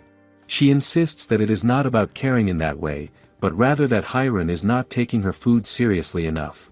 With that, she decides to step in and help, guiding Hiron to eat more, starting with the fruits in front of her. Jean gently adds that Holly has indeed been worried about Hiron using too much holy magic. It sounds simple and honest, but the moment those words are spoken, Holly reacts quickly. She becomes flustered, even a little annoyed, and tries to explain herself. She insists that it is not like that at all.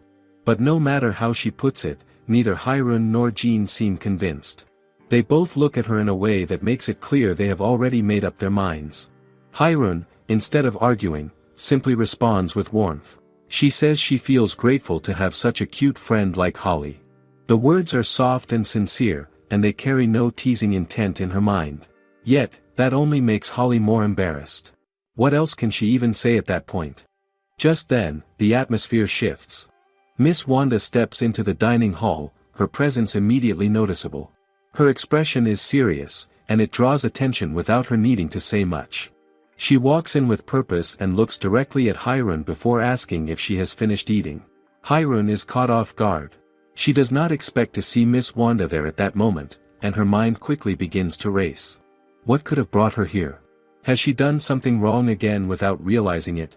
The thought alone makes her uneasy. Her mind quickly drifts to the previous day. She remembers going to the shopping district and quietly enjoying steamed potatoes before going to sleep. Could that have been discovered? Is that why Miss Wanda is here now? But the reason turns out to be completely different. Miss Wanda calmly explains that Archbishop Isekais will soon be arriving from the capital. The news alone is enough to surprise Hiron. She did not expect something like that so suddenly. Miss Wanda continues, explaining that his visit is meant to congratulate Hiron on the restoration of the church. Because of that, she wants Hiron to be on her best behavior. She chooses to inform her ahead of time so there will be no problems when he arrives. She also mentions that Archbishop Isekai has always been concerned about Hiron, even now that she has become a great saint. Jean is not surprised by this at all. To her, it makes perfect sense. After all, he is known to be Hiron's guardian, someone who has always watched over her. Hiron, on the other hand, feels a simple and genuine happiness. The thought of seeing Archbishop Isekai again fills her with excitement. It is something she looks forward to without hesitation. But Miss Wanda notices this reaction and feels that Hiron may be taking the situation too lightly. Because of that, she turns to Holly and Jean and asks them to keep a close eye on Hiron. Holly quickly agrees, taking the responsibility seriously. Meanwhile, Hiron's thoughts have already moved ahead. She begins to think about how she can give Archbishop Isekai a warm welcome. At the same time, she understands that she needs to prepare herself to meet him properly. With that in mind, she stands up, ready to leave and get ready right away. But before she can take another step, Miss Wanda calls her back. She makes it clear that she is not finished speaking yet. The tone in her voice brings Hiron to a stop. Miss Wanda then brings up something unexpected. She says that she received several reports the previous night from witnesses who claimed to have seen Hiron in the shopping district. She asks directly if it was truly her. For a brief moment, Hiron tries to act as if she has no idea what is being talked about. She keeps a straight face, attempting to avoid the situation. But in doing so, she makes a mistake. Without thinking, she blurts out that she did not eat any steamed potatoes. The moment the words leave her mouth, everything becomes clear. Miss Wanda calmly points out that she never mentioned anything about steamed potatoes in the first place. The realization settles in immediately. Holly already understands what has happened. There is no need for further explanation. Hirun has revealed the truth herself. Miss Wanda then reminds her of something important. She has warned Hirun many times not to leave the church at night without permission. It is not a small rule, and it is not something meant to be ignored. Yet despite those warnings, Hirun still went out, accepted large portions of steamed potatoes, and even went as far as calling herself a potato lady before leaving. The image of that behavior does not match the role she holds. Miss Wanda points out that Hirun is supposed to be the great saint who represents the South Church of Mephisto. Because of that, she did not expect her to act in such an embarrassing way or say such things in public. Hearing this, Hirun quickly apologizes. The words come out sincerely, without resistance. Deep down, she understands the truth in what Miss Wanda is saying. At the same time, she cannot ignore something within herself. Ever since the goddess gave her this body, she feels like her instincts have changed. There are moments where she simply acts without thinking, drawn by simple desires and feelings she cannot fully control. It is not something she can easily avoid, no matter how much she tries. This time, Miss Wanda decides to give Hirun her usual punishment, but with a little more weight to it. She assigns her to clean Killiot Hall, a task that already demands time and effort. But that is not all. She also instructs her to carefully replace all the scriptures on the walls with new ones, making sure everything is properly arranged. It is clear that this is not meant to be taken lightly. Miss Wanda goes even further, stating that she will be watching Hirun more closely than before, at least until Archbishop Isekais arrives. Her tone leaves no room for argument. With that, she turns and leaves the dining hall, her presence fading but her words still lingering behind. Hirun remains where she is, feeling a little down as she thinks about what just happened. The punishment itself is one thing, but her thoughts begin to drift elsewhere. She starts to wonder how she keeps getting caught every time she sneaks out to the shopping district before bedtime. Could someone be watching her? The idea slowly takes shape in her mind. If that is the case, then who could it be? Holly listens to her and quickly gives a simple explanation. She points out that Hirun's disguise is not as effective as she believes. In fact, it stands out more than it hides her. That alone is enough to make it easy for people to notice her. Is it really a mystery after all? Even with that, Hirun does not seem too troubled. Her thoughts shift again, and she admits that she is still very happy about the upcoming visit of Archbishop Isekais. The excitement returns to her expression, simple and genuine. Holly, however, feels a bit conflicted. She admits that while she respects Archbishop Isekais and is glad that she will get to see him, there is also a sense of fear within her. His presence carries a strong authority that makes her feel nervous without even trying. It is not something she can easily ignore. Jean agrees with Holly's view. She understands exactly what she means, and it shows in the way she quietly supports that feeling. The thought of facing someone so important can be overwhelming. Who would not feel at least a little uneasy? Hirun thinks about it in her own way. She admits that Archbishop Isekais can look a bit scary at times, but she wonders if that might simply be because he is always tired. The idea feels natural to her, as if it explains everything. From there, her thoughts move in a new direction. Instead of focusing on fear or pressure, she suggests that they should think of a way to help him relax and unwind when he arrives. If he really is tired, then would that not be the best thing to do? Holly looks at her in surprise. Even after everything, Hirun still treats the situation as something enjoyable, almost like a new opportunity rather than a challenge. How does she manage to see it that way? But Hirun does not stop to consider that reaction. Her mind is already working on ideas. She even begins to think that using holy magic might not feel creative enough for what she wants to do. She wants something different, something more thoughtful. Meanwhile, Jean watches her with quiet admiration. She cannot help but smile as she continues to support her. In her eyes, Hirun truly stands out in a way that no one else does. She is, without a doubt, one of a kind. Hirun understands that the reason she is able to enjoy this world so freely is largely because of Archbishop Isekais. That thought stays close to her heart, and it makes her feel that she should be the one to find a way to welcome him properly. It feels important to her, almost like something she must do herself. But there is a problem. She is not in a position to move around the city as she likes, especially now that she is being watched more closely. Buying something is not an option. She begins to wonder if a handmade gift would be better. It sounds more meaningful, but also much harder to prepare, especially since she cannot rely on money. Can she really manage something like that on her own? As she continues thinking about it, something suddenly interrupts her thoughts. She feels like she hears someone. The feeling is faint but clear enough to catch her attention. She moves toward her room and calls out Jean's name, assuming it might be her. But when she steps inside, Jean is not there. Hyron pauses, standing still as she looks around. For a moment, she wonders if she imagined it. Yet the feeling does not go away. Instead, it grows clearer. It feels like someone is calling for help.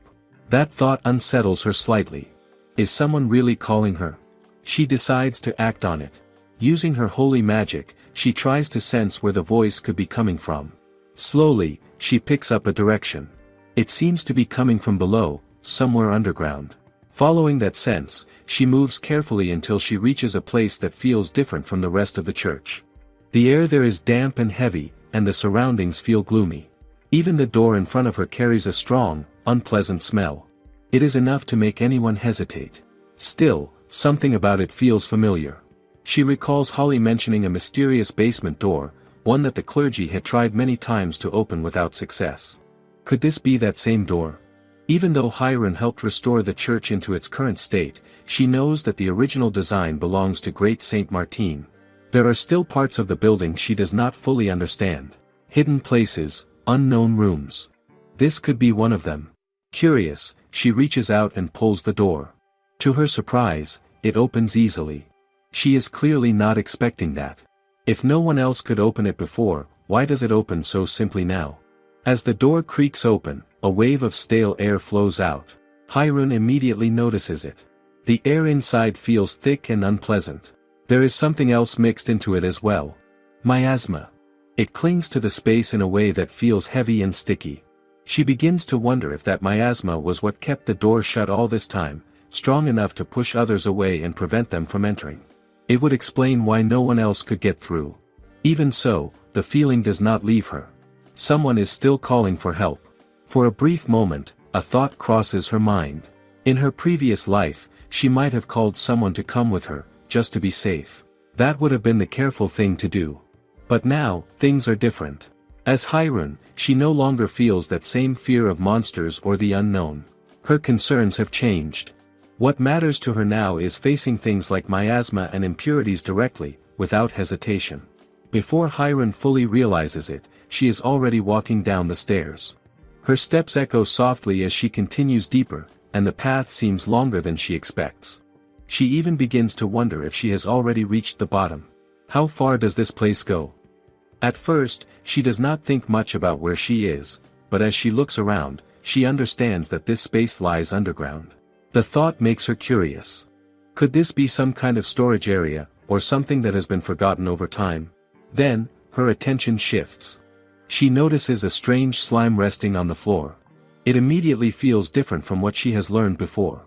According to what she knows, slimes are born from miasma and are considered dangerous creatures that consume anything in their path. They are usually described as having a bluish-white color. But this one is not like that at all. Its body is black. Hyron studies it carefully. The miasma around it is thick, and she wonders if the slime has been feeding on it. But something feels off. The slime does not look lively or active. Instead, it seems like it is forcing itself to eat, almost as if it is struggling. It does not look healthy. Could it be lacking something it needs?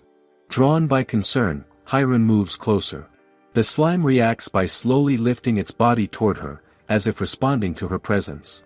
Without hesitation, Hyron reaches out and hugs it. She cannot ignore the feeling of pity that rises within her. It feels like the slime has been enduring something for a long time. As she holds it, she notices that it continues trying to consume the miasma around it. That is when she makes a decision. She releases her holy magic and begins to purify the entire area. Immediately, the thick miasma fades away, and the space becomes clearer. At the same time, the slime itself begins to change. Its dark color disappears, replaced by a clean white form. It now looks soft and gentle, almost like a steamed bun. Hyron watches in surprise, her eyes widening slightly. So this is its true form. She cannot help but admire it, quietly thinking that it is actually very beautiful. Then, something unusual happens. A scene begins to appear in her mind, like a memory that does not belong to her. She sees a time when great Saint Martin was still alive. In that moment, Martin speaks about a place that once held the souls of those who died in a war long ago. These souls remained bound, unable to move on, until she decided to give them a home within the church. Hiron watches, unsure at first. Is this a memory, or something else? The vision continues. One of the saints from that time asks Martin about a slime they have discovered. Martin explains that the slime is not so different from the lost souls. It, too, deserves a place to belong. She decides to let it stay as a divine being within the church, especially after discovering that it can consume miasma. She also mentions how things have improved since the slime appeared. The air around the church became cleaner, something no one expected. Yet, even then, she noticed that the slime was forcing itself too much. She gently urged it not to overdo it, reminding it to take care of itself instead of pushing beyond its limits. The scene shifts again. Time passes, and eventually, Martine is no longer there. Without her, things begin to change. Smoke fills the sky, blocking out the sun, a result of the growing number of factories in Exendel. The air becomes heavier, and people begin to feel that Martine's blessing has weakened. The miasma grows stronger. There is a quiet fear that it may become too much, even for the slime to handle alone. Slowly, the thought forms that one day, the miasma might overrun the church completely. The vision fades. Hiron stands there, holding the now purified slime, and everything becomes clear to her. The slime has been here all along, ever since great Saint Martin passed away. Alone, it has continued to consume the miasma, as if believing that doing so would protect everyone and bring back their happiness. The thought fills her with emotion, as she hugs the slime once more, this time more gently, calling it an amazing slime in her heart. It has done so much without anyone truly noticing. Then, she makes a promise. From that moment on, she will give it a proper home. It does not have to struggle alone anymore. She tells it that it can finally rest, that it can stop forcing itself to work so hard. It can relax, sleep peacefully, and simply exist without worry. Hiron gently releases her holy magic and purifies the entire place. The heavy air clears, and the miasma that once filled the space fades away completely. At the same time, she turns her attention to the souls that have remained there for 1,000 years. With a quiet and sincere heart, she offers them her blessing, wishing for them to finally rest in peace. As she does, a soft light spreads outward. Starry lights rise and drift across the sky, glowing gently as if carrying her thoughts with them. Everything begins to shine in a calm and beautiful way. It feels like a peaceful end to something that has lasted far too long. She softly bids them good night, as if sending them off to a long-awaited rest. Is this what they have been waiting for all this time? It is said that not even great Saint Martin was able to fully purify that land or grant those souls salvation. Because of that, the truth about that part of the church was never widely known. It remained hidden, unresolved, and quietly forgotten. And yet, in a single night, Hiron manages to clear everything. When it is over, the exhaustion finally reaches her. Even so, she does not leave the slime behind. She gently brings it with her as she returns to her room, and the slime follows happily, staying close as if it trusts her completely. Once inside, Hiron notices that Jean is not back yet. It makes her think that the head-maid meeting must be taking longer than expected. The room feels quiet, almost too quiet after everything that has just happened. Still, Hiron does not think too much about it. She looks at the slime and gives it a name, calling it Machi. The name feels natural, fitting its soft and gentle appearance. She then suggests that they take a nap together. Machi slowly moves onto the bed and settles into one corner. Hiron watches this and wonders why it chooses that spot at first. But after a moment, she feels that it must be where it feels most at ease. That thought alone is enough for her. She then lies down as well, letting herself relax at last. As she settles in, she rests one of her legs lightly against Machi's soft body. The feeling surprises her in a pleasant way. It is both warm and cool at the same time, creating a comfort she did not expect. Her body slowly sinks into the bed, and she can already tell that she is going to have a peaceful sleep. Everything feels calm, safe, and complete. Machi, too, seems content, resting quietly by her side. And far above, the starry lights born from her magic continue to glow softly in the sky, carrying that gentle peace beyond the room. Hiren wakes up slowly, stretching her arms and letting out a long yawn. Her eyes adjust, and she notices Miss Wanda, Jean, and Holly all gathered around her. For a moment, she just stares, still half asleep. Why is everyone here? Miss Wanda looks at her with a serious expression and asks if she has any idea what time it is. Hiren, still groggy, assumes it must be morning and wonders if it is already time for breakfast. Just then, the sharp caw of a bird cuts through the air, and Holly casually points out that it is actually 5 in the afternoon. 5? Hiren freezes as the realization settles in. It is not morning at all. It is already late in the day. Jean explains that Hiren has been asleep for a full 24 hours without waking once. Holly agrees and adds that it is far too much sleep for anyone. But instead of being concerned, Hiren looks satisfied. She feels well rested and quietly appreciates how good the sleep was. Then something suddenly crosses her mind. She quickly asks about Machi. Holly glances nearby and notices a small, white, semi-transparent slime. She gestures toward it, wondering if that is what Hiren means. As Holly reaches out to touch it, the slime suddenly bounces away and moves straight toward Hiren, as if drawn to her. Hiren catches it with both hands and begins to examine it closely. She becomes completely absorbed, gently squeezing it and observing how it feels. The texture is incredibly soft, bouncy, and smooth. It feels warm, yet at the same time slightly cool. It almost seems like the creature adjusts its temperature to suit whoever is touching it. Is that even possible? Hiren continues to admire it, noting how pleasant it feels to hold. She also points out that it has the ability to remove miasma, making the surrounding air feel clean and refreshing. The more she observes, the more she praises it, clearly impressed. Then she shifts her attention to Machi itself, asking how its first day of rest has been. After working so hard for so long, it deserves a proper break, does it not? From what she understands, it apparently helped the saints earlier that morning. But Hiren gently insists that this does not count as rest. If it is still helping others, then it is still working. Should it not take a real vacation instead? As Hiren continues speaking to the slime as if it understands every word, Holly looks at her with confusion and asks what she is even talking about. To Holly, it sounds like meaningless mumbling. Miss Wanda becomes slightly flustered as well, clearly uneasy at the thought that Hiren might actually be holding a conversation with a slime. Jean, on the other hand, does not seem surprised at all. She calmly notes that this kind of behavior is exactly what she expects from Hiren. The moment does not last long. Holly quickly shifts the topic and reminds Hiren that everyone already knows the chaos from the previous night was caused by her. Because of that, she insists that Hiren owes them a full explanation, including everything she knows about the strange white slime. Instead of responding, Hiren simply tries to lie back down and go to sleep again, as if none of it concerns her. Really? Holly immediately scolds her, asking if she seriously plans to go back to sleep without even washing up first. Jean adds that she has been genuinely worried, since Hiren would not wake up no matter what they tried. Miss Wanda steps in before things escalate further. She tells Hiren to get up and eat first, since there are many questions she still wants to ask. However, she decides that those can wait until later. For now, Hiren needs to take care of herself. Miss Wanda then instructs Holly and Jean to go ahead and have an early dinner as well. After they are done, all of them are to gather at the Nebula Hall. There is clearly more to discuss, and it cannot be delayed for long. Later on, the three of them are seen sitting together, having their meal.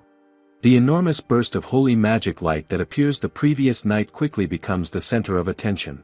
Along with that, Hiren sleeping through the entire day and the sudden appearance of a mysterious white slime only add to the confusion. Naturally, all of this turns into a major topic of discussion. Questions begin to pile up, and before long, an urgent meeting is arranged. At the Nebula Hall, Miss Wanda is already present, surrounded by several priests. The atmosphere feels serious, almost tense. Not long after, Hiren and Holly arrive together. As Hiren looks around, taking in the large hall and the number of people gathered, she quietly feels that everything seems a bit too dramatic. Does it really need to be this serious? Holly immediately reminds her that this entire situation exists because of her actions. Miss Wanda gestures for Hiren to take a seat, and she does so without much resistance. As she settles down, her eyes suddenly widen in surprise when she notices Archbishop Elder present among them. He calmly explains that the powerful light seen the night before is the result of Hiron's purification magic. One of the priests then speaks up, still sounding amazed. He explains that a door within the church, one that has never been opened before, is now completely open. Even more surprising, the space behind it is entirely empty. He admits that he had expected something else. Another priest adds that there have always been rumors about that place. Some believed it held hidden treasures, while others thought sacred items were sealed away there. Yet, none of those guesses turn out to be true. Archbishop Elder continues, explaining that he never imagined the being behind that door would be the divine beast that once served great Saint Martin. Hearing this, Hiron begins to realize the scale of what she has done.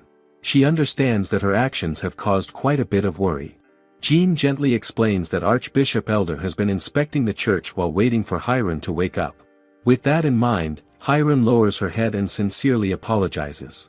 Archbishop Elder, however, reassures her that there is no need to worry.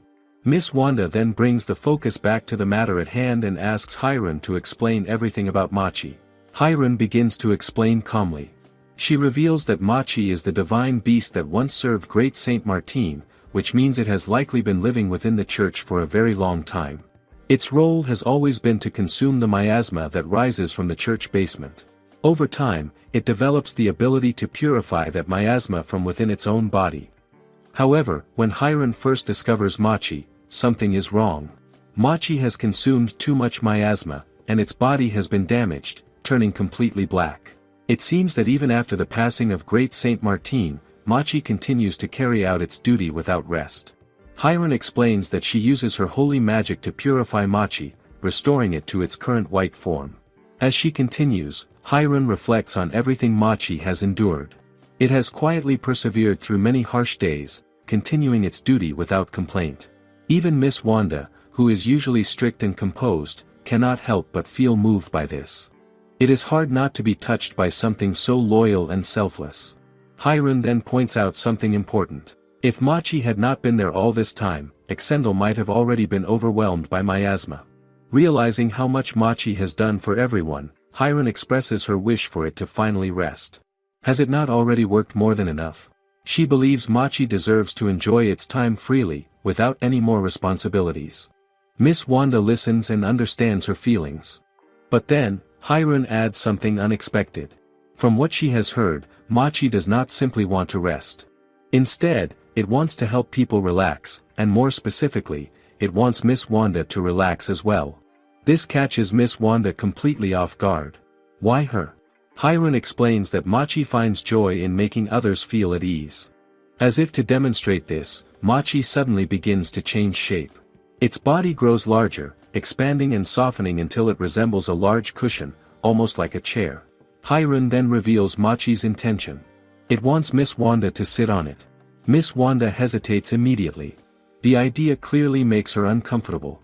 She feels that it is not appropriate for her to sit on a creature like that. Hiron, however, gently encourages her, insisting that Machi is harmless and kind. She also points out that Miss Wanda looks tired. Would it not be good for her to relax, even just a little? Still, even with all that encouragement, Miss Wanda politely but firmly refuses. She says she will consider it another time. Her response is calm, but final. Hiron pauses for a moment, then shrugs lightly. If Miss Wanda does not want to, then she will simply take the opportunity herself. Without hesitation, she moves as if to sit on Machi in her place. Holly watches this and immediately points out the obvious. It really just looks like Hiron wants to sit on it all along. Hiron casually lowers herself onto Machi, whose soft body has already taken the shape of a large beanbag chair. The moment she settles in, her body sinks slightly into the surface. It looks unbelievably comfortable. Before anyone can even say anything, her eyes close, and she falls asleep almost instantly. The reaction in the room is immediate. Everyone freezes for a second, unsure of what they are witnessing. One of the priests quietly wonders if sitting on it really feels that good. Is it truly that relaxing? Archbishop Elder calmly reassures him that there is no need for concern. From his perspective, nothing about it seems dangerous. Meanwhile, Miss Wanda has a completely different reaction. As she watches Hiron sleeping so peacefully in front of everyone, a troubling thought crosses her mind. What if she had actually accepted the offer earlier? The image of herself in that same position, in front of all these people, suddenly becomes far too vivid. A chill runs down her spine, and she feels a deep sense of relief that she refused. Time passes quietly. About 30 minutes later, Hiron slowly wakes up, stretching slightly as she opens her eyes. She looks completely refreshed. With a relaxed expression, she mentions that the feeling reminds her of getting a massage after visiting a sauna. It is so soothing. She then turns her attention back to Miss Wanda and suggests that she should try sitting on Machi as well. Miss Wanda immediately shuts down the idea. She firmly states that sitting on Machi is now forbidden. Just like that. No hesitation. Hiron looks genuinely disappointed. Such a waste, she thinks. Something this comfortable, and no one is allowed to use it. Without thinking too much about it, she quickly decides to take advantage of the situation while she still can. She moves to sit on Machi again. Jean calls out to her, clearly worried about what might happen next. But Hiron does not stop. Instead, she tries to explain, wondering why no one else seems to understand how amazing this is. After a long and tiring day, is it not important to relax properly? It feels like common sense to her. Before she can finish expressing her thoughts, her body relaxes completely once again. Within moments, she falls asleep right there on Machi for the second time. Holly watches this unfold and cannot hide her discomfort. The whole situation feels strange, almost wrong in a way she cannot quite explain. Something about using a divine beast like this just does not sit well with her. While Hiron sleeps, her mind drifts into a light dream. In it, she casually thinks about how nice it would be if even Archbishop Isekais could try sitting on Machi. Would that not make for the perfect welcome? After all, how often does anyone get the chance to sit on a divine beast? It feels like a rare and special experience. Back in reality, Holly comments that Machi really just looks like another oversized beanbag chair at this point. Jean, however, gently disagrees. In her eyes, it is easily the best beanbag chair anyone could ever ask for. Despite the clear ban that has been declared, Hiron remains fast asleep on Machi and this time slept for an hour. Hiron finds herself wondering when Archbishop Isekais will finally arrive. He says he will be there today, so what is taking so long? She looks slightly restless as she waits. Holly notices this and tells her not to dwell on it too much. There is no point worrying. She reminds Hiron that she herself came to Exendel by carriage, so she should understand how long the journey takes. It is not something that happens instantly. Hiron pauses and thinks about that. She recalls her own trip and then realizes something else. It has already been about half a year since she first arrived in Exendel. Has that much time really passed already? Just then, Jean rushes in with urgency. She informs Hiron that Archbishop Isekais should be arriving at any moment now and tells her to get ready. The wait is finally coming to an end. The scene shifts back to 3 weeks earlier. A carriage carrying Archbishop Isekais and his group departs from the capital, beginning the long journey toward Exendel. Inside the carriage, one of his subordinates informs him that the road ahead will become rough and uneven. He advises him to be careful. Isekais calmly responds that he is already aware, his attention never leaving the documents in his hands. He continues reading without interruption. The subordinate notices this and comments on how focused he seems. He asks if the letters he is reading are from Hiron, since there appear to be quite a number of them. Isekais clarifies that these particular letters are not from Hiron. Instead, they come from Great Saint Samsara in the eastern region. He explains that the reports describe how paddy fields are being developed using holy magic. He finds this especially interesting. If everything goes well, it could mean that the capital will one day benefit from these crops as well. It is a promising development. The subordinate agrees and reflects on how remarkable the eastern city's progress has been. He explains that about 100 years ago, that region was a neighboring nation on the verge of collapse. It eventually merged with their own country, the Canvas Kingdom, which saved it. Thanks to the efforts of Great Saint Samsara, it has continued to grow and thrive ever since. Isekais listens, then shifts the comparison. He remarks that, in contrast, Hiron's reports are much more simple. Not only that, they seem to contain more accounts of her mistakes than anything else. It is hard to take them at face value. The subordinate responds that despite that, people are still talking about the extraordinary things Hiron has accomplished. Her actions have left a strong impression. Zacydus acknowledges this, but that is exactly why he has decided to come in person. He wants to see everything for himself. Is it all true, or is there more to it? At one point during the journey, the group takes a short break from the carriage. Zacydus steps out and observes the surroundings. He notices that the nearby city is lively and full of activity. This immediately stands out to him, since the area used to be almost deserted. What changed? Then he notices something even more striking. A massive magical barrier surrounds the entire city. The subordinate admits that his perception abilities are not particularly strong, yet even he can clearly sense it. He describes the barrier as impressive. It extends far, possibly even beyond the nearby river. As they observe more closely, it becomes clear that the barrier does more than just protect. It seems to repel anyone with harmful intent. Zacydus quietly concludes that this must be Hiron's work. If that is true, then it means that thieves or anyone with ill intentions cannot even enter the city. The subordinate then notices a large boulder nearby and realizes that it likely serves as the origin point of the barrier. As the journey continues, Zacydus and his group come across several more barriers along the way, each one reinforcing the same impression. 3 weeks later, the observation party finally reaches their destination, the remote city of Exendel. Their plan is to stay for 2 weeks before returning to the capital. As they look at the city from a distance, Zacydus notices something unusual.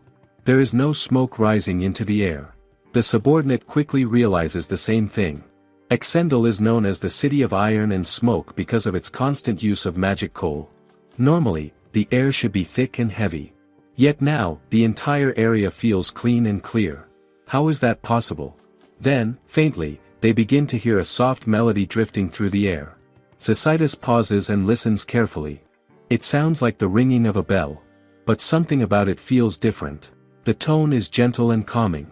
The subordinate wonders if bells have always sounded like this. Why does it feel so soothing? Zacydus reflects on everything they have seen so far. Even before entering the city, they have already encountered several strange and unexpected things. There is no doubt in his mind. All of this is connected to Hiron.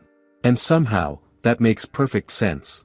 Back at the church, Jean arrives with a junior colleague who has come to help for the day. The young maid steps forward nervously and greets Hiron, saying it is a pleasure to work with her. She explains that she has been assigned to help take care of Machi. Hiron listens and thanks her warmly. For a moment, Hiron looks at Jean with a soft expression. She feels genuinely moved. Jean now has juniors of her own, and somehow that thought touches her deeply. She even remarks that this must be what it feels like to shed tears of happiness.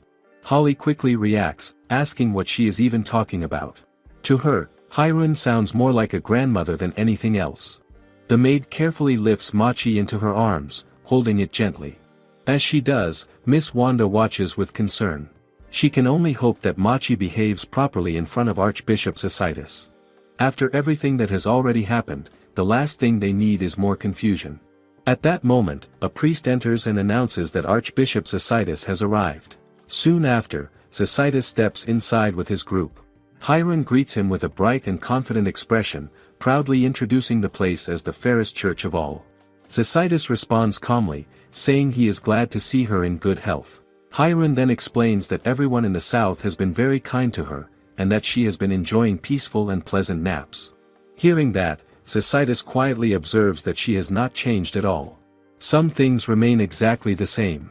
Zacydus then turns slightly toward his group and raises his cross. The others follow his lead in a respectful gesture. He thanks Hiron for inviting him and offers his congratulations on the restoration of the church, which has been left abandoned for decades. Hiron notices that they must have had a long and tiring journey. Without hesitation, she releases a gentle light of holy magic, allowing it to spread over them as she offers a quiet prayer. The group reacts with visible surprise. The light is soft, yet powerful, and they can feel its effect almost immediately. It becomes clear in that moment that this is something they will remember for the rest of their lives. Through the efforts of a single girl, the ruins in the south have been completely restored. It is hard to ignore that reality. Hiron then warmly welcomes them again and tells them to set work aside for now. Instead, she suggests something unexpected. Why not have a slumber gathering? In the fairest church of all, there are prepared beds, and special stones are used to keep the floors warm. Surely this is something the goddess herself would approve of, right? Miss Wanda immediately gives her a sharp look. There are no such plans. She reminds Hiron of her responsibility, which is to properly guide Archbishop Isekais through the church. Has she already forgotten? Hiron quickly shifts focus and introduces Machi, explaining that it is a divine beast. Isekais nods, saying he has already read the reports. He observes Machi carefully and remarks that it looks very much like a white steamed bun. Machi responds by moving slightly, as if reacting to the comment. At that moment, Hiron suddenly remembers something important. She eagerly tells Isekais that sitting on Machi can make a person feel completely refreshed. Without hesitation, she invites him to try it. Machi, as if understanding, transforms itself into a soft bean-bag shape once again. Isekais pauses. He considers the offer but ultimately declines. Sitting on a divine beast does not seem appropriate to him. Instead, he asks Hiron to proceed with the tour of the reconstructed church.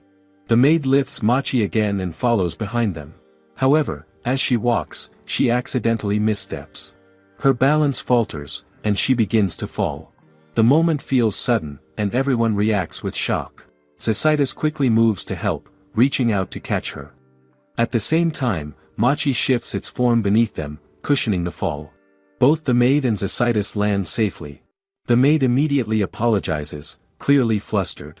Isekais reassures her, telling her it is all right and that she simply needs to be more careful next time. But then something becomes clear. Isekais is now sitting on Machi. Miss Wanda's eyes widened. She immediately tries to call out to him, urging him to stand up at once. However, before anything can be done, Machi begins to glow faintly. In the very next moment, Isekais' body relaxes completely, and he falls asleep where he sits. The room falls silent for a second. Did that really just happen?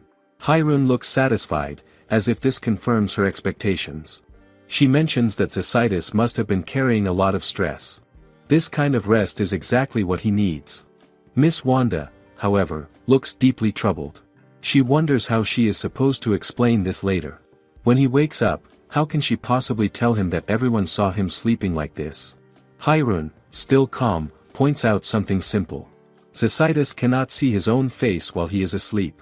So is there really anything to worry about? Elsewhere, during their earlier journey, Isekais and his group pass through a lakeside town known as Modella. As he observes the peaceful surroundings, he remarks that the place feels relaxing. The person in charge of the town explains that a hammock there has become quite popular. The reason is simple. Hiron once took a nap on it. Because of that, the area has been regarded as sacred ever since. Isekais listens and quietly comments that the situation is rather unusual. The moment when Machi turns into a soft chair and Archbishop Isekais falls asleep on it does not simply pass unnoticed. Instead, it becomes widely talked about, eventually earning a name of its own. People begin to refer to it as the Isekais and Machi's squishy chair incident. It is strange, a little embarrassing, and somehow memorable all at once. The following day, the observation party carries on with their duties, though there is a subtle tension in the air. Some members still seem unsettled by what happened. Is it really something they can just ignore? Isekais, however, does not dwell on it. He treats the incident as something minor, not worth much concern. In fact, from his point of view, sitting on Machi has only brought him benefits. His body feels refreshed, and his mind is clearer than before. If anything, he feels grateful. With his condition restored, he can now focus fully on inspecting the church. As part of his inspection, Isekais reaches out and touches one of the walls. The moment his hand makes contact, he senses something unusual. The structure is filled with holy power. Hiron explains the reason behind this. She describes how sleeping stones, also known as Saint Quartz, are used as building materials throughout the church.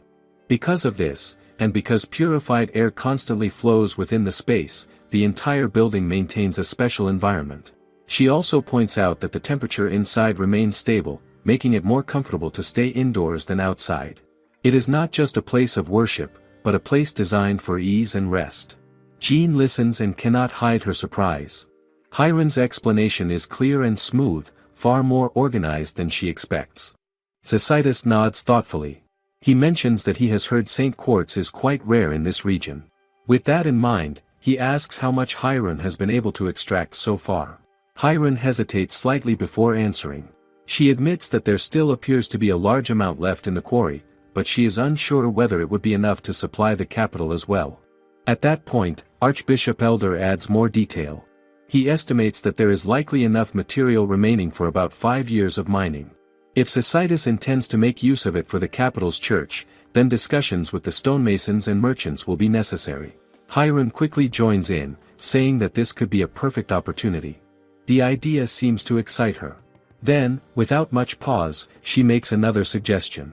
She proposes that Isekai should also have sleeping stones used in his own room.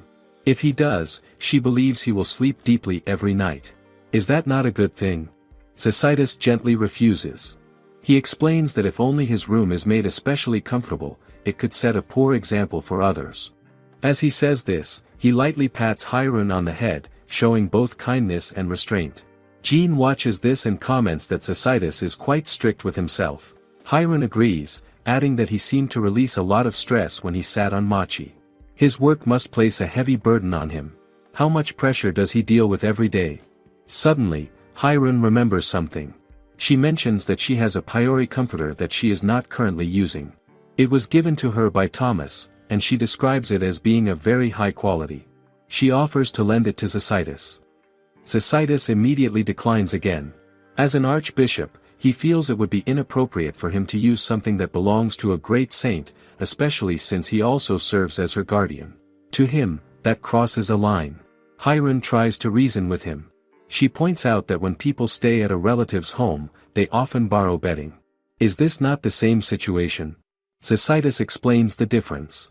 In such cases, people borrow items because they have no personal supplies available. But in his case, he already has his own comforter. Using hers could be seen as taking advantage of his position. He cannot allow that. Hiron looks disappointed. She remarks that her priori comforter will simply go unused at this rate.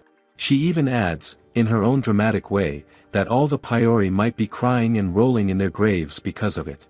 Isekai calmly corrects her. No priori has died in the making of the comforter. The materials come from naturally fallen feathers, carefully gathered over time. In truth, the feather-filled comforter that belongs to Hiron is no longer treated as an ordinary item at all.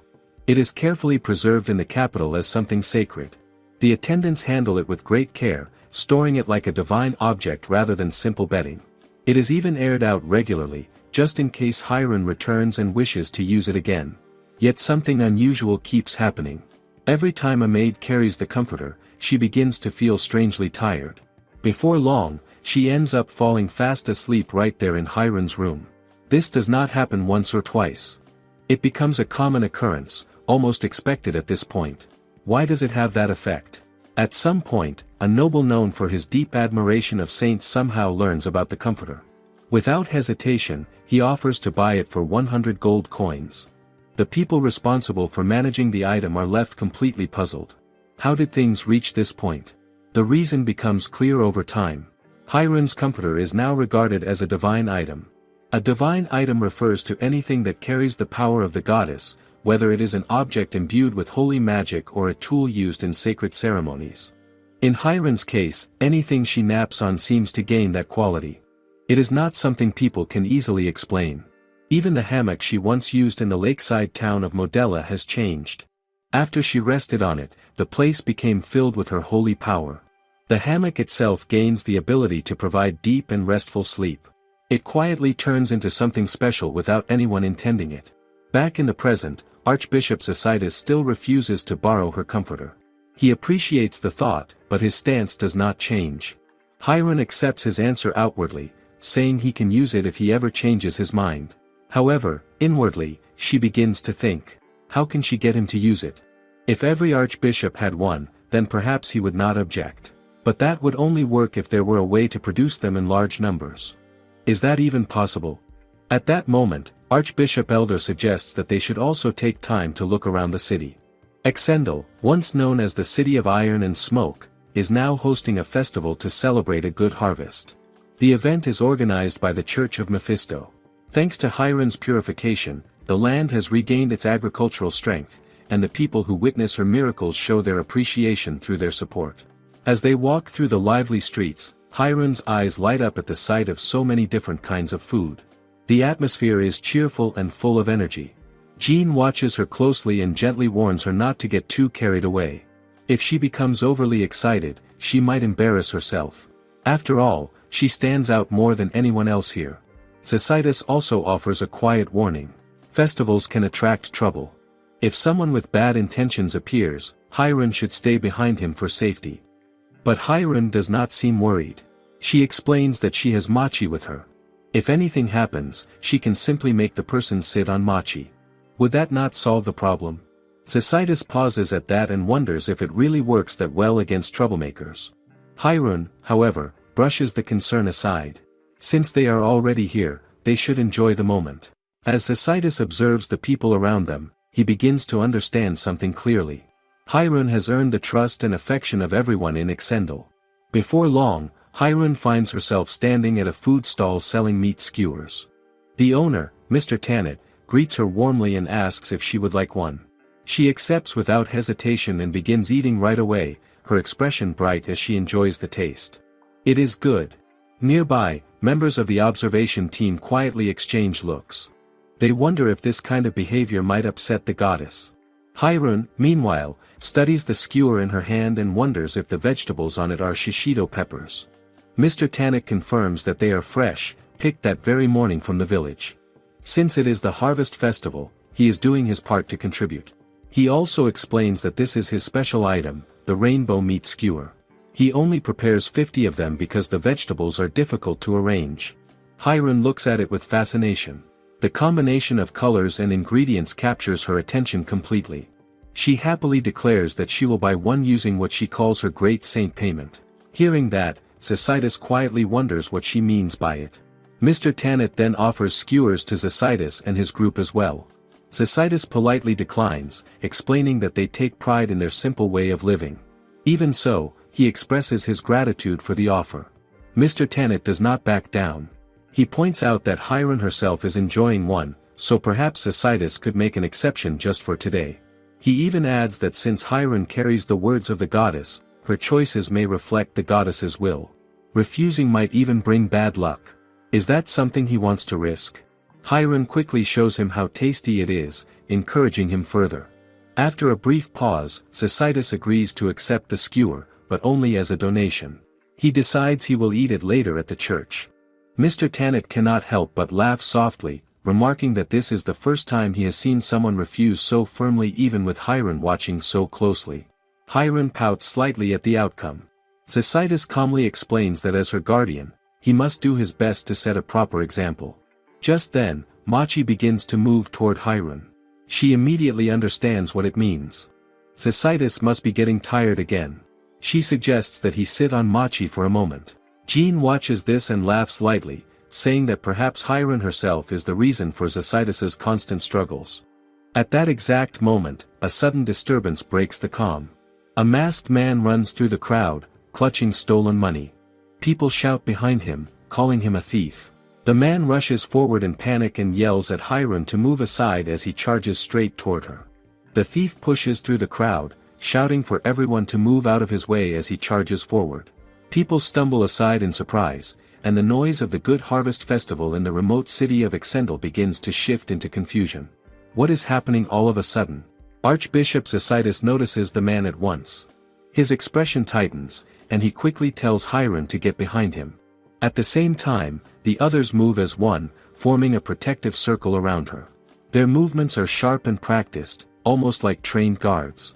Hiron watches this and calmly remarks that they look like bodyguards in a movie protecting an important guest. Even now, she does not seem worried. Jean, however, cannot stay calm. She looks at Hiron with clear concern, flustered by how relaxed she is in such a dangerous moment. She tries to warn her, but Hiron only stands there with the same easy expression. The man runs closer, clutching a small bag that looks like a coin purse. His face is tense, filled with desperation, as if he has no other choice. When he notices Archbishop Zacydus and the group, he hesitates for a brief second. He begins to wonder if they are part of the Church of Mephisto. That thought alone seems to shake him. Why are members of the clergy here of all places? Without another moment of thought, he suddenly turns around and runs in the opposite direction. His escape sparks loud shouts from the crowd as people begin calling for someone to chase him. Hiron watches him go, her expression still soft and sleepy. She quietly remarks that stealing is not right. Then she adds, in the same gentle tone, that he should be captured carefully. Is she really thinking about being gentle at a time like this? At that moment, she releases a wave of holy magic. It spreads quickly and reaches the fleeing man. His leg suddenly stops, as if stuck in place, and he loses his balance. Before he can even react, Machi appears right behind him with a strangely intimidating presence. In an instant, Machi restrains him, holding him firmly. The thief cries out in panic, unable to understand what is happening. But before anyone can react further, Machi begins to glow with a soft light. The crowd grows uneasy. Some people whisper, wondering if the strange slime is torturing him. Jean quickly steps in to explain. She tells them that it is not torture at all, but divine healing. She urges them to take a closer look. When they do, they notice something unexpected. The thief is no longer struggling. Instead, he seems relaxed, almost too relaxed, as he sinks into Machi's soft body like a beanbag chair. His expression begins to loosen, and the tension in his face fades. It is a strange sight. How can someone being captured look so comfortable? The people slowly come to a realization. A divine beast would never harm a person. The fear in the air begins to settle, replaced by quiet curiosity. Hiron then steps closer and gently stretches out her hand toward the thief. As she does, her holy magic allows her to see fragments of his memories. Small flashes pass through her mind, revealing pieces of his life. She sees his struggles, his desperation, and the reason behind his actions. He needs money to take care of orphans. That truth becomes clear to her. He is not a bad person at heart, but his actions are still wrong. Stealing cannot be ignored, no matter the reason. What should be done in a situation like this? Archbishop Isekais watches her closely and asks if she has looked into the man's heart. Hiron admits that she was curious, so she used her holy magic to see his past. Hearing this, the archbishop is left stunned. Using such advanced holy magic so quickly is no small feat. He then asks what she plans to do with the thief. Hiron thinks about it in her usual calm manner. If she leaves him alone, he will be arrested and punished. The thought of that does not sit well with her. She says that she would feel bad if things end that way. So instead, she decides on a different kind of punishment. She announces that she will give him a divine blessing. Jean is shocked the moment she hears this. A blessing as punishment? How does that even work? Hiron simply tells her to watch closely. Hiron gently raises her hand and activates her holy magic. A soft light gathers at her fingertips, then moves forward and settles on the man's forehead. Slowly, a clear mark forms there, glowing faintly before becoming visible to everyone around. She explains, in her usual calm way, that she has given him a divine blessing. It will increase his luck, but at the same time, the mark will remain on his forehead for all to see. Anyone who looks at him will remember the wrong he has done today. Is it not a fitting way to remind him of his actions? She then looks at the people nearby and asks what they think about it. The crowd reacts almost immediately. They begin to murmur among themselves, but their voices carry approval rather than doubt. Many say that it is a merciful decision. The man is not harmed, yet he cannot hide what he did. With such a visible mark, it would be difficult for him to repeat the same mistake. Some even praise Hiron, saying she handled the situation well and brought a fair outcome. Hiron listens quietly, but a small thought lingers in her mind. She begins to wonder if leaving the mark there forever might be too harsh after all. The man did something wrong, but he was not truly a bad person. Would it not be better to remove it after some time? She decides that she will get rid of the mark later. However, she knows herself well enough to realize there is a problem. She needs to make sure she does not forget about it. Will she really remember? Not long after, Hiron and the others make their way to the Clock Tower Plaza. The atmosphere there is lively and filled with anticipation as people gather for the good harvest blessing. Hiron looks around and smiles softly, saying that she is glad they arrived in time. As she watches the preparations, her attention quickly shifts. She notices Holly and Tatiana standing at the center, both dressed in formal church robes. The outfits are different from what they usually wear, and the change is striking. Hirun immediately reacts with excitement. She praises Holly, saying she looks lovely, and even points out how the oversized clothes give her a charming appearance. There is no hesitation in her admiration. Jean, standing nearby, calmly explains that the gowns are green to celebrate the good harvest. They are also meant to offer blessings for future harvests. It is a tradition tied closely to the festival. Holly and Tatiana then raise their holy staffs together. As they do, a gentle light spreads out, and showers of holy magic begin to fall over the plaza. The scene is peaceful and warm, filling the space with a sense of comfort. Hirun watches closely, but her focus remains almost entirely on Holly. She continues to act like an excited fan, pointing out how cute Holly looks and how nice it is to see her in a different outfit. Is she even paying attention to the ceremony itself? Holly reacts with a slight blush, clearly not used to this kind of attention. She tries to brush it off, reminding Hirun that she is not an actress or anything like that. But Hirun does not stop. She leans further into her excitement, even going as far as asking for Holly's autograph. She begins to talk about things that sound completely unfamiliar, asking where she can buy merchandise and mentioning fans and acrylic stands with Holly's face on them. Holly can only look confused, having no idea what any of that means. One of Archbishop Isekais' subordinates quietly comments that Hirun uses very strange and cryptic words. He even wonders if she possesses some kind of divine tongue for language, as her expressions are so unusual. Despite all of this, Hirun remains cheerful. She talks about how she saw Archbishop Isekais enjoying food at one of the festival stalls, and how Holly looked wonderful in her outfit. She concludes, with full satisfaction, that today has been a wonderful day. Jean looks at her and remarks that Hirun truly is amazing. Archbishop Isekais agrees, but he adds something more thoughtful. It seems that Hirun has already forgotten everything that happened earlier with the thief. To her, it must have been a small and unimportant matter.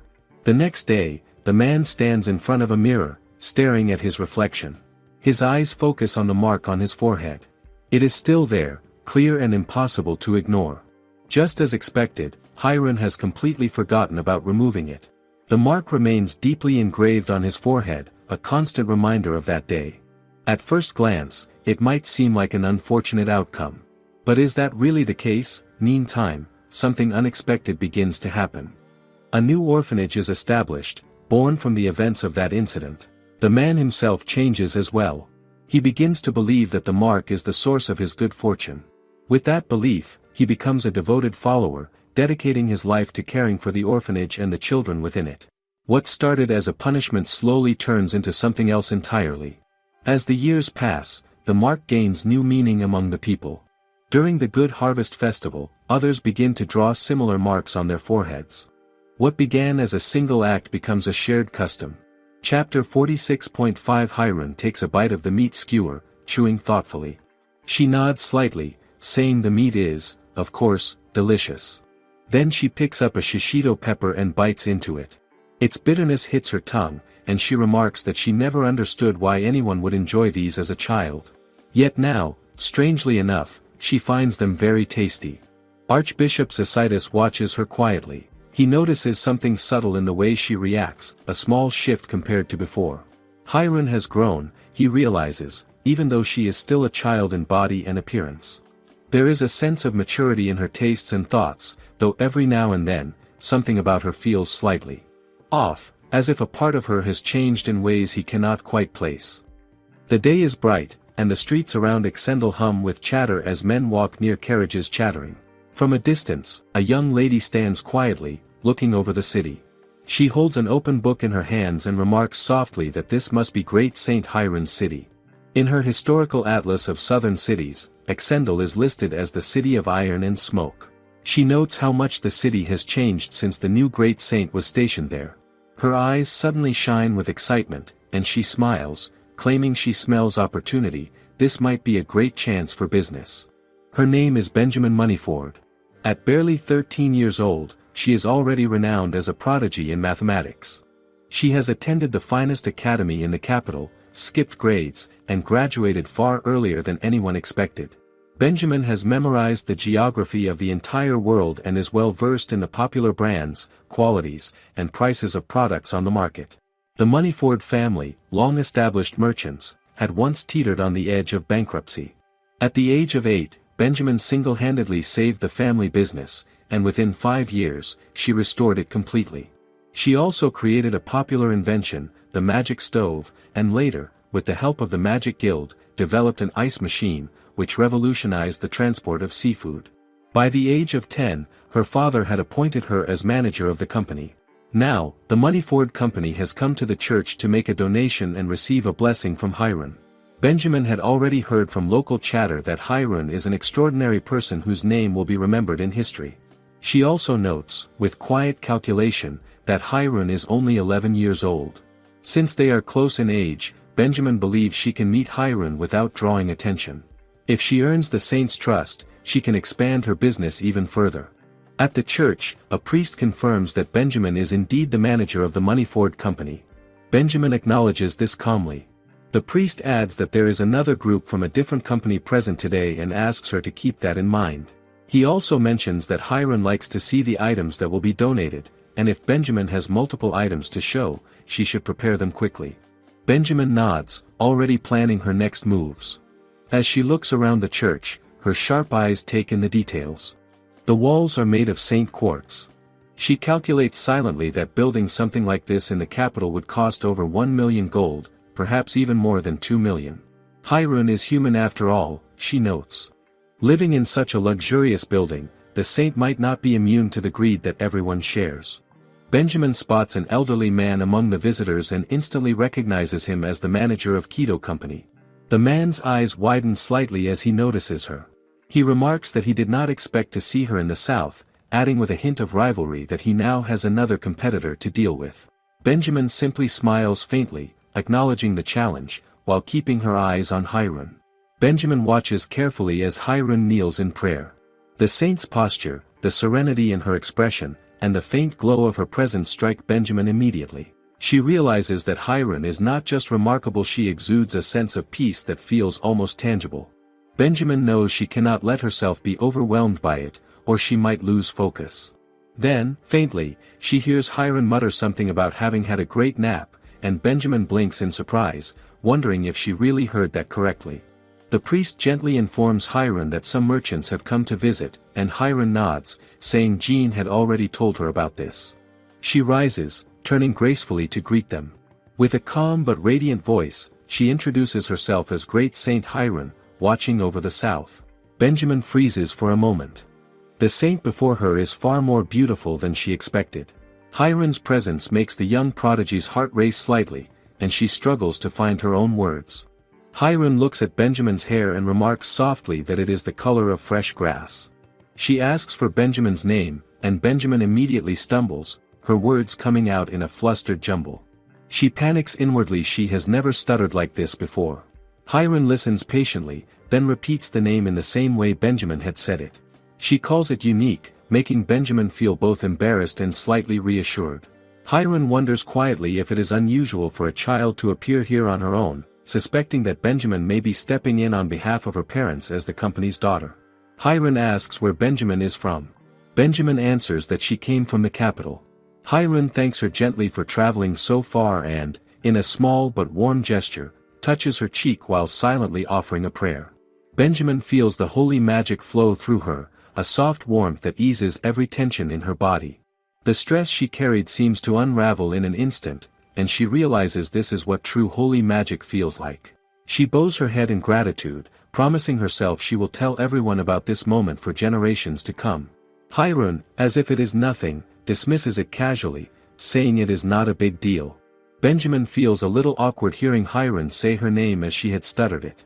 She quickly apologizes, explaining that she was very nervous earlier but has now properly introduced herself. Hiron listens, understanding immediately, her expression gentle and kind. Hiron asks if Benjamin has come at her parents' request. Benjamin explains that, despite her young age, she is the manager of her family's company, appointed by her father. Hiron pats her gently, acknowledging that she must have worked hard. She reasons quietly that being a manager is almost equivalent to being the company president, and that Benjamin must be very intelligent. The priest clears his throat, reminding Hiron that she should not rub the guest's head like that. Hiron immediately apologizes, thinking that if Holly were here, she would probably scold her for such behavior.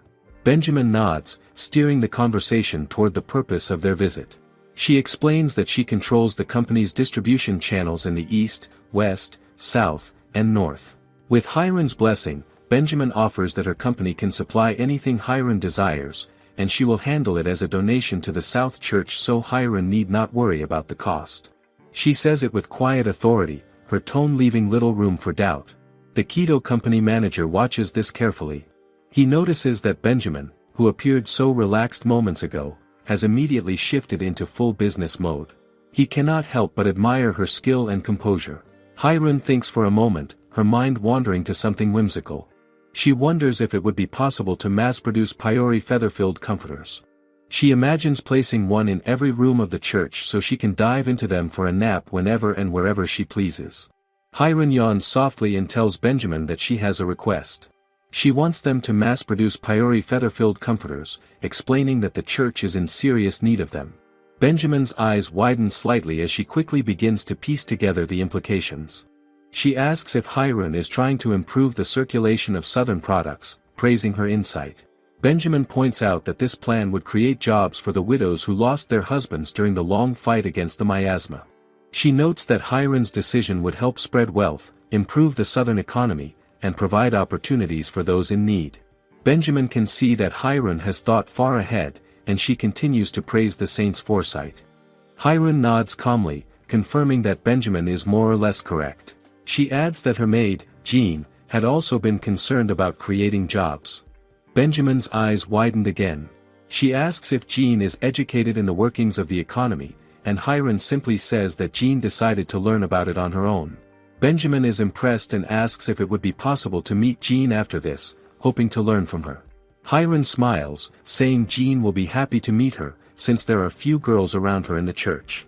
Hiron then mentions that a large amount of miasma has appeared in the West Forest, and that Paiori lives close to it. She asks if Benjamin would like to come with her. Benjamin readily agrees, and immediately begins giving an incredible amount of detail about the Paiori and their habits. Hiron listens quietly, half dozing off while still acknowledging the information, her calm demeanor unwavering. Finally, Hiron says she will come get Benjamin tomorrow, adding that the sooner they go, the better. She yawns again and asks Benjamin to show the items she has brought, admitting that she has gotten a little sleepy and wants to handle things quickly. Hiron notices a portable stove and remarks that it would be very useful for camping. Benjamin, however, is still in disbelief. Hiron mentioned tomorrow, but Benjamin feels such preparation should take at least 5 days. Before she can protest further, Hiron is already leaving, stretching slightly as she yawns again. She waves back, saying she looks forward to working with Benjamin and will see her tomorrow.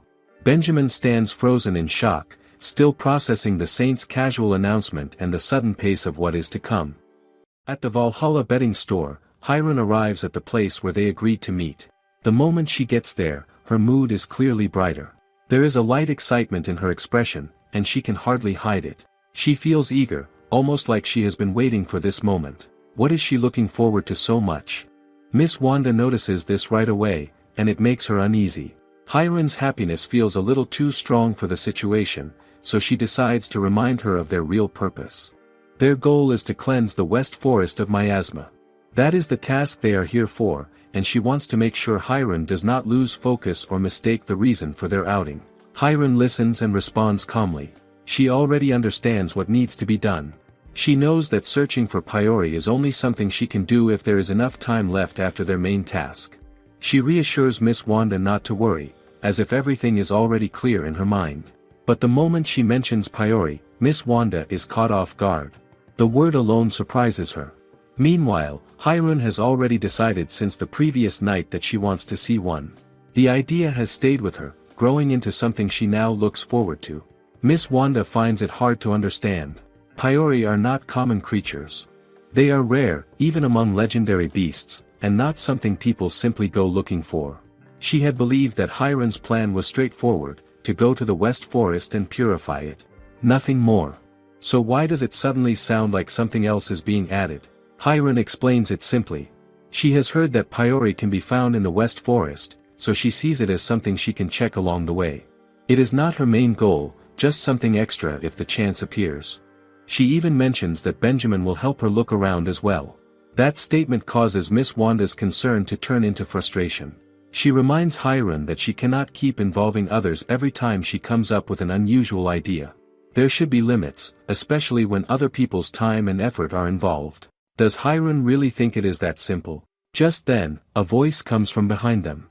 It speaks calmly, yet it carries a presence that is hard to ignore. The voice mentions that Hiron's instincts and predictions have proven reliable before. It suggests that her ideas are not something to dismiss so quickly. Miss Wanda turns around, and both she and Hiron are surprised by who they see. It is Archbishop Isekais. He steps forward and continues, explaining that Hiron has helped them through many difficult situations in the past. Because of that, he believes her current idea might simply be a moment of curiosity, not something reckless. He suggests that instead of stopping her, they should allow her a chance and observe carefully. Hiron is clearly surprised by this support. She does not expect him to take her side so easily. Miss Wanda, on the other hand, finds herself without a response. What can she say against that? In the middle of this, Hiron suddenly notices a carriage nearby. Her attention shifts immediately, and she points toward it with excitement. She already knows who it must be. Benjamin is here. Miss Wanda quickly reacts, reminding her to behave properly. She does not approve of the way Hiron points so casually, especially in front of others. As the carriage comes to a stop, Benjamin steps out. Even as she does, she remains focused on a book in her hands, reading as if nothing around her matters. Her composure and focus leave a strong impression. Jean and Holly both feel a sense of surprise when they see her. Hiron also notices how serious and dedicated she seems. It is clear that Benjamin is someone who works hard without distraction. Jean, curious, asks about her, wondering what kind of person she really is. Holly answers with quiet certainty. She explains that Benjamin became the president of her company at the age of 13. That alone says more than enough. Someone like that cannot be ordinary. As Benjamin's guards catch sight of Hiron, their reaction is immediate and unexpected. They are visibly amazed by her appearance, noting how elegant and beautiful she looks. Their response is so genuine that even Hiron herself is caught off guard. For a brief moment, she does not know how to react. Is she really being seen that way? Benjamin, however, remains composed. She turns her attention to Hiron and calmly informs her that everything has already been prepared. There is nothing left for Hiron to worry about. Hearing this, Hiron feels relieved and expresses her gratitude in a simple and sincere way. Not far from them, Holly watches the interaction closely. The way Hiron and Benjamin speak to each other makes something stir within her. She leans slightly toward Jean and quietly shares her thoughts, pointing out how familiar and friendly the two already seem. There is a hint of jealousy in her reaction, even if she does not fully admit it. Meanwhile, Benjamin continues speaking with Hiron. She expresses how honored she feels to be part of what she describes as Hiron's grand and noble plan to restore the South. To her, this is more than just a task. It is something meaningful and worth dedicating herself to. She asks Hiron to simply tell her what needs to be done, ready to follow through without hesitation. Hiron listens, but her response is modest. She says she only hopes that everything will work out well. Her words are simple, yet they carry a quiet sincerity. Benjamin, however, sees much more in it. She speaks with confidence about the future, explaining that her company will one day grow into the largest industrial center in the kingdom. With that growth, citizens will have jobs, and life will improve. In her mind, this aligns perfectly with Hiron's vision, a plan to bring happiness back to the people. She goes even further, mentioning what she has heard about snow lilies being grown as a symbol of the city. To her, this is a clear example of thoughtful planning and strong awareness of public image. She connects it to recent ideas from the capital's Economic Research Institute, praising Hiron for what she believes is a sharp and strategic approach to rebuilding the South. How could someone so young think so far ahead? Yet, deep inside, Hiron knows the truth is far simpler. Her real desire is not as grand as it sounds. What she truly wants is to dive into a comforter filled with peori feathers and enjoy that soft, peaceful feeling. But she keeps that thought to herself, knowing it would not match what Benjamin expects. Jean stands nearby, quietly supporting Hiron as always, believing in her without question. Holly, on the other hand, can already tell that Benjamin has misunderstood something. The gap between what Hiron intends and what others believe continues to grow. At that moment, Benjamin notices Holly, Jean, and Miss Wanda standing together and watching. She walks toward them and greets them politely, introducing herself with confidence. When she turns to Holly, she mentions that she has heard of her reputation all the way in the capital. Holly responds with a polite greeting and thanks her for coming. Benjamin then brings up a well-known song, one often performed by bards. It tells the story of the night of the total lunar eclipse, when the saints protected everyone. She recalls how Holly risked her life to maintain the barrier during that event. According to Benjamin, the song moves everyone who hears it. People are often brought to tears, and it usually ends with applause. Hearing this, Holly is clearly surprised. She brushes it off, saying it was not such a big deal. But that response only makes Benjamin admire her more, seeing her modesty as a true sign of a saint. Benjamin then turns her attention to Jean. With a quick observation, she guesses that Jean must be Hiron's maid. She greets her as well, and Jean introduces herself in return. To Jean's surprise, Benjamin already knows something about her. She mentions that Jean has studied economics and calls it impressive. She even expresses interest in discussing the subject with her later. Jean is clearly pleased by this. She admits that she rarely finds someone her age who shares that interest, and she feels grateful for the opportunity. It brings a quiet excitement to her. After a moment, Benjamin pauses and looks around. A question comes to her mind. Why are they meeting in front of a bedding store? Jean finds herself wondering the same thing. Would it not have made more sense to meet directly at the forest? As Hiron begins to explain the reason, someone else arrives. Thomas steps forward, making his presence known. He introduces himself and explains that he is the owner of the bedding store. He also makes it clear that he will be joining them on this investigation. Hiron then explains that Thomas is their specialist when it comes to Paiori feather-filled comforters. Since he will be joining them, she feels it is only right to introduce Benjamin to his store as well. The idea sounds simple, yet it carries a kind of thoughtfulness that had not been considered before. Benjamin quickly understands. She even reflects on her own approach and realizes that she had been too focused on other things, such as how to transport a Paiori or what kind of traps might be needed. In doing so, she never thought of consulting someone who actually understands bedding. That realization makes her pause, and she openly acknowledges it. She then praises Hiron, seeing her as someone who thinks in ways others might overlook. How does she notice such things so easily? After that, everyone settles down for a moment. The mood becomes calmer as they prepare for what lies ahead. Hiron turns her attention to Machi and wonders if it is excited about the idea of seeing a Paiori. The question comes naturally to her, almost like she is sharing her own excitement. Holly quickly steps in to correct her. She reminds Hiron of their true purpose, which is to cleanse the forest. The search for Paiori is only secondary, something they can consider if time allows. Her tone carries a sense of responsibility, making sure things stay on track. Miss Wanda then adds that she and Thomas will meet up with them shortly after. Before that, she urges Hiron to behave properly. Hiron listens and agrees without much resistance, as if she understands the importance of it. Meanwhile, Benjamin finds herself thinking about something else entirely. The idea that she will be riding in the same carriage as Hiron feels like a rare opportunity. She considers herself fortunate, believing that being close to Hiron will allow her to witness new insights and discoveries. At the same time, she cannot ignore Hiron's appearance, which she quietly admires. Then, something unexpected happens. Hiron suddenly steps closer to Benjamin and looks directly into her eyes. The sudden closeness catches Benjamin off guard, and she cannot help but ask what is wrong. Hiron studies her carefully and asks if she has been getting enough sleep. The question feels simple, yet it carries a quiet seriousness. Benjamin answers that she has slept well, but the response does not convince everyone. Holly quickly points out that there are visible signs of fatigue, noting the presence of dark circles under Benjamin's eyes that were not there before.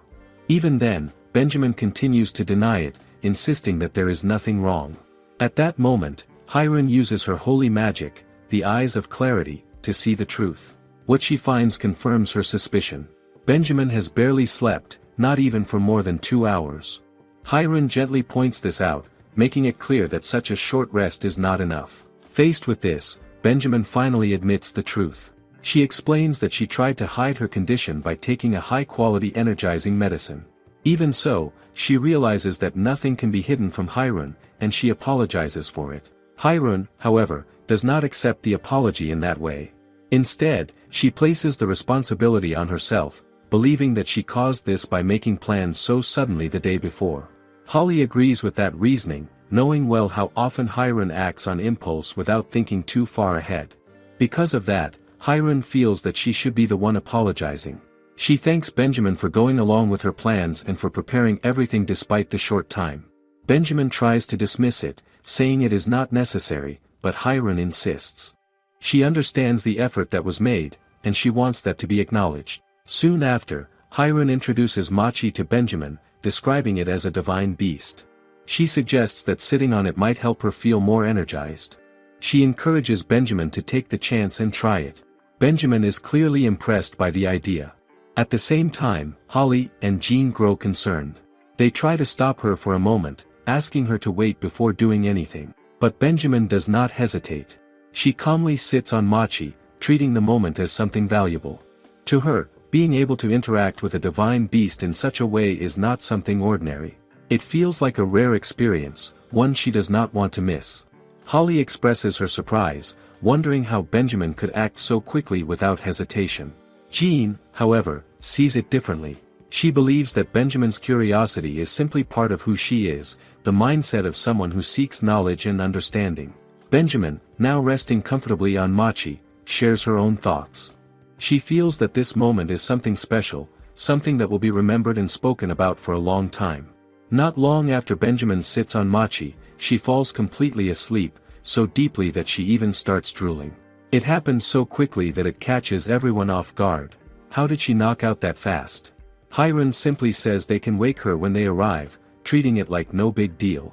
Jean, however, points out that Hirun should have explained things better before letting her sit on Machi. Benjamin had no idea this would happen. Holly agrees, feeling it was only fair to give her a proper warning. While Benjamin is asleep on Machi, Hirun quietly uses her eyes of clarity to check what she did the previous night. She sees that Benjamin barely rested at all and was busy the entire time. That sight feels familiar to her. It reminds her of how she used to live in her past life, always occupied, never truly resting. How could she not relate? Not long after, they arrive at the forest. Benjamin wakes up, quickly wiping the drool from her face. She apologizes for falling asleep, but Hirun gently tells her it is nothing to worry about. As Hirun looks closer, she notices Benjamin's hair is slightly messy and reaches out to fix it. Benjamin tries to stop her, saying it is not necessary, but Hirun does it anyway. She then points out that the dark circles under her eyes are gone, praising Machi's power once again. Benjamin agrees, clearly surprised. She admits she no longer feels tired at all, as if her exhaustion has completely disappeared. Soon, Thomas and Miss Wanda arrive. Thomas says he will go search for the Priori, and Hirun tells him she is counting on him. But Miss Wanda quickly reminds her of their main objective, which is to investigate the miasma.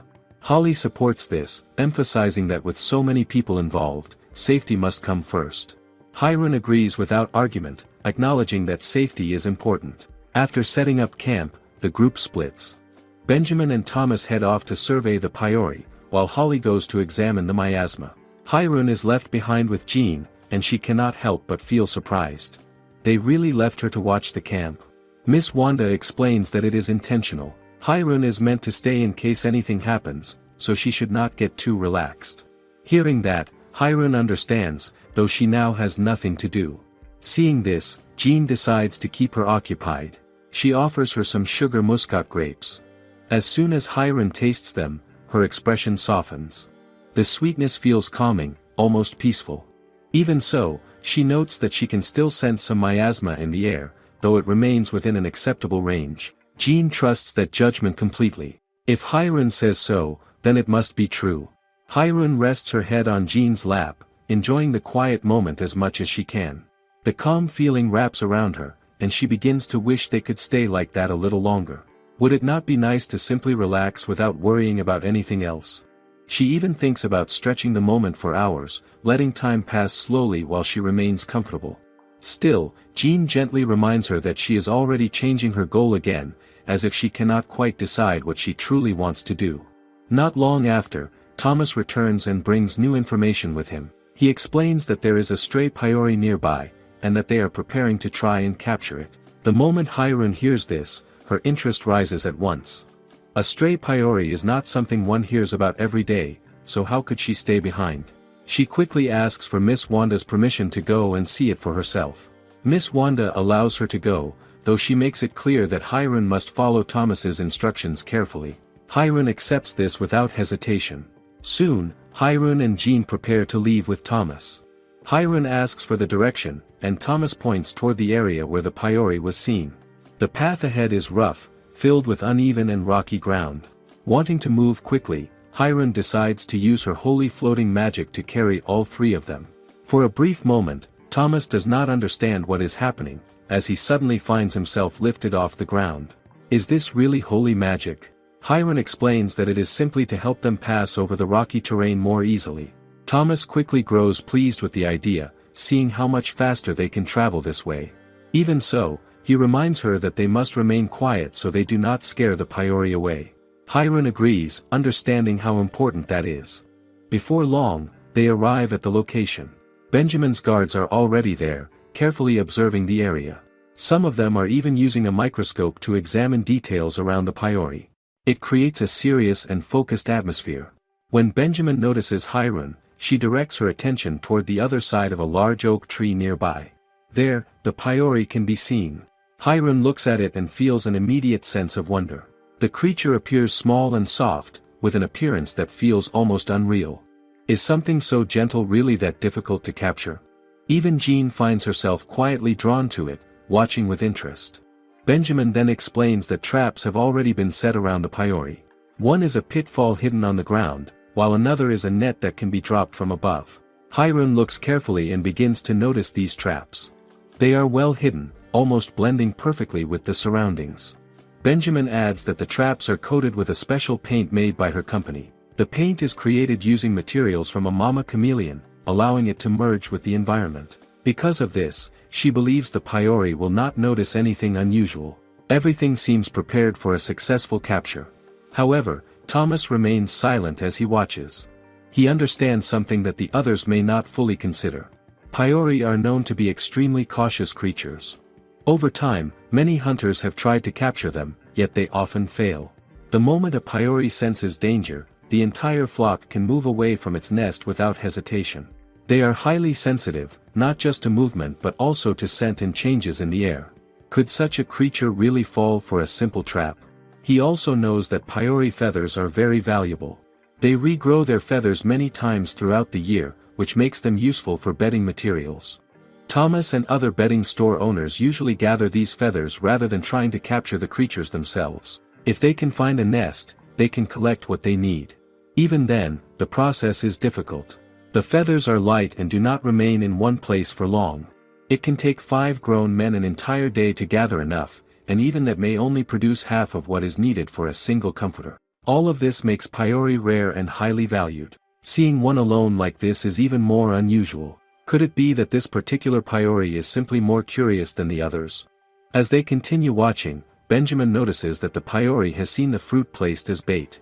She grows hopeful, believing this might be their chance. A Paiori being alone is rare, and if the trap works, it could become the first successful capture ever. She waits eagerly, her attention fixed on the creature. For a moment, it seems as though the plan might succeed. Then everything changes.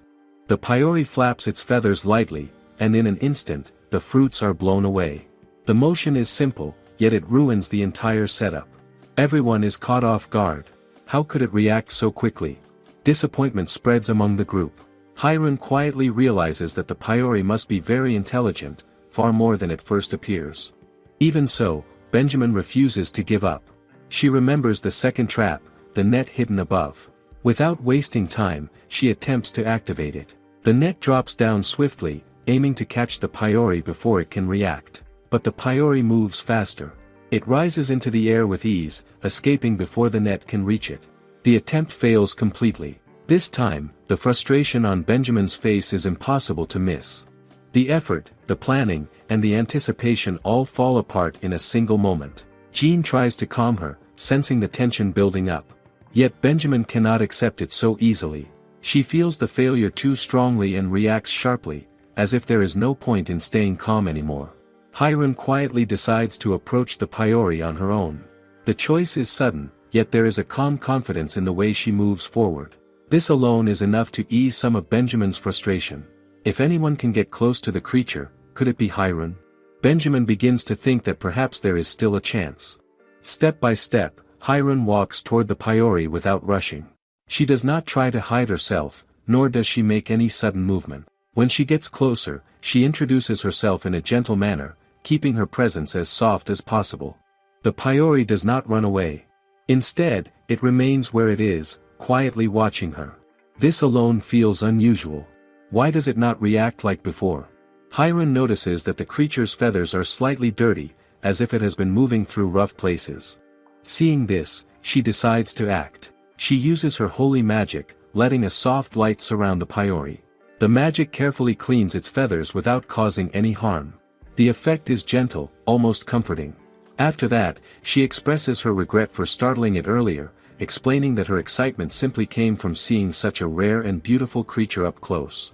Then something unexpected happens. Hiron turns back toward the others and calmly suggests that they should just return home. The idea comes without hesitation. She admits that she is starting to feel uneasy about the thought of capturing the Priori. Is it really right to take something so free and gentle away from its nature? As she turns back again toward the Priori, the creature moves closer on its own. It leans against her back in a quiet and trusting way. The sight catches everyone off guard. No one expects this kind of reaction. Hiron herself pauses, slightly surprised. Could it be the holy purification magic that made the Priori feel safe?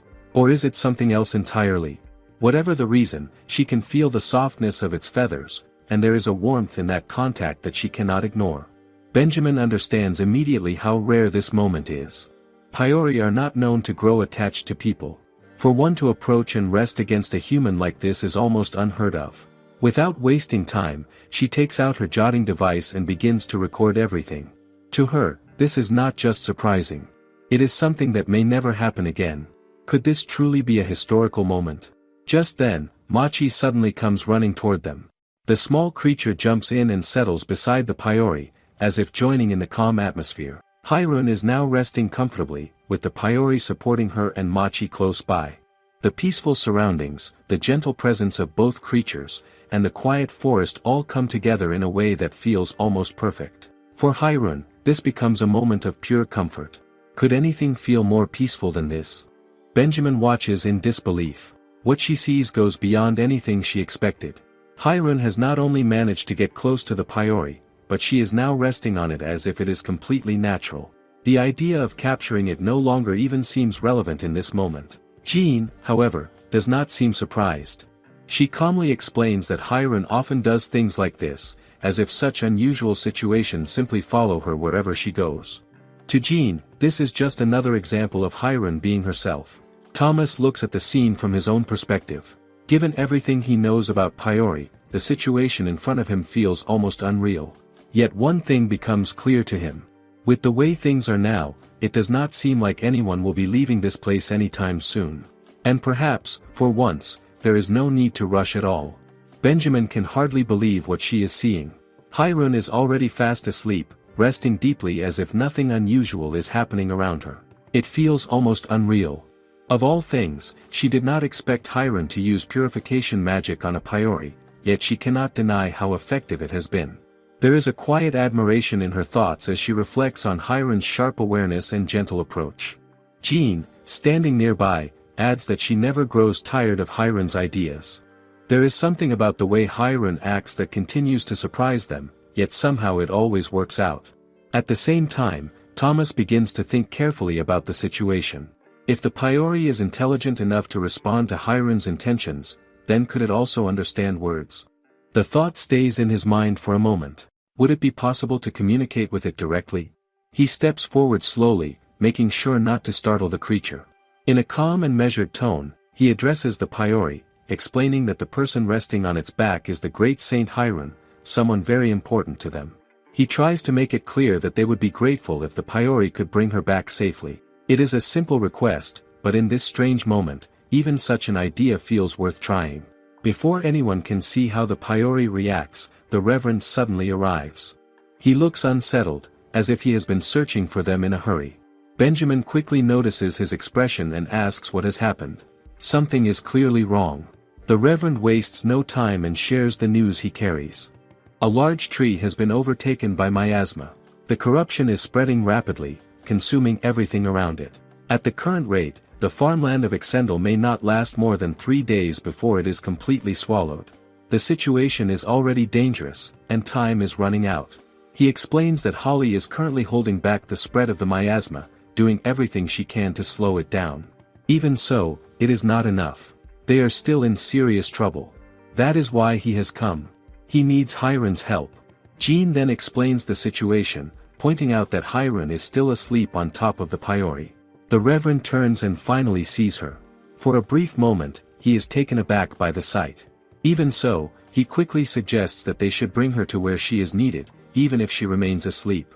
Thomas immediately steps in and asks him to wait. He explains that Priori are extremely cautious creatures. If they approach carelessly, the Priori may panic and run away, possibly taking Hiron with it. The risk is too great to ignore. The Reverend considers this and then suggests another option. If that is the case, then perhaps they should capture the Priori together with Hiron. However, Benjamin quickly rejects the idea. She explains that Priori are far too fast and alert. They have never been successfully captured before, and trying to do so now, even as a group, is unlikely to succeed. It would only make things worse. The Reverend understands the difficulty, yet the urgency of the situation remains. They need Hiron, and they need her soon. He pauses, trying to think of another way. At that moment, the Priori begins to shake its head slightly. The movement draws everyone's attention. Jean notices it and asks Thomas if it might be reacting to what he said earlier. Could it have understood him after all? Thomas is unsure. He doubts that the Priori can fully understand human speech, yet he cannot ignore what he is seeing. If it does understand, then that would change everything. Still, he feels that the Priori may be trying to express something else entirely. Nearby, Machi suddenly begins to move in an unusual way. It points toward a specific direction, its small body shifting as if trying to guide their attention. Jean watches this and grows concerned. What could be causing such behavior? Benjamin studies the movement more closely. She notices that Machi's body forms a shape, almost like an arrow pointing somewhere. The pattern is too clear to ignore. Could it be a form of communication? She begins to consider a possibility. Perhaps Machi is trying to convey what the Priori is expressing. If that is true, then what is the direction pointing toward? A realization slowly forms in her mind. The direction may be leading to the source of the miasma. If so, then everything starts to make sense. Perhaps the reason this Priori is alone is not by chance. Could it have separated from its flock because of the spreading miasma? At that moment, the Reverend recalls something important. He remembers hearing many bird cries near the source of the miasma earlier. The detail suddenly connects with everything they are seeing now. Could those sounds have been from the Priori all along? Before anyone can react further, the Priori suddenly begins to move. Without warning, it takes off, running away with Hiron still resting on its back. The movement is quick enough to catch everyone off guard. Thomas immediately calls out to Hiron, hoping to wake her, but she does not respond. She remains in a deep sleep, completely unaware of what is happening. Jean reacts at once and tries to stop the Priori, but the creature does not slow down. Seeing that it will not stop, she makes a quick decision and starts running after it. She does not fully understand the reason behind its actions yet, but she knows she cannot let Hiron be carried away like this. As Jean runs, she begins to notice something unexpected. The Priori is not moving as fast as she thought it would. Could it be because Hiron is on its back? The added weight seems to slow it down slightly. This gives Jean some hope. If she keeps going, she might actually be able to catch up. However, as she continues forward, the air begins to change. The miasma around her grows thicker and heavier. It becomes harder to breathe, forcing her to cover her nose. The atmosphere feels oppressive, and her surroundings begin to look more distorted. She slows down for a moment and looks around carefully. That is when she sees them. There are many Priori gathered in the area. The sight surprises her. She has never seen so many in one place before. Why are they all here together? Her eyes then shift toward a large tree nearby. The top of the tree is covered in a dark, heavy presence. It looks unnatural, as if something is consuming it from above. Could this be the tree that has been overtaken by the miasma? As she focuses more closely, she notices something else. There are eggs resting on the tree. The realization becomes clear. The Paiori are not gathered here by chance. They are protecting their nest. Every movement, every reaction now begins to make sense. They are not acting out of curiosity, but out of instinct to defend what is theirs. While Jean stands there, trying to take everything in, she suddenly hears her name being called. The voice pulls her attention back. She turns and sees Miss Wanda, Holly, and the guards arriving behind her. They must have followed after noticing what was happening. Miss Wanda quickly asks about Hirun. Jean points toward the Paiori, showing where Hirun is still sleeping peacefully on its back. The sight is unusual, yet there is no time to dwell on it. Holly follows Jean's gesture and looks toward the same direction. The moment she does, her expression changes. She recognizes it immediately. That location is the very source of the miasma. Miss Wanda, however, is still trying to understand what she is seeing. She asks about the birds, as she does not recognize them as Paiori. Jean explains that they are indeed Paiori and that they appear to be protecting their nest. The situation becomes clearer with each passing moment. Holly studies the scene and quickly makes a decision. She says that she will strengthen her barrier, hoping to hold back the spread of the miasma for a little longer. It is a temporary solution, but it may buy them some time. Still, the strain on her is already visible. Miss Wanda responds with concern. Holly has already used a great amount of her power to protect everyone so far. Pushing herself further could be dangerous. There is no guarantee how long she can keep it up. Time is running short. Realizing this, Miss Wanda turns to Jean and urges her to act quickly. Hirun needs to be awakened as soon as possible. Only she may be able to deal with what lies ahead. Holly senses immediately that the miasma is stronger than she had first thought. Without hesitation, she begins casting her magic. Before Miss Wanda can even step in to stop her, Holly starts praying aloud, calling upon the divine spear. She knows that this act may buy them precious time, and she hopes that her prayer will be enough to slow the spread while they handle the rest. The moment the divine spear is unleashed, Holly collapses from exhaustion. Miss Wanda watches carefully, fully aware of the significance of what Holly has done. The divine spear is one of the highest level holy magics known, and anything it pierces is instantly purified. Yet even such powerful magic struggles against the miasma. The corruption from the tree seems almost alive, trying to swallow the spear before it can reach its target. Miss Wanda quickly calculates that if they hope to gain more time, they would need the support of at least 5 saints working together. Realizing the gravity of the situation, Miss Wanda turns her attention to retreat. She knows that if Hirun does not wake up soon, they cannot risk staying. Carrying the exhausted Holly with her, she prepares to leave. But then she notices Jean still standing her ground. Concern flashes across Miss Wanda's face as she warns her that it is too dangerous to stay.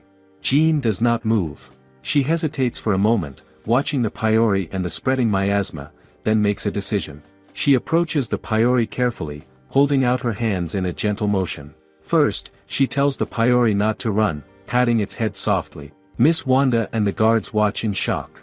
They cannot believe what they are seeing. Jean is communicating with the bird as if it can understand her. She begins to plead silently, urging Hirun to wake up. Her words are quiet, yet full of urgency. Hirun, however, is asleep and begins to mumble in her sleep. Jean realizes immediately that this is not enough. Hirun will not wake up on her own for at least another 30 minutes, and there is no time to wait. Acting quickly, Jean apologizes silently to Hirun, knowing this is an emergency. She lifts Hirun into her arms and begins tickling her gently. Almost instantly, Hirun wakes up. Even Miss Wanda is left speechless. Hirun is not one to awaken quickly. Normally she would lie completely still, unresponsive as if she were stone. Hirun blinks, still groggy, and asks what happened. Jean explains that the miasma has spread and is surrounding the large tree. At once, Hirun's eyes widen. The sight of so much miasma before her makes her pulse quicken. She realizes the gravity of the situation immediately. Moving closer to the tree, Hirun focuses her senses. She detects the magic surrounding it and quickly recognizes the wind magic being generated by the flock of Paiori. The birds are working together to hold back the miasma, creating a barrier that kept its spread hidden from them at first. Hirun realizes that the Paiori have been trying to protect their nest while simultaneously delaying her and the others from noticing the danger. In that moment, she acknowledges her own carelessness in not sensing the threat sooner. Hirun then glances at Holly, who has cast the divine spear. She calculates that its effect will only last for about 2 more minutes. The urgency of the moment presses on her. She knows that now it is her turn. She must step in and use her own powerful holy magic to hold back the miasma and protect everyone before time runs out. Thomas freezes for a moment, clearly shocked as he realizes what Holly had done. She had sacrificed herself, using nearly all her power, just to buy them time against the miasma.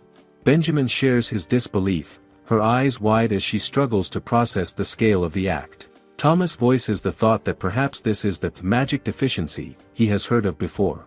Miss Wanda confirms it, though her expression softens slightly as she admits she is relieved Hirun is finally awake. Still, she warns Hirun not to laugh, the situation is far too serious for any levity. Hirun, however, feels an unexpected energy rushing through her.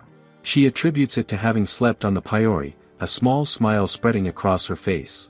She mounts the Paiori once more, gleaming with excitement, though Jean, panicked, reminds her that the barrier is barely holding. The divine spear is nearly gone, and if it fades completely, the miasma will sweep through without pause. Hirun nods, remaining jovial despite the urgency. She explains that even if the spear is close to disappearing, it still carries Holly's holy magic, which will make her task easier. Riding the Paiori toward the tree, Hirun begins casting her holy magic. Tiny clones of herself appear in response, shimmering into existence. Benjamin quickly counts them 5 in total. The Reverend observes closely, noting how each clone glows and begins converging around the divine spear, merging their light with its power. The brilliance grows overwhelming, forcing Benjamin to shield her eyes. Thomas's mouth opens in surprise when he notices one of Hirun's clones lifting Holly's divine spear. Could it be that one of the clones will fight the miasma directly? Benjamin's fear spikes as she urges caution, aware of the volatile magic swirling around the corrupted tree. Then the clone acts. It slices through the miasma with precision, simultaneously gathering Paiori eggs that had been scattered from the eastern side. Benjamin is stunned by the skill and speed of the clone, while Thomas notes how it not only fights the corruption but also saves the fragile eggs from falling. Benjamin observes more closely and notices that the Paiori themselves are carefully carrying their eggs on their backs. She immediately begins jotting down the details, recognizing the significance of the bird's actions. Jean, standing beside Hirun, watches her magic flow into the clones. She comments that the Paiori seem to be thanking Hirun for her efforts. Hirun, however, shakes her head, focused and determined. The work is not yet finished. She channels more power into the divine spear, making it even larger, which only strengthens Jean's sense of urgency. Miss Wanda remains still, observing Hirun's strategy, noting once again how unusual yet effective her holy magic is. In a final, decisive move, Hirun throws the divine spear into the wind swirling around the remaining miasma. The spear pierces through the darkness, and the corrupted energy is purified almost instantly. Hirun remarks that Holly's dedication to the spear made the effect twice as strong, and she feels a rush of satisfaction as clarity returns to the forest. Even Benjamin feels the transformation. The previously dark and heavy atmosphere is now like a fresh early afternoon. Sunlight filters through the leaves, warm and bright, as though the events that just occurred had never happened. She quickly calculates the time Hirun used her magic. Just about 3 minutes. And cannot believe how much had been accomplished in such a short span. Hirun surveys the scene and, seeing the Paiori safe, suggests that it is time to return home. But Machi moves again, signaling something important. Hirun translates the message from the Paiori. They wish to come with them, enchanted by her purification magic. In return, they promise to allow anyone to gather as many feathers as needed. Benjamin is initially skeptical and asks Hirun to confirm if the translation is accurate. Thomas comments that it almost seems too good to be true. Hirun reassures them, allowing the Paiori to accompany her freely. She offers them 3 family meals and a bed in the church garden, making it clear they are welcome to stay or leave whenever they like. Observing the Paiori's reaction, Benjamin admits they genuinely seem to desire what Hirun offered. Even Thomas, who knows that Paiori rarely attach themselves to people, feels a mix of surprise and disbelief. Finally, Thomas turns to Hirun and acknowledges their success. Since they now have the Paiori's cooperation, he pledges his store's full support in gathering feathers and making feather-filled comforters. Benjamin quickly speaks up, insisting that she handle the distribution of the Paiori feathers herself. She explains that she promised it would be profitable, turning it into a specialty of the South. In her mind, she already envisions bringing the feather-filled comforters to the capital and selling them to nobles. Beyond that, she plans to establish a trade route to the north, increasing their value, and she is confident she can quickly find the right people to handle the logistics. All the money they earn, she intends to put toward developing the South and supporting Hiron's lifestyle. Hiron smiles at Benjamin and urges her to do her very best. She says she wants the citizens to enjoy Paiori feather-filled comforters and wishes for every room in the church to have one. She even shares her dream of diving into a Paiori bed whenever she gets tired. She knows she cannot make this dream happen on her own, which is why she asks for Benjamin and Thomas's help. Miss Wanda, observing, realizes that she must intervene. She reminds them that they also need to prepare a proper place for the Paiori to live safely. Having achieved such a remarkable success, they all begin the journey back to Exendel. Along the way, additional flocks of Paiori join them, one after another, until suddenly 70 fluffy Paiori are following the carriage at once. Benjamin watches in awe, amazed that all the Paiori are so obediently following. She remarks that this is not only possible because of Hiron's power as the great saint, but also because of her kind and gentle character. Hiron shakes her head, refusing to take the compliment. She says it was Holly who prepared the divine spear and that the Paiori must have seen Holly's hard work. She is certain that their respect and admiration for Holly is what moved many of them. Benjamin then asks with concern if Holly is okay. Hiron reassures her that it was just a temporary magic deficiency and that Holly will recover soon. Benjamin smiles, relieved to hear this. Meanwhile, Hiron feels a quiet happiness. She knows that soon she will have a 100% Paiori feather-filled comforter, and every day will be soft and fluffy from now on. Even after they leave the forest, the divine spear continues to shine, lodged firmly in the big tree. It wards off any lingering evil and eventually merges with the tree itself, becoming part of its wood. 1,000 years later, a young man will dislodge it, and it will play a key role in a battle against miasma. But for now, Hiron and everyone else have no idea of what the future holds. From a distance, the guards already spot Hiron's carriage approaching. Using their microscopes, they notice something white surrounding it, and the first impressions are of curiosity and confusion. As the carriage comes closer, everyone in the city begins to gather, eager to see what's happening. At first, they think the fluffy white shape might be a giant bun, but as they get nearer, they see the Paiori and cannot recognize them. Murmurs spread through the crowd as people question themselves, unsure of what exactly is coming. Hiron smiles, thinking the citizens are welcoming the Paiori, but Benjamin shakes her head and explains that most of them are more confused than anything else. Soon, the entire street is covered in feathers that have fallen from the Paiori. When they finally arrive at their destination, Thomas jumps down from the carriage and immediately starts gathering the feathers. He seems so happy and focused that the onlookers assume it must be some serious business, as if feather collection has become a major trade in the city. With so many feathers, Thomas knows he can make comforters in no time. Meanwhile, one of the saints rushes to inform Archbishop Isekais that Hiron has returned. When the Archbishop notices feathers floating in the air, he catches a few and immediately realizes what must have happened. Hiron has brought the Paiori home. The saint accompanying him is shocked, unable to believe that Hiron could have captured even one Paiori, let alone bring them into the city safely. They had never been successfully domesticated before. Hiron approaches the Archbishop to announce her return. He notices the faint traces of holy magic and asks what happened in the western forest. Jean explains clearly, the Paiori are now going to live in the church, and they are free to leave whenever they wish. They will be provided with 3 meals and a place to rest.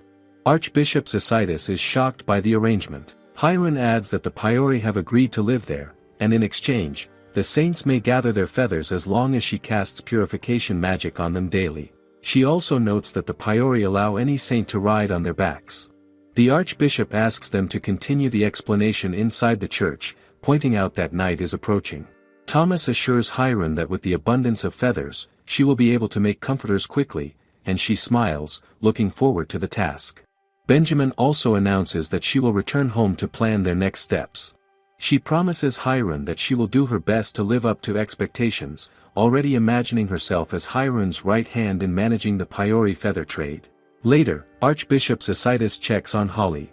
From her condition, he realizes her magic deficiency is severe, even the slime had been unable to restore her fully. Miss Wanda explains that Holly had been forced to use a high-level spell beyond her normal capacity, and Isekais observes that her sense of justice must have driven her strength. Hiron, however, insists that the success was all thanks to Holly's efforts. Jean adds that before Hiron arrived, Holly had single-handedly held back the miasma. At that moment, another Paiori enters the room where Holly is resting. Jean wonders how it got in, realizing it is different from the one Hiron had ridden. She guesses that the bird had been worried about Holly, coming close to her to provide comfort. Archbishop Isekais notices that Holly's dedication has left a strong impression on the Paiori, and Miss Wanda silently blames herself for letting things get so intense. Isekais reassures her, noting how peaceful life in Exendel has been under her guidance, and that Hiron and Jean's calm expressions reflect her proper teaching. Jean asks how long it will take for Holly to wake up. Hiron replies that if she remains unconscious for several days, dehydration could become an issue. She volunteers to stay by Holly's side, ready to nurse her back to health. The Archbishop observes Hiron's relaxed demeanor, even in such a tense situation, and recognizes it as a true display of her confidence. She trusts her own power to resolve whatever problems arise. Hiron pauses and thinks about Holly. She remembers how much Holly loves to eat and realizes that starvation isn't the immediate danger. Instead, dehydration is. Trying to lighten the mood, she makes a small joke, saying it would be embarrassing if Holly's stomach started growling while she's asleep. Archbishop Isekais looks at Holly's pale face and quietly acknowledges that anyone would be worried. He estimates that Holly will remain unconscious for about 3 days. She seems to have stopped just before using all her magical energy. He praises her strong sense of responsibility but reminds Miss Wanda that Holly will need careful guidance in using her holy magic in the coming days.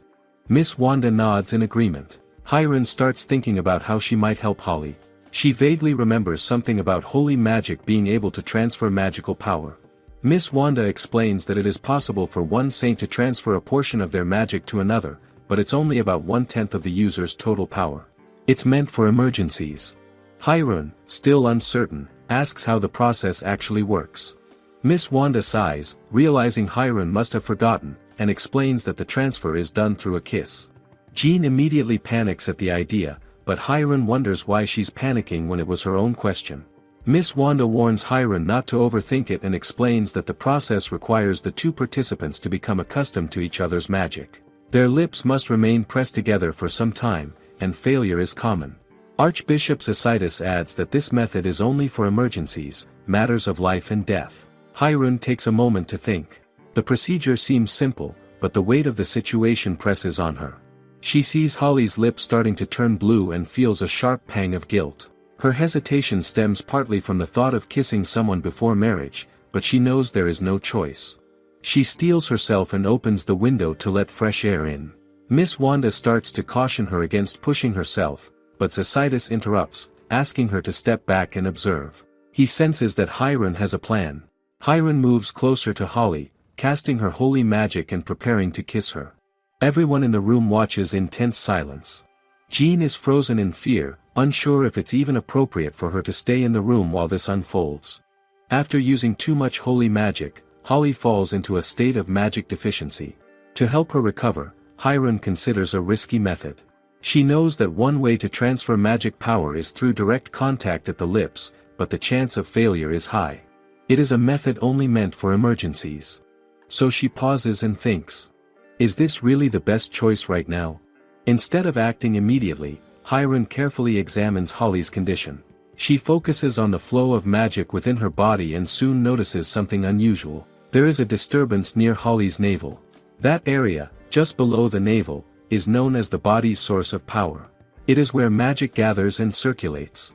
Hiron understands that the abdomen plays a very important role when it comes to controlling and storing magic power. If something is wrong there, the entire flow can become unstable. With that in mind, Hiron decides on a different approach. She begins to activate her holy magic. As the magic builds up, Holly's body slowly rises from the bed, lifted gently into the air. The light surrounding her is soft but steady. Hiron plans to convert her own magic power into a form that matches Holly's, then guide it into her body to fix the disturbance. However, she knows that forcing too much magic at once could overwhelm Holly. It might even make her feel sick. So she takes her time. She carefully controls the flow, easing the magic little by little. Would this slow method work better? The holy magic continues to glow around Holly, supported by Hiron's clones who help maintain the spell. The room remains calm as the process continues. Time passes quietly, and the light does not fade until the work is complete. When it finally ends, Holly is gently lowered back onto the bed. Hiron looks at her closely and notices a clear change. Holly no longer looks pale. Her condition seems much better than before. Miss Wanda, who has been watching the entire process, becomes curious about what Hiron has done. Hiron explains that the issue was caused by a disturbance in the magic flow within Holly's abdomen. To fix it, she infused her with holy magic that was carefully adjusted to match her own. Miss Wanda listens but raises a concern. Taking in someone else's magic power can put a heavy burden on the body. Was that really the safest choice? Hiron reassures her. She explains that she did not force the magic into Holly all at once. Instead, she adjusted her own magic so it would slowly align with Holly's natural flow before allowing her body to accept it. This way, the burden is reduced, and the process becomes much safer. In truth, Hiron also relied on her clones to handle much of the work. It allows her to maintain control while spreading out the effort. Compared to the risky method of transferring magic through a kiss, this approach feels far more stable. Not long after, Archbishop Isekais steps forward to examine Holly himself. Using his own holy magic, he carefully checks her condition. He observes that her magic flow is now smooth and steady. Her breathing is calm as well. Everything points to a successful recovery. At this rate, she should wake up by morning. It seems the danger has passed. Seeing that things have settled, he suggests that everyone should have a light meal and prepare for rest. He even offers to stay behind and keep watch over Holly through the night. But Miss Wanda quickly objects. She insists that it would not be right to trouble him with such a task. Instead, she volunteers to take care of Holly herself. She reminds him that even in this distant place, he has been constantly handling messages and letters from the capital. Has he even had time to rest properly? Archbishop Isekais calmly assures everyone that his condition is fine. Since the moment he sat on the divine beast, his stamina has only improved. He explains that he feels more energetic than ever. To him, watching over Holly is not a burden at all.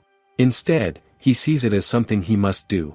Holly is a precious saint who has been sent all the way from the capital to the south at such a young age. Because of that, he believes it is his duty to support her in any way he can. His words are steady, and there is no sign of hesitation. Miss Wanda listens and nods in understanding. She accepts his reasoning, but she still decides to make arrangements on her side. She mentions that she will call for a maid to assist with anything that might be needed. She then asks Archbishop Isekais to simply give instructions to the maid if any small task comes up. After settling that, she turns to Hiron and Jean and asks them to follow her, reassuring them that there is nothing to worry about with Archbishop Isekais watching over Holly. With that, the three of them quietly take their leave. As they walk away, Jean keeps a close eye on Hiron, who is already starting to look sleepy. She urges her not to fall asleep while eating, reminding her that if she does, she will not even be able to brush her teeth properly later. It is a small but caring warning. Miss Wanda, walking just behind them, begins to think to herself. At first, she believed leaving Holly in Archbishop Isekais' care might trouble him, but now she starts to feel that perhaps this decision is not a bad one. When she looks back on it, he always seems the most relaxed when he is looking after Hiron and the others. Could it be that this is where he feels most at ease? The night passes quietly, and morning soon arrives at the church. Holly slowly wakes up, her eyes opening as she looks around in confusion. She does not immediately recognize where she is. Her memories feel unclear and scattered. She tries to recall what happened, but only one moment comes to mind. She remembers using holy magic in the forest. After that, everything becomes hazy. What exactly happened after that? As she is still trying to make sense of things, she notices Hiron nearby, mumbling softly in her sleep. Hiron seems to be complaining about her bed warmer being gone.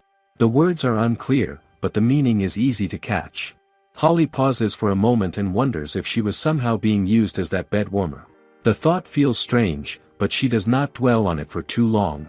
Even without remembering everything, she can already guess one thing. Hiron must have saved her again. Her attention soon shifts when she notices something else in the room. A Paiori is there, gently flapping its wings. Holly's eyes widen in surprise. She wonders if it is one of the Paiori from the West Forest. The creature moves closer to her without hesitation. When it reaches her, she gently embraces it. As she does, she realizes something. The Paiori was worried about her. Holly softly wonders if Hiron managed to save the eggs of its flock. The Paiori tilts its head slightly, seeming confused at first, but then it flaps its wings in response. Somehow, Holly understands this as an answer.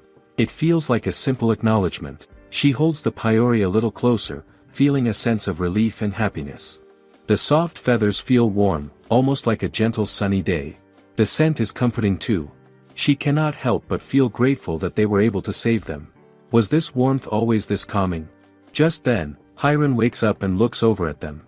Still a bit drowsy, she casually remarks that Holly looks very cute.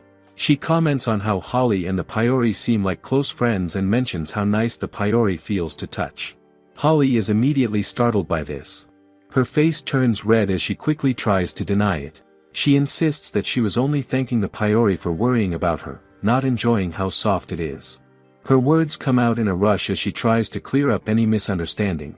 But Hiron and Jean do not seem to be paying much attention to her explanation.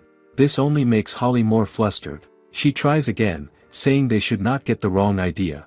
Still, deep down, she admits to herself that since both she and the Paiori were saved, there is no reason to feel upset about any of this. Meanwhile, Jean's attention is fixed on something else. She carefully observes the Paiori for a moment, then politely asks Holly to excuse her. Without much hesitation, she reaches forward and opens part of Holly's clothing to take a closer look. What she sees surprises her. Holly's navel area is glowing faintly. Holly notices this as well and becomes alarmed. She looks down in shock, realizing that the glow is coming from her own body. Hiron, now more awake, calmly suggests that it might be related to the holy magic used on her. But Holly cannot stay calm. She tries to suppress the glow using her own magic, but nothing happens. The light does not fade at all. Panic quickly sets in. She looks at Hiron and urgently asks for an explanation, unable to hide her confusion. What exactly has been done to her body? Hiron calmly explains that in order to restore the flow of magic in Holly's abdomen, she infused her with holy magic. That magic is now acting as a steady source, supplying Holly with the energy her body needs. Because of that, the strange glow is likely a result of the magic continuing to circulate within her. After giving her explanation, Hiron takes another careful look at Holly's condition. She focuses on the flow of magic once more and confirms that everything is stable. There are no longer any disturbances. The flow is smooth, just as it should be. Jean then adds her own observation. She mentions that Archbishop Isekais stayed by Holly's side until 5 in the morning, watching over her condition the entire time. With that level of care, she believes there is nothing left to worry about. Holly pauses when she hears that. If Jean knows something that's specific, then it must mean she was awake for most of the night as well.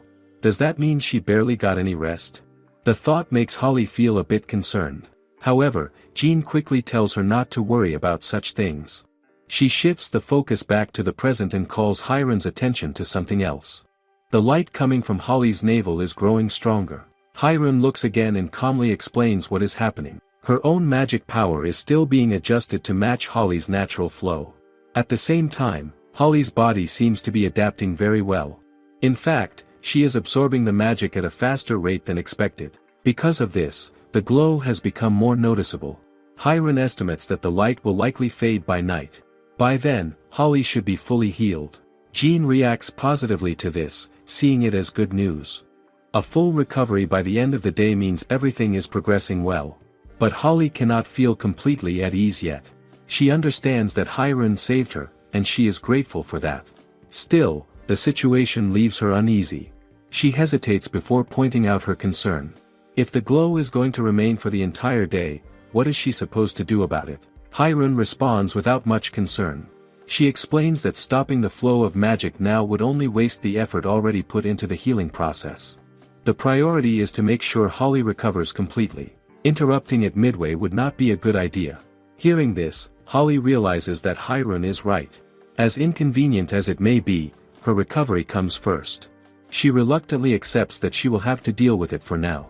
However, Jean raises another issue. She points out that the light has become quite bright. At this rate, it may even shine through Holly's saint robe. That thought hits Holly immediately. She looks down at herself, clearly alarmed. If the light becomes visible through her clothing, it would be impossible to hide. That becomes a serious problem. Holly is supposed to recite holy scriptures in the chapel later that day. Standing in front of people while glowing like that is something she cannot accept. Thanks to Hiron's magic, Holly recovers from her state of magic deficiency. Her strength returns, and her body feels stable again. However, there is an unexpected result. Her belly button begins to shine with a bright light. It is not something she can easily ignore. As she looks down at it, she cannot help but complain. She is supposed to recite the holy scriptures in the chapel today, and many people are already looking forward to it. How is she supposed to stand in front of everyone like this? Jean suggests that Holly should take the day off and rest properly. From her point of view, it makes the most sense. Even if Holly has recovered, her body still went through a lot. But Holly quickly rejects the idea. She insists that it would be unreasonable to rest when she is no longer sick. In her mind, there is no justification for stepping back now. People are waiting, and she does not want to disappoint them. Is it really right to cancel everything over something like this? Seeing that Holly has made up her mind, Jean shifts her approach.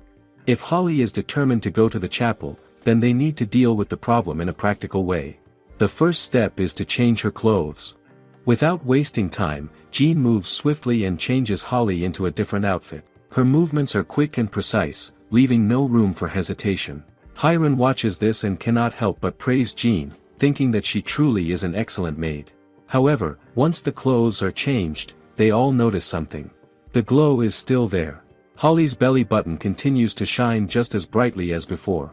Changing clothes has not solved the problem at all. Still, Jean tries to stay positive. She points out that at least the light is not too obvious under the new outfit. It might not stand out as much as before. But is that really enough to hide it completely? At that moment, Hiron notices Machi nearby. As soon as she sees it, an idea forms in her mind. She turns to Holly and explains that Machi wants to help by becoming her belt. If Machi wraps around her waist, it might be able to cover the glowing area. It sounds simple enough, but Holly hesitates. Wearing a divine beast as a belt feels strange to her. It is not something she ever imagined doing. Hiron tries to reassure her. She explains that Machi has the ability to change its shape freely, so it is not as unusual as it sounds. Besides, this is something Machi wants to do. It is a request coming from a divine beast itself. Would it really be so wrong to accept its help? Before Holly can fully decide, Machi quickly takes action. Its body shifts and reshapes, wrapping itself neatly around Holly's waist like a belt. The transformation is smooth and effortless. For a moment, it seems like the plan might work. But then they notice something unexpected. The glow does not disappear. Instead, it becomes even brighter. Holly looks down in disbelief. Machi's body is transparent, so it does nothing to block the light. If anything, the holy magic seems to be enhanced by it, making the glow even more intense. The light spreads gently, almost like tiny stars scattering around her. It creates a scene that looks beautiful and almost magical. But this is the exact opposite of what they were trying to achieve. How did it end up like this? Hiron, however, seems fascinated by the sight. She watches the faint, star-like lights with quiet admiration, thinking that it looks very beautiful and almost majestic. To her, this is not a problem at all. She then explains that Machi believes it will be helpful to Holly today, even in this form. Because of that, she suggests that they should simply go to the chapel as they are now. Holly feels conflicted, but she also realizes something. She cannot exactly refuse Machi after it has already gone this far to help her. So, in the end, she accepts it, even if she is not fully comfortable. Still feeling uneasy, Holly leans closer to Hiron and quietly asks if there is any way to deal with Machi's enthusiasm. Hiron calmly replies that refusing is always an option, but Machi simply loves helping others. Whenever it sees someone tired, it turns itself into a chair so they can rest. However, many people feel uneasy about sitting on a divine beast, so they often refuse. Because of that, Machi has not had many chances to be useful lately. Now, it finally has an opportunity to help someone directly. Knowing this, Holly begins to understand Machi's intentions a little better. Even so, she cannot help but wonder how this glowing situation will look once she steps into the chapel. Although Holly understands Machi's intention, she still feels uneasy about how bright the light from her belly button has become. It is not something she can easily ignore, especially with her duties waiting. As she worries, the Priori suddenly turns its attention toward Hiron. It seems to be trying to communicate something. Hiron quickly understands and tells Holly that the Priori wants to help by hiding the light for her. The Priori gently moves closer and positions itself in front of Holly's abdomen. Its small body manages to block most of the glow. The brightness is reduced, and the situation becomes more manageable. However, Hiron carefully observes and points out that a faint bit of light is still slipping through. Even so, she adds that it gives Holly a certain presence, something that might even feel fitting for her role. Holly takes a moment to think about it and then nods. She admits that having the Priori with her feels much better than trying to deal with everything alone. With that, she thanks both the Priori and Machi and says she will rely on them for the day ahead. Not long after, Holly arrives at the chapel with the Priori still by her side. The Priori stays close, using its head to cover the glowing area as much as it can. As she steps inside, the people present cannot hide their surprise. It is not every day that a Priori appears in such a place, especially beside someone like Holly. The unusual sight quickly draws attention. Miss Wanda, who is also there, watches the scene with some concern. She quietly wonders if bringing a Priori into the chapel is really the right choice. On the other hand, Archbishop Isekais remains calm. He explains that Holly has already informed him about the situation. Since a divine beast is with her, there should not be any problem. He also reminds those present that Holly and Hiron were the ones who cleansed the wicked miasma and saved the Priori. Because of their actions, the Priori has chosen to stay close to them. It is a sign of trust and gratitude, not something to fear. With everything settled, Holly steps forward and begins to recite the Holy Scriptures. As she speaks, she notices something different. Her voice feels steadier, and her flow is smoother than usual. She cannot help but wonder if this is because of the magic Hiron infused into her.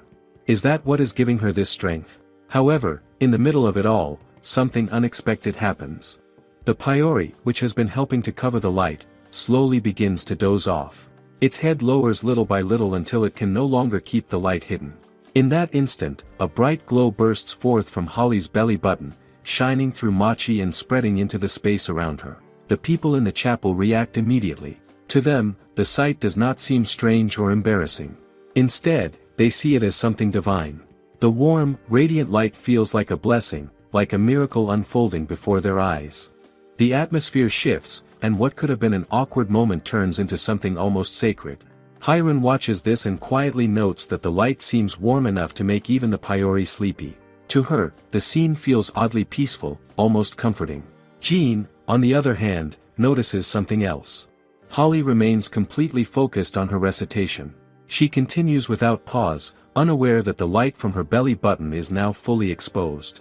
How can she stay so composed without noticing? The moment passes, but its impact does not fade. By the next day, word of what happened spreads throughout the town. Someone even creates a drawing that captures the image of Holly with the glowing light at her abdomen.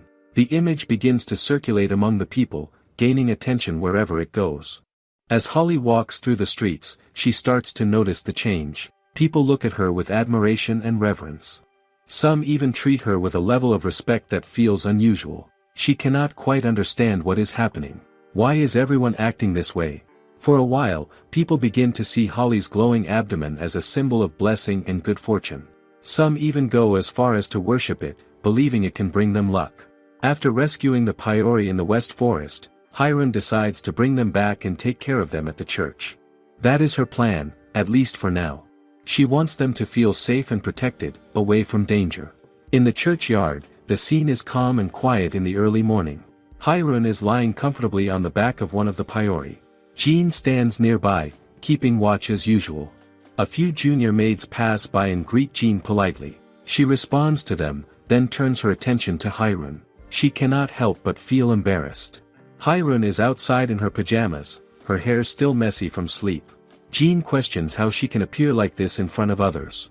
Hiron slowly wakes, letting out a lazy yawn. She explains that she promised the Paiori she would cast purification magic on them every day. The Paiori responds with a soft movement, as if acknowledging her words. Even so, Hiron admits that she is still very sleepy. She clearly wants to go back to rest, but she knows she has to keep her promise.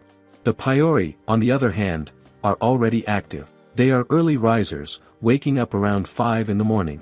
As soon as the day begins, they start grooming each other, carefully tending to their feathers. After that, they drink water and search for fruit to eat. Once they finish, they move on to patrol their surroundings, keeping watch over their territory. They also have a special period known as their laying season. During this time, the entire flock stays close together, moving as one group. Watching the flock gather and move about, Hiron cannot hide her delight.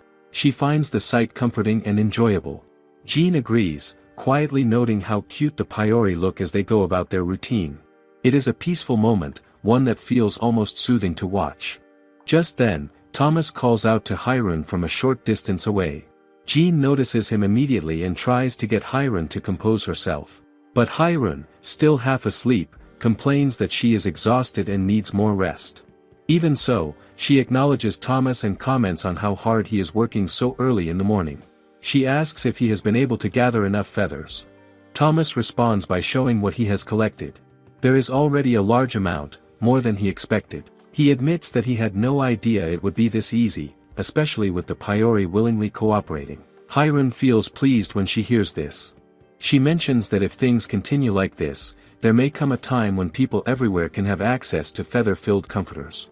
Thomas adds that he cannot express his gratitude to the Paiori enough for their help. Hiron, however, points out that he has already done something in return. He helped build a house for them. Thomas quickly clarifies that he only provided the materials and that the structure is not yet fully complete. Jean looks toward the Paiori's new home and notices something unusual. There is a large amount of Saint quartz used in its construction. It stands out clearly. Hiron observes the same thing and mentions that the Paiori already seem to like their new place. She admits that she had been a little worried they might not adapt well to the new environment. Thomas explains that the decision to use Saint quartz came from the stonemason, Pompey. The intention was to make the space more comfortable for the Paiori. Hearing this, Hiron looks at the flock as they gather closely together. She remarks that when they cluster like that, they resemble a Kagami machi.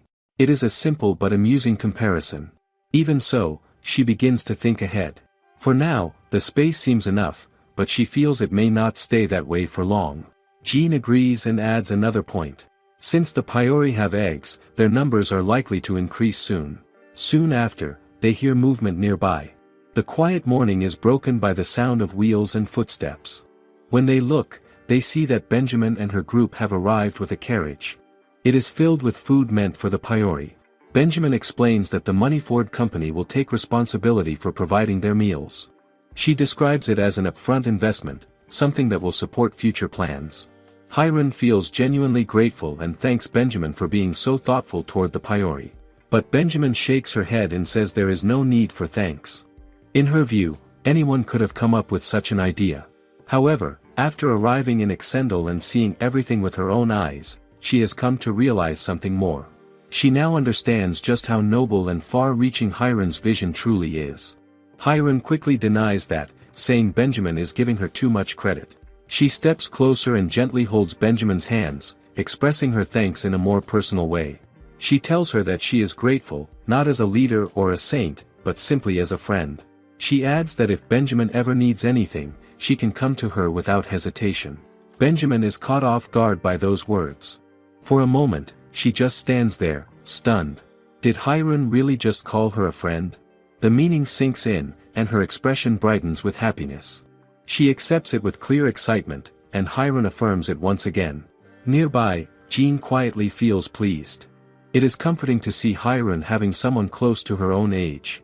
At the same time, Benjamin's assistants watch the exchange and feel relieved. They are glad to see that Benjamin has finally found someone she can call a friend. Benjamin's past is not an easy one. She was given a masculine name and raised under strict discipline so she could become a strong heir to the Moneyford Company. From a young age, she focused entirely on rebuilding the company, leaving little room for friendships or personal connections. Because of that, this moment means even more to her. Now filled with energy, Benjamin speaks with excitement. She declares that she will continue to build the company, not just for success, but to help bring peace to the world and support Hiron's goals. Her determination is clear. As they speak, the Paiori gather and begin enjoying the food that has been brought for them. Watching them eat peacefully, Hiron decides that this is the perfect time to carry out her promise. She prepares to cast purification magic on the Paiori. The area fills with a gentle glow, and star-like lights appear all around, drifting softly through the air. The sight is calm and beautiful. Thomas watches in amazement, clearly impressed by what he sees. Benjamin, on the other hand, becomes even more excited. She remarks that something like this should be recorded and preserved for future generations. After some time, the purification is complete. The light slowly fades, and the surroundings return to normal. Hiron stretches slightly and complains that waking up at 6:30 every morning is too much for her. She admits that she would rather keep sleeping and begins to think about finding a way to automate the process. If she is not always present, the Paiori still need to be cared for. Jean notices that Hiron has gone quiet and asks what is on her mind. Hiron explains her concern. She made a promise to purify the Paiori every morning, but if she has to travel, she will not be able to keep that promise herself. At the same time, she does not want to assign such a task to other saints. Because of that, she starts considering a different solution. What if the purification could happen automatically, at the same time every day? She looks around the area, thinking carefully. Then an idea forms. She decides to start with the land itself and create a system where things can grow and function on their own. She asks Jean to bring her a leaf orange from the dining hall. Jean leaves and returns shortly after with one, asking if it will be suitable. Hiron nods and tells her to place it on top of the Saint Quartz. Benjamin watches this with curiosity and asks what Hiron is planning. Hiron simply tells her to wait and see, then asks everyone to step back a little. With that, Hiron begins her work. Magic circles appear around the orange, glowing softly. From them, multiple clones of Hiron emerge, each one moving with purpose. They begin working around the orange, treating the Saint Quartz as if it were soil. The sight is unusual. Thomas observes closely and notes something surprising. Saint Quartz is known to be extremely hard and difficult to shape, yet Hiron's clones are handling it as if it were soft clay, kneading and shaping it with ease. Hiron notices that two of her clones are not doing anything useful. They are simply standing around, looking idle.